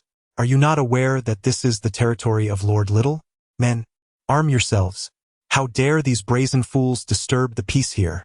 The auctioneer bellowed at the sight of a figure bearing a large sword at the entrance. Instantly, the henchmen nearby brandished their weapons, creating an imposing and intimidating atmosphere. Hand over that mermaid, and I might consider sparing your lives. As the smoke cleared, a blue-skinned, shark-like merman stood at the door. It was none other than the infamous Kisame Hashigaki, who was on his way to Fishman Island. He had fortuitously heard rumors of a mermaid auction taking place at the venue. Considering his goal to gain notoriety on Fishman Island, rescuing the mermaid from the auction seemed the most opportune course of action. How audacious! A mere merman dares to act so brazenly. Men, seize him. Initially, the auctioneer had expected a fierce pirate clash, only to discover it was merely a merman. Suddenly, a thought struck him, and his eyes gleamed as he shouted, "Esteemed guests, the individual who bids on the mermaid shall receive this merman as a complimentary gift, as a gesture to make amends for our inadequate hospitality." Clearly, in a bid to salvage his reputation, the auctioneer concocted a clever plan on the spot. This merman appeared robust enough. I shall claim him. A massive creature, drooling with greed, eyed Kisame with an expression that suggested he intended to devour him. Upon hearing this, Kisame, who had initially intended to wreak havoc on the auction house, furrowed his brow. Then he grinned widely, revealing a mouth full of sharp teeth. I've changed my mind. No one here shall leave. Since they dared to harbor ill intentions towards him, they must be prepared to face the consequences. As for the mermaid, she cowered within her tank, her heart racing as she watched Kisame rush into the auction house to rescue her. Mother, I have found him. I have found my hero. Enchanted by fairy tales, she had traversed great distances from Fishman Island in search of her destined prince. Alas, she had inadvertently been captured and brought to the auction. And now, this very scene unfolded like the dreamlike story she had long pursued. Aboard the Sun pirate ship on the gangplank, Captain Tiger, look. Jinbe heard the commotion behind him and turned to see the navy stationed at Sabaody Archipelago in pursuit of fishmen and mermaids? This is dire. They are our kin. We must rush to their aid. Upon hearing Jinbe's words, Fisher Tiger also glanced over and shouted urgently, Understood. Captain, leave those mere humans to me. Arlong, with a fierce glint in his eyes, glared at the navy on the shore. For this staunch racist, who upheld the supremacy of fishmen, witnessing his brethren being hunted ignited a blazing fury within him. Returning to Kisame's side, Talina, take Brino and leave first. I shall join you shortly, fully aware of the truth that when three individuals walk together, none can escape. The formidable Kisame Hashigaki resolved to lag behind momentarily before pursuing them. However, the pink-haired mermaid, Talina, hesitated, though the purple-haired Brino, the love-struck mermaid who had been rescued, placed her unwavering trust in her envisioned hero. Talina, we will only be a hindrance here. You must believe in Lord Kisame. He is indeed our hero. Indeed, trust in me. I am invincible in the ocean." Kisame gazed at Brino in astonishment, taken aback by her profound faith in him, and he quickly echoed her sentiments in an attempt to persuade Talina. Just as the trio prepared to part ways, they were encircled by Vice Admiral Magus of the Navy, accompanied by a cadre of elite sailors. "Fishmen, I advise you to lay down your weapons and surrender. Otherwise, do not blame us for our ruthlessness," barked a colonel beside the Vice Admiral. Shark wave, strike, boom! A cacophony erupted from behind the Navy ranks. "Do not fear, brothers. We are here, the Sun Pirates, at your service." In the West Sea at the Radley Islands, the Capone family stronghold, a short, rotund man clad in a pinstriped suit with a green tie, holding a cigar, questioned the silver-haired man before him, who was masked. "Are you the infamous White Fong?" Ignoring Capone Beej, the leader of the Capone family, Kisame succinctly replied, "Objective, deposit." As a killer, it was imperative to keep his information concealed. Should all intelligence be revealed, it would signify a complete restart. The simplest means of ensuring information remained undisclosed was to speak and act minimally. Moreover, those privy to his information had all departed to the other world. "What a cold-hearted man," Beej mused. "Well, since you wish to remain taciturn, I shall not press you further. Just hand him the goods." Initially seeking to forge a connection with this rising and formidable assassin, Beej observed the man before him, tightly wrapped save for his icy, piercing eyes. He understood that this man's resolve was not easily swayed. Recognizing that force would yield no results, he deemed it inconsequential. After all, he was a mobster, and Kisame was an assassin. Their business interests did not intersect, rendering conflict unnecessary. After signaling his subordinates to present the deposit and information to Kisame, Beej extinguished his cigar, crossed his arms, and a glint of ferocity and ruthlessness flickered in his gaze. He then spoke in a low voice, "For each individual on this list, I will offer you 20 million berries. Should you eliminate them all, I shall add an additional 400 million berries." Upon hearing this, Kisame cast a brief glance at the names on the list, which numbered over 30. The surnames predominantly belonged to key members and executives of the other four mafia families. It appears that Capone Becci is prepared to take action against the other four mafia families ahead of schedule. According to the original narrative, Capone Becci was to unify the underworld of the West by the year 1520, a decade later. However, influenced by Shikamori Sakumo, it seems his plans have been hastened. Nevertheless, for Shikamori Sakumo, this is inconsequential. He seizes the opportunity to earn money and gain experience, possibly even reaping unexpected rewards. What's not to gain? What? You claim that Shikamori Sakumo indiscriminately slaughters the innocent? Do you truly believe that ordinary individuals would invite Shikamori Sakumo to take action against them? No matter. Upon receiving the list and a deposit of 100 million belly, Shikamori Sakumo nodded nonchalantly. A fruitful collaboration. Observing Shikamori Sakumo's prompt agreement, Capone Becci felt a surge of satisfaction as his plans seemed to proceed smoothly. With a smile, he extended his hand. To his surprise, however, Shikamori Sakumo did not even glance back and turned away, swiftly vanishing from his sight. Bastard! Having not been ignored for quite some time, Capone Becci once again experienced the sting of being overlooked. "Spread the word about White Fong planning to make a move," he commanded, lowering the brim of his hat. Lighting another cigar, he then instructed further, casually incinerating the paper bearing Shikamori Sakumo's information. "Humph! Let me see which of you will be worthy of my personal intervention." Capone Becci gazed out the window, watching the waves crash rhythmically against the shore, entirely oblivious to the fleeting red light that flickered in the corner. Chapter 64. Though sightless, the heart reflects like a clear mirror. In the New World, on the island of Zinity, renowned for its underground casinos, the quaint town is saturated with an array of gambling establishments. It has also become a haven for numerous pirates. Inside one such casino, an old man was urged on by the onlookers. "It's your turn, old man. Hurry up and place your bet." "Indeed, the brothers are all waiting for you," the other gamblers chimed in, amused by the peculiar sight of a blind man engaging in gambling. What a strange occurrence to witness a blind man at the tables. It truly is an eye-opening experience. The dealer, observing the man before him, clad in a pale purple kimono with a black-purple sash and bearing an X-shaped scar across his eyes, greedily eyed the purse in his hand. He eagerly pressed, "Come on, old man, place your bet." "Very well, I shall bet on big this time." Paying little heed to the dealer's tone or the surrounding jeers, the blind elder cheerfully placed his money on big. "Alas, old man, this time the result is small." The dealer grinned as he revealed the outcome. 5, feigning regret. Despite the blind elder's correct intuition, the dealer was unperturbed. After all, who else would he swindle if not someone who could not see? "Oh, is that so? It seems my luck is rather poor today. Ha ha ha." The oblivious blind elder laughed at his own misfortune. "Let us try again. I shall bet on big once more." Unfazed by his previous losses, the blind elder wagered all his money on big. "No problem. This time you are sure to win." The dealer, upon witnessing the elder's bold move, could not hide his scorn, yet he offered hollow encouragement. As the dice cup was lifted, the dealer announced the numbers. 4, 5, 6.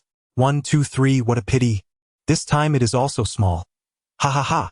Perhaps emboldened by the easy money or perhaps in mockery of the blind man's audacity, the dealer erupted into laughter. "Is that so? I do not share your sentiment." The blind elder's expression shifted, losing its joviality and taking on a grave demeanor. "Though I am blind, my heart is as clear as a mirror. Being sightless can indeed be a blessing. There are far too many vile and loathsome beings in this world that are unbearable to behold." The blind elder slightly opened his milky white eyes and raised his cane. From its handle, he drew forth a blade. "What did you say? You, a blind man, dare to insult me?" Boom! Before the dealer could finish his sentence, an unseen force surged forth from the blind elder, rippling through the air. In an instant, the ground around him sank inexplicably several feet, engulfing the table and the dealer, reducing them to rubble. Silence fell over the entire casino. Alas, where does justice reside in this world? Ignoring the stunned expressions of those around him, the blind elder resumed his steady stride, tapping his cane against the ground with each deliberate step as he walked away. On the other side, at the port of the small town, what should have been a bustling scene was now eerily silent. Those who dared to utter provocations had been swiftly dispatched by the crimson-haired naval officer before them. Why would the illustrious naval prodigy, known as the sword dancer, appear here? "Hush! Keep your voice down.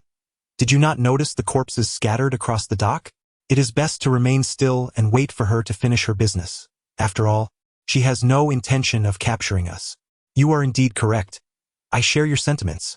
In the quietude of the port, some pirates, unable to withstand the oppressive atmosphere, began to whisper among themselves.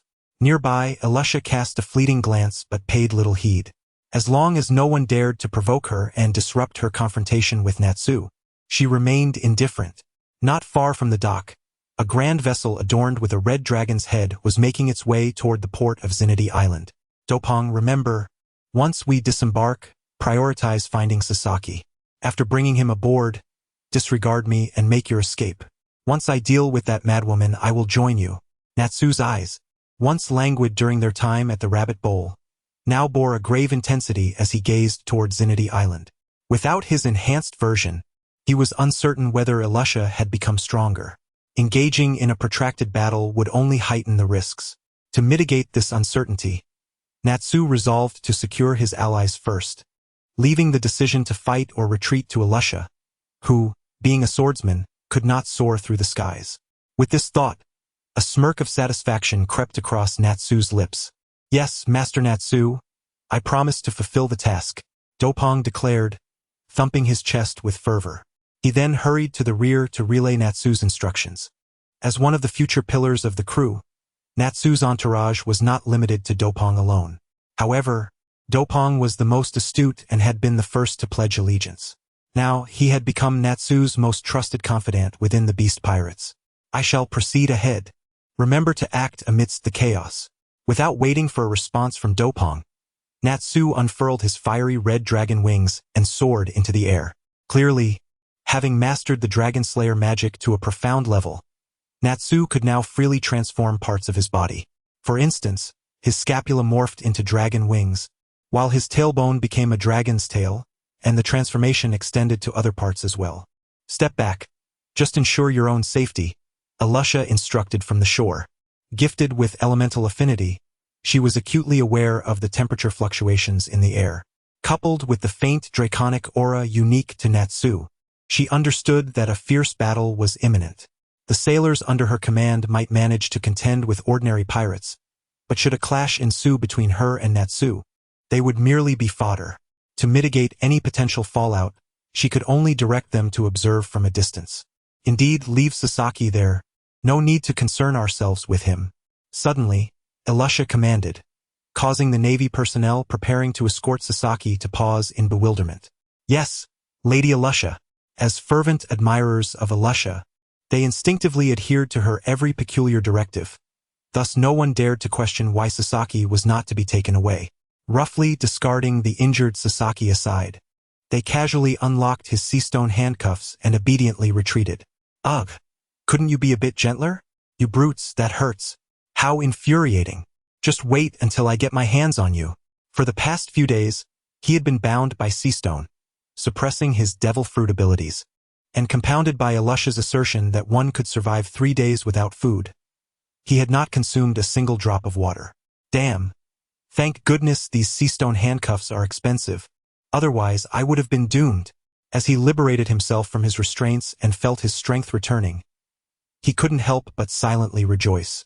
It is worth noting that even in Wano, where sea-stone is abundant, these existing sea-stone products are highly prized. This is due to the extraction and manufacturing processes of sea-stone being significantly more challenging than those of other materials. Chapter 65. Zero Gravity Control. Master Natsu, please, teach that madwoman a lesson. Sasaki thought to himself, unable to voice his concerns or even meet Urza's gaze, silently praying for the strength to endure. If it weren't for his current lack of stamina, he would not dare to remain in this place. Urza, your perseverance is truly remarkable, relentlessly pursuing me for so long. Natsu's teasing voice echoed from the distant sky. Wait, pursuing. Am I going to be silenced? Sasaki's eyes widened in disbelief as he instinctively checked his ears, cold sweat trickling down his brow. The infamous Natsu, known for his countless battles, had openly acknowledged this. In truth, aside from Sasaki's overly complex thoughts, no one else entertained such an absurd notion. The observing Navy and pirates merely speculated that Urza bore a grudge against Natsu. Otherwise, why would she relentlessly target a pirate? After all, which sane person would assume that a marine supernova could harbor feelings for a pirate supernova? Your words are excessive. This time, I shall not let you escape. Urza furrowed her brow, directing her sword toward Natsu with a serious demeanor. Is that so? Then let us see. Natsu shrugged, feigning indifference, as if he regarded Urza with little concern. Frost blade dance. Flame dragoness claw. The icy blade clashed against the orange flames, enveloping the battlefield in a thick mist. Clearly, their strike was evenly matched. Enough of this trivial testing. Let us get serious and finish this swiftly. I'm looking forward to my vacation. Perhaps Urza's strength was not as formidable as Natsu had anticipated, or perhaps it was merely a tactic to provoke her. Regardless, not a single kind word escaped Natsu's lips. It was evident to everyone that these two were, in fact, on the same side. This temperature and power, could you be the legendary fire dragon Natsu? Just as they prepared for a serious confrontation, an elderly man leaning on a cane slowly entered the battlefield. Who are you, old man? Can't you see we're in the midst of a battle? Step aside. Both Natsu and Urza froze upon the unexpected appearance of the blind man. Natsu, hoping the old man would take the hint and leave, spoke kindly. While Natsu was not one to indiscriminately harm innocents, if someone grew too brazen due to this interruption, he would have to let them experience the warmth of his flames. Young man with such a pure heart, why choose a life of piracy? The blind old man retorted, leaving Natsu momentarily speechless. Why do I sail? How would I know? It's all the captainess doing. Besides, if it weren't for that fool Sasaki getting caught, I would be sunbathing right now. Naturally, such thoughts remained unspoken as he kept his frustrations to himself. Dear sir, each individual harbors their own grievances. Our journey to this point was not as we initially desired. After a moment of contemplation, Naz refrained from providing a direct response, merely expressing a sentiment of resignation. The blind elder, upon hearing this, paused momentarily before breaking into a carefree smile. You speak the truth. It is I who have become entangled in my own thoughts. I am known as Yixiao, and I hope that your youthful heart remains steadfast and unwavering. Furthermore, to the naval lady present, I sincerely apologize for the disturbance. As a gesture of contrition, I shall provide you with a tranquil battlefield. As he spoke, Yixiao drew forth a blind blade, raising it slightly, a soft lavender aura materializing in his grasp. Gravitational blade, weightlessness control, with a thunderous utterance, amidst the incredulous gazes of those surrounding, the entirety of the port at Kainet Island astonishingly began to levitate. It was indeed a surreal spectacle, and the one most profoundly affected by this phenomenon was Sasaki. Within a meter of his position, the ground began to rise inexplicably. As the earth ascended, seawater surged back, splashing against Sasaki. Despite the chaos, he remained in a stupor, staring at this seemingly ordinary blind elder. Damn, after this, I shall never venture out to sea again. The world is filled with monsters, he murmured, unable to contain his astonishment. Alusa and Naz, too, were taken aback by the unfolding scene. From their knowledge, only 10 years prior, the infamous Golden Lion Shiki, who had severed his own legs to escape from Impel Down, possessed the ability to manipulate islands. To their astonishment, they discovered that someone could also command the very ground itself, especially a sightless individual. Even for Naz and Alusa, who had faced numerous foes with devil fruit powers, this was an extraordinary revelation. This is my apology. May you all proceed towards your aspirations, Yixiao declared, sheathing his blind blade and bowing slightly, departing with the aid of his cane as he had arrived. Are we still going to fight? Naz inquired tentatively, realizing that in the elevated atmosphere, others could not perceive their actions. Truthfully, he was not inclined to engage in battle. After all, victory held no merit, while defeat would tarnish his reputation. Had it not been for the need to rescue the foolish Sasaki and maintain his standing within the beast pirates, he would not have participated. Unleash a grand attack, and then you may depart. Perhaps overwhelmed by the recent spectacle and the absence of others, Alusa also lost her desire to fight. Nevertheless, they could not afford to lack a semblance of grandeur. Otherwise, suspicion might arise. Very well, let us proceed. Thunder Flame Dragon Mode. Dragon Transformation. Thunder Flame Dragon Spear. Armed Swordsmanship. Return to Origin. Boom! In the year 1510 of the Sea Circle calendar, on October 20th, the notorious pirate of the Beast Pirates, the candidate for the Grand Banner, the leader of the Flying Six, and the bounty of 420 million berries, Fire Dragon Naz, was successfully defeated by the naval newcomer, Sword Dancer Alusa, on Kainet Island, ultimately resulting in Naz's retreat. In a fleeting moment, Alusa's reputation soared, subtly surpassing that of the legendary Hashirama Senju, establishing her as the emerging leader of the younger generation of the Navy. In the Grand Line, the first half, Brother Kisame, you truly are remarkable. On a grand ship adorned with a sun emblem, the rotund Jinbei gave a thumbs up to the nearby Kisame Hashigaki. Indeed, single-handedly rescuing a mermaid at the auction was nothing short of extraordinary, exclaimed the exuberant fisherman Hachi, dancing with enthusiasm beside them. Exactly, my lord Kisame is the greatest.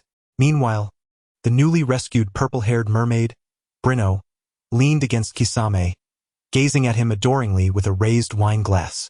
Observing Brino's infatuation stirred a pang of discomfort in Talina, who tightened her grip on Kisame's arm and proudly tilted her head, declaring, "Humph, my brother Kisame is undoubtedly the strongest. Do you even need to say it?" Chapter 66. He is on the move and so is he. All right, we all know that your brother, the formidable Kisame, is the most powerful. The red fishman, Fisher Tiger, shrugged his shoulders and shook his head in resignation. Observing the laughter and merriment of everyone gathered around the campfire, Tiger's heart swelled with joy. The scene before him embodied his dream, where all fishmen and merfolk basked in the sunlight, free from worries, reveling in happiness. Then, his gaze fell upon the solitary figure of Kella, who sat curled up, hugging her knees. "Kella, come and celebrate with us. Relax, in a few days, You will return to your homeland. Yes, Kella, do join us. Upon hearing Tiger and the others' warm invitation, Kella quietly approached. While she no longer bore the pitiful appearance from before, her demeanor still reflected a hint of shyness. After all, she was the only child and the sole human among them. Anxiety was only natural. Regrettably, there was no haste in Kella's situation, and Tiger could only sigh in resignation, setting the matter aside for the moment. By the way, Brother Kisame, where do you plan to go next?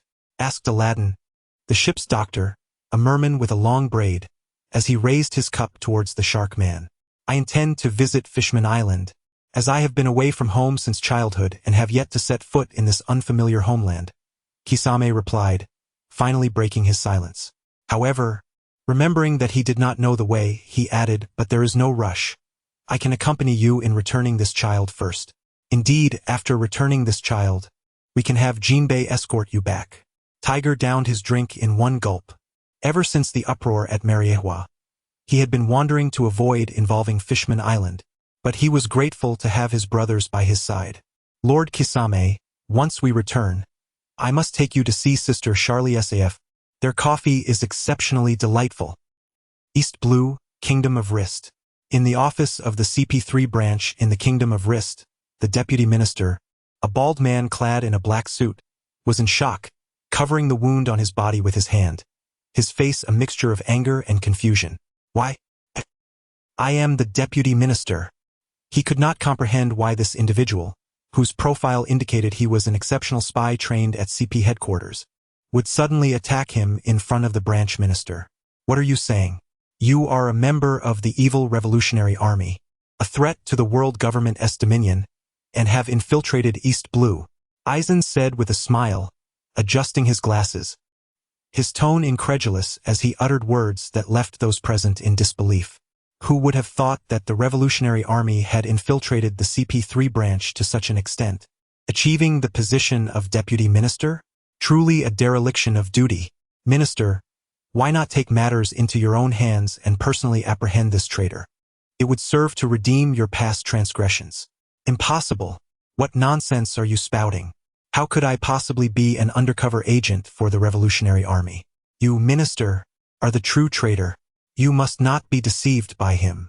Just as the deputy minister, filled with indignation and fervor, cast a fiery gaze upon Eisen, fervently defending himself, a chilling sound pierced through the air, the sound of a blade penetrating flesh. The dear minister swiftly executed a decisive strike, piercing his heart. Why? Why? His eyes brimmed with resentment and confusion, ultimately succumbing to an eternal slumber, enveloped in an enigma forever unknown.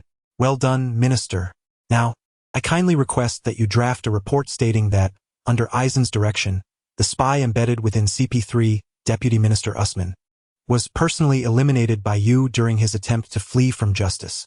Observing Usman's lifeless form, Eisen maintained an innocuous smile, addressing the vacant-eyed minister with new directives.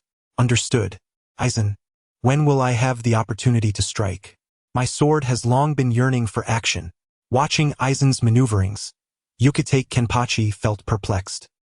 He could not fathom why such accolades were bestowed upon the minister.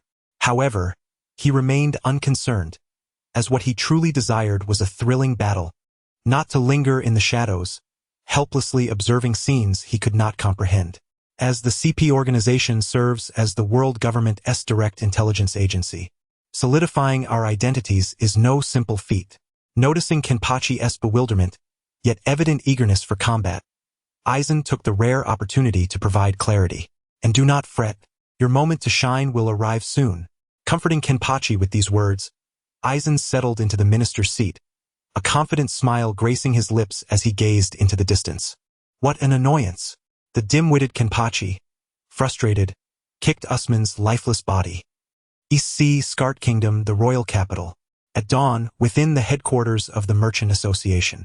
Lord Kakuzu, do you require my assistance? Once already plump, Winter had grown even rounder since aligning himself with Kakuzu, resembling a walking beach ball. Upon hearing Winter's voice, Kakuzu set aside the ledger he had been examining, lifting his gaze to cast a fleeting glance at Winter with his luminescent green eyes. Then, he picked up a stack of berries, counting them casually while inquiring, "You've put on quite a bit of weight, haven't you? It seems your recent circumstances have been rather favorable." In response to Kakuzu's inquiry, Winter, dabbing his sweat with a silk handkerchief from his recent exertion, bowed and ingratiatingly replied, "Not at all. It is all thanks to Lord Kakuzu and your benevolence. Otherwise, we would still be living in fear of oppression from those nobles, and would not have the life we enjoy today. We are all profoundly grateful to you for bestowing upon us a new lease on life. Ever since Lord Jiao Du has unified them into the Dawn of Awakening Guild, they have found a formidable support. The nobles from numerous small cities and countries not only refrain from exploiting them but even approach them proactively for collaboration. All of this hinges upon the seemingly fearsome yet exceedingly generous Lord Jiao Du. Hence, Winter and his companions are truly appreciative of Lord Jiao Du. Are they not?" As Winter extolled in flattery, Lord Jiao Du remained unmoved, reaching into his pocket to produce a stack of papers, which he tossed onto the table before Winter. "This is." Winter picked up the papers and, upon discerning the inscriptions upon them, lost all composure, collapsing to the ground. Master I. Chapter 67. Another windfall, another bounty. My lord, I was truly momentarily confused. I beg you, grant me another chance. Kneeling on the ground, Winter was utterly terrified by the words on the paper. Suddenly, as if recalling something, he crawled desperately to Jiao Du's side, clinging to his leg and pleading incessantly. "Winter, you have been among my earliest followers. I believed you to be a wise individual. Alas, you have harbored thoughts that should not have crossed your mind. You must be aware of the dire consequences of abusing power for personal gain."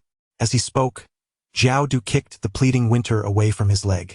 Watching him roll to the wall, a mix of snot and tears, Jiao Du maintained an impassive expression.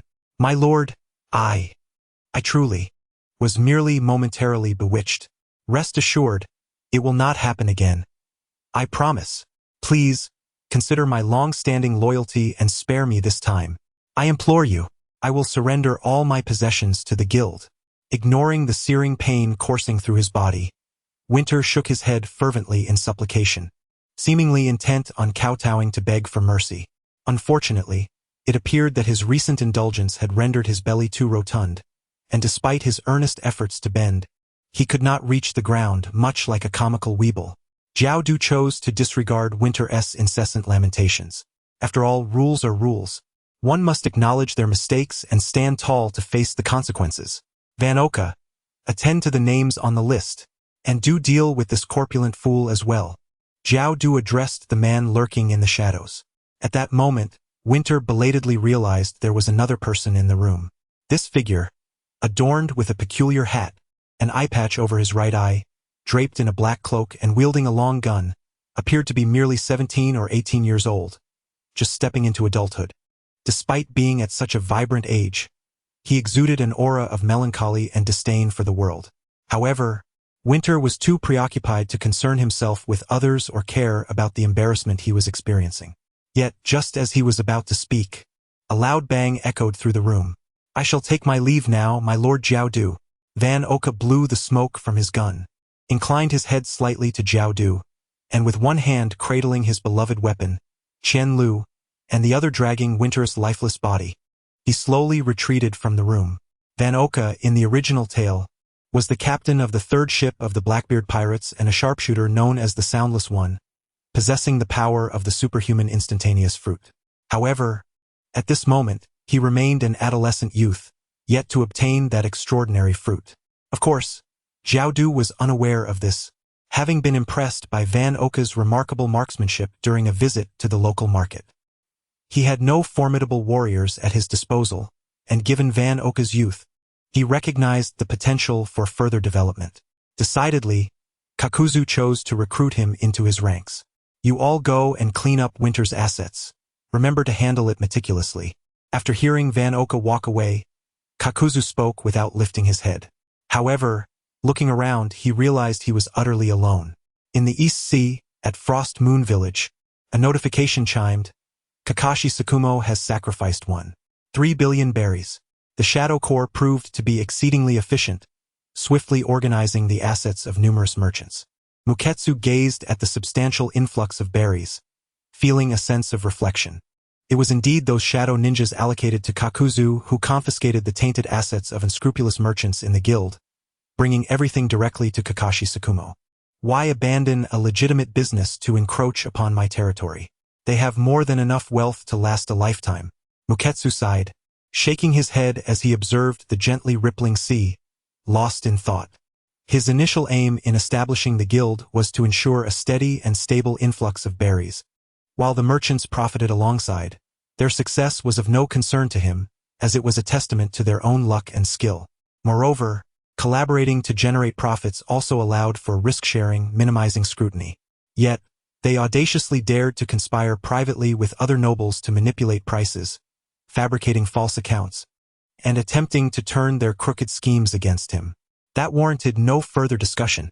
Kakuzu, with his astute business acumen, promptly detected the discrepancies, but lacking sufficient evidence, he refrained from taking immediate action to avoid unnecessary turmoil within the guild. After all, the guild's rise had been forged through force, compelling smaller merchants to unite. Should Kakuzu act against these elders without proof, the hard-won guild could very well unravel. Thus, upon receiving word from Kakuzu, Muketsu swiftly instructed Kakashi Tsukumo to dispatch a contingent of shadow ninjas to him, urging for the swift gathering of evidence. These shadow ninjas did not disappoint Muketsu. Within mere days, they had meticulously uncovered the entire sequence of events. Truly, they were the versatile ninjas of stealth, intelligence, and domestic affairs. Were it not for the need to conceal the connection between Kakuzu and Kakashi Tsukumo from prying eyes, he would have preferred to have the shadow ninjas accompany Kakuzu indefinitely. Regrettably, the nature of Kakuzu and Kakashi Tsukumo's relationship precluded any overt collaboration. For if the future president of a super trading guild in the East Sea were to openly ally with the future ruler of the underworld in the West Sea, or even the sovereign of the New World's underground forces, it would undoubtedly attract the attention of world governments. Should a substantial intervention by the CP organization occur, the mysterious disappearance of vast sums of berries from the guild could easily lead to unforeseen complications. Therefore, to mitigate any potential mishaps, Muketsu permitted Kakuzu to utilize a portion of the shadow ninjas only under circumstances that promised significant returns yet minimal impact. Otherwise, he would rather forego the riches than assume excessive risks. After all, he had ample time and was not in a hurry. Moreover, this time it was entirely due to Kakuzu's excessive carelessness.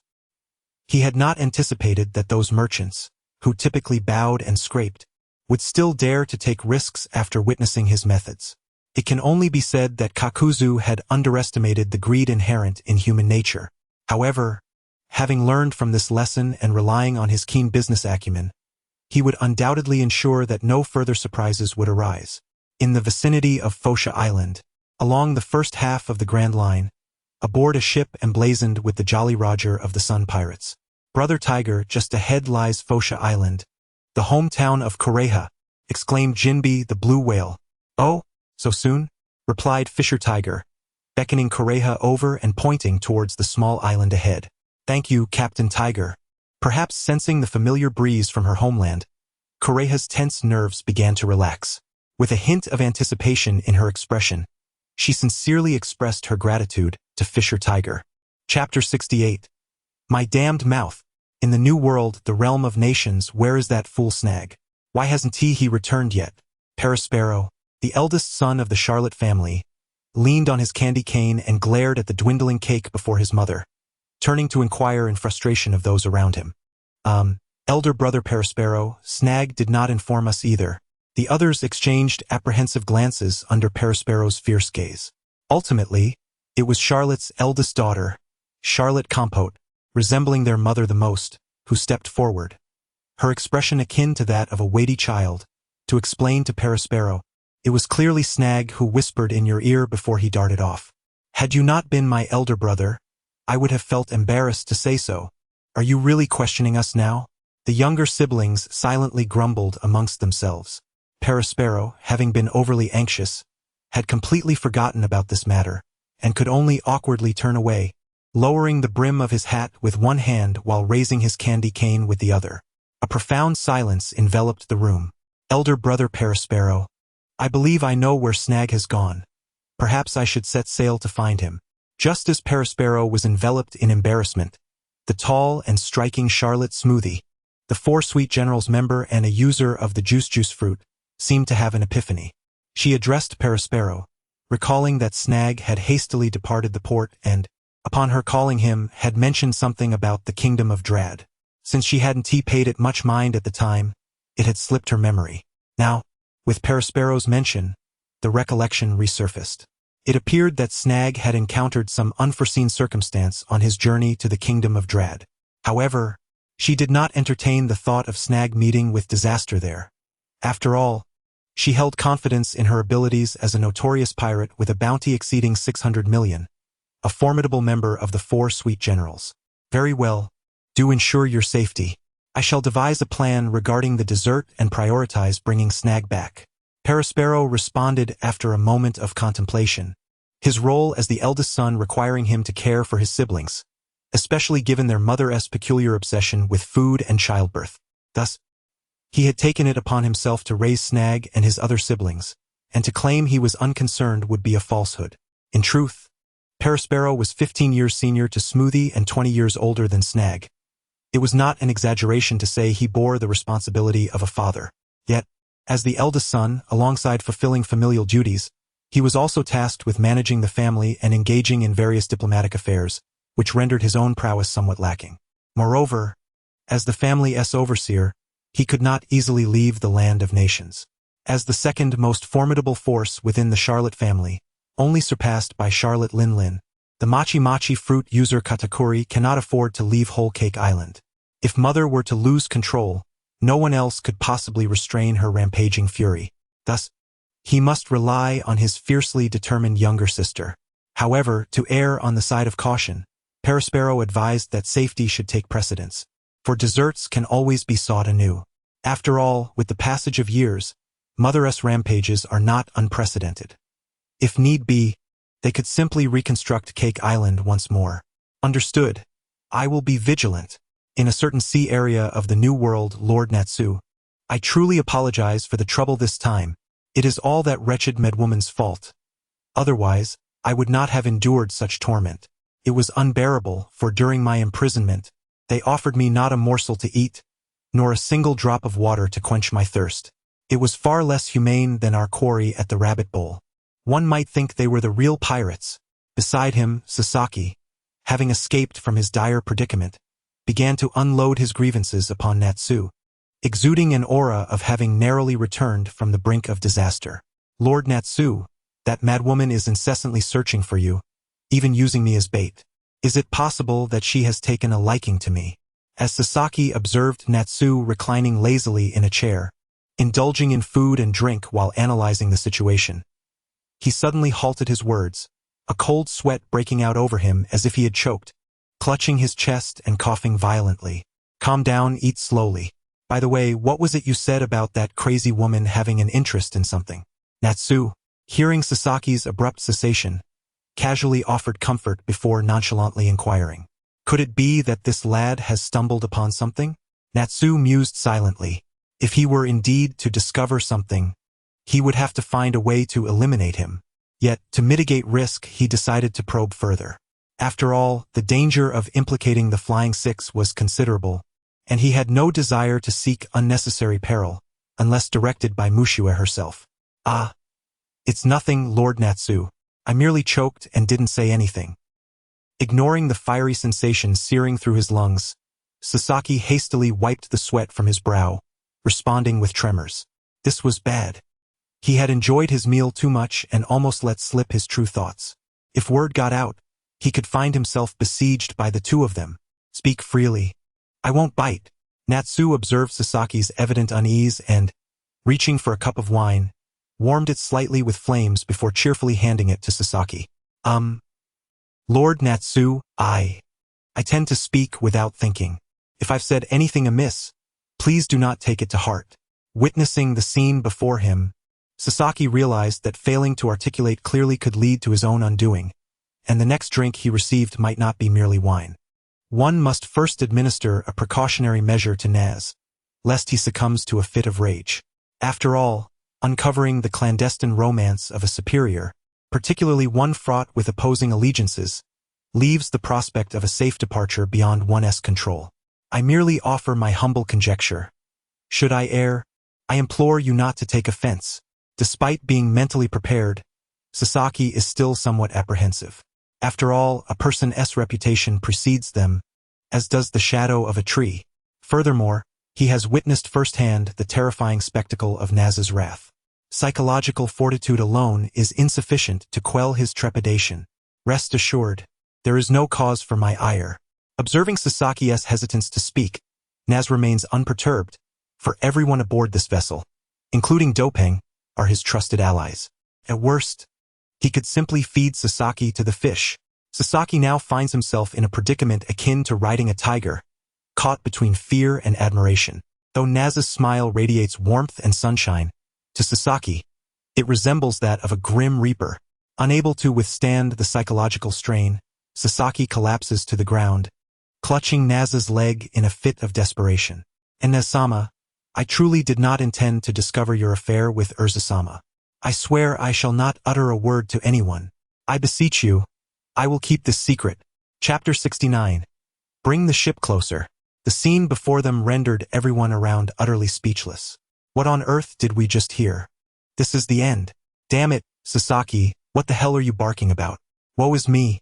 I haven't even had the chance to kiss Little Green from the Flower City yet. No worries, my brother. I've taken the liberty to test it for you.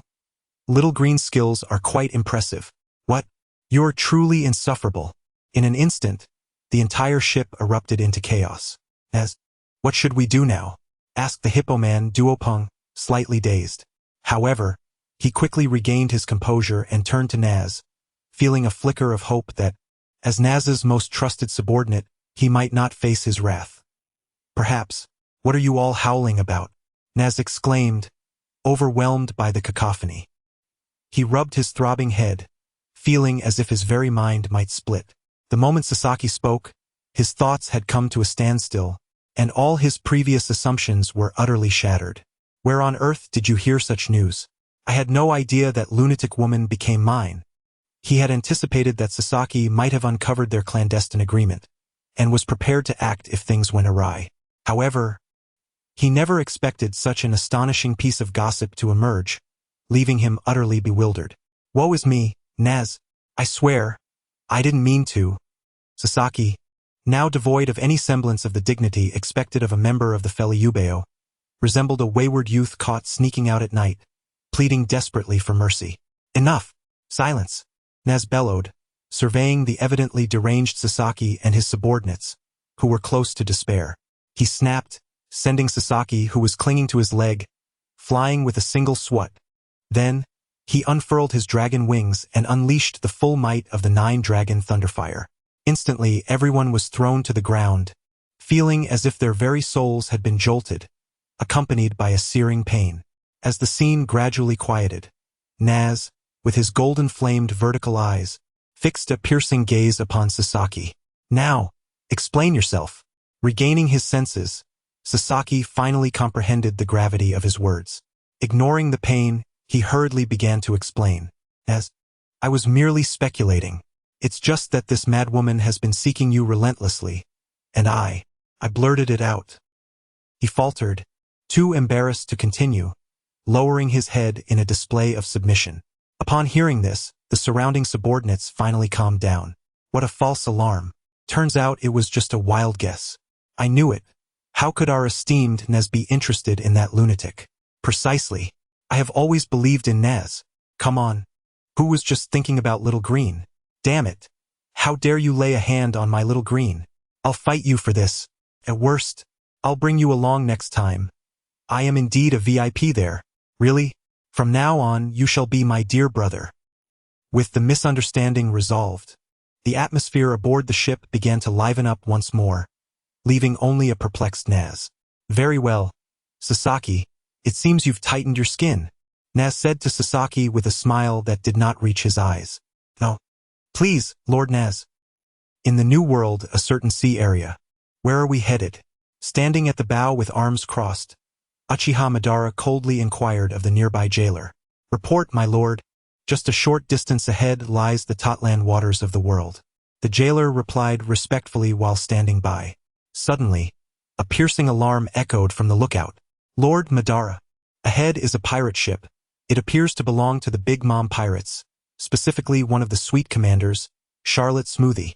Soon after, the jailer from the lookout hurried over to report to Uchiha Madara what he had just observed through the telescope. Sweet Commander? Smoothie. Hearing the stream of titles from his subordinate, Madara felt an impression that the opponent was formidable and it would be wise to avoid confrontation for the time being. Is the bounty substantial?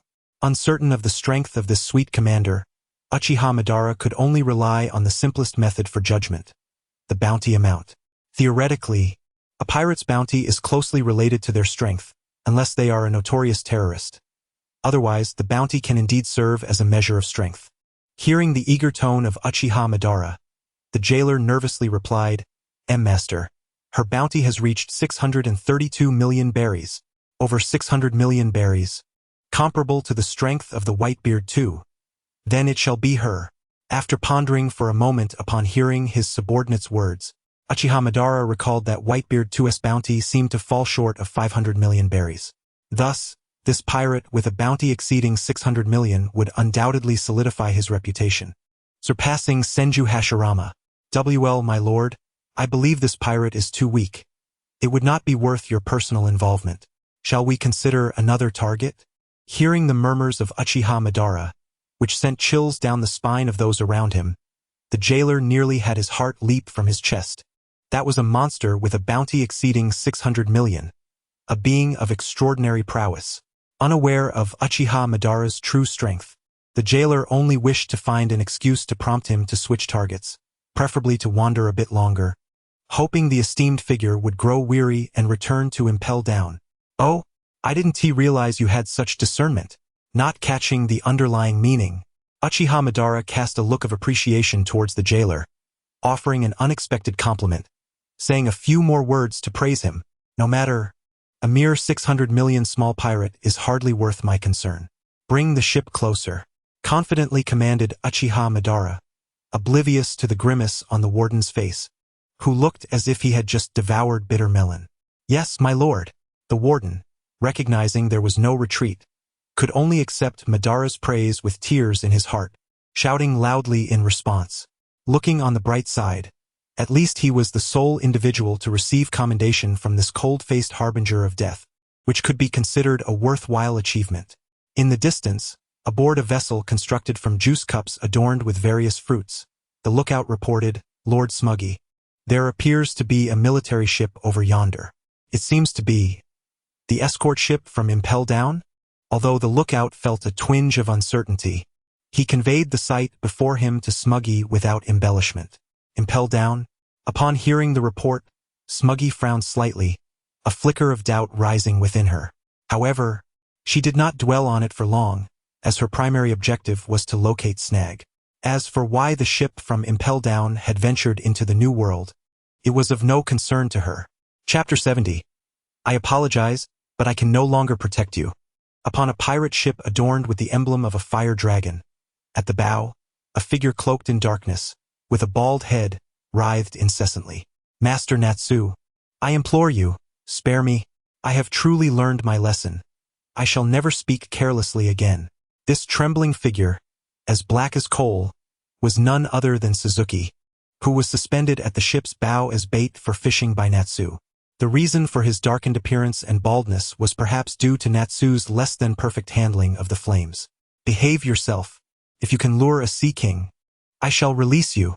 Natsu, sitting cross-legged at the ship's bow, shot a fierce glare at the still pleading Suzuki and adjusted the fishing line's length with a flick of his wrist. Ah! Suzuki gasped as he felt a sudden loosening of pressure on his back, gazing at the approaching sea surface with astonishment. Just as he thought he might embrace a sea king in the depths below, the weight returned to his back. Suzuki's face hovered perilously close to the water, and had he been any slower, he would have faced the briny depths. Master Natsu, I truly repent. Please do not frighten me. My heart is weak, and this kind of play could lead to complications. Having narrowly escaped disaster, Suzuki resumed his incessant complaints. If you utter another word, I shall toss you into the sea to feed the fish. Natsu threatened languidly, eyeing the lively Suzuki. This time, sensing a chill creeping from behind, Suzuki obediently sealed his lips. Though he was a single-horned fishman and not afraid of drowning, falling into the ocean would render him powerless due to his devil fruit abilities. The sensation of losing all strength was something Suzuki never wished to experience again. Finally able to enjoy a moment of peace with Suzuki quieted, Natsu found solace, albeit briefly. However, his heightened sense of hearing caught snippets of whispers among his crew. The essence of their conversation revolved around speculations. Has Boss Natsu truly never been in love? Has he never indulged in the company of women? Could he prefer the company of men? What if he turns against us? If he does, I might have to apologize to Little Green. Natsu felt a wave of frustration wash over him, yet he refrained from clarifying matters. After all, the more he explained, the worse it would become. He could only hope this would pass swiftly without his intervention. Or perhaps he should consider finding a scapegoat. The thought alone caused Natsu's head to throb. He would rather engage in a fierce battle with Urza than endure such indignities. No, not Urza. That would only complicate matters further. Ah, this is infuriating. Suzuki, you are truly insufferable. As his irritation mounted, Natsu could not help but stride toward the ship's bow, prepared to express his displeasure upon the plump Suzuki. Suddenly, a violent tempest roared across the sea, sending the crew tumbling in every direction. Subsequently, a tumultuous surge of waves crashed towards Natsu and his companions. This is bad, Master Natsu. Look over there. A blue giant. Just as Natsu was about to issue orders to lower the sails, the upside-down Sakaki shouted loudly. A blue giant? Listening to Sakaki's words and following the direction of the crashing waves, Natsu lifted his gaze. Indeed, a massive blue figure was undulating across the surface of the sea. Witnessing the inexplicable disturbance caused by this giant, Natsu, filled with pent-up fury, felt as though he had found his target. He turned to his crew and commanded, "Steady the ship. I shall teach this giant a lesson for daring to provoke me at this moment. I will make him see the consequences." With that, Natsu unfurled his dragon wings, enveloped in flames, and with a powerful flap, soared against the wind towards the giant. Meanwhile, on the other side, is this what they call the desert star?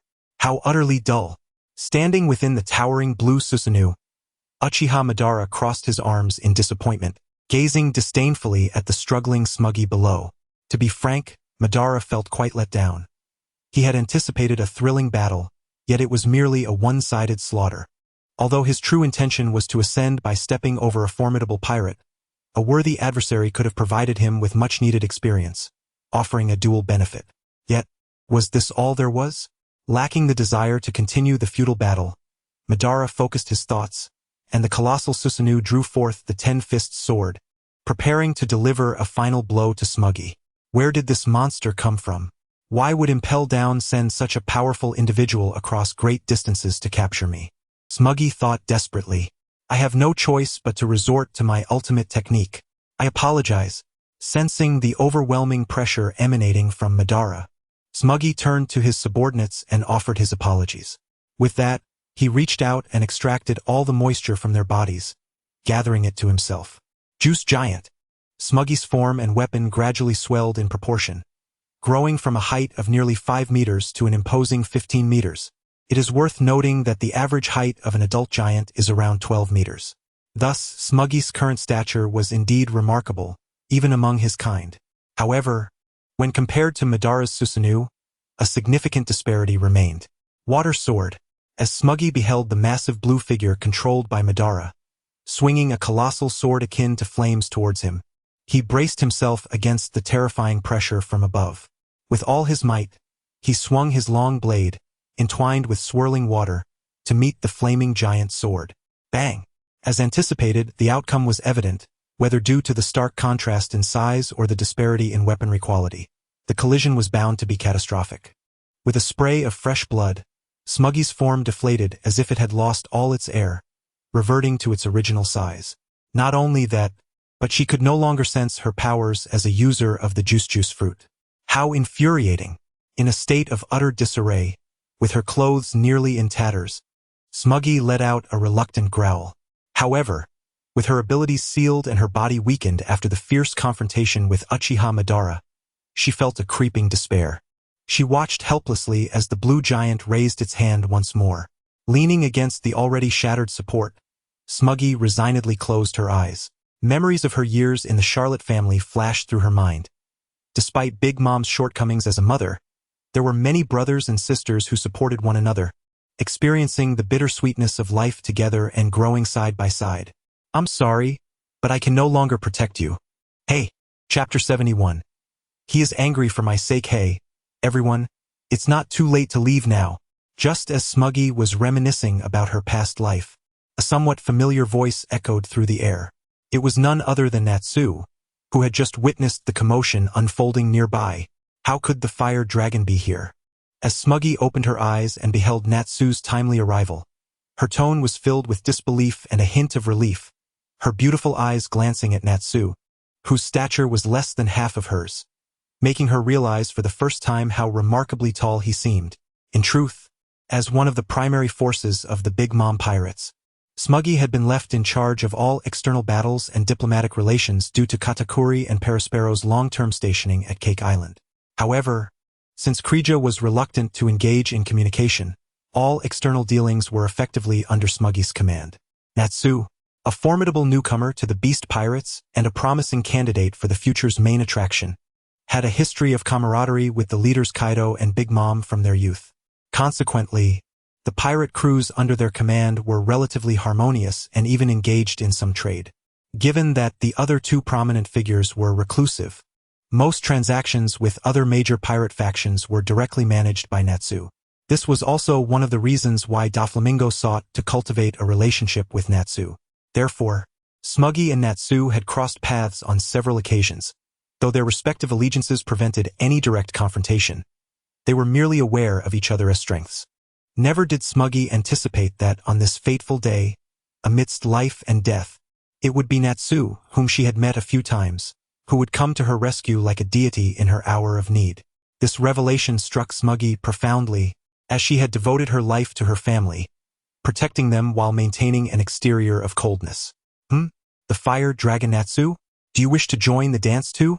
Uchiha Madara observed the diminutive figure soaring towards him, and upon closer inspection, realized it was one of his own. Nonetheless, he was indifferent, for the two were not on the same side. He was eager to test whether this Natsu was deserving of the same status he held. Do not think that being tall makes one impressive. Who cannot transform? He declared. Thunder Flame Dragon Mode. Transform. Seeing that Uchiha Madara showed no intention of halting, coupled with the blazing fire of anger in his heart, Natsu activated his strongest mode in retaliation. Initially, upon recognizing him as an ally, Natsu had intended to feign a performance with Madara, hoping to gain a favor from Smuggy. As the actual overseer of their transactions, Natsu was well aware of the immense trade volume between the two pirate crews each year. If he could secure a favorable outcome, Smuggy, the practical overseer of external trade, would yield substantial rewards. However, Madara's dismissive demeanor and his audacious request for Natsu to dance were intolerable. Elusha, Tu, and Uchiha Obito, each wielding their status as seniors, have taken to bullying him, the junior. Today, Naz shall demonstrate to Uchiha Obito that he, as the embodiment of flame and thunder, the master of two of the most ferocious forces, is not someone to be trifled with. Observing the furious Naz, Smuggy, bewildered, felt an unexpected surge of emotion. Since she became aware of her surroundings, endowed with remarkable talent and a tenacious spirit, she had seldom experienced the protection of others. In fact, she often found herself caring for her older siblings. It is precisely for this reason that she, as the 35th descendant of the Charlotte family, ascended to become a desert star that surpassed the rest. Little did she anticipate that one day, she would be shielded by a stranger, someone she had scarcely met, who, upon witnessing her grievous injuries, would erupt into a state of rage. In that moment, the aloof and composed Smuggy felt her cheeks flush, her earlobes, hidden beneath cascading white waves, warming slightly, and her azure eyes reflected the crimson figure above. Unaware of Smuggy's situation below, Naz transformed into a dragon-like figure nearly 10 meters tall. With his left hand, He gathered searing flames, while his right hand resonated with blinding lightning, raising both high. He channeled all his strength into the fire and thunder. As the elements twisted and intertwined, they gradually coalesced into a massive medieval knight's lance, several dozen meters in length. Flames and lightning danced like serpents at its tip, the overwhelming force creating ripples in the surrounding space, as if it were set to pierce through dimensions. Uchiha Obito, taken aback, felt a weighty seriousness in his gaze as he fervently summoned his ocular power, channeling it entirely into his Susanoo. Ultimate Control, Thunderfire Dragon Spear, Complete Susanoo Ten-Fist Sword. In an instant, the two forces collided, illuminating the darkened sky as if it were day. A wave of terrifying energy erupted from the point of their clash, surging outward in all directions.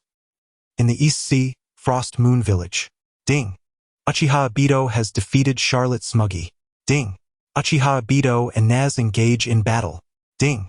Uchiha Obito has severely injured Naz. Upon witnessing the newly refreshed information on the panel, a colossal question mark hovered above Mushue's head. What on earth is happening? Why are they being so ruthless? Mushue reviewed the preceding panel information and discovered a peculiar prompt. Ding! Clone Naz has entered an enraged state. Ding! Clone Naz has succumbed to a state of fury. This was indeed strange. Weren't clones devoid of emotions? Mushue pondered, not desiring each clone to be utterly rigid. Otherwise, there would be no reason to configure distinct personalities. However, according to the system's prompts, these personality traits were merely simulated. Ding! The avatars themselves are devoid of emotions. However, each avatar is imbued with a personality template established by the host, thereby activating the emotional simulation module. As the avatars ascend in level, their computational prowess amplifies, and their capacity for emotional simulation and analysis progressively strengthens. The avatars will gradually align with the personality traits designed by the host. So, what distinguishes this from possessing genuine emotions? Upon hearing the system's prompt, Mushue pondered for a moment, perplexed, and inquired, if there exists an emotional simulation module, why assert that the avatars lack emotions? Ding! Please remember, there is a fundamental distinction between emotional simulation and the possession of true emotions. As the host, you retain the ability to amend the simulated personalities of the avatars at any time, which means their behaviors are fundamentally orchestrated according to the host's own intentions. Should the host be dissatisfied, they can readily reforge the character. After absorbing this explanation, Mushue comprehended. In essence, an entity equipped with exceptional artificial intelligence capabilities, combined with a remarkably intricate emotional simulation system, can be perceived as a person. Yet, this person is fundamentally not human. It is merely a construct simulated through advanced intellect, subject to modifications at will. However, if one remains unaware of this essence, what difference is there from a truly human being? Upon grasping this conclusion, Mushue suddenly felt a sense of contentment. Regardless of its authenticity, at least the emotional depth is rich, ensuring that she would not have to collaborate with a group of cold-hearted individuals. But wait, if emotions can be simulated so convincingly, then surely other functionalities should not be lacking. System, what did you mean when you mentioned that there are no distinctions in sexual characteristics? Chapter 72. What a surprise! Ding! The avatar lacks human emotions but can simulate personality through advanced intelligence, allowing the host to customize it. The avatar is devoid of gender distinctions. Mushue recalled that this phrase was the original wording spoken by the system when she first created Alusha. Ding! Please note, dear host, it is not that there are no sexual characteristics, but rather that there is no differentiation of gender. Hearing such a pedantic statement, Mushue felt somewhat bewildered and inquired further. Please elaborate. Ding! When the avatar is not summoned, it can be understood as an embryo or a faceless, featureless doll. However, once the host configures its appearance and physique, the avatar will solidify specific gender traits. Nevertheless, the avatar does not possess corresponding abilities. In other words, it cannot reproduce, but it can engage in appropriate behaviors. After listening to the system's explanation, Mushue retained one crucial point. It cannot reproduce, yet it can exhibit behaviors. What a surprising turn of events. This revelation left the composed Mushue utterly astonished. as she had not anticipated that the Avatar's utility had expanded once more. Could it be that one could fabricate? Shaking her head, Mu Shui banished any inappropriate thoughts. Relying on her formidable willpower accumulated over more than 30 years devoid of alcohol, smoking, or vices, Mu Shui finally steadied her mind. Furthermore, the sudden emergence of an eye-catching beauty in a quaint village did not align with her covert ambitions as a puppet master. Alas, how could she indulge in such matters when her entrepreneurial journey was still in its infancy? West Sea Khmer Island, the stronghold of the Khmer family, one of the 5 major mafia factions. Khmer Lawson, the current godfather of the Khmer family, was a man whose hair was always meticulously styled, adorned with 2 elegantly curled mustaches, exuding no trace of a mafia demeanor, resembling an aristocratic gentleman instead. How are the circumstances, Bin Luo? Despite his usual poise, Lawson now wore a frown as he scrutinized the report in his hands, glancing at the woman standing beside him. Master Lawson, the assassin known as White Fang has dismantled nearly 20 of our strongholds. At this rate, it's likely he could reach Khmer Island today. Moreover, judging by his targets, it appears that someone has taken action against the 5 major mafia families, resulting in casualties among the ranks of all 5 families. Bin Luo, with her bluish-black hair and sun-kissed skin, responded respectfully. Interestingly, even as calamity loomed, Lawson's secretary displayed no hint of panic. It was noteworthy that even the godfather of the Khmer family, Khmer Lawson, was perturbed by the actions of White Fang. After reflecting on Bin Luo's analysis, Lawson closed his eyes in contemplation, then cast a meaningful glance at her. Gather all surviving members of the family. I want them assembled in the council chamber in 3 hours. Lighting a cigar, Lawson exhaled plumes of smoke before addressing Binro with a grim expression. Yes, my lord, replied Binro, retreating under Lawson's piercing gaze, which flickered with a hint of ruthlessness. Hours later, in the grand conference room of the Khmer family, a mere fraction of its members remained, a stark consequence of the assassination orchestrated by White Fang. Upon receiving the summons, all present had hastened to the gathering, acutely aware that their lives had been purchased by unseen hands, and that their fates hung in the balance. The surviving officials had returned to the stronghold early, eager to discern their leader's strategies.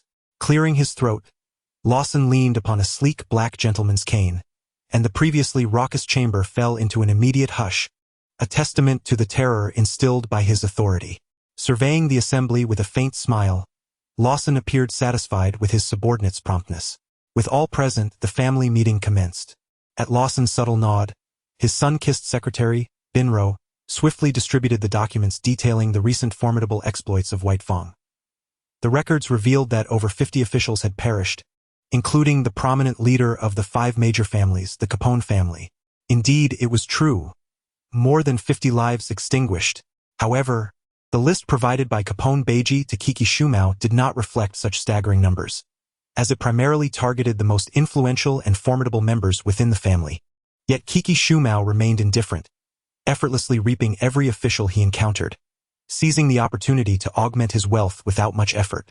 The demise of Capone family officials stemmed from Beiji's intent to utilize Kiki Shumao's hand to eliminate the obstinate elders who relied on their tenure for authority. Furthermore, with numerous officials from the 4 families meeting similar fates, no suspicions were cast upon Beiji. At least, there was no evidence to incriminate him. Though Kiki Shumao had discerned Beiji's ulterior motives, he found himself neither at a loss nor hindered. Rather, he stood to gain immensely. As for whether the eradication of all obstacles before Beiji would bolster his power and influence over the underworld of the West Sea, Kiki Shumao could only assert that strength was the ultimate determinant. What are your thoughts? Lawson inquired, observing the shifting expressions of the attendees as they perused the documents. This individual is akin to a harbinger of death. Frankly, had it not been for the whispers of the underground, we would not even have known that White Fang was behind these atrocities. Indeed, aside from the incident in the Flower Country, where he brazenly revealed himself, the only evidence of his presence lies in the corpses he leaves behind. Such a method is utterly beyond our capacity to thwart. As Lawson's question was raised, the faces of the assembled officials were etched with fear and astonishment. Initially, they presumed that the so-called White Tooth was merely a foolish jester. After all, what assassin would allow their intentions to be known prior to striking? However, as deaths occurred in rapid succession, they attributed it to a lack of intelligence, leading to their systematic downfall. This instilled a sense of trepidation within them, prompting a hasty return to their headquarters. Although they were somewhat flustered, there was no palpable sense of imminent death looming over them. Yet now, having perused the intelligence provided by Lawson, they realized that the specter of death could indeed arrive at any moment. The sheer terror of this individual's prowess was beyond what they could contend with. Thus, Chapter 73. So you are called White Fang, are you? Thus, I am preparing to seek external assistance. Lawson paused slightly as he spoke, keen to observe the reactions of those present. Perhaps stunned by the shocking information provided by Lawson, no one dared to oppose his actions. This was partly because, despite Lawson's outward appearance as an elegant gentleman, he had overseen the family for many years and was stained with countless sins. Furthermore, given the dire circumstances of life and death they faced, whether it was Lawson personally seeking outside help or simply asking them to contribute money for survival, none of them would dare utter a word of dissent. Excellent. Satisfied, Lawson nodded and turned to a shadowy figure in the corner, slightly bowing in respect. My lord, this is the trading partner I mentioned, the demon's child, Nico Robin, with a bounty of 79 million berries. This woman is exceedingly cunning, having worked under me for years under the alias of Benlo. If I had not discovered her suspicious behavior today, I might have remained oblivious. In the incredulous gaze of Benlo, or rather Nico Robin, Lawson completely betrayed her. Ever since the Buster Call annihilated O'Hara a decade ago, the 8-year-old girl embarked on a tragic life of escape. To survive, Robin sought work to make ends meet, yet due to her identity and the staggering bounty on her head, she was betrayed and abandoned numerous times. In the subsequent years, Robin evaded the relentless pursuit of the Navy by hiding within the underworld, witnessing countless acts of darkness and betrayal. Having encountered the grim realities of life at such a tender age, she had long ceased to trust anyone. It was 5 years ago, during another escape, that she encountered Kamara Lawson, the man who claimed to be a mafia godfather. Expecting imminent peril, she was taken aback when this man not only refrained from reporting her but also generously sheltered her, granting her a new identity as Benlo and nurturing her to become a competent secretary. Although she could not live freely under the name Nico Robin, for one who had known only darkness, simply being alive was a stroke of fortune. She had thought her days would pass by uneventfully, and she had even grown accustomed to life here. Little did she expect to be betrayed once more today. In truth, she should have anticipated the day she would be forsaken. After all, no one would shower kindness upon another without reason, unless they had ulterior motives. However, having grown up without parents and forced to reside with others, constantly subjected to disdain and malice due to her devil fruit abilities, her heart had long been riddled with scars. She yearned deeply for the feeling of being valued and cared for this hard-won semblance of warmth. Whether genuine or not, she instinctively evaded Lawson's ulterior motives. In fact, when Lawson first recognized Nico Robin, he had contemplated reporting her directly, for 79 million berries is no trifling sum. Although he was unaware of the reasons behind the substantial bounty placed upon a teenage girl, it was evident that she possessed an invaluable worth that eluded his understanding. Thus, with a far-sighted perspective, he refrained from squandering this opportunity. Instead, he resolved to keep her close, as one more mouth to feed was of little consequence. Since the world government held her in high regard, there would inevitably come a time when this hidden asset would prove advantageous. Moreover, with Nico Robin's intelligence and acumen, the family business had flourished, now standing just beneath the Capone family in stature. Had it not been for this forced predicament, he would never have considered releasing this golden goose. Nico Robin, her heart pierced by countless sharp thorns of despair, closed her eyes, allowing tears to cascade down her cheeks. She offered no explanations, nor did she harbor resentment towards Lawson for betraying her. Over the years, despite Lawson's manipulations, he had indeed shielded her from numerous calamities and diligently nurtured her, imparting invaluable knowledge of management and commerce. Had it not been for this unfortunate incident, she might have spent her life wearing the mask of Binro, existing merely as the secretary to a mafia godfather. Thus, she bore no ill will towards anyone, Having endured a life of isolation and bullying since childhood, she even questioned whether it was her presence that had brought misfortune to the O'Hara family. Am I truly a demon? With a heart as gray as ashes, Robin slumped against the wall, sinking to the ground without a trace of resistance. Very well, Lawson. You have reported successfully. Now state your request. Observing Nico Robin's complete lack of defiance, the CP5 agent felt a surge of satisfaction. Envisioning the prosperous life that awaited him, he generously allowed Lawson to make a request. Sir, might you have heard of a certain assassin known as White Fang? Lawson inquired, noting the agent's pleased demeanor, which eased his anxiety. His greatest fear was that the agent would simply take the girl away without further ado, thereby costing him dearly. White Fang. I've heard a bit about him. Merely an inconsequential assassin. What? Did you provoke him? The agent, holding a sense of superiority as a member of a world government elite unit, looked down upon those self-styled assassins of dubious repute. They were but a band of brutes, incapable of stealth or intelligence gathering, masquerading under the guise of killers. Indeed, that is the person. I understand that compared to someone like you, he is but a flickering firefly against the brilliance of the moon. However, for ordinary folk like us, he presents a significant dilemma. Although Lawson was uncertain of the CP agent's capabilities, he felt reassured by the agent's dismissive tone and indifferent attitude. After all, any intelligence he managed to acquire would surely be within the grasp of these professionals. Presently, he dismissed any concerns about White Fang, knowing that the situation was firmly in his control.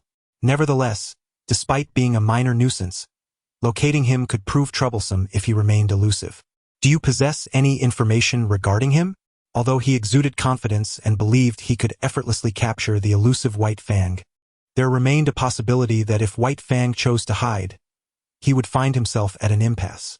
It would be rather imprudent to launch an overt search, wouldn't it? My lord, rest assured, judging by his trajectory, he is likely to arrive at this island today. Furthermore, this individual conducts himself with such audacity, almost as if it were a deliberate provocation. Truly, he is a foolish egotist. In a bid to retain this formidable ally, Lawson promptly bowed and divulged the intelligence he had meticulously gathered, cursing White Fang a few more times for good measure. Very well, today it is then. I shall await his arrival here. Chapter 74. Excuse me, Lord Hashirama. May I? Just as the CP5 agent confidently agreed, a chilling sound of a blade-piercing flesh suddenly echoed. Cough! A spray of fresh blood erupted from the agent's mouth, splattering onto the unsuspecting Lawson, who had just begun to rise. The sight was nauseating. After becoming the godfather, he had developed an aversion to getting his hands dirty, an unusual trait for someone in the underworld. His meticulously styled hair was a testament to his fastidious nature. Yet now, blood mixed with internal organs had been thrust upon him, causing him to instinctively swallow, which only exacerbated Lawson's disgust. However, he quickly regained his composure, realizing that the one injured before him was his formidable ally. If anything were to happen to him, even without White Fang's intervention, the agents of the world government would ensure Lawson's downfall. Who was it? A sneaky, despicable villain. Ignoring Lawson's horrified gaze and his bluster, shadows began to manifest beneath each cadre present, revealing black-clad ninjas, their bodies shrouded, save for their crimson eyes, brandishing short blades that lunged at them. Thud, thud. With each sound that resonated, many bewildered cadre members fell lifelessly to the ground. Only a handful, agile and quick-witted, narrowly evaded the initial strike. Yet, under the relentless assault of the shadowy ninjas, they soon met their tragic fate.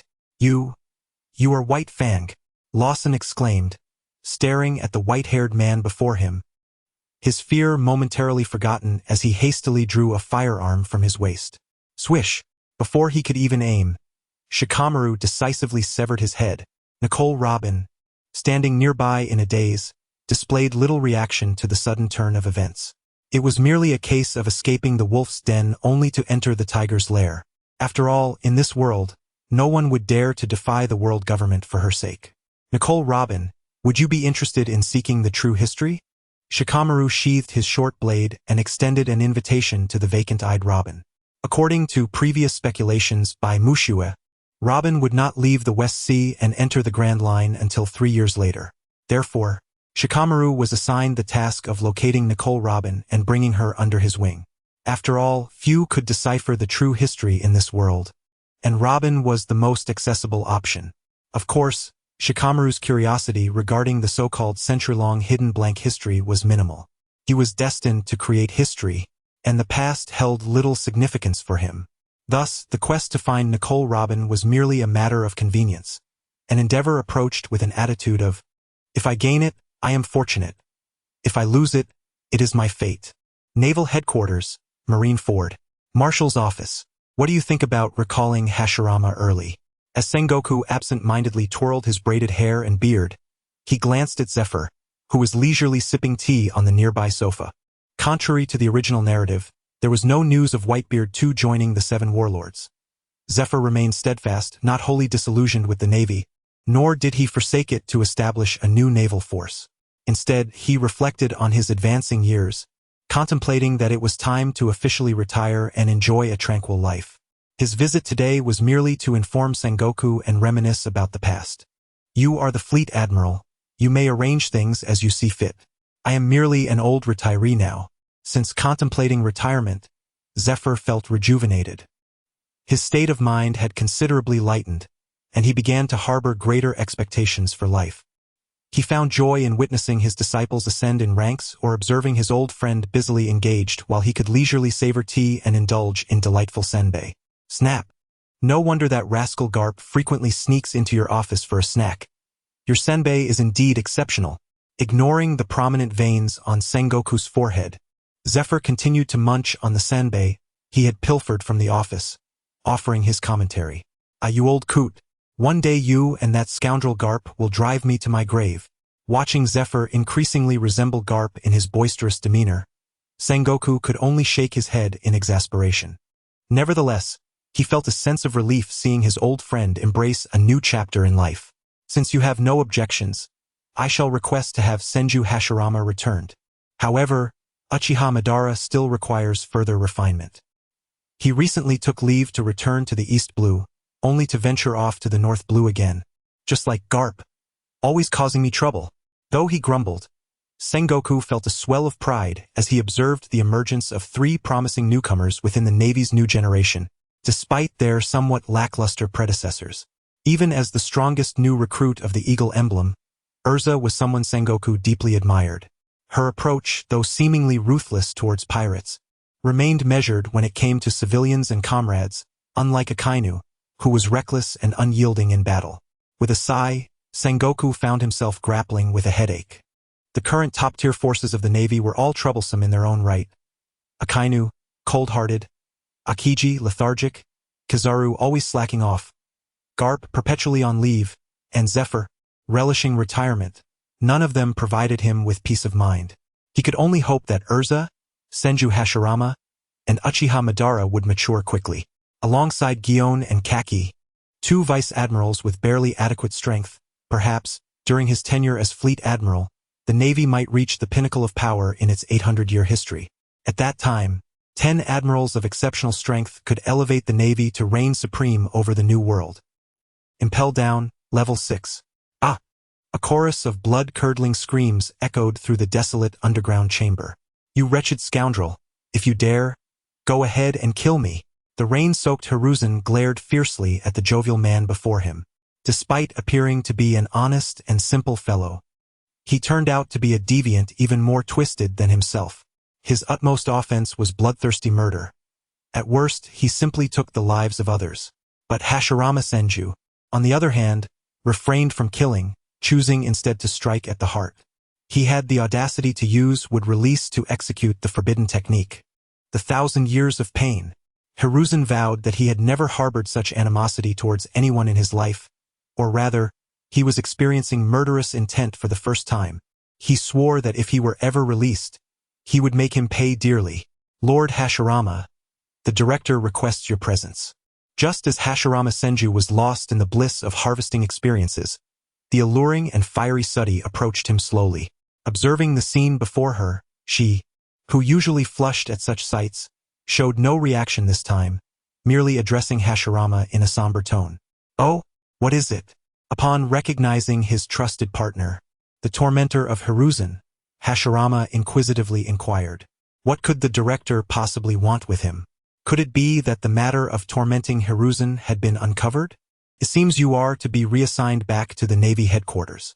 Hearing the words of her most revered Hashirama, Suddy's enchanting eyes dimmed, and even her excitement over watching Hiruzen's torment waned considerably as she spoke with a hint of disinterest. Then, as if having made a resolute decision, her eyes, concealed beneath her bangs, locked intently onto Hashirama. Lord Hashirama, may I?" Chapter 75. What did you say? Lord Hashirama. Could you possibly take me with you? Young Sadabi bit her lip, summoning her courage to voice a long-held wish to Senju Hashirama. In truth, Sadabi had been in Impel Down for several years. Initially, she had joined the Navy due to her family's insistence. However, her unique personality and unconventional interests made her feel alienated. Since she could remember, she had lacked friends with shared passions. Or rather, she had no friends at all. Those who learned of her peculiar penchant for tormenting others would regard her with a mix of horror and disdain, keeping their distance. Thus, despite her alluring figure and outwardly extroverted demeanor, she had always battled feelings of inadequacy.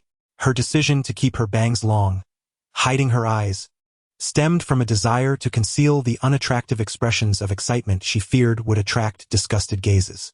This was also the reason she had willingly applied to serve in Impel Down.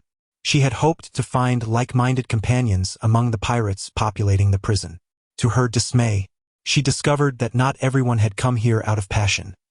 Many were driven by necessity, struggling for survival. Who would willingly reside in the damp, cold isolation of Impel Down, surrounded by the vast sea? As ordinary guards, their movements were restricted, leave was unattainable, and they had no semblance of leisure. They were condemned to endure the harsh conditions, merely biding their time until they could be reassigned. Ultimately, she remained the outlier, forced to endure her unique inclinations in solitude. Until one fateful day, when a man appeared. He possessed long black hair reminiscent of handcuffs, clad in red armor akin to a whip. His appearance was far from handsome, as plain as the prison walls themselves, yet his smile radiated warmth like wax dripping from a candle. That day, as branches danced wildly, binding all the criminals in the air, the image seared itself into Sadabi's heart.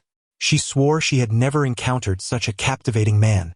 Like a long-awaited rain after a drought, she opened her heart without reservation, enthusiastically sharing insights with him. Although his methods were still somewhat naive, she was more than willing to grow alongside him. She had believed that such days would continue indefinitely. However, today, the warden informed her that Senju Hashirama would soon be reassigned, and she was tasked with delivering the news. This revelation struck her like a bolt from the blue, shattering her dreams. Had she never experienced the sun's warmth, she might have endured solitude with grace. But now, the mere thought of life without Hashirama's companionship felt suffocating, like drowning in despair. Thus, she resolved to follow Hashirama's footsteps and return to the Navy. This time, she would no longer care about the opinions of others. In her eyes, the figure of Hashirama was akin to the blazing sun, illuminating everything. Unlike the deeply contemplative and psychologically tumultuous little Suddy, who had struggled for an eternity with her thoughts, Hashirama's immediate reaction upon hearing that Suddy wished to accompany him was one of unexpected delight. After exhausting his methods of torment, he would not have to worry about a lack of updates. Ever since he discovered the path of sustainable development, he had grown weary of overexploitation. Take Whitebeard too. For instance, had it not been for Miss Bakine, who, after consuming the medicine, had burned through her life, he would have considered bringing her back to nurture. After all, it wouldn't cost him anything. Initially, he pondered how he would cope without such an invaluable assistant like Suddy, especially if he encountered a resolute adversary in the future. To his astonishment, Suddy expressed her desire to follow him. One could only describe it as a serendipitous joy. Ha ha ha! Splendid! I shall inform the director shortly. If he disagrees, I shall pilfer all his toilet paper. In a buoyant mood, Hashirama chuckled heartily, even jesting with Suddy. Witnessing the enthusiastic agreement from Hashirama, who was even willing to threaten the director for her sake, moved Suddy deeply. "Hashirama, I truly admire you," she whispered, wiping away a tear that had escaped her eye. "What did you say?" "A woman's secret," she replied, her spirits suddenly lifted. Hashirama, perplexed by Suddy's abrupt elation, gently patted her head. "Oh well, let it be."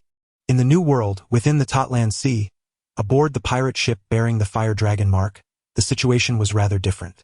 Due to Natsu's decision to fly alone at that moment, his vessel sustained little more than minor damage, which was swiftly repaired. In stark contrast, Smog's juice ship had been completely dismantled, marking its demise. "Master Natsu, are you unharmed?" inquired the concerned Dopeng, bandaging the battle-scarred Natsu. Having followed Natsu the longest, Dopeng initially approached him with rather self-serving intentions, yet over time, he had been entirely captivated by Natsu's prowess and charismatic personality. Since joining Natsu's crew, he had witnessed Natsu charge forth into battle, single-handedly confronting legions, rarely allowing his subordinates to engage, which left his crew profoundly moved to tears. It is essential to recognize that, as members of the lower ranks, they were, to put it mildly, elite pirates of a royal pirate crew, but to put it bluntly, mere cannon fodder for the beast pirates. They had presumed that joining such a combative crew as Natsu's would essentially lead them to their doom, having already taken their first step into the grave the moment they chose the path of piracy. However, they were utterly unprepared for the tender heart that lay beneath Natsu's combative and reckless exterior. Despite his personal propensity for battle, he never compelled his subordinates to fight. Instead, he bore the burdens himself. This was also the reason they still found joy in their antics following the incident involving Sasaki's loose tongue. They firmly believe in Lord Naz, convinced that he is not the type to eliminate those who disagree with him. Moreover, even if such a notion were true, they would wholeheartedly support him. In their eyes, Lord Naz's stature rivals that of Kaido, the governor of the Beast's pirates. Thus, for a mere navy officer to gain his attention is indeed a privilege. "Naz, how are you faring?" Smuggy, having tended to his wounds, limped out from a cabin nearby. Chapter 76. What to do if you disrupt your boss's good fortune. Waiting online? Urgent. Despite being in a fit of anger at the time, Natsu nonetheless brought Smudgy back after his fierce battle with Uchiha Madara. After all, she was a valuable partner for future business endeavors, and he could not afford to miss this opportunity to cultivate a good relationship. "I'm tough as nails. There's nothing to worry about," Natsu chuckled, patting his chest to reassure her. With the enhancement of dual-element Dragon Slayer magic and a robust appetite, his physical resilience and recovery speed far exceeded that of ordinary individuals. At this moment, it would not be an exaggeration to call him the strongest in terms of physique, second only to Kaido. After all, not every pirate in the world, even those skilled in physical prowess, could compare to Kaido and Big Mom. Achieving such a level requires not only talent but also the significant advantage of mythical beast lineage. However, Smudgy perceived this display as a forced bravado, a facade to mask his guilt in order to alleviate her worries. This revelation gave her a new understanding of the little man before her. It was reminiscent of the time she had secretly listened to the crew members on board, expressing genuine concern and greetings toward Natsu, which attested to his kind and gentle nature. As she gazed at his charming, light pink hair fluttering in the breeze, reminiscent of cherry blossoms, Smudgy felt her cheeks flush, and she shyly lowered her head, her long curled eyelashes quivering slightly, a hint of bashfulness flashing in her eyes as she dared not meet Natsu's gaze. Observing Smudgy, who struggled to move, Natsu suddenly fell silent and lowered his head.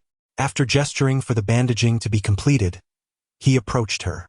Standing at approximately 175 meters, Natsu was dwarfed by Smudgy, who stood around 464 meters tall. In fact, Natsu's legs were even shorter than hers. As a hybrid of the long-legged race, Smudgy's legs alone accounted for more than two-thirds of her height. Her legs measured over 3 meters, placing her far above Natsu, who could not even reach her mouth on tiptoe. Fortunately, Natsu, with his carefree disposition, did not mind. After all, he was not courting her but rather engaging in business, where height was irrelevant. For Smudgy, having grown up in a diverse world, height differences were of little concern. She had seen much taller beings, even those measuring 5 or 6 meters, alongside her mother. Moreover, Natsu had the ability to transform. The thought of his towering figure after transformation made her cheeks flush even more, resembling the warmth of a fire. Sweet, fruity aromas began to waft from her head. "Are you feeling unwell?" Natsu asked with genuine concern, observing Smudgy's silence and the flush on her face. He certainly did not wish for the treasure. He had fought so hard to save from Uchiha Madara to perish on his ship instead. That would be akin to leaping from the Red Land into the Grand Line, with no chance of washing away the shame. In order to ascertain whether Smuggy was indeed unwell, Natsu prepared to reach out and check her forehead temperature. However, upon comparing their heights, Natsu furrowed his brows slightly, and then transformed into his Dragon Man form, which towered over Smuggy. Disengaging his dragon claws, he extended his large hand and placed it upon the dazed Smuggy's head. Fortunately, it was not warm at all. She did not seem to have a fever. After experiencing the temperature on Smuggy's head, which could easily fry an egg, Natsu concluded, somewhat to himself, that all was well. Startled by Natsu's intimate gesture, Smuggy, now back to her senses, let out a gasp and instinctively attempted to step back. Yet, upon glancing up at the earnest man who cared for her, she halted, though unfortunately, due to her previous leg injury, she stumbled and fell directly into Natsu's embrace, her small head resting against his warm chest. The robust heartbeat echoed in Smuggy's mind. "Are you all right?" Natsu inquired, observing the seemingly faint Smuggy collapsing in his arms. Without a second thought, he instinctively wrapped his arms around her. A soft, watery sensation enveloped him, prompting Natsu to tighten his embrace. This involuntary action elicited an unusual sound from the still-dazed Smuggy, which was quite out of character for her. Just as the atmosphere between them grew somewhat intimate, Dopan, who had been quietly tidying up the medical kit after Natsu stood up, raised his head to witness the astonishing scene before him and instinctively shouted, "What the?" Realizing the inappropriateness of his outburst, he quickly covered his mouth and lowered his gaze, focusing his attention elsewhere. If this were on Blue Star, Dopan would have immediately grabbed his phone to post a plea for help. What to do about the intimate moment that shattered the boss and his girlfriend's romantic atmosphere? Urgent. Upon hearing Dopan's sudden exclamation, Natsu and Smuggy snapped back to reality. Without pausing to explain, Smuggy wriggled free from Natsu's embrace and, limping, hurried back to the cabin. The deck was left with only Dopan, who was looking down, a bewildered Natsu, and the lingering sweet fragrance left by Smuggy. Natsu-san." Just as Dopan was about to offer an explanation, he saw Natsu follow Smuggy into her room, leaving him stunned. "What the? Has the boss found true love? Is he no longer hiding it?" Disregarding Dopan's wandering thoughts, Natsu was reminded that their business matters had yet to be thoroughly discussed. He intended to check on Smuggy's unusual condition before delving into the details of their transaction. At least, that was what Natsu had in mind before stepping through the door. Chapter 77. Uchiha Madara gains renown across the seas. In stark contrast to the jovial atmosphere surrounding Natsu, Uchiha Madara stood solemnly, gazing intently at the sea amidst the adoring eyes of the prison guards. Unlike Natsu, who bore the marks of battle, Madara, encased in his complete Susanoo, wielded the hypnotic powers of his Sharingan. Given Natsu's mental fortitude, even if full hypnosis was unattainable, short-term directional influence was still within reach. Thus, in Smuggy's perspective, the two engaged in a life-or-death struggle. In reality, Natsu's injuries were minimal, while Uchiha Madara remained unscathed. For Madara, who relied heavily on mental prowess, only Big Mom, a master of souls, posed a significant challenge. Other formidable adversaries, upon even a momentary lapse in focus during their confrontation with Madara, could find themselves gravely wounded. The distinction lay in physical strength. Those like Kaido might sustain less damage. Through this battle, all the guards comprehended the truth. The seemingly cold and supremely proud warden, Uchiha Madara, was indeed a peerless warrior. Not only did he effortlessly overpower the formidable Smuggy of the Emperor's faction, but he also gained the upper hand against the recently renowned fire dragon Natsu. In their eyes, the unblemished Uchiha Madara had already ascended to a status rivaling that of the director. At the Marine headquarters in Marineford, within the office of the Admiral. "Ha ha ha, Kainu, look at this." Those two little rascals that Carp brought back are truly extraordinary. Not long ago, I had remarked to Zephyr that this kid was just like Carp, always stirring up trouble. Yet today he has surprised me immensely. Observing Sengoku's joyous laughter upon receiving the news, a smile involuntarily graced Tsuru's face. The once indomitable marine iron triangle had now entered their twilight years, and seeing a new star rise within the Navy brought them both a sense of delight, especially since it was their closest comrade who had personally introduced him. In a small town of the South Seas, extra, a new warrior has emerged from Impel Down, surpassing Senju Hashirama. Early in the morning, as Artoria prepared to step out and savor the local delicacies, she instinctively glanced at the newsboy upon hearing the name Senju Hashirama. It's all right, teacher. I too will become strong and show those world government folks. Seeing Artoria suddenly pause to gaze at the newspaper, Sabo, mistakenly believing she was worried about the world government's growing power, confidently pumped his small fist to encourage her. Okay, teacher believes in you. Though Sabo had misinterpreted her concern, the kind-hearted Artoria offered no explanation. Instead, she gently ruffled his hair, smiling encouragingly. Gazing upon her angelic smile, which remained unchanged from his memories, Sabo silently vowed to forever protect that warm expression. Regrettably, he remains unaware that he is not the sole guardian of Artoria. In the North Sea, Germa 66, Vince Smoke Gaji remained silent for an extended period as he perused the latest newspaper delivered by the messenger bird.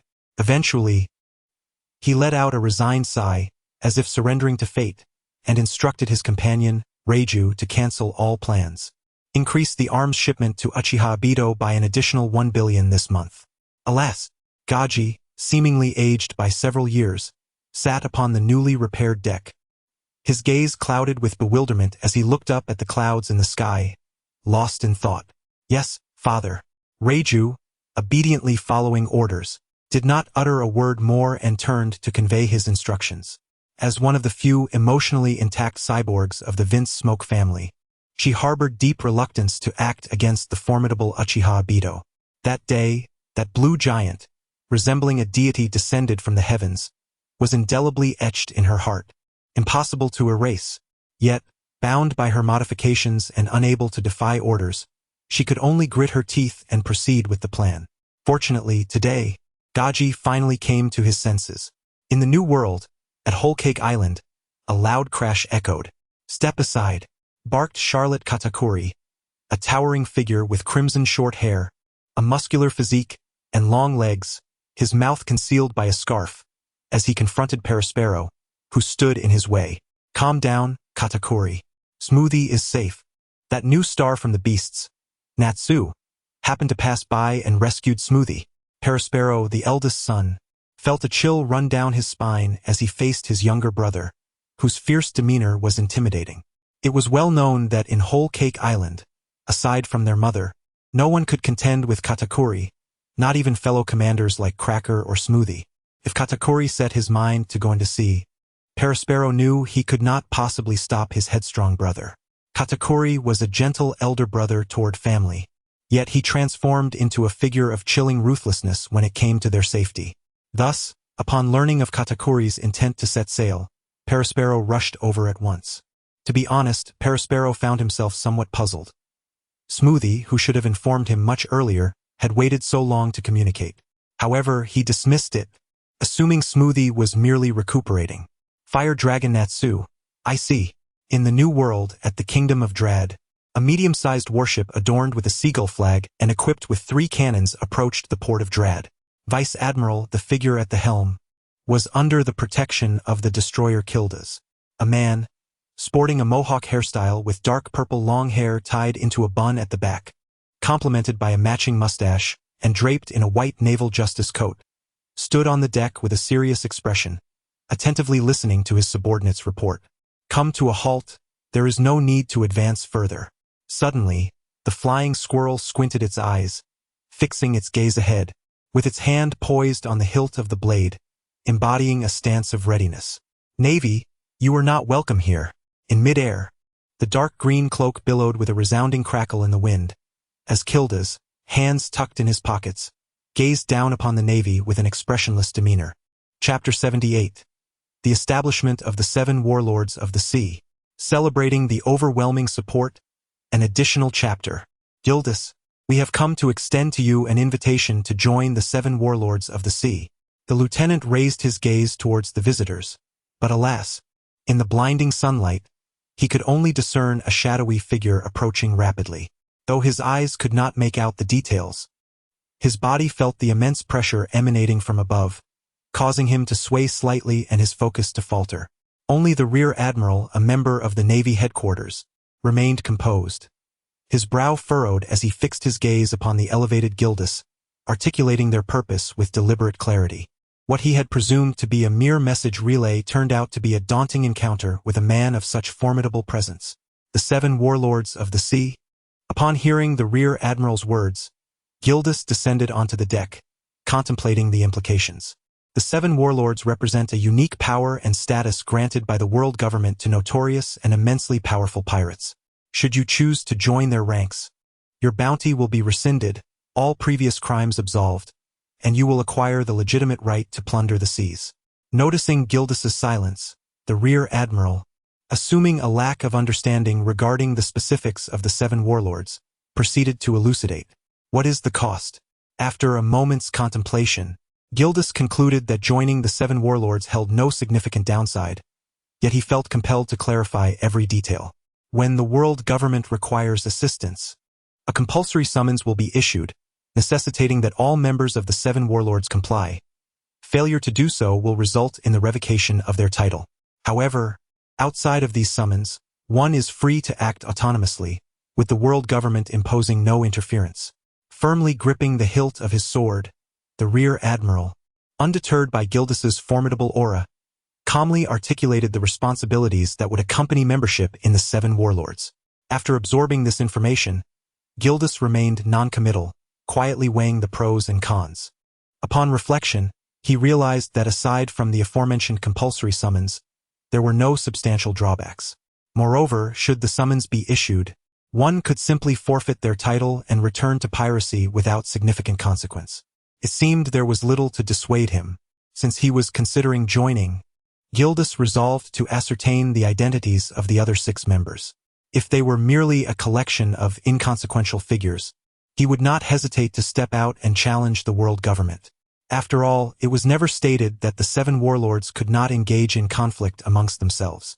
In addition to yourself, there are the renowned figures, the world's greatest swordsman, Dracul Mihawk, the heavenly demon Don Quixote da Flamingo, Moonlight Gecko Moria, the tyrant Bartholomew Kuma, Sandy Crocodile, and the Empress Boa Hancock, each a formidable pirate of great renown. Furthermore, next month, all 7 warlords will be summoned to the Navy headquarters for the inaugural 7 warlords meeting. As the rear admiral's words echoed into silence, the atmosphere once again fell into a contemplative stillness. After a while, Gildas turned and stepped into the sky, departing from the warship. Just when the Weasel thought this operation was doomed to fail, Gildas's voice resonated. "All right, I shall go." The flustered aide, drenched in sweat, looked at the departing Gildas, puzzled, glancing towards the Weasel. "No worries, such a person is above deceit. Gather the soldiers. We shall double our training." In the year 1510 of the sea calendar, on November 1st, the proposal presented at the 5 Elder Stars meeting was officially announced. The warlords of the sea, a force equal to pirates and the Navy, was proclaimed established. The entire world was astounded by this bold move from the world government. It was unimaginable that one day, pirates could be recruited to become a force for maintaining order under the world government.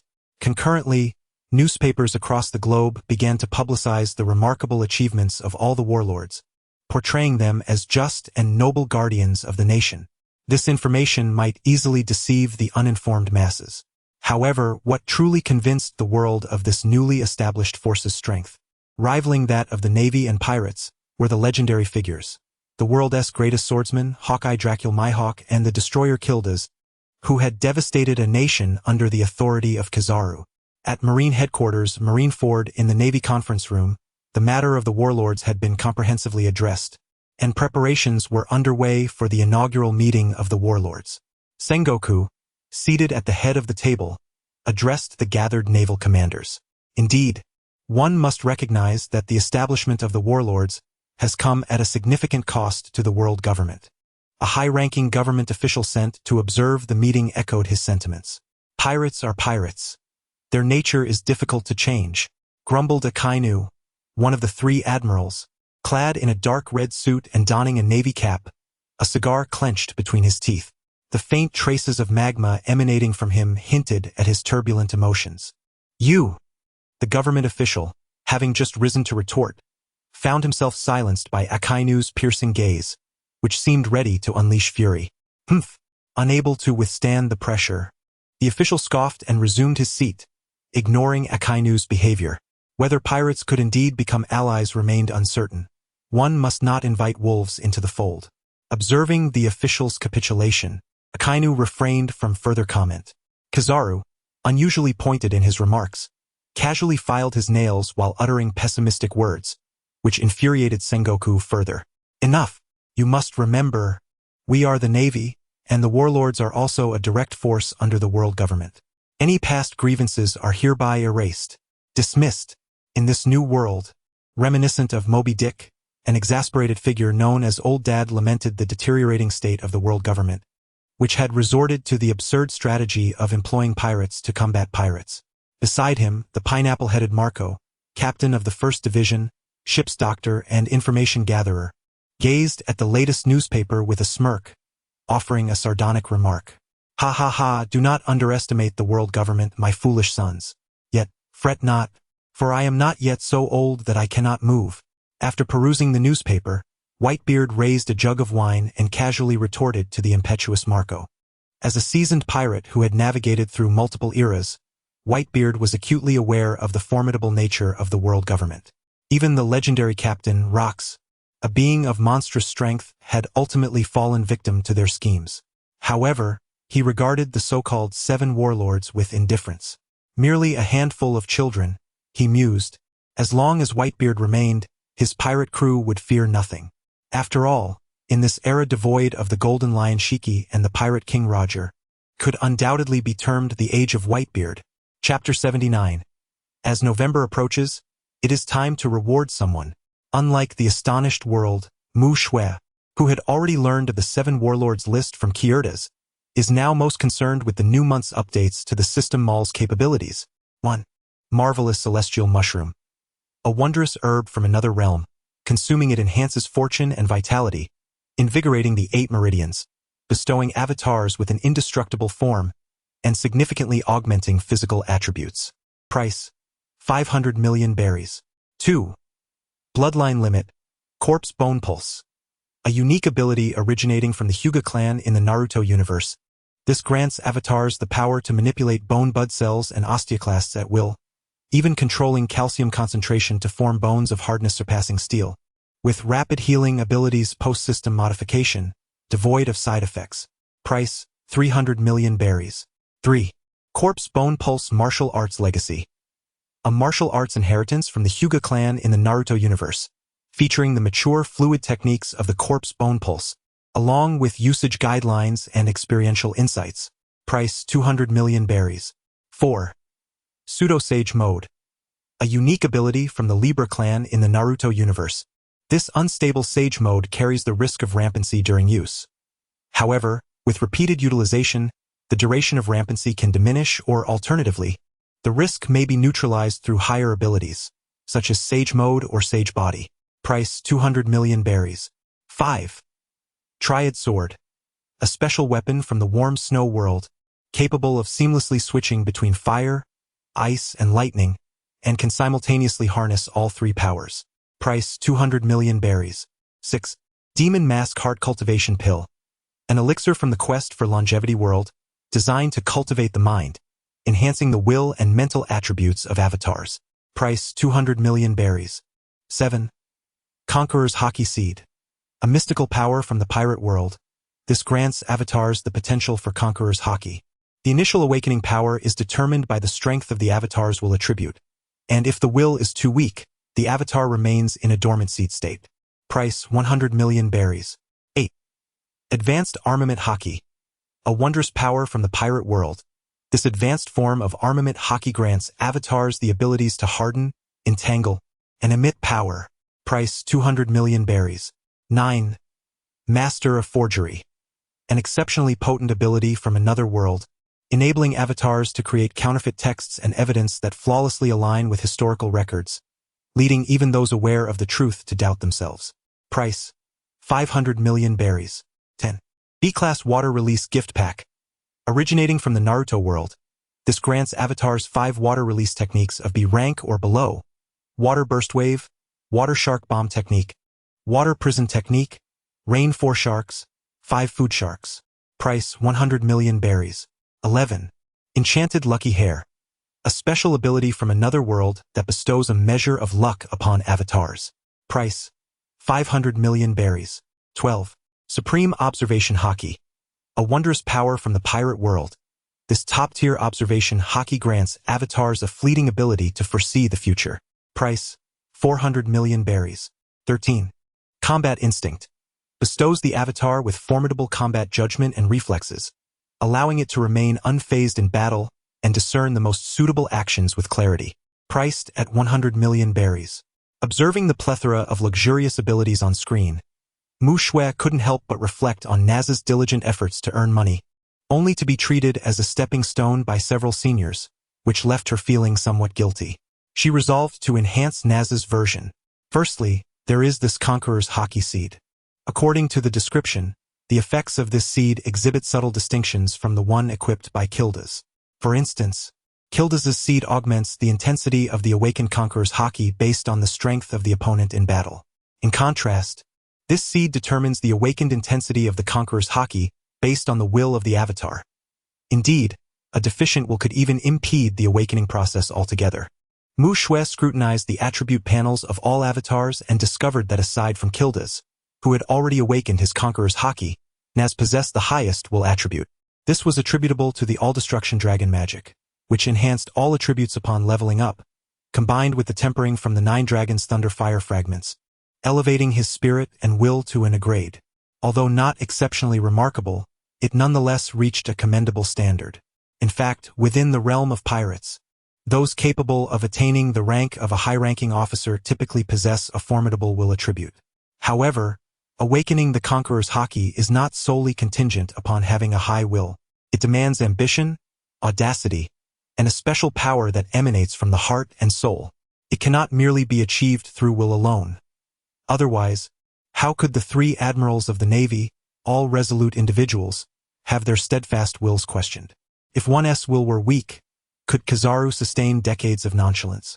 Nevertheless, while an grade will is commendable, it is unlikely to influence powerhouses of the rank of colonel or above, likely resulting in an awakening that merely suffices to clear out officers of lower ranks. Fortunately, there exists a potion that can enhance both spirit and will, which can also be administered to Naz. Indeed, after the battle between Uchiha Obito and Naz, Mu Shui noted that the spirit and will attributes of the avatars were generally lacking. This observation aligns with the prevailing trend in the pirate world, where tanks dominate. However, this deficiency becomes an undeniable disadvantage when confronted with the formidable Conqueror's Haki wielded by the 4 emperors. Naz is relatively fortunate, as captains are rarely dispatched among the royal factions, and the Navy lacks individuals with Conqueror's Haki. As for Sengoku as the Grand Admiral of the Navy, as long as Naz does not succumb to madness and wreak havoc like the Golden Lion, their paths are unlikely to cross. In this regard, both Urza from the Navy and Senju Hashirama face some disadvantages. Though avatars are not directly stunned by the Conqueror's Haki, their agility in bodily maneuvers will inevitably be affected, resulting in delayed cognition and thought processes. In the realm of combating the Conqueror's Haki, Uchiha Obito possesses the most advantageous position. With an exceptionally high mental attribute, he remains impervious to the Haki of any adversary, including even the Conqueror's Haki wielded by the red-haired individual, which does not diminish his combat prowess. He stands as one of the most consistently formidable forces. On the other hand, Gilgamesh, among the myriad of avatars, boasts the most balanced dimensionality and the highest potential for strength. Temporarily allied with the 7 warlords, he is the singular avatar devoid of any weaknesses, making him the strongest pillar within the team. As for the others, Aizen and Kenpachi Zaraki are still undercover, thus avoiding encounters with such high-stakes battles. The Revolutionary Army, led by Artoria, remains in the South Sea, still in its developmental phase. Chapter 80. The slumbering truths of endless history. As the president of a trading guild situated in the tranquil East Sea, Kakuzu is not the type to recklessly provoke chaos like an unwitting conqueror. Likewise, Tsukumo, a shadowy assassin skilled in stealth, is unlikely to encounter significant peril. The sole exception is Kisame Hashigaki, who is intent on seizing control of Fishman Island, an endeavor that may present minor complications. After all, Fishman Island serves as a critical juncture along the Grand Line, frequented by countless formidable pirates each year, including those who possess the formidable conqueror's haki. Fortunately, most individuals lack the capability to wield such overwhelming power, rendering the situation less dire for Kisame. After assigning the Demon Face training pill and the conqueror's haki seed to Natsu, we find Avatar, Etlia's Natsu Dragneel level, 19 experience, 4851-8800 strength. A. To elevate from A to S requires 2 points, thus 2 allocations constitution. S akin to that of the admirals, including Whitebeard and red-haired Shanks, agility, a spirit, a will, A attribute points, 0 abilities, Dragon Slayer magic, fire, top tier, insatiable appetite, non-enhanceable, Dragon Slayer magic, lightning, top tier, 9 Dragon Thunderfire, fragment, Demon Face training pill, equipped, Conqueror's haki, advanced, observing the impressive S-level constitution and 2 top-tier Dragon Slayer magics, complemented by an advanced level of Conqueror's haki. Natsu can already be regarded as a true Imperial-level combatant. Even in the face of Big Mom and Kaido, whose damage output is relatively modest among Imperial-level forces, it would not be an insurmountable challenge to hold his ground without resorting to his most powerful techniques, provided his formidable dragon form. The critical factor, however, is that his constitution may not yet match Kaido's caliber. Once Natsu masters the essential skill of Conqueror's haki, binding, he will become the most formidable warrior under Mushue's command. If he further elevates his dual-element Dragon Slayer magic to its zenith, paired with top-tier Conqueror's haki, even the currently unleashed Gildarts would find himself at a disadvantage. However, this is contingent upon Gildart's average attributes being relatively low. In a comparable context, Gildart's explosive potential is undoubtedly among the best in the world. After finally enhancing Natsu, Mushue bestowed the unique weapon, the Tri-Elemental Sword, upon Urza. With her affinity for elements and weapon enhancement capabilities, she is the most suitable wielder for this extraordinary instrument. Perhaps an opportunity will arise for her to seek out the Rumble fruit and the Blaze fruit to further augment this sword, while also searching for a freezing capability akin to Akiji's. The advanced Busashoku haki was granted to Kisame Hashigaki, who currently lacks the means to threaten users of natural-type devil fruits. Additionally, he received an extensive package of water release techniques. Without a dam, who would repair the river? Kisame, devoid of a soul, remains undeterred. Clone, Dry Persimmon Kisame level, 12 experience, 2,178 strength. B constitution, A agility, C spirit, C will, D attribute points, 0 abilities, Fishman bloodline, Tiger Shark, unimprovable. Nemesis of foreign races, unimprovable. Fishman karate beginner, Great sword shark skin, equipped. Heartfelt connection, unimprovable. B-class water ninjutsu deluxe package, water burst wave, shark bombs, water prison technique, rain 4 sharks, 5 food sharks, advanced armament haki. To prevent any interference from individuals imbued with Conqueror's haki traversing Fishman Island, Mushue has deliberately augmented Dry Persimmon Kisame's spirit attribute. Given his inherent Fishman lineage, he possesses formidable attributes that require little enhancement. With this impressive configuration, he might barely contend with a vice admiral on land. However, once submerged, even a candidate for admiral would prove futile against him. He harbors no fear of any royal-level competitors, save for Shanks and Whitebeard. After all, in the depths of the ocean, other devil fruit users find it nearly impossible to inflict significant harm upon him. Next, the ability of the Master of Deception undoubtedly demands assignment to Aizen. The reason Aizen currently refrains from rash actions is due to his inability to effectively execute the information masquerade concerning the world government SCP-0. Should any flaws emerge, all his efforts would be rendered futile. With this ability, he will soon solidify the identities of himself and Kenpachi Zaraki, facilitating the mobilization of additional personnel from the CP organization for strategic maneuvers. He might even reimagine the three sovereigns of this world, such as the true Sea King, god of the ocean Gyoku, the genuine underworld king, god of the earth Groudon, and the authentic Sky King, god of the sky Rayquaza. At that juncture, he could directly sculpt the red soil continent into Groudon's realm of slumber. Coupled with the Master of Deception's ability to instill self-doubt in those aware of the truth, it might render Luffy's departure to sea unnecessary. At that point, Im-sama would be left utterly bewildered. After a moment of contemplation, Mushue decided to shelve this somewhat distant notion and first examine the arrangements for other abilities. Magical stupid hair? Gazing at this ability, Mushue was momentarily taken aback, then broke into a quiet chuckle. Indeed, this ability must be bestowed upon the adorable King Arthur. Without the freedom to sway her stupid hair, Artoria lacks a soul. Furthermore, this hair is imbued with the blessing of luck. Any ability intertwined with fate is invariably immensely powerful. Although this is the world of pirates, the existence of a grand path remains uncertain. Nonetheless, it should prove useful. Not wishing to delve into this profound question, Mushue also granted the combat intuition ability to Artoria.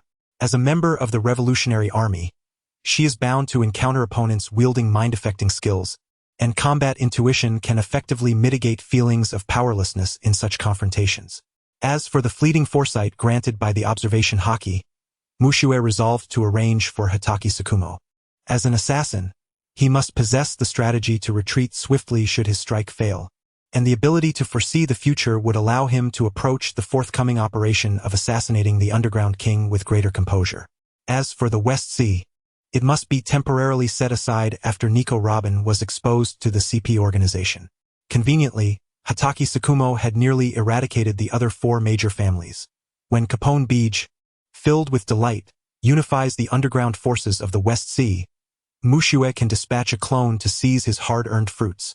By that time, one can only hope that Capone Beach will still be able to smile. After arranging all the clones, Mushue allocated the remaining four abilities to the newly crafted clone. Before Mushue stood a proud young man with white hair, green eyes, and 2 red dots between his brows. Bone Pulse Clone, Kagaya Kimimaro Level, 1 Experience, 0-100 Strength, C Constitution, B Agility, C Spirit, D Will, D Attribute Points, 0 Abilities, Bloodline Limit, Bone Pulse, cannot be enhanced. Bone Pulse Taijutsu Legacy in progress. Divine Herb, 10,000 Blossoms. Loaded, Pseudo-Sage Mode, Stage 1. Kagaya Kimimaro, a tragic figure beloved by Mushue, ultimately met an untimely demise due to his bloodline illness. Fortunately, the system guarantees excellence in its creations. The attribute panel reveals that even as a level 1 Kimimaro, thanks to the enhancements from 10,000 Blossoms and Bone Pulse, his attributes rival those of the recently ventured Deidara. Mushue firmly believes that in this world, free from the torment of disease, Kimimaro shall truly shine. Chapter 81. Junmaru's Journey to the North Sea. Ah, who would have imagined that one day I would become the very person I despise? Gazing at the system panel, which displayed 3 remaining lottery draws, I realized that I should have utilized them much earlier. However, due to certain unforeseen circumstances, I had forgotten. System commenced the lottery. With a hint of obsessive-compulsive disorder, Mushue promptly consumed the 3 lottery opportunities. Ding! Congratulations, host! You have obtained a vial of the Water of Life. 5 drops. Ding! Water of Life. A treasure from the Elf clan. Holy water produced by the ancient life tree, capable of reviving the deceased and restoring the shattered to their pristine state, as long as a breath remains. Ding! Congratulations, host! You have acquired a resurrection card. Ding! Resurrection card. This allows an already deceased clone to be instantly revived at full health in the same location. Ding! Congratulations, host! You have attained the observation haki. Hear the voices of all things. Ding! Observation haki. Hear the voices of all things. A unique talent of observation haki that enables one to perceive wondrous sounds unheard by ordinary individuals. The water of life is rather splendid, especially since it can be used on others, thus preventing any mishaps among those close to me. The resurrection card? It's decent enough. At the very least, it allows Gildarts to perform a sit-up once more. Hearing the voices of all things. Would this not be considered a standard feature for protagonists? Mushue silently scoffed, recalling that the renowned pirate era's initiator, Joldy Roger, possessed this extraordinary ability, as did the formidable competitor for the title of Pirate King, Monkey D. Luffy. Is this not a quintessential trait for the child of the world in the realm of pirates? However, Mushue harbored no ambitions of personally embarking on a maritime adventure. Perhaps, when he commands the entire world, he might initiate a true global expedition. North Sea, in a quaint town once traversed by Uchiha Madara. In one of the narrow, deserted alleys, a boy clad in open attire with a stern visage suddenly appeared. Outside the alley, a disheveled figure who had spent the day begging regarded the emerging figure with a look of bewilderment. He distinctly recalled that no one had entered there, yet he thought little of it. After all, making money was paramount. Esteemed sir, seeing your noble demeanor, I wonder if you might have a moment. We have a lucrative business opportunity. The beggar, with shifty eyes, hurried towards the boy, but upon meeting the boy's icy green gaze, he involuntarily shuddered, his speech faltering. Fortunately, being a seasoned veteran of the streets, he quickly regained his composure and attempted conversation. Unfazed by the peculiar figure that had materialized before him, the boy coldly uttered a single word, articulated with chilling politeness. Leave. With the wealth accrued from Doflamingo's Golden Exchange and the burgeoning profits of the Dawn Commercial Association led by Kaku, Mushue, momentarily flush with funds, prepared to send Junmaru to the North Sea, where the winds of adventure blew most fiercely, to carve out a name for himself. The Navy has recently gained 3 formidable avatars due to various unforeseen incidents. In an effort to balance the power dynamics, Mushue intends to enlist Junmaru into the pirate faction. However, prior to this, he plans for Junmaru to assume the role of a bounty hunter. On one hand, wealth is always welcome, and on the other, pirates abound, providing ample opportunities for confrontation without repercussions. An ideal scenario for both leveling up and amassing riches.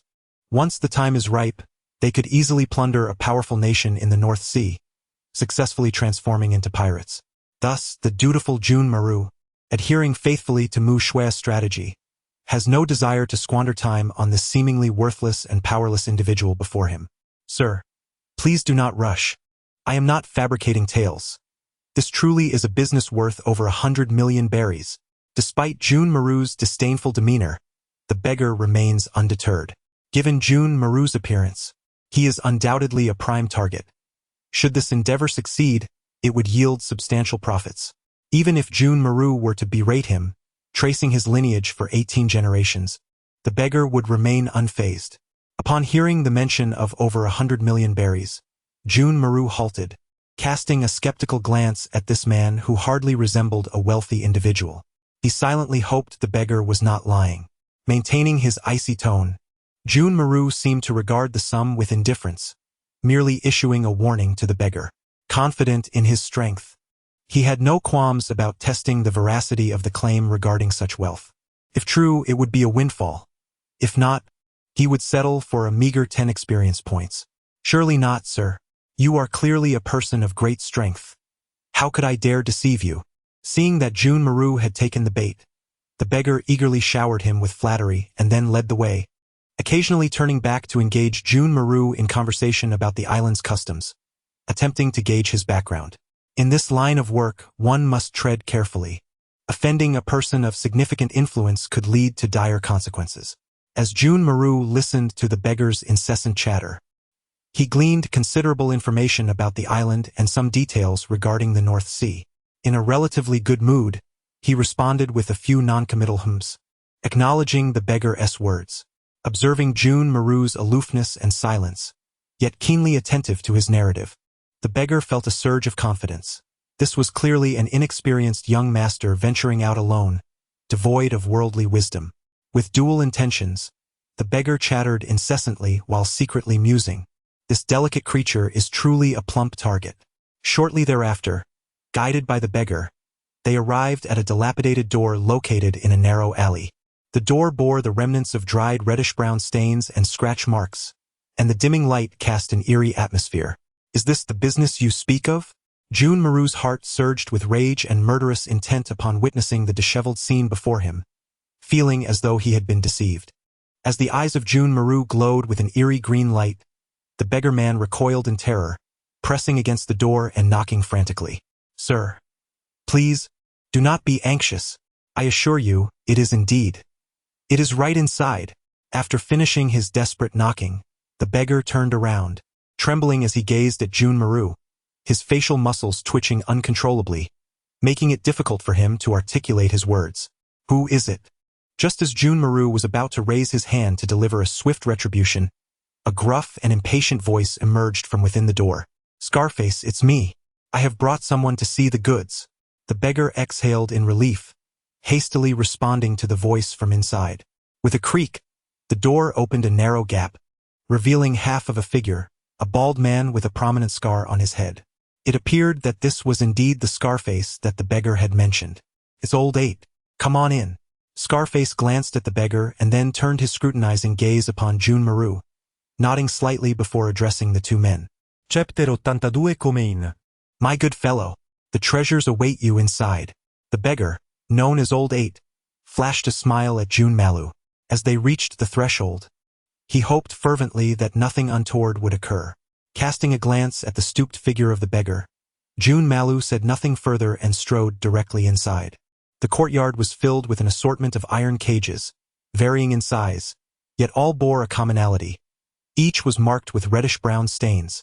Without elaborating, Scar Brother silently guided June Malu through a series of twists and turns until they finally arrived in a grand hall.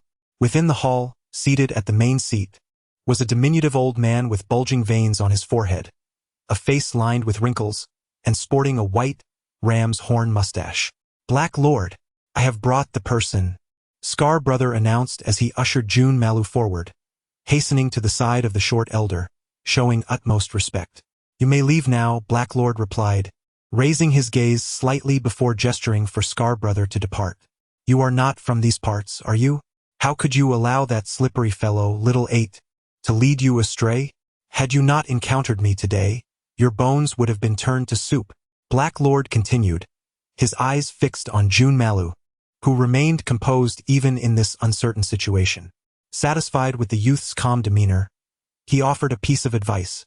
"Remember, when venturing into the world, the first rule is to never trust others too easily. Are you finished? Where are my goods?" June Malu interjected, observing Black Lord as he rambled on. He felt a palpable sense of threat emanating from the diminutive elder, yet curiously, there was no hostility present. However, as the inheritor of the strongest physique bloodline, he would not feel the slightest fear, even if the man before him harbored murderous intent. "You truly are a stubborn one, but alas, perhaps there is some affinity between us. Bring forth the item." Black Lord chuckled lightly at June Malu's indifference, then clapped his hands, signaling his subordinates to present a peculiar devil fruit adorned with blue patterns. In his younger days, Black Lord had indeed roamed the Grand Line as a pirate, earning a modest reputation. Regrettably, those were the years when formidable figures like Garp and Zephyr were in their prime, as well as the likes of Roger and Rox, who dominated the seas. Thus, with his capabilities, he never garnered significant fame. On one fateful occasion, during Garp's pursuit of Roger, a stray punch from a meteor-like fist struck his vessel.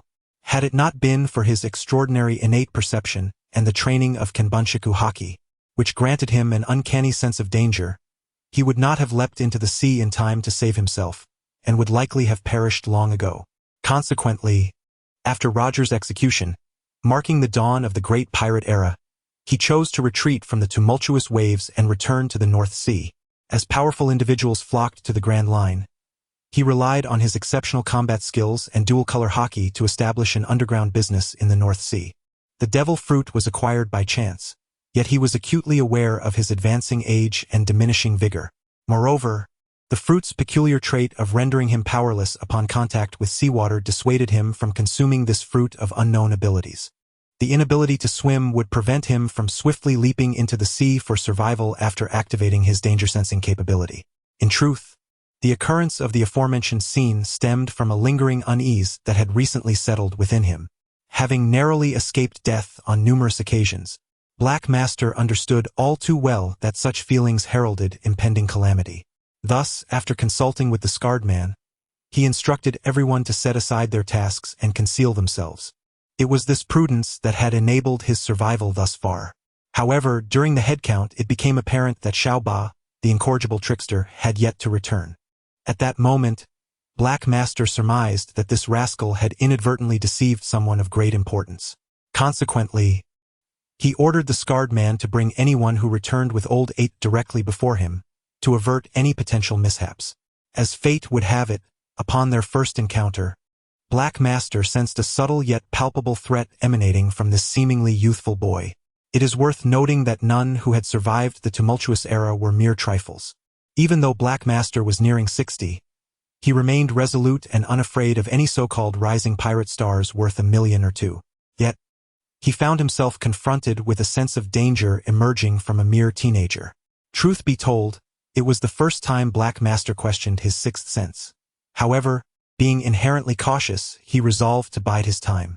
He decided to procure a devil fruit of unknown abilities to gauge the boy's true worth. Perhaps he could even enlist a capable ally for future endeavors. As he reached out to take the devil fruit, Jun Maru weighed it in his hand, choosing not to utter a word and turning to depart. Wait, Black Master could barely contain himself. Why would he take it and leave? Wasn't the boy curious about his motives? Moreover, Jun Maru unusually softened his previously indifferent expression. After receiving a brief explanation from Mu Shui, he recognized the fruit's value to be at least in the millions. Thus, he felt a modicum of patience for the elderly man inexplicably offering him such a valuable item. Not at all. For reasons unknown. As he observed Jun Maru's assertive demeanor while demanding something from him, Black Master found himself momentarily at a loss for words. Then I shall take my leave. Thank you for your gift.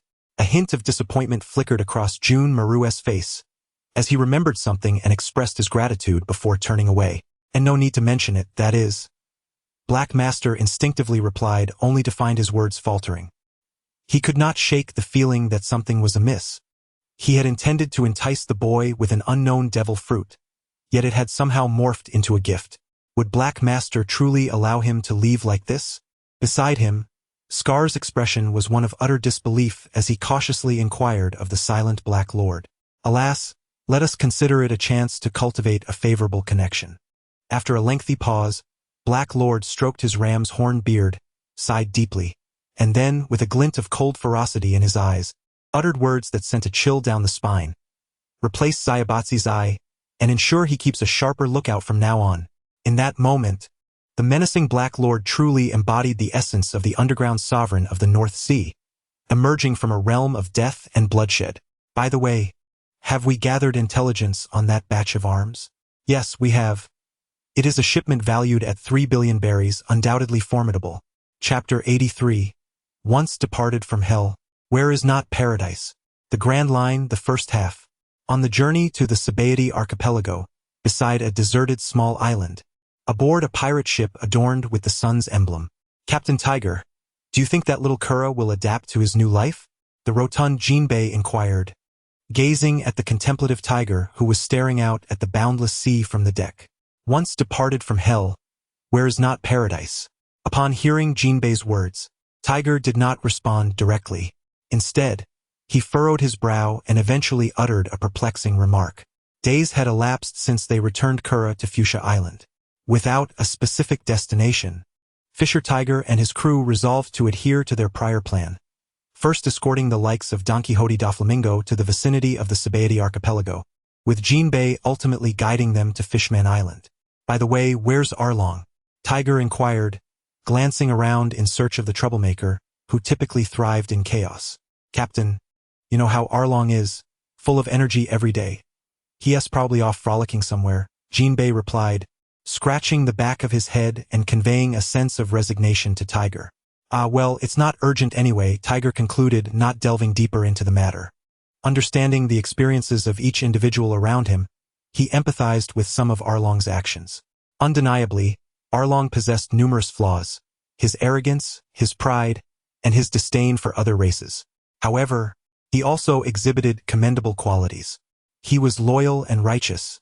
When Tiger was wanted by the world government, it was Jinbei and Arlong who were among the first to stand by him and choose to follow him, which deeply moved Tiger.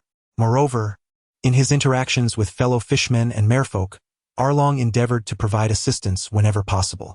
At the Sabaody archipelago, even to the unfamiliar Don Quixote Doflamingo, he was willing to extend a helping hand, solely because Doflamingo was a member of the fishman community. Regrettably, having lost his parents to the hands of humans during his childhood, Arlong developed a profound hatred for humanity and for anyone who dared to harm his family and friends. The radical Arlong, even because Jinbei had chosen to confront the world government that pursued Captain Tiger, opted to sever ties with Jinbei thereafter. Perhaps he understood that Jinbei acted out of necessity, for the sake of Fishman Island. Yet, consumed by self-loathing and a sense of impotence, Arlong lacked the courage to confront it all, leading the remaining fishmen to flee the sorrow-laden Grand Line, venting all his fury and dissatisfaction upon the weaker inhabitants of the East Blue. Thus began a life of indulgence and debauchery, until his last desperate struggles were shattered by the likes of Luffy and his crew. Perhaps he regretted not choosing to join hands with Jinbei and others to face the challenges together. On a medium-sized warship emblazoned with a seagull emblem, a man donning a brown cowboy hat and a tawny suit, possessing a somewhat lecherous appearance and a cigarette dangling from his lips, gently patted the blue-skinned merman's face before him, chuckling, "Ha ha ha! You despicable human! Do not expect to extract any information from my lips." The shark man, known as Aaron, with a bruised visage, emitted his characteristic laughter, glaring menacingly at the naval officer before him. "Captain Kaji, we have located the whereabouts of that group of fishmen on a small deserted island to the west." Just as Kaji was toying with Aaron, an aide rushed over to the rather unsavory-looking naval officer draped in a coat. Impossible. Absolutely impossible. "How could you have found it?" Aaron exclaimed incredulously upon hearing the naval officer reveal the location of his leader. He had said nothing, even directing Xiao Ba and the others to scatter and not to return. "Ha ha ha ha, the panicked fish have no time to ponder. Their only remaining instinct is to seek a path to survival. Wouldn't you agree, little shark?" Kaji remarked, observing the astonished merman before him, whose expression was filled with disbelief, as he delicately wiped his palm with a handkerchief after having touched Aaron, feigning a benevolent demeanor. "They are nothing but beasts with human-like features. Truly believing they possess any wit? How laughable!" Inform Major Stolleberry, it is time to close the net. As Tage and the others approached Fort Shat Island, the island's inhabitants recognized their identities. Consequently, they had promptly reported the emergence of the Sun Pirates to the Navy. Upon receiving this intelligence, Sengoku immediately dispatched the then Major Stolleberry and the nearby patrolling Rear Admiral Kaji, the latter of whom was renowned in the original tale St. Pig, now a Rear Admiral, yet not one of those who bore the title of a candidate for Admiral. Nevertheless, his prowess was unmatched by ordinary Rear Admirals. "Understood, Admiral. Tage, help. Please save Brother Aaron." The octopus man, Xiao Ba, hastily swam towards their temporary refuge the moment Aaron was captured by the Navy. His mind utterly disregarded Aaron's admonitions, consumed instead by a singular thought. "Help! Help! What? Calm down and articulate clearly. What has happened to Aaron?" Tage, grasping Xiao Ba's shoulders tightly, endeavored to soothe him. "Ha! Tage, just now Brother Aaron took us out to hunt and spotted several warships in the distance.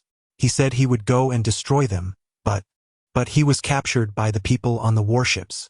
After taking a deep breath and regaining composure, Xiao Ba recounted the entire ordeal, his voice dwindling towards the end. It was evident that this was an unfortunate incident where they had encountered insurmountable obstacles. Sigh. Upon hearing Xiao Ba's account, Tiger was consumed by an overwhelming frustration. Despite his countless admonitions to refrain from engaging with humans, particularly the formidable Navy, it seemed his counsel fell upon deaf ears. However, setting aside reprimands for the moment, the immediate priority was to rescue Arlong and his comrades. Outside, the bickering caught the attention of Kisame, who, stretching his numbed arms, attempted to reason with the still fuming tiger. "Let us not bring embarrassment upon the Brotherhood," he suggested. Yet Kisame's words rang true. The paramount concern was indeed the retrieval of that rascal Arlong. Although Tiger vocally chastised Arlong, should anyone dare to lay a hand on his kin, he would not remain passive. "Trouble looms, Boss Tiger. A Navy warship is advancing towards us." Chapter 84. The Foolish Mr. Guinea Pig. Dignity only on the edge of a blade. Fishmen pirates, surrender at once. On the deck of the warship stood a man with an extraordinarily high skull and a beard of considerable length, matching the height of his cranium. He squinted his eyes, his expression impassive as he wielded twin blades, intimidating Tage and the others. "Navy, how did you manage to find this place?" The ship's doctor, Aladdin, regarded the approaching Navy with a grave demeanor. Before Strawberry could utter a word, a voice echoed from above. "Stop wasting breath with these pirates. Finish it quickly. I have a date with my little Guillaume to return to."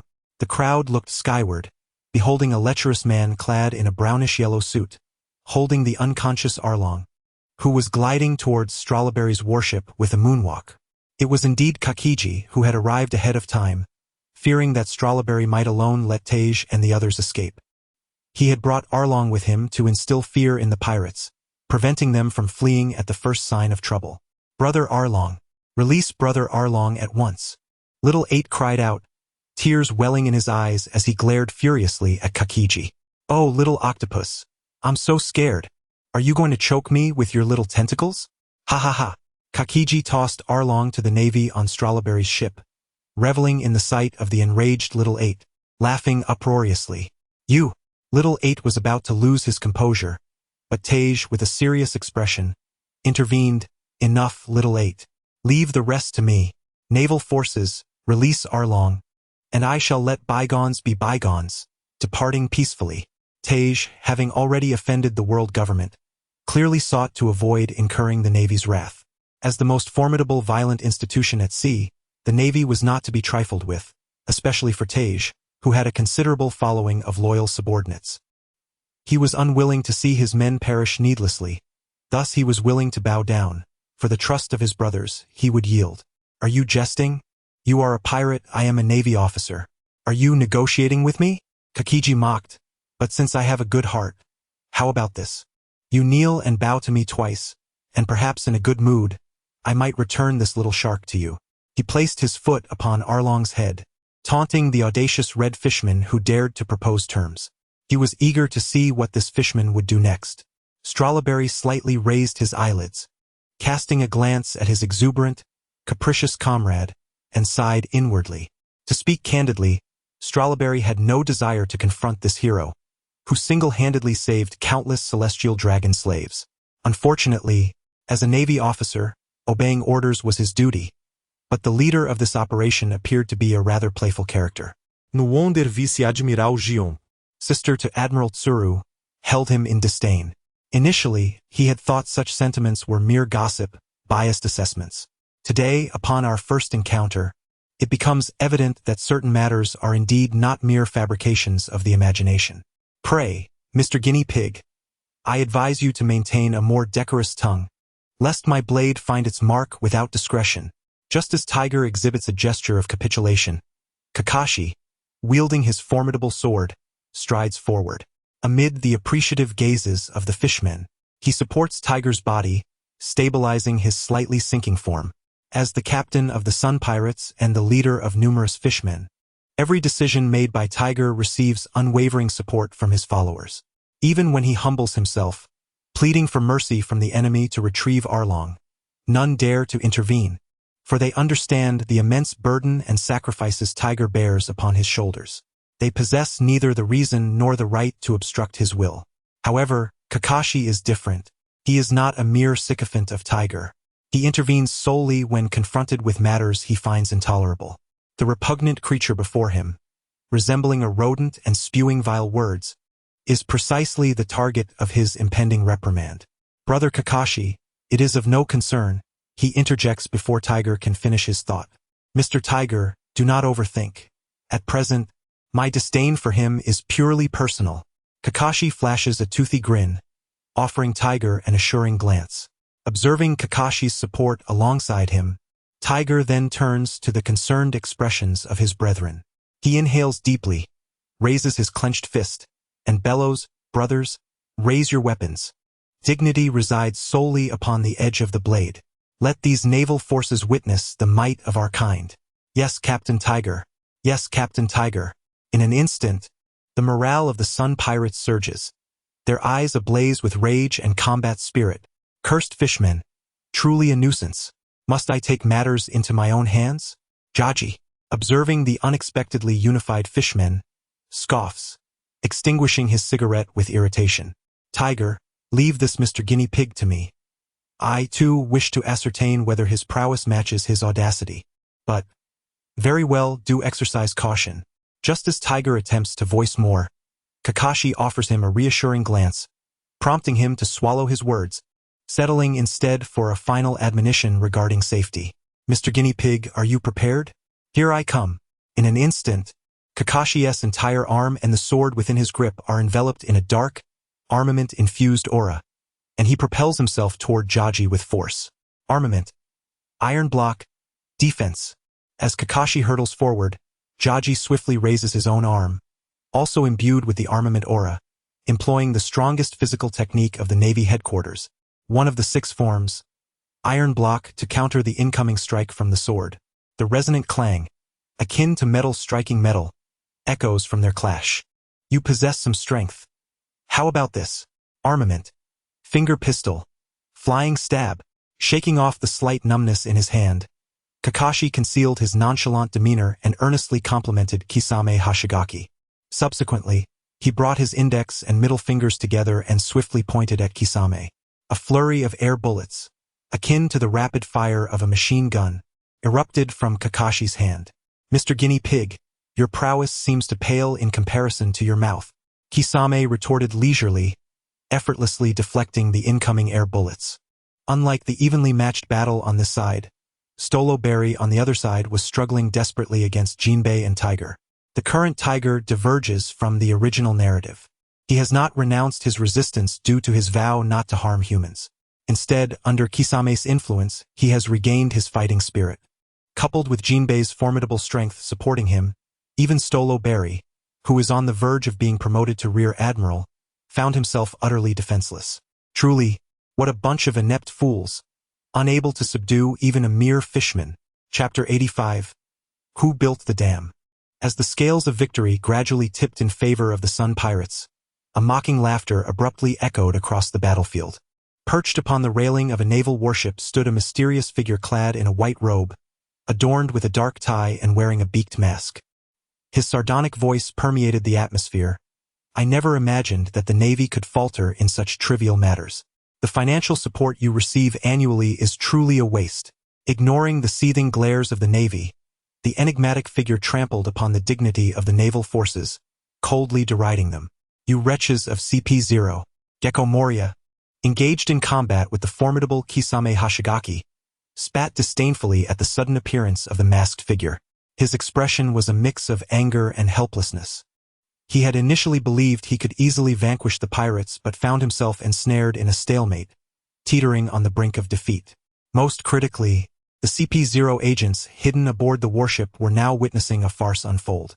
Indeed, the masked man in white was none other than the most formidable force under the banner of the world government, Cypher Pol Aegis Zero, commonly referred to as CP0.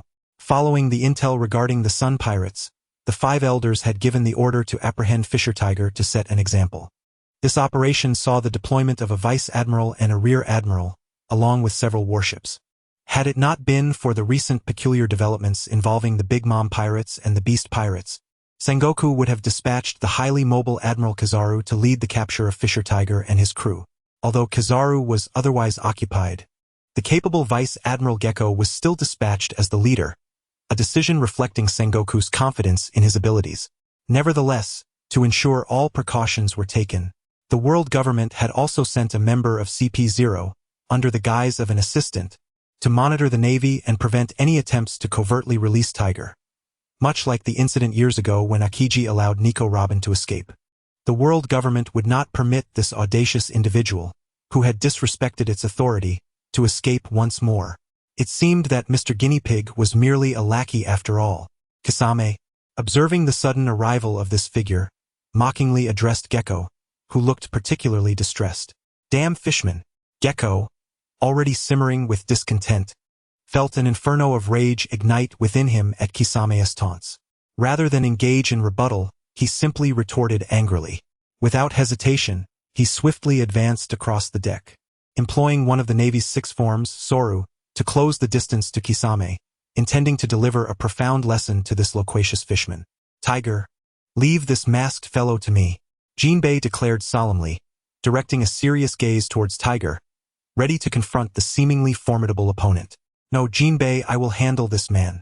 You take everyone and retreat first. What? However, Jinbei, this is not the time for impetuosity. Listen to me. This individual possesses formidable strength, and I fear that the world government is resolutely intent on taking my life. Tiger did not acquiesce to Jinbei's plea. Rather, he instructed Jinbei to lead the others away. From this mysteriously appearing figure, he sensed a profound threat.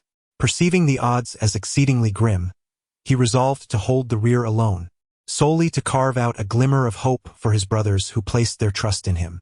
Tiger, we cannot do without you. Jinbei, you and I both know that as long as I am alive, the world government will never cease its pursuit of me, and it may even bring calamity upon Fishman Island. Only my death can bestow true hope upon Fishman Island and all of you. Tiger clenched his robust hand into a fist and struck it forcefully against the sun emblem on Jinbei's chest. From now on, you shall inherit my will. Safeguard everyone. Protect our home. With that, Tiger turned to face the mysterious figure atop the mast. He then cast a grateful glance towards Stolo Berry, who stood expressionless beside him. This towering naval officer could have intervened but chose to observe silently, which filled Tiger with immense gratitude and reaffirmed his belief that humans and fishmen could coexist peacefully. He could only hope that Jinbei would successfully lead all the inhabitants of Fishman Island to the life they desired. Brothers, heed my words. Henceforth, Jinbei shall be the new captain of the Sun Pirates. What? Tiger, what are you doing? Upon hearing Tiger's words, Aladdin exclaimed in shock. He could not comprehend why a new captain would be declared under such circumstances. Although he held great faith in Jinbei, the suddenness of it all was bewildering. In my capacity as the first captain of the Sun Pirates, I issue my final command. All hands, retreat. With tears glistening in his eyes, Jinbei listened as Tiger's voice, laced with a sense of relief, echoed across the battlefield. It momentarily stunned all fishmen and marines still engaged in combat. Do not let Tiger's efforts be in vain. Hurry and leave. Jinbei shouted to the bewildered fishmen, urging them onward. Did you not hear? Obey the captain's orders. Seeing both Jinbei and Tiger speak in succession, Aladdin, despite his heart brimming with questions, chose to unconditionally trust the two. He bellowed loudly, observing the 3 most esteemed figures aboard issuing commands. Every fishman swiftly withdrew, leaping into the sea. As fishmen, the ocean was their home. Freed from the constraints of their vessel, they eluded the grasp of the Marines. Do not concern yourselves with them. Prioritize capturing Fisher Tiger. The masked man disregarded the fleeing fishmen. To him, ordinary fishmen were mere ants, as long as the mission objective remained intact. Upon hearing the masked man's orders and glancing at the unyielding Stolo Berry, the Marines ultimately surged towards Tiger. Damn the world government's lackeys. Come at me with your lives. With a single strike, he repelled the encroaching naval soldiers. Tiger called out for the mysterious figure, yet his body deftly maneuvered to the vicinity of the dry persimmon demon. Brother Demon, seize the opportunity to retreat. I shall follow shortly. Tiger could not bear to see his fellow fishman, encountered by chance, lose his life due to his own presence. After all, he did not wish for 2 young maidens to lament over his grave day after day. Take care, Mr. Tiger. The dry persimmon demon gazed at Tiger's resolute expression, uncertain of how to persuade him. Though formidable in strength, he lacked the power to fully protect Fishman Island. Moreover, it was evident that Tiger had resolved to sacrifice himself for the faint hope of other survival. As the Navy and the masked figure closed in, the dry persimmon demon inhaled deeply, his mouth and abdomen slightly swelling. Fishman Art, who repairs the dam? Chapter 86. You may call me Blue Dye. Amidst the incredulous gazes of the crowd, a torrent comparable to a waterfall erupted from the mouth of the dry persimmon user, Kisame. The powerful deluge sent the Navy personnel tumbling in disarray, and several nearby naval ships were overturned, carried away to an unknown distance. What is this? Does Fishman Island possess such a technique? Fisher Tiger gazed in astonishment at the Fishman martial art displayed by Kisame, utterly mesmerized. While Fishman Karate holds the ability to manipulate water flow, it is merely a shallow and limited control. Witnessing such a voluminous and forceful manipulation of water was a first for him. Could this be the power passed down from the Sea King, belonging to the wandering members of his tribe? Fisher Tiger boldly speculated in his heart. What in the world is this technique? The moonwalking Kaji exclaimed in horror as he witnessed the abrupt reversal of their advantageous situation. Damn it, you two, go intercept that blue fishman. I shall personally deal with Fisher Tiger. The masked man, caught off guard by the sudden splash of water, shot a furious glance at Kisame. He had intended to personally teach this wretched fellow a lesson, but considering the punishment for failing the mission, he shivered and resolved to eliminate Fisher Tiger first. Ignoring the reactions of Kaji and Stolberry, the masked man charged directly at Fisher Tiger. In the distance, the members of the Sun Pirates who had managed to escape were all despondent. It's all your fault, Arlong. If you hadn't insisted on destroying those warships, how would Boss Tiger have? A fishman suddenly reached out, yanking Arlong up from the ground, gripping his collar tightly, eyes wide with fury as he shouted at him. Cough. I. Arlong, who had been rescued from the naval ship amidst the chaos by Shachi, weakly coughed, then averted his gaze from the fishman gripping his clothing, feeling a twinge of guilt and unsure of what to say. Enough. At this point, let us not assign blame. Jinbei interjected, cutting through the bickering. Splash. A sound of water breaking the surface echoed from the sea. Who is it? It's me, Mr. Jinbei. I apologize. This is all I could bring back. Kisame extended his hand, offering a green headscarf to Jinbei and the others. Wah, Boss Tiger. The fishman who had just been gripping Arlong rushed over upon seeing the headscarf in Kisame's hands, carefully cradling it with both hands. It's not your fault, brother Kisame. On the contrary, had it not been for you, we might have. Pull yourself together, Mr. Jinbei. You are the heir to Boss Tiger's will, the current captain of the Sun Pirates. Kisame patted Jinbei's shoulder, offering encouragement. You are right. Brothers, set sail. Let us bring Boss Tiger home. Where am I? Who are you? I remember my heart was pierced through. This is the East Sea. You may call me Blue Dye. As for the rest, you will learn in due time. Adjusting his glasses, Blue Dye gazed at the resurrected figure before him and smiled in response. In the East Sea, Frost Moon Village, he mused, I never expected this thing to be quite effective. The results are impressively swift. Contemplating the crystal-clear vial in his hand, Mu Shui murmured to himself, Brother, what are you mumbling about all alone? Come accompany me to check out the newly opened hot spring. Observing Mu Shui lost in his own thoughts, Guena hurried over, her cheeks flushed as she playfully teased him. All right, let us go. A radiant smile illuminated Mu Shui's face. Whether due to the potent effects of the elixir of life or some other joyful circumstance remained uncertain. As the two departed together, Zoro stealthily slipped into the dojo to commence solitary training. I shall seize this opportunity while you relax, training in secret to ultimately vanquish you all. He then began to chuckle to himself, evidently envisioning some delightful scenario.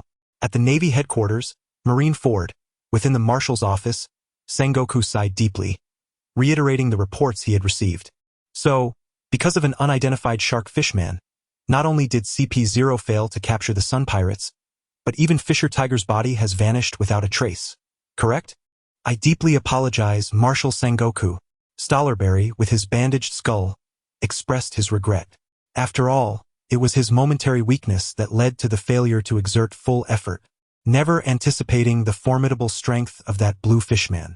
No matter, a heart completely pierced is surely beyond survival, which can be considered a mission accomplished. Sengoku clapped Stolberry on the shoulder, advising you should take time to recuperate. The award ceremony is in a couple of days. Don't appear so glum then. Clearly, while Sengoku was somewhat surprised by the outcome of the mission, He remained indifferent, having originally dispatched personnel merely to appease the world government. Thus, the results held little significance for him.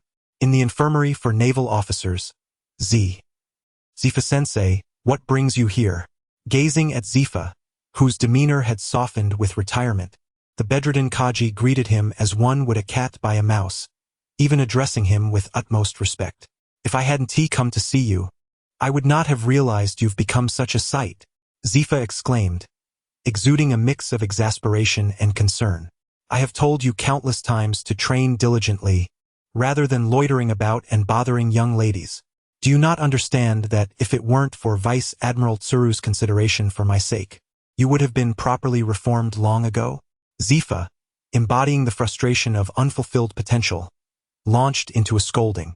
In earlier years, when Zifa was at the peak of his power, Kaji had trained under him as part of the Navy training camp.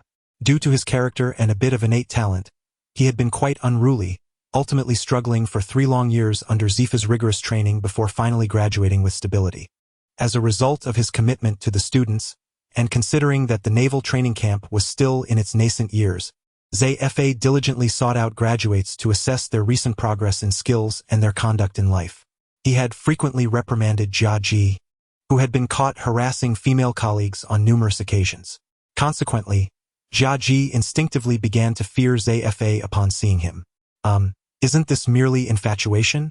Jia Ji mumbled quietly under ZFA's stern admonition, relieved that ZFA had not taken notice. Otherwise, he would have faced a severe reprimand. Teacher ZFA. Did you need something from me? Just as ZFA was engrossed in his discourse, a voice interrupted. Chapter 87. Do you even deserve to compare with Hashirama? Hashirama, your timing is impeccable. As Zifa observed the entrance of Senju Hashirama, he promptly approached and drew him in. Look at Hashirama. Despite his youth, he possesses strength that rivals that of seasoned generals. Unlike you, who is so prideful and arrogant, preoccupied with matters of the heart rather than diligently honing your skills. With a prime example in front of him, Zifa became increasingly animated in his lecture to Kakashi. Watching Zifa educate Kakashi, Hashirama felt a twinge of helplessness. He had merely intended to inquire about Zifa's reasons for summoning him, yet he found himself ensnared in a pedagogical assembly. Although the discourse was not directed at him, it was exceedingly tedious. It paled in comparison to instructing pirates or discussing new strategies with young Suddy. Lord Hashirama, I have conceived a new move. Come. Let us try it. I assure you it will delight you. As Hashirama sat in the hospital room, resigned to Zifa's incessant chatter, a vibrant voice filled with excitement broke through. A striking lady entered, adorned with cascading golden waves, clad in an oversized male naval shirt over a form-fitting pink outfit. She exuberantly wrapped her arms around Hashirama, tugging him towards the exit. Zifa-sensei, if you don't mind, I think I shall take my leave now. I promise to catch up with you later for a private conversation. Hashirama scratched his head with his free hand, offering an apologetic glance towards Zifa. Ha ha ha, no worries. Go on. Don't keep your young lady waiting. Zifa observed their affectionate interaction, revealing a knowing expression and nodding in approval. Why, young lady? Lord Hashirama's girlfriend? Upon hearing Zifa's words, Suddy was momentarily stunned, her face turning as crimson as a candle. Actually, Zifa-sensei, I'm not yet Lord Hashirama's girlfriend, but if he doesn't mind. Suddy, her cheeks aglow, murmured bashfully as if illuminated by candlelight. Not a problem at all. I know this lad. He is trustworthy. Zifa, recognizing Suddy's shyness, discerned her interest in Hashirama but chose not to interfere, opting instead to offer praise. Very well. Since the young lady has matters to discuss with you, I shall not keep you further. Do come by for tea sometime. Before Hashirama could utter a word, Zifa issued a gentle dismissal. Ultimately, Hashirama opened his mouth but said nothing more. He bid farewell to Zifa and followed the still flustered Suddy out. Zifa-sensei, isn't it too early for Hashirama to be in a relationship? Why don't you say something to him? Kakashi remarked, enviously reflecting on his own experiences of unrequited affection, watching Hashirama being pursued. You little rascal, how can you even compare yourself to Hashirama? In his youth, Chuzhan's prowess rivaled that of a seasoned general. He diligently toiled from dawn till dusk within Impel Down, never once venturing beyond the 3rd level, solely to guard the imprisoned pirates and fortify his own resolve. Following my unfortunate incident, the ever-dedicated Chuzhan, who had never taken a day off, promptly set forth to the calm belt to apprehend Whitebeard too. Even amidst such fury, he steadfastly adhered to my principle of no killing. Reflect upon this. How could such an exceptional individual lack admirers? And then consider yourself, aimlessly seeking dubious paths. How dare you question me? Initially buoyed by Chuzhan's merits, Zifa, who had no intention of continuing his discourse, was incited by Kaji's remarks, which ignited a surge of indignation within him, leading to a reprimand steeped in disappointment. Reflect deeply while you recover in that hospital room. Without allowing Kaji a moment to respond, Zifa exited, leaving a resounding echo behind him. I lay in bed, my body already injured, and under the dual pressures of Zifa and Chuzhan's admonishments, I found myself utterly exhausted, succumbing to a profound self-doubt. 2 days later, in the square of Marineford, where the pivotal battle of the original narrative transpired, Sengoku stood solemnly atop a platform, clutching a den mushi, surveying the throngs of neatly arranged naval soldiers below. This day marked the annual commendation ceremony, amidst a turbulent sea rife with pirates who, emboldened by their own strength, wreaked havoc through pillage and violence, leaving countless lives in suffering. To safeguard the defenseless civilians, to protect our homeland, for the sake of our loved ones, colleagues, and comrades, we ceaselessly confront the enemy on the front lines. As soldiers and proud members of the Navy, we fight for the ideals that ignite our hearts. We strive with fervor and do not seek reward. Yet, the organization shall never allow you to bleed and weep, nor suffer physical harm and emotional desolation. Since my appointment, we have held this commendation ceremony each year, a day also dedicated to honoring our fallen comrades and commemorating their noble spirits. Let us forever remember those heroes who, unafraid of sacrifice, championed the cause of justice. I implore all present to rise and observe a moment of silence for these valiant warriors. As his words lingered in the air, Sengoku was the first to remove his naval cap, placing it over his heart, bowing his head slightly, and closing his eyes. The vast square fell into a profound silence, as tens of thousands collectively reflected on the deeds of those heroic souls, offering their highest respects. In the recesses of memory, the past of our forebears flickered, a fleeting yet eternal moment. Soon, 3 minutes had elapsed. We must not only honor those who have departed but also celebrate and respect every individual still fighting valiantly today. Next, let us bestow the accolades that our courageous Navy personnel, who have fought bravely over the past year, so rightfully deserve. A resounding voice resonated in the ears of every individual present. First and foremost, let us begin with this year's ceremony for the conferment of the rank of Major General. Please welcome the esteemed Senju Hashirama to the stage. Today, Senju Hashirama is not adorned in his customary crimson armor, but rather has donned a suit of a harmonious greenish hue, his meticulously arranged ebony locks framing a countenance that exudes both solemnity and grace. In light of the pressing need for personnel in our neighboring Impel Down, he selflessly departed from the renowned cradle of naval officers, the Navy Headquarters Training Camp, resolutely making his way to Impel Down to lend his invaluable assistance. During his tenure at Impel Down, he has endured prolonged periods in extreme cold and searing heat, braving harsh conditions solely to ensure vigilant oversight of the nefarious criminals within, thus preventing potential uprisings. His unwavering determination serves as a beacon for us all to emulate. Furthermore, having studied under the esteemed former Chief Instructor Zephyr at the Navy Headquarters Training Camp, upon learning of the tragedy involving Weibel, his profound sense of gratitude and respect for his mentor compelled him to request leave from Impel Down, solely to avenge his benefactor. Senju Hashirama embodies the ideals of responsibility, a sense of mission, and gratitude, qualities that render him a paragon worthy of our admiration and emulation. Chapter 88. Fighting for those who cannot fight.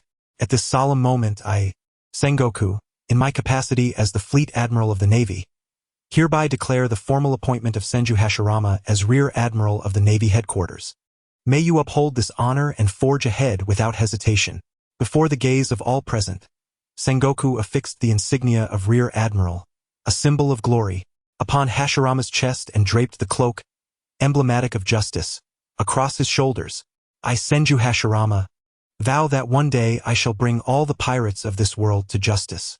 In response to Sengoku's gesture, Hashirama took the den mushi he offered and earnestly promised all present. To the left of the elevated platform, seated among the high-ranking naval officers, Vice Admiral Zifa remarked with a grin, "You have truly raised a remarkable disciple." The middle-aged Vice Admiral Tsuru, smiling broadly, responded to the proud Zifa, "Ha ha ha, not at all. In truth, he has achieved this through his own diligence." Despite his words, Zifa's face radiated joy. He was well aware that he had only trained Hashirama for a mere 10 days. However, those who had undergone training in the camp were considered his disciples, and thus, he felt immense pride. He was brought back by me. Why don't you praise me instead of this old fellow Zifa? Carp, who seldom participated in grand ceremonies, interjected with a smirk, unable to contain his competitive spirit.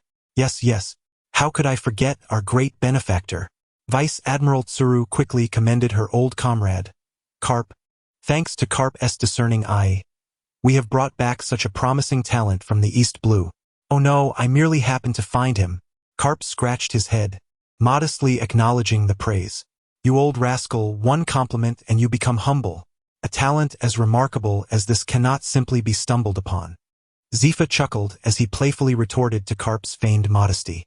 In no time, several newly appointed rear admirals had received their honors. Next was the ceremony for the promotion of the vice admirals. Each vice admiral was a hero who had rendered outstanding service to the Navy, and it is due to these stalwart figures that the seas now enjoy a semblance of peace for the common folk. The first to be honored is our rear admiral, Stalaberry. He has. Finally, we recognize the youngest vice admiral in the history of the Navy, the remarkable Ilusa Shukaletto, who is merely 19 years of age. Dressed in a crimson suit, Ilusa strode confidently towards the platform.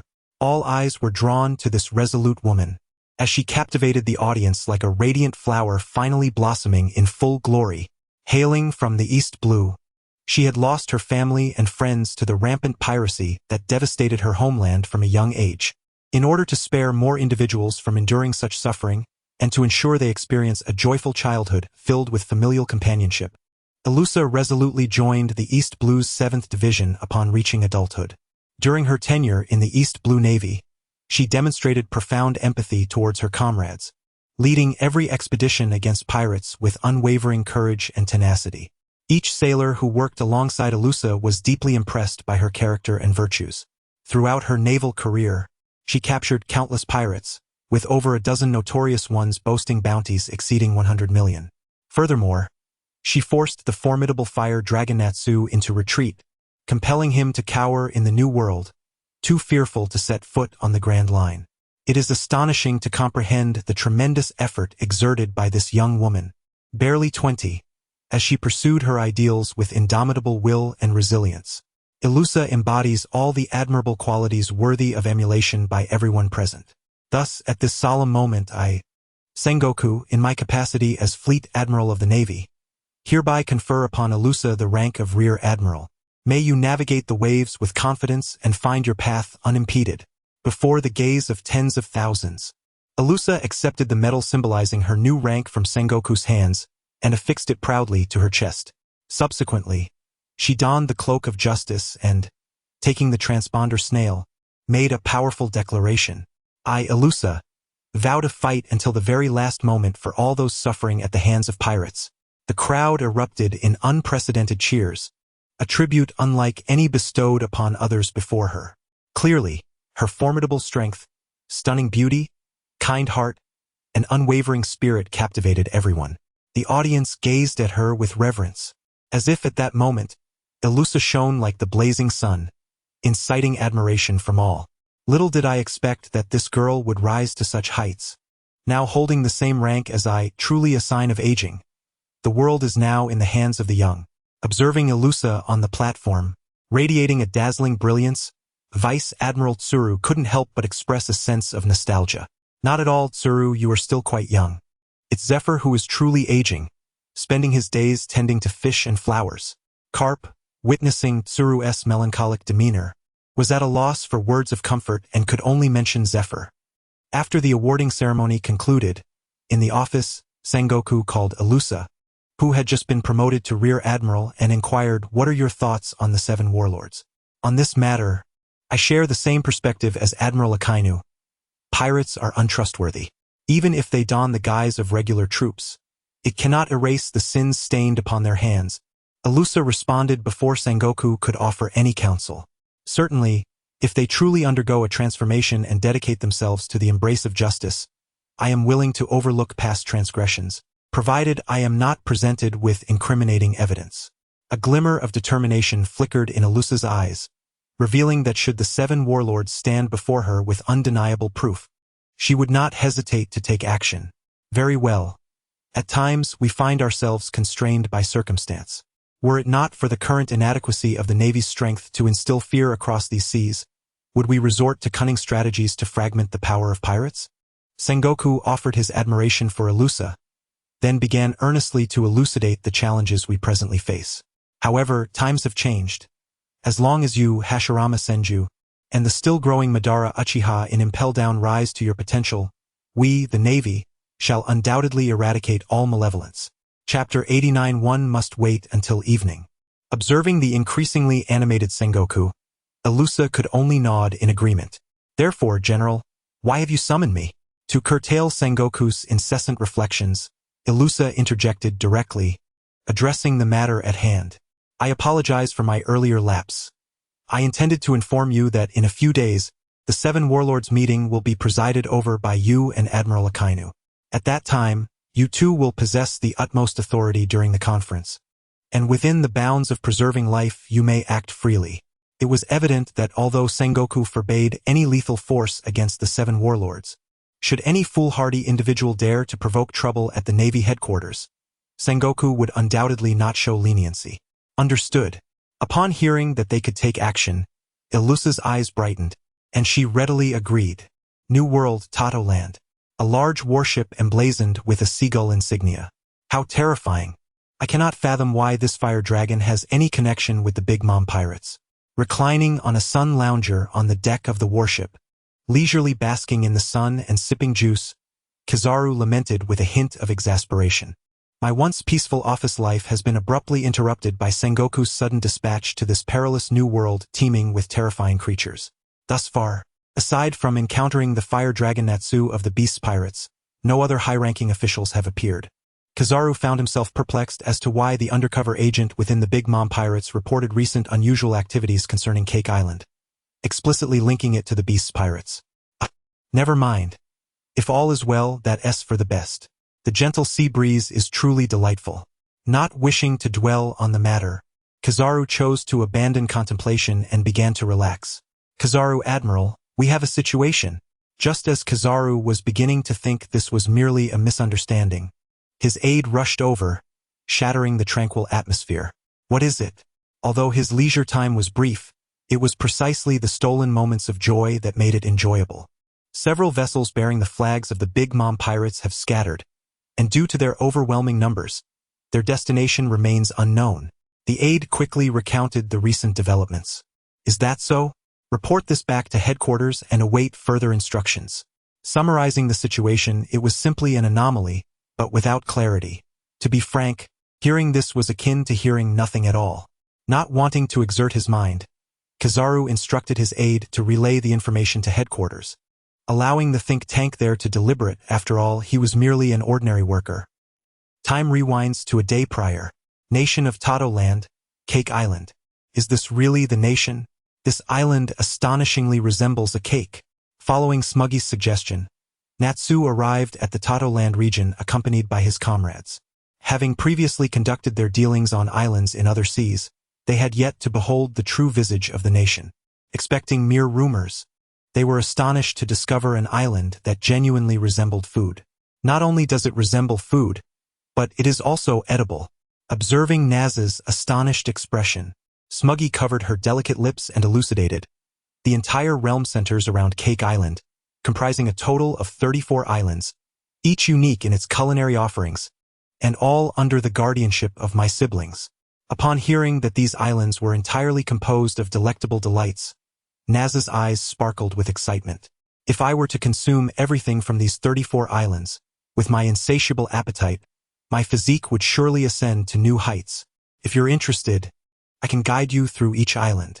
By the way, my station is at 100 Fruit Tree Town, a place mostly devoid of people, where I can secretly prepare juice for you. Smuggy felt a surge of joy at Naz's interest. After all, not everyone could appreciate islands laden with sweets. Had Naz expressed distaste, she would have been at a loss for what to do next. This was her home for over 20 years, a place she would never allow to be disparaged or destroyed. Fortunately, Naz was not that kind of person. On the contrary, he seemed to genuinely adore it, which eased Smuggy's anxious heart. Juice. Naz suddenly appeared pensive, touching his waist, and solemnly suggested, "Let us not rush into juice-making. We should first attend to our primary tasks. What do you think?" Smuggy was momentarily taken aback by Naz's abrupt seriousness.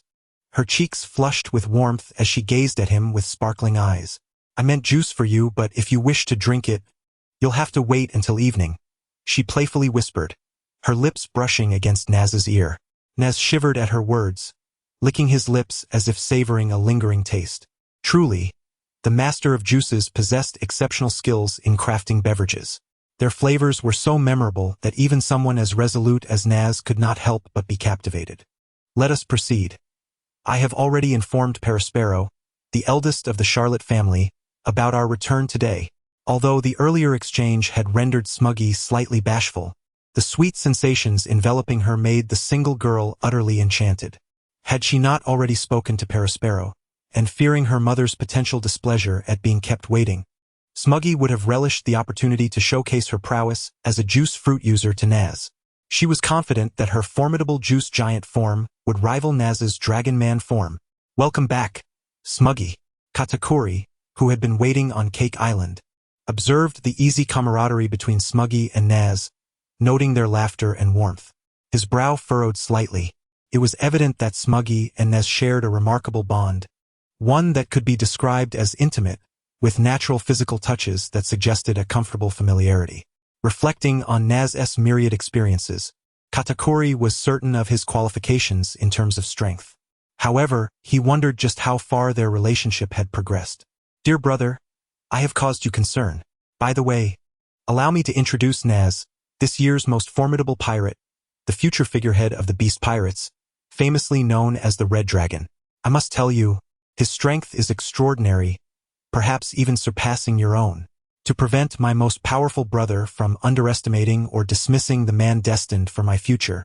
Smudgy extended her greetings and proceeded to list a series of accolades, even elevating her identity as a flying six to that of a figurehead, all while unceremoniously undermining her own brother, Katakuri, in his presence.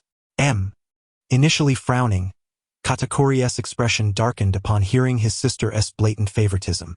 However, upon witnessing the uncharacteristic joy radiating from her, he could not help but sigh, ultimately resigning himself to the moment.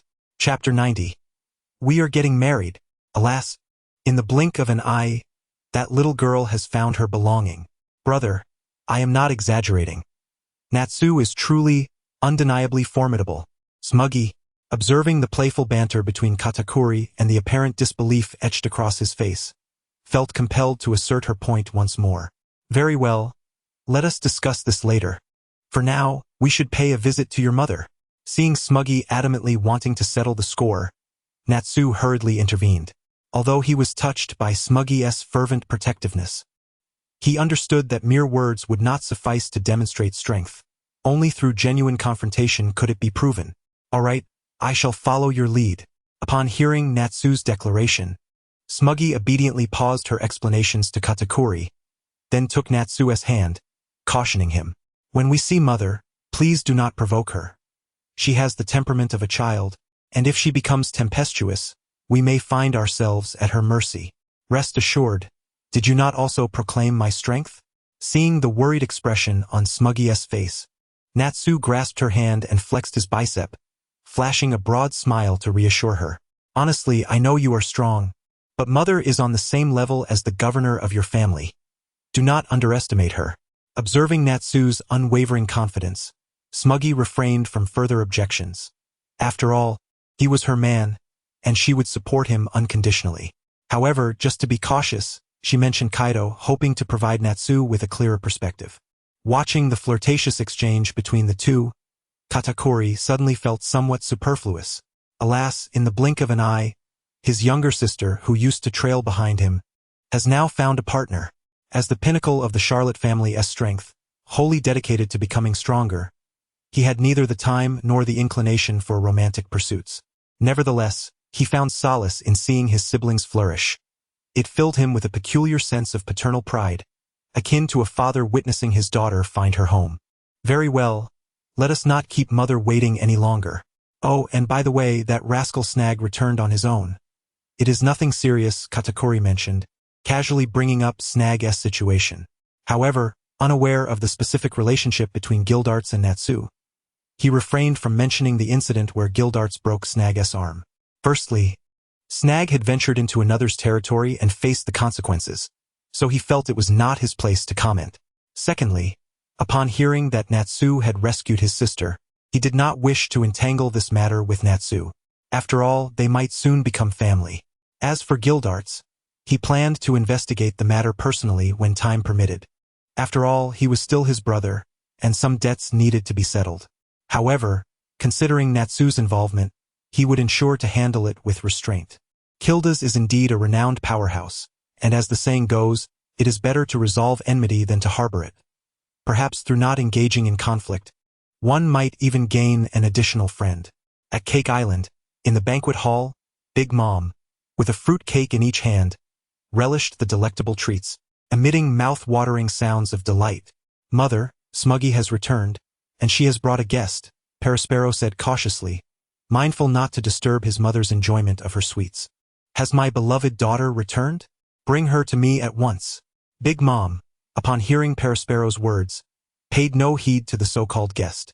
Clearly, at her elevated status, no one warranted her to rise in welcome.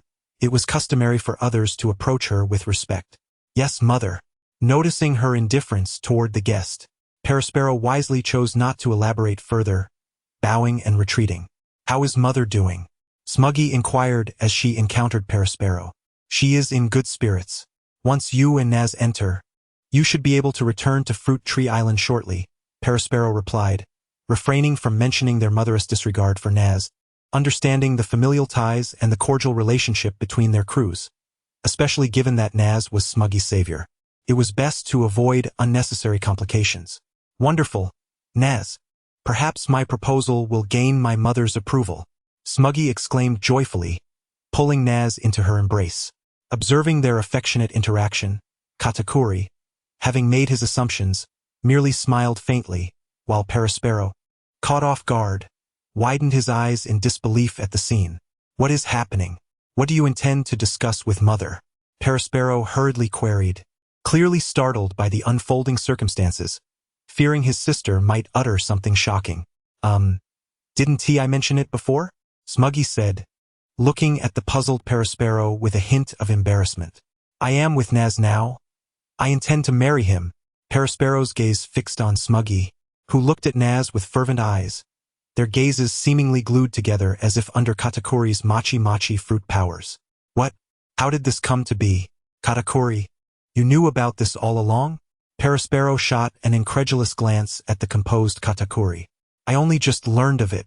I did not expect things to escalate to the point of discussing marriage so swiftly, Katakuri replied, a slight smirk playing at the corners of his mouth as he feigned calmness in response to Perospero's astonishment.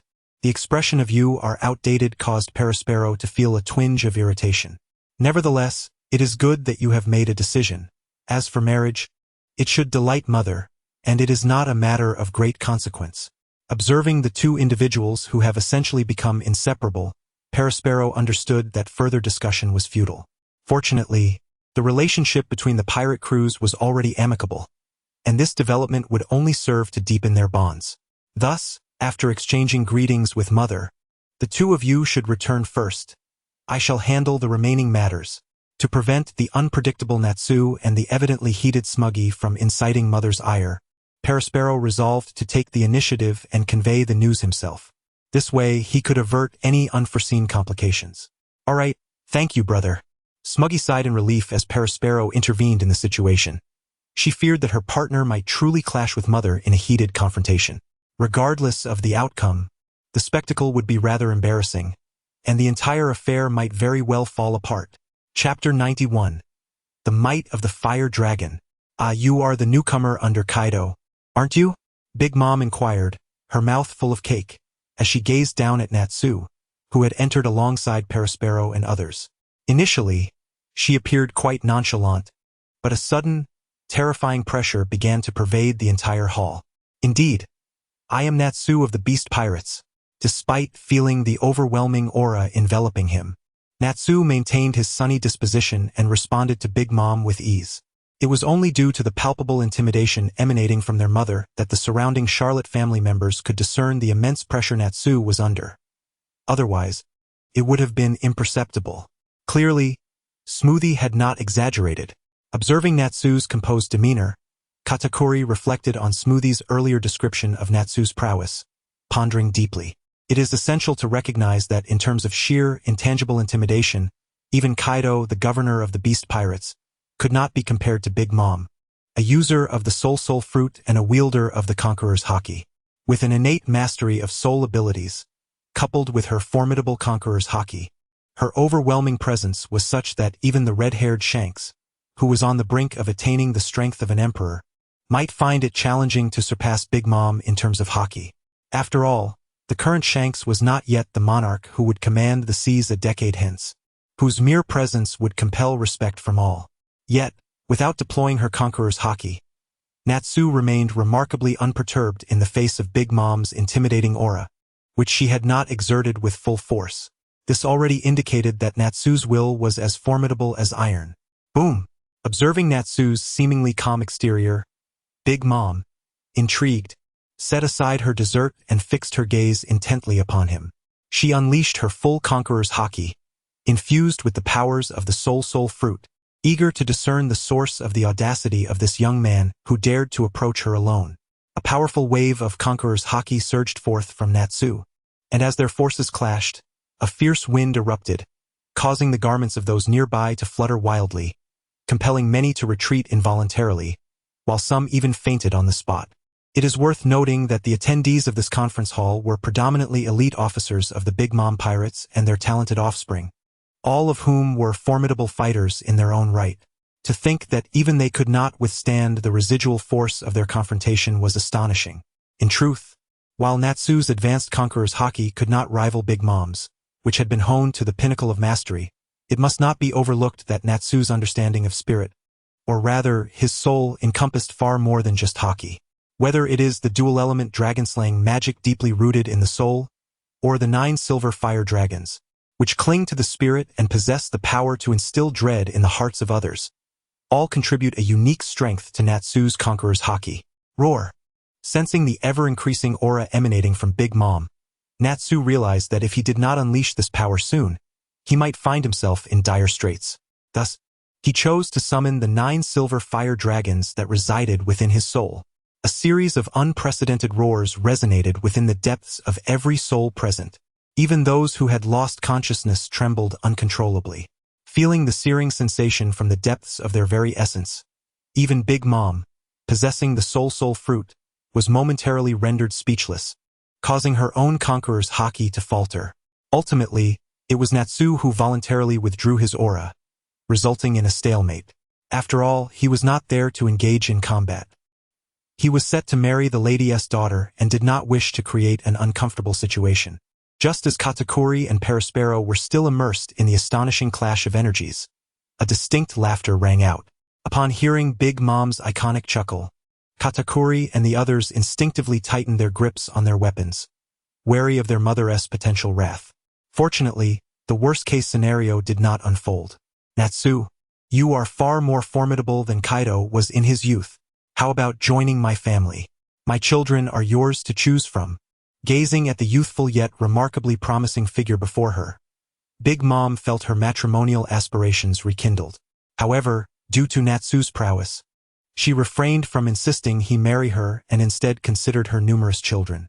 I am truly sorry, esteemed Big Mom, but my captain treats me quite well, and I have no intention of changing allegiances at this time."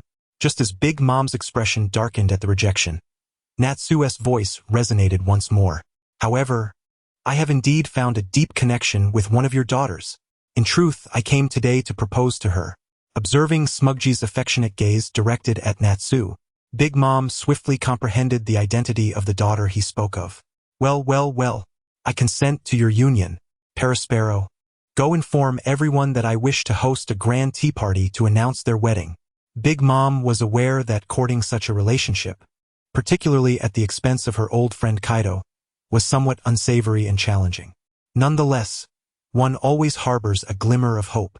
Perhaps Natsu truly had captivated her daughter's heart. In any case, Natsue's willingness to marry her daughter marked a promising beginning.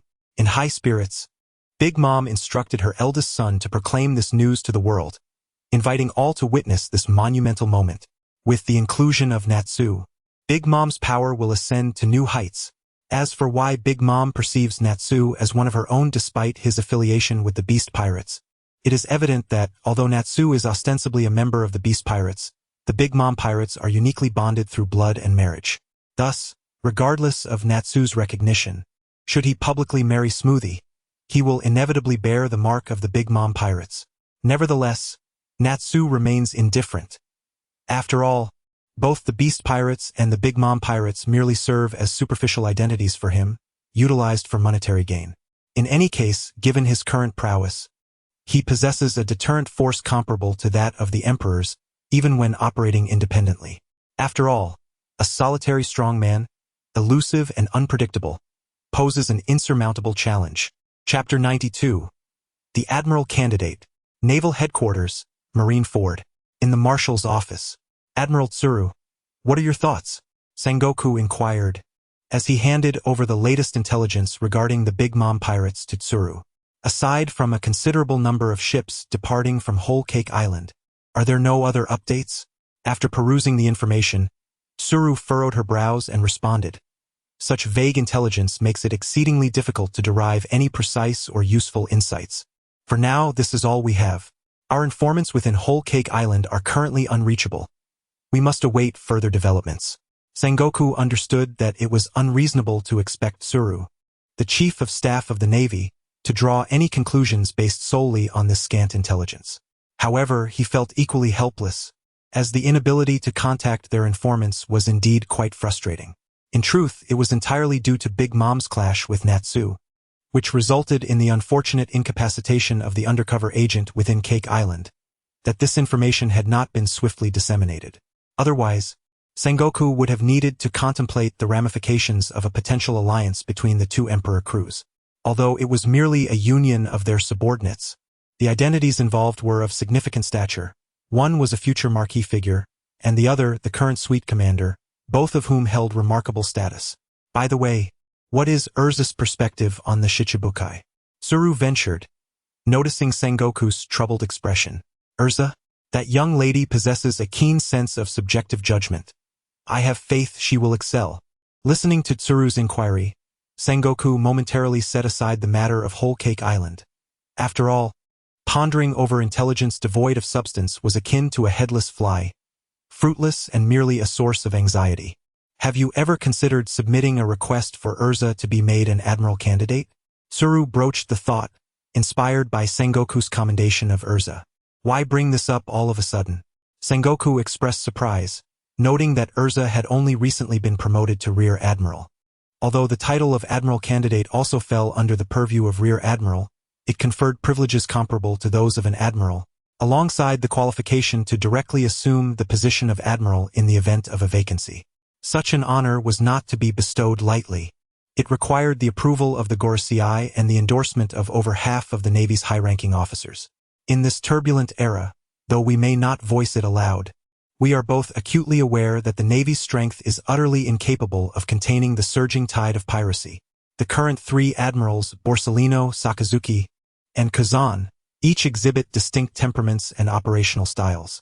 You are well aware that while Sakazuki's methods can be excessively extreme, there is no denying his unwavering commitment to combating piracy. Kuzan, having become increasingly despondent following the events at O'Hara, continues to fulfill his duties, yet he has long since lost the fervor he once possessed. As for the cunning Borsalino, although he possesses a tendency to be somewhat indolent, as a wielder of the glint-glint fruit, he often finds himself in the role of a firefighter. Most importantly, he also serves as a guard for the scientific division. Frequently, when a person of considerable stature is required to step forward, we find ourselves lacking suitable personnel. Moreover, with Alusa gaining considerable renown among the younger generation of the Navy, her capabilities are certainly sufficient to qualify her for the position of a vice admiral. Perhaps we could consider promoting her ahead of time. Though this young lady Alusa was introduced by the Hawks, both Hawks and Doves ultimately fight for the cause of justice within the Navy. Furthermore, as you have mentioned, Alusa possesses a temperament that is not as excessively stringent as that of Sakazuki, allowing her to wield greater influence among the Hawks, potentially enabling her to curtail some of Sakazuki's inappropriate actions. Upon hearing that Sengoku did not voice any objections, Admiral Tsuru, well acquainted with her old comrade, understood that he merely sought a persuasive rationale. Thus, Admiral Tsuru pointed out that the Navy's most pressing issue is the scarcity of individuals who are both significant and willing to stand up. Alusa conveniently meets these criteria. Additionally, in terms of combat capability, the Hawks indeed represent the elite faction within the Navy headquarters. While many among them exhibit a fierce tenacity, they do not all subscribe to the absolute justice championed by Akainu. Rather, they differ from the Doves, whose primary focus is on apprehension. If this continues, Akainu's succession to the position of the next fleet admiral seems all but certain. Undeniably, compared to Akiji and Kizaru, Akainu is a preferable choice for the Navy. However, the discordance in ideals has led Sengoku to favor Akiji, whom he personally mentored. Thus, Admiral Tsuru refrains from explicitly stating that prior to Alusa's emergence, she had a stronger inclination towards Akiji. As previously noted, the circumstances at sea are ever-changing, and coupled with the Navy's insufficient strength, maintaining stability is paramount. Akiji, having consumed the ice fruit, possesses a heart as resolute as ice itself, enabling him to achieve this goal. In contrast, Akainu, who adheres to the principle of absolute justice, would never tolerate any challenge to the Navy's authority. There is a significant likelihood that he would aggressively station the majority of the Navy in the New World to suppress pirates. Should Akainu ascend to the rank of Fleet Admiral, Akiji, who holds differing ideals, may very well find himself at odds with commands, thus undermining the overall operations of the Navy headquarters. Kizaru, despite being the eldest among the three and arguably the most powerful, remains enveloped in a lazy demeanor, preoccupied with leisure rather than fulfilling his potential as the optimal candidate for Fleet Admiral. Nevertheless, these were the circumstances prior to Alusa's induction into the Navy headquarters, after which many Hawks, due to the influence of the venerable Vice Admiral Doberman, have displayed a notably amicable disposition towards Alusa. As her strength and reputation steadily grew, they became increasingly willing to align themselves alongside Urza. However, out of respect for their seniority and equal rank, it was somewhat inappropriate for them to serve directly under her. Thus, Admiral Crane was contemplating the opportunity to elevate Urza's identity and status, serving as a subtle counterbalance to Akainu. Were it not for the formidable abilities of Hashirama, as articulated by Sakazuki, she would have preferred to nurture this old friend and transform her into a capable aide for Akiji. You make a valid point, however, we must exercise patience. If the timing is right, we can submit an application to the world government next year. After a moment of contemplation, Sengoku nodded in agreement with Admiral Crane's proposal. The present circumstances were vastly different from the past, with an increasing number of talented individuals under his command, unlike the obstinate and unyielding Carp. Perhaps it was time to rethink many matters. Chapter 93, Majestic Power. Thanks to the 5-star Hotel S. Lu Cheng for the explosive update. The Navy headquarters truly exudes grandeur. A warship adorned with a seagull insignia carries the flamboyant Don Quixote da Flamingo, draped in a flamingo coat and donning sunglasses, as he stands at the bow, gazing at the imposing gates of the Navy, his characteristic laughter mingling with a taunt. Is that so? Shall I test my own grandeur? Suddenly, a chilling voice pierced through the air, reaching Doflamingo's ears. With a familiar intonation and a frosty tone, Doflamingo was immediately drenched in cold sweat. Hee. Is that not our dashing Admiral Ilusa? It has indeed been a long time. We find ourselves in the same camp now as allies. Initially attempting to mask his tension with laughter, Doflamingo quickly halted as he noticed Ilusa's hand resting on the hilt of her sword. He swiftly transitioned to a cordial greeting, emphasizing the word allies, fearful that this red-haired tempest might recklessly strike him down. At the Navy headquarters, no one would come to his aid, and those sailors behind him might even join in the fray. Perceiving the gravity of the situation, Doflamingo opted for discretion. He had yet to reclaim his nation and could not afford to perish here. Do not let me find a weakness, or else. Before he could finish, a slashing strike enveloped in icy blue energy froze the sea before the Navy headquarters into solid ice. Subsequently, Ilusa gestured for her aide to escort the stunned Doflamingo, who was rendered speechless by the spectacle before him. This madwoman's power has escalated tremendously. She is not to be trifled with, absolutely not. Vowing silently to keep his distance from Ilusa, Doflamingo followed the aide in silence. With Doflamingo's arrival, the 7 warlords soon gathered at the Navy headquarters. Among them were the world-renowned beauty, the superhuman sweet fruit user, Boa Hancock, whose allure captivates all. The man with a golden hook, sporting a slicked-back hairstyle and a cigar. The natural sand fruit user, Sir Crocodile, who battled the Devil's Heir, Douglas. The former king of Sorbet Kingdom, a towering figure wielding a Bible, the superhuman pawpaw fruit user, Bartholomew Kuma. The superhuman shadow fruit user, Moonlight Moria, who successfully returned from battling the current Emperor Kaido to the first half of the Grand Line. The former celestial dragon and now the underground emperor of the world, known as Don Quixote, the superhuman string fruit user, Don Quixote Doflamingo. The supreme swordsman known as Hawkeye Dracul Mihawk, who wields one of the 12 supreme blades. And the destroyer Kizaru, the natural light fruit user, capable of obliterating a nation in a single strike and having fought against one of the current 3 admirals. In the conference room of the Navy headquarters, a figure clad in a dark crimson suit, adorned with a naval cap and leisurely puffing on a cigar, sat at the head of the meeting table, Akainu, his demeanor stern and imposing. To his left was Admiral Ilusa. Once all the 7 warlords had taken their seats, a naval officer tasked with recording the proceedings addressed them, stating, "Esteemed guests, today's meeting of the 7 warlords is under the full authority of our Marine Headquarters Admiral, Sakazuki, and Vice Admiral Ilusa. Should you have any inquiries, do not hesitate to direct them to these 2 commanders." Observing the 7 warlords maintaining an obedient silence, Akainu nodded in satisfaction. The reason for gathering you all here today is undoubtedly clear to each of you. From now on, you shall be colleagues. I implore you to unite and collaborate, contributing to the security of these seas. As Akainu's voice resonated, the atmosphere in the room seemed to intensify, though even the junior officer responsible for note-taking, holding the rank of colonel, remained unaffected by the rising heat. Soon, Akainu concluded the matters assigned by Sengoku. Are there any questions? He exhaled a cloud of smoke, surveying the assembly. Except for the drowsy Kildas, everyone else sat quietly, maintaining decorum.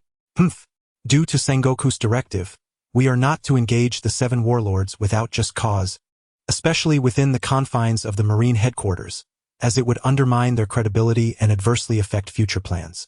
Displeased with Kildas's demeanor, Akainu merely snorted before exiting the conference room. "Unless there are further inquiries, you may take your leave," Ilusa announced, stepping forward as the co-host of the meeting. With Akainu's departure, a palpable sense of relief swept through the room. Moria, unable to contain himself, let out a peculiar laugh, turning to mock Kildas. How can someone who falls asleep during a meeting be considered our equal among the 7 warlords? Crocodile, igniting a cigar, cast a shadowy glance at Kildas, disdain evident on his face. A mere newcomer just setting sail, thinks he can share the same rank as I? The rumors circulating in the newspapers about Kildas's ability to contend with admirals were met with skepticism. If he could truly oppose an admiral, why join the 7 warlords and not reign as a king of the seas instead? The others remained silent. Hancock exhibited a simple disinterest, while Bartholomew, a covert agent of the Revolutionary Army, refrained from drawing attention to himself. Doflamingo, wary of Ilusa's potential hostility, opted for discretion and remained mute. As for Mihawk, he found himself more intrigued by Vice Admiral Elusa than by Kilda's, sensing a profound sword intent emanating from her, a clear indication that she, like him, had attained the status of a Grandmaster swordsman. With a restless spirit, he contemplated how to extend a challenge to Urza. Oh, the previously bored Kildas, upon hearing an audacious provocation directed at himself, lifted his gaze. Boom! The terrifying conqueror's haki enveloped the entire conference room like a tangible wave of energy. In the wake of this sudden onslaught, both Doflamingo and Hancock, who possessed their own conqueror's haki, instinctively released it. However, due to the disparity in their haki strength, it merely clung to their bodies, utterly incapable of manifesting outwardly. The primary targets of Kildas, Crocodile, and Moria were further intimidated by this overwhelming aura. Their brows slick with cold sweat, paralyzed with fear at the thought that Kildas might disregard the Navy's dignity and eliminate them on the spot. Such power? As he sensed Kildas's conqueror's haki, Mihawk instinctively narrowed his eyes, realizing that the intensity of this haki was approaching that of red-haired Shanks. Chapter 94. I Have a Dream. Observing the sudden change in expression of Moria and Crocodile under the overwhelming pressure of Conqueror's haki, Kildas felt a tinge of boredom. Is this all they have to offer? With a look of disappointment etched on his face, he glanced at Moria and Crocodile, curling his lip in disdain. You fool! Desert Diamond Blade. Crocodile, incensed by Kildas's dismissive gaze, charged forward, propelled by his potent Conqueror's haki. Bang! In an instant, Crocodile was sent hurtling back at a speed surpassing his initial advance. Icewheel Dance. Just as Crocodile was about to crash into the wall of the conference room, Elusa intervened. Flurries of snow danced as a blade of icy blue energy materialized, instantly encasing Crocodile in ice. Whether it was Kildas's straightforward and forceful haki combined with his martial prowess or Elusa's intricate yet powerful swordsmanship, the other 7 warlords present fell into a profound silence. Clearly, they recognized that even among the warlords, there existed a disparity in strength. Only Mihawk, upon witnessing Elusa's decisive action, felt an intensified battle fervor in his gaze. However, he refrained from intervening. After all, it was the inaugural meeting, and the others had just engaged in a skirmish. Should he choose to challenge the Navy, it would appear as if he reveled in conflict, while the unaware might mistakenly believe he sought to undermine the Navy's authority. Regardless, it sufficed to know that a worthy opponent had emerged. There would be ample opportunities ahead. One day, they would cross paths upon the vast ocean. Show me, Bat, what merit do you possess to hold the title of warlord? Kildas posed the same question to Moria once more. This time, witnessing Crocodile still encased in ice, Moria lowered his head in terror. In that fleeting moment, he saw a reflection of Kaido's brutal assault on him in Kildas's presence. Having long since lost the aura of a formidable warrior, he now only wished to survive, no longer daring to retort against Kildas. Seeing Moria cowering like an ostrich, Kildas, feeling utterly disinterested, returned to his chair. Now that the conflict has been resolved, you may all take your leave. Observing Kildas's reluctance to continue fighting, Elusa seized the moment to step forward. She had anticipated a more thrilling spectacle, but Moria's cowardice deprived her of the chance to engage. After speaking, Elusa strode out, keeping a watchful eye on the unfolding situation behind her. Should anyone dare to engage, she would have justification to teach the other warlords a lesson. As for why she refrained from confronting Kildas, defeating a fellow warlord of the same faction would not enhance her reputation. Rather, it might diminish the credibility of the warlords, rendering it a futile endeavor. Furthermore, given her shared lineage with Kildas, she would not gain any experience points, and after the harrowing battle at Hive Island, she believed she was still no match for the berserk Kildas, thus choosing not to engage him. Upon witnessing Elusa's departure, Kildas and Mihawk, along with the others, also rose to leave. Only Moria, still immersed in painful memories, remained motionless in his seat. The North Sea, several peculiar vessels, devoid of pirate flags and seemingly not merchant ships, floated upon the surface. These were the unique fleet created by Black Yi, having modified both pirate ships and merchant vessels. What's the status? Inquired Black Yi, a stooped figure wearing round-framed sunglasses, glancing at the scar-faced man beside him. According to the scouts' reports, they should be arriving soon, No more than an hour at the latest, the scar-faced man replied respectfully. That is good to hear. This time, it is a direct order from that esteemed individual. It must be executed flawlessly. Black Yi removed his sunglasses, gazing at the seagulls soaring freely beneath the azure sky, a flicker of determination and yearning gleaming in his eyes. In the blink of an eye, over 40 years had passed. While Black Yi reminisced about the past, a man sporting an eye patch rushed over. It was Lao Ba, the one who had initially brought Jun Ma Lu to seek out Black Yi. Black Yi, Scar Brother, the Germa 66 Arms transport fleet has arrived. The escort for this mission is the eldest son of the Vinsmoke family, Vinsmoke Ichiji.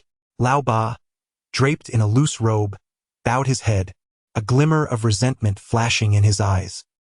He could not comprehend how, after diligently serving Black Yi for so many years, without any accolades but with plenty of hardships, he would be punished by losing an eye due to a single mistake.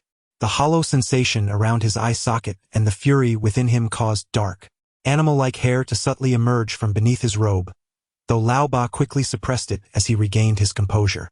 Unbeknownst to him, neither Black Yi nor Scar Brother possessed the ability to see through such phenomena.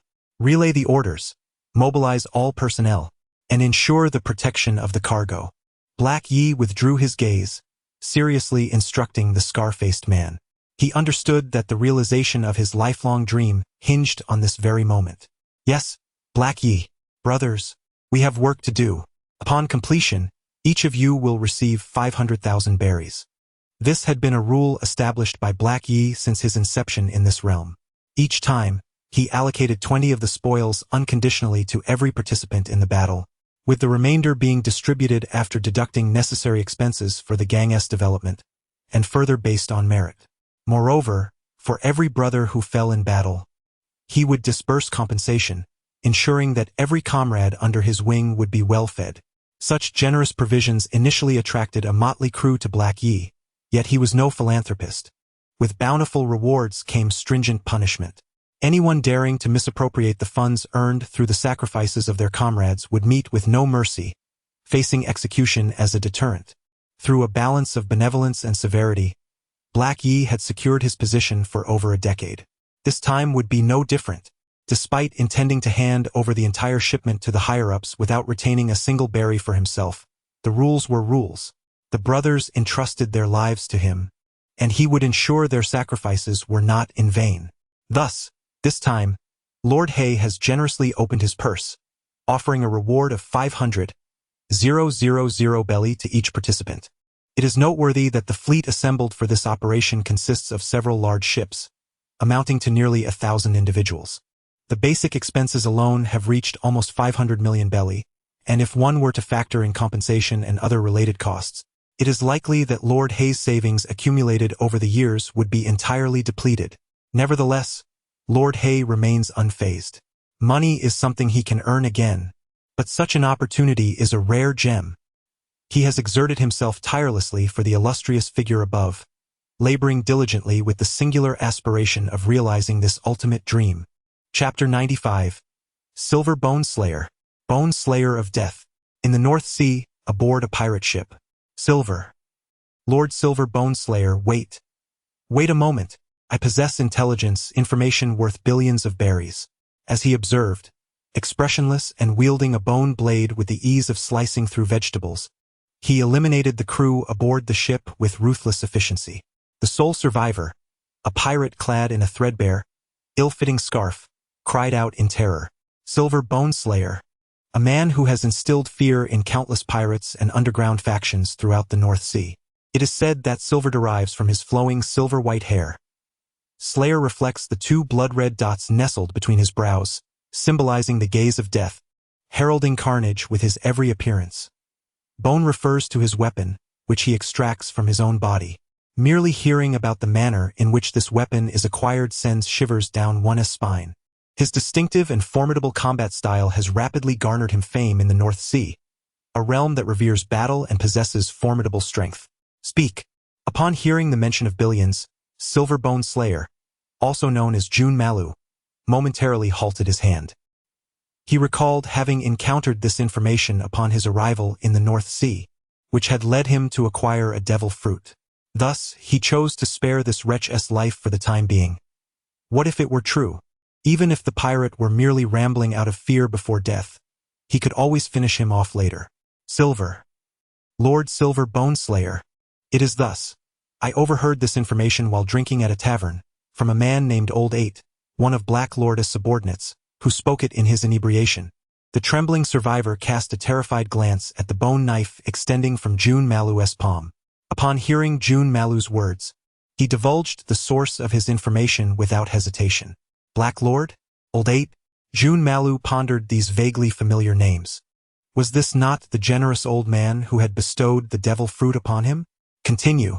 With a face devoid of emotion, June Malu held the bone knife aloft, silently observing the pirate. At that time, Old Eight had been drunkenly mumbling about grievances and eyes, stating that in 2 weeks, a significant transaction was to take place. Though his words were fragmented, the pirate had discerned the mention of 30 billion berries and arms. Perhaps due to his haste or the terror instilled by the bone knife before him, the pirate swallowed hard before continuing. In the entire North Sea, the only force capable of procuring arms worth 30 billion berries in one go is the so-called Evil Army, the Germa 66 Kingdom. Such a substantial arms deal could not possibly be absorbed by any single faction within the North Sea, and the leader of Germa 66 would never allow such a vast cache of arms to fall into the hands of the various kingdoms of the North Sea. Only a powerful pirate force from the Grand Line or other underground factions might be able to take it on. It may indeed be a transaction between the Germa 66 Kingdom and the officials of the world government. At last, to assuage Junmaru's skepticism regarding his conjectures, the pirate with the scarf presented numerous justifications, even invoking the authority of the world government. But what about the time and the location? Upon hearing the articulate assertions of the pirate before him, Junmaru found himself convinced to a considerable extent, regarding this quick-witted individual with newfound respect. The only place in the North Sea capable of facilitating cross-sea trade was the largest trading market in the region, notorious for its nefarious reputation, Las Vegas Island. Such grand transoceanic dealings occurred only once a month, and that event was merely 2 days away. Therefore, if they arrived near Las Vegas Island ahead of time, they would surely intercept the shipment. However, the military prowess of Germa 66 was undoubtedly the foremost in the North Sea. As he concluded, the pirate's voice diminished to a whisper. Even he felt that the 30 billion berries were far beyond their reach. Helpless, he removed the scarf from around his neck, closed his eyes, and clutched it tightly to his chest, awaiting the arrival of death. After a lengthy pause, a chilling voice interrupted. Your name? Startled, the pirate holding the scarf was momentarily dazed. Once he regained his composure, a look of relief washed over him, and he exclaimed, Lauren Avery, Captain, that is my name. Having narrowly escaped death, he prepared to tentatively align himself with this formidable figure, known as Silver Skull. Do you know the way to Las Vegas Island? Junmaru inquired, casting a glance at the eager Lauren, yet refraining from dissent. He simply asked about the route to the underground trading market. Truth be told, since his birth, Junmaru had always walked a solitary path. While this independence was liberating, his limited knowledge of the pirate world often proved inconvenient. Thus, a local expert with a sharp mind was indeed essential, saving him considerable trouble. Moreover, this clever fellow could infer a wealth of useful information from just a few words, making him a valuable strategist moving forward. I do, my lord, Lauren asserted, clenching his fist in a promise. Then, as if struck by a sudden thought, he glanced at the scarf in his hand, relieved to find it mostly intact aside from some bloodstains. After a moment's hesitation, Lauren realized he did not yet know the name of the esteemed figure before him, only that he was referred to as Silver Skull. Junmaru, seemingly reading Lauren's confusion, Junmaru replied with a faint tone. Lord Junmaru, may I have 2 minutes to clean this scarf? Rest assured, it will not delay our journey to Las Vegas Island. Junmaru regarded Lauren's scarf with a perplexed expression. From the beginning, Lauren had deliberately kept the scarf positioned protectively behind him, even clutching it tightly in his palm as he awaited his fate. Lord Junmaru, this is a relic of my mother, so, perhaps having just endured the tumultuous cycle of joy and sorrow, coupled with the poignant memories of my deceased mother, Lorraine's voice began to tremble with emotion. Hurry! Although Junmaru could not fully comprehend Lorraine's sentiments, he still chose to extend a measure of compassion towards his subordinate. I am immensely grateful. Lorraine bowed deeply to Junmaru and then hurried into the ship's cabin. In truth, Lorraine's quick-wittedness was intertwined with his lineage. Unlike the mindless, marauding pirates, he hailed from a once noble family that had fallen from grace. Under his mother's guidance, he had diligently studied from a young age, aspiring to restore his family's former glory. Alas, his father tragically perished during a sea voyage, and his mother, overwhelmed by grief, succumbed to illness soon after. Before her passing, she left behind a hand-knitted scarf as a keepsake.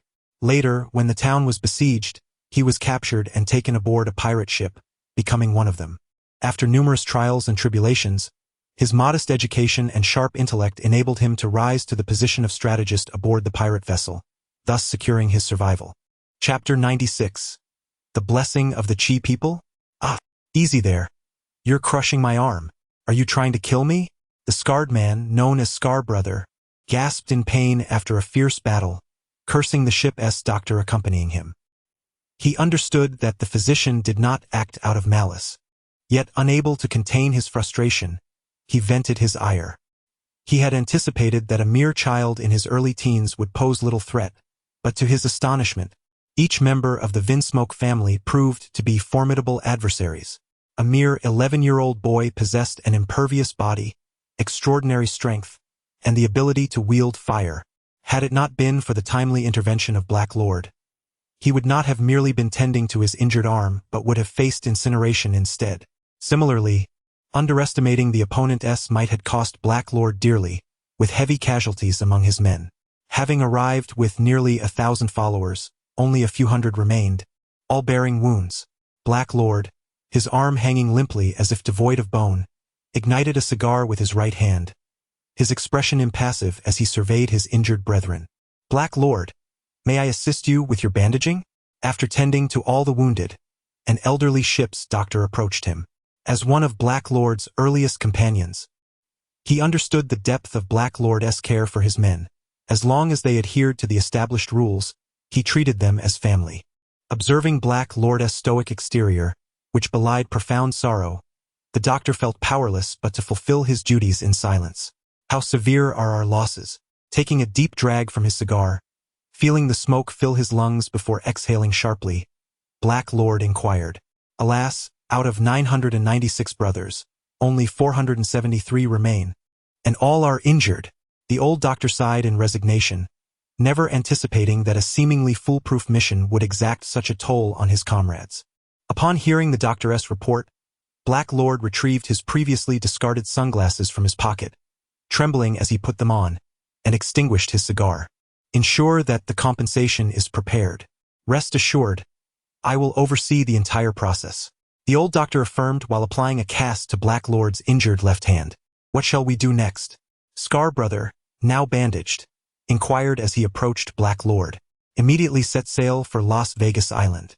We must expedite the delivery of the cargo. Once it is handed over to the adults, our safety will be assured. In a corner of the ship, Old Eight, witnessing the dismal state of Black Lord and Scar Brother, felt a flicker of satisfaction in his remaining eye. Just wait. Soon I shall send you, old man, straight to hell. North Sea, Germa 66 Kingdom. What? The arms worth a staggering 3 billion have all been stolen. The sight before him, Vinsmoke Ichiji, disheveled and with arms bent in an almost grotesque manner, was nothing short of shocking. Fueled by intense rage, Vinsmoke Judge ruthlessly kicked him out. Useless waste. Why don't you go die with him?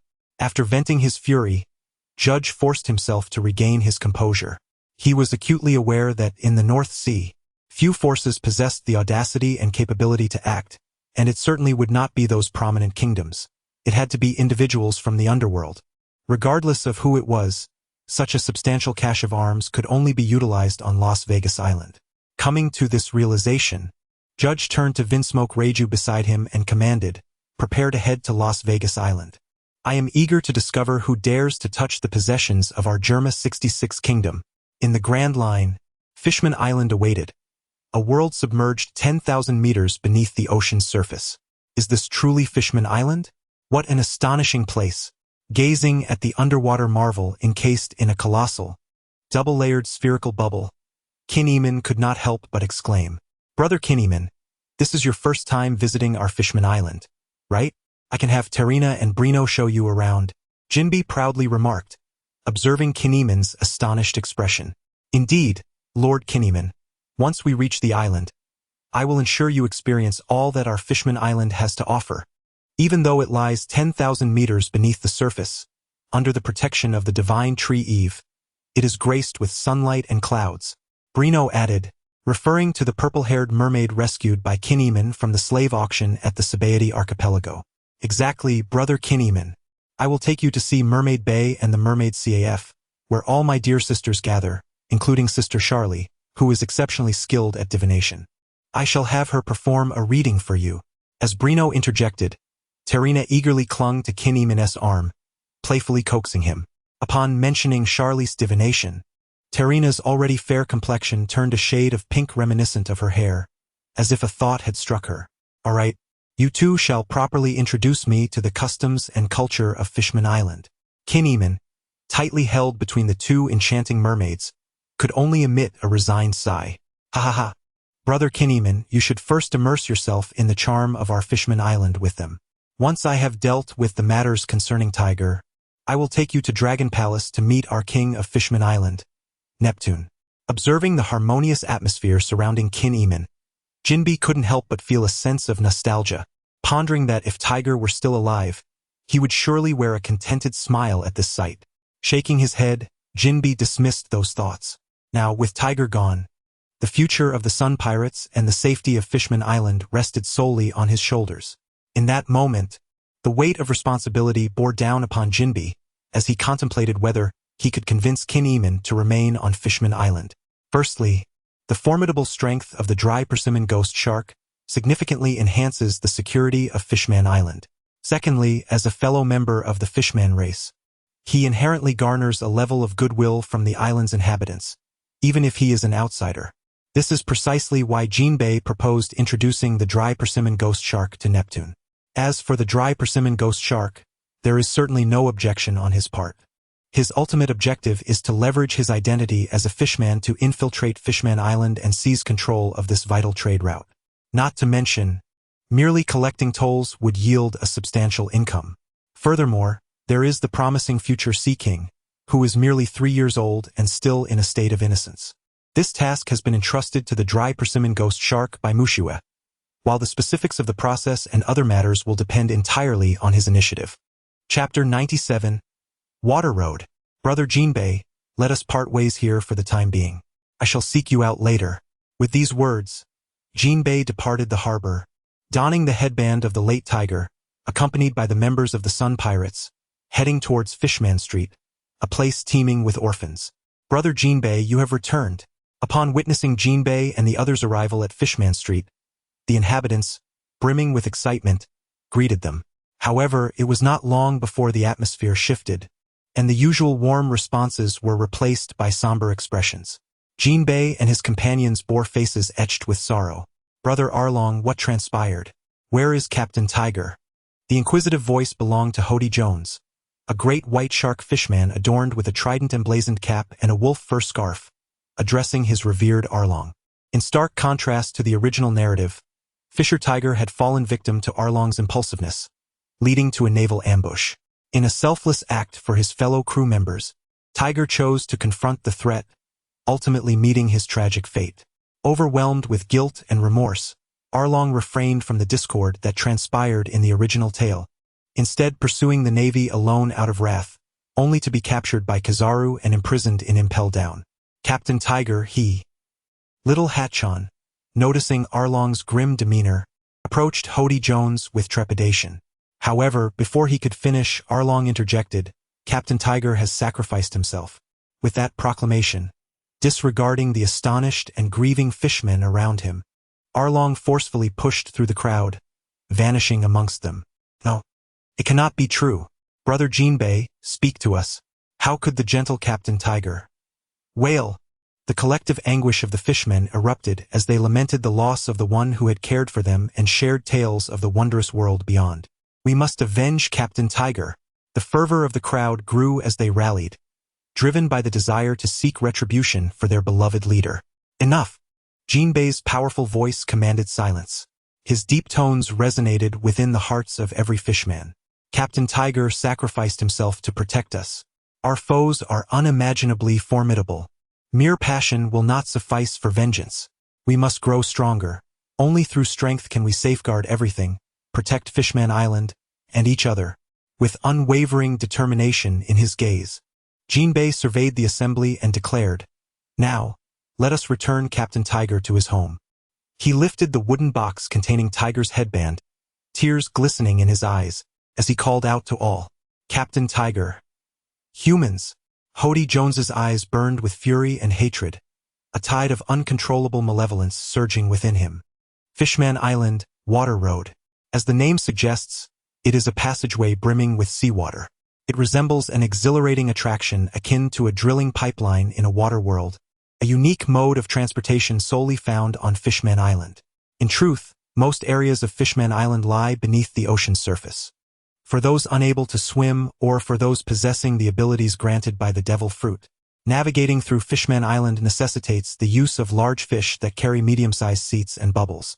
These fish serve as the distinctive taxis or buses of Fishman Island, embodying the essence of the underwater realm. The water tunnels are also a specialized means of transit, designed for both fishmen and non-ability users. Though ability users may utilize them, they might experience some discomfort. Before the circular tunnel, even the mentally prepared Kisame Hashigaki found himself astonished. The underwater world is far more vibrant and diverse than the human realm. "Come on, brother Kisame. Allow me to guide you through our island's unique waterways. You must hold on tight to me, or you might get lost." With a rosy complexion, Talina clung to Kisame, wary of Brino possibly overtaking her. "Do not worry, Lord Kisame. Even if you stray, Brino will follow your scent and find you." Seeing Talina bravely answer, Brino felt compelled to match her enthusiasm. Unlike the reserved and shy Talina, Brino had been nurtured by her mother with the lesson that one must be courageous in pursuit of what they desire. Thus, she had always been bold and adventurous, ultimately leading to her capture by slavers during her solitary sea voyage. From the moment she set her sights on Kisame, she embarked on a fervent pursuit. Unfortunately, as a novice in matters of the heart, she could only clumsily share some flirtatious banter alongside Talina. As for what transpired thereafter, regretfully, they had yet to glean the necessary knowledge from the elder mermaids. "Fear not, my sense of smell is quite acute. Do not forget, I can locate you even from a great distance. Moreover, I have long since memorized your scents." Kisame ruffled Talina's hair and gestured to his chest, reassuring them that he had firmly etched their fragrances in his mind, ensuring he would not lose his way. "Oh, Lord Kisame." Upon hearing Kisame's bold declaration, the bashful Talina immediately released her grip, covering her cheeks, which were crimson with embarrassment, while letting out a startled squeal. Brino, on the other hand, gazed at Kisame with glistening eyes, her fair skin tinged with a delicate blush, her lower lips slightly bitten, revealing her inner joy and shyness. Had the circumstances been more suitable, and had the elder mermaids imparted further wisdom, perhaps a fierce battle could have unfolded. "What is it?" Observing the sudden change in the expressions of the two girls, Kisame scratched his head in confusion.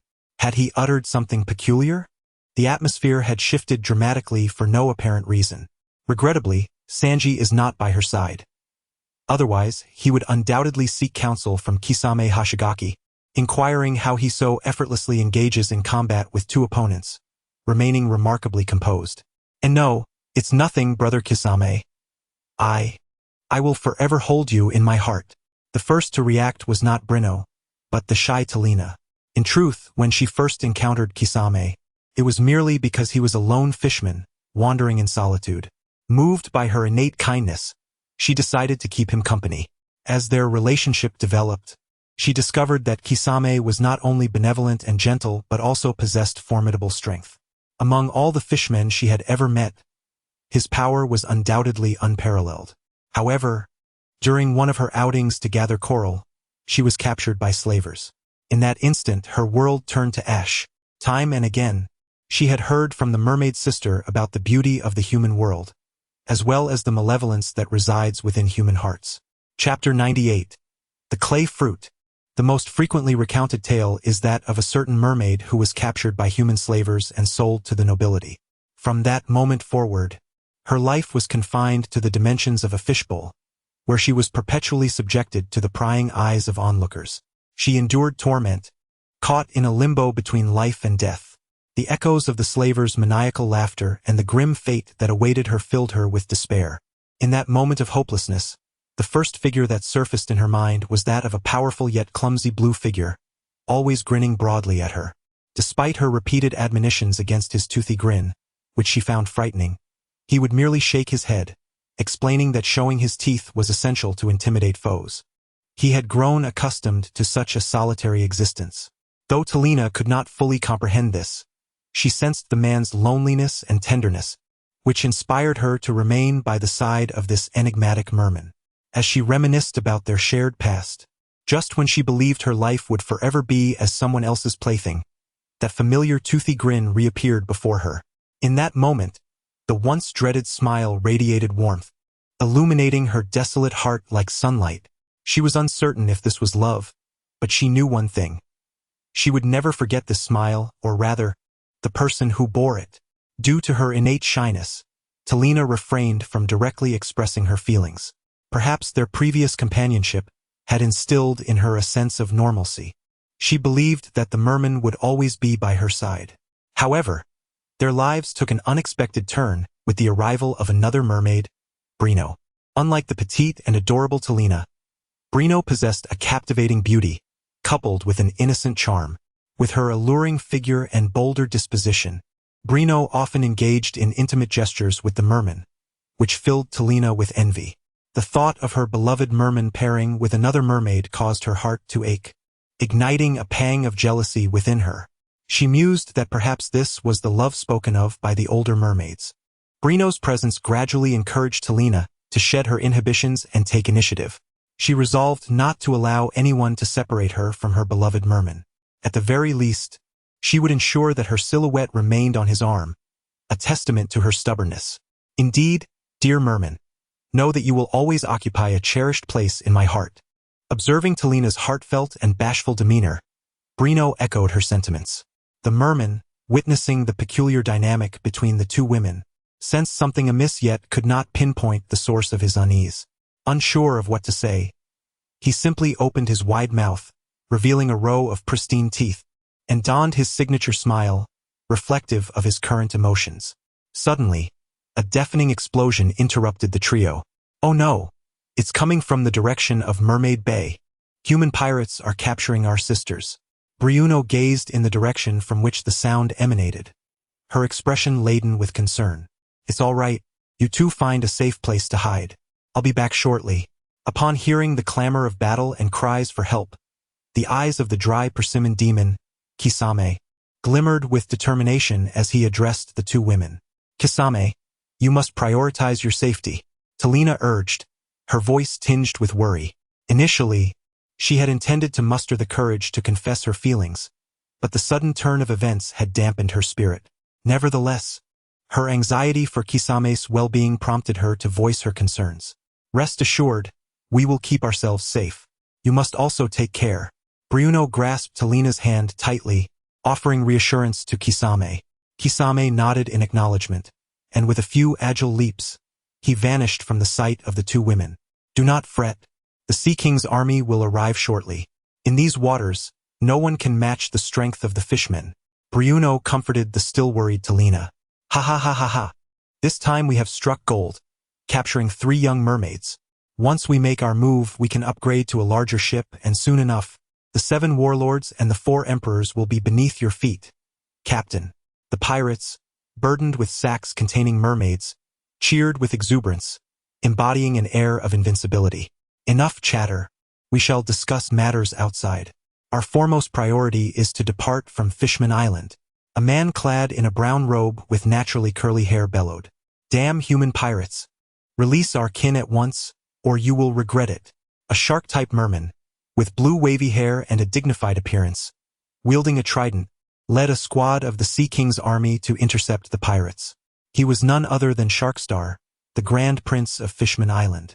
Having been on patrol nearby, he had been alerted by the commotion and swiftly assembled his patrol team.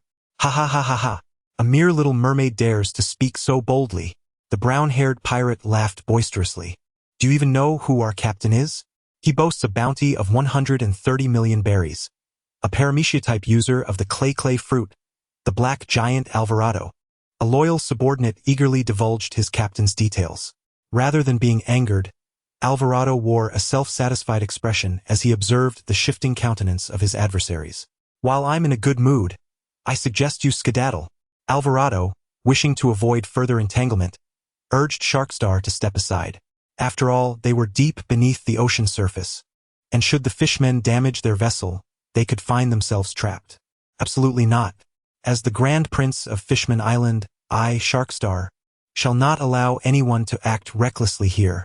Despite a tinge of anxiety bubbling within him, his royal status demanded he stand firm. Protecting Fishman Island was both his duty and his honor. The oblivious wretch, the clay soldiers.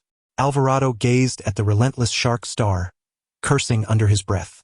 With a swift motion of his hands, he summoned a dozen clay figures, each towering over a meter in height. They bore a resemblance to diminutive human soldiers. Yet for reasons unknown, whether due to their inherent strength or some other factor, their faces remained indistinct, and their armor appeared somewhat fluid, failing to solidify completely. Little ones, let these contemptible fishfolk witness our might. Alvarado bellowed, and with a resounding clap upon his own body, a suit of clay armor materialized around him.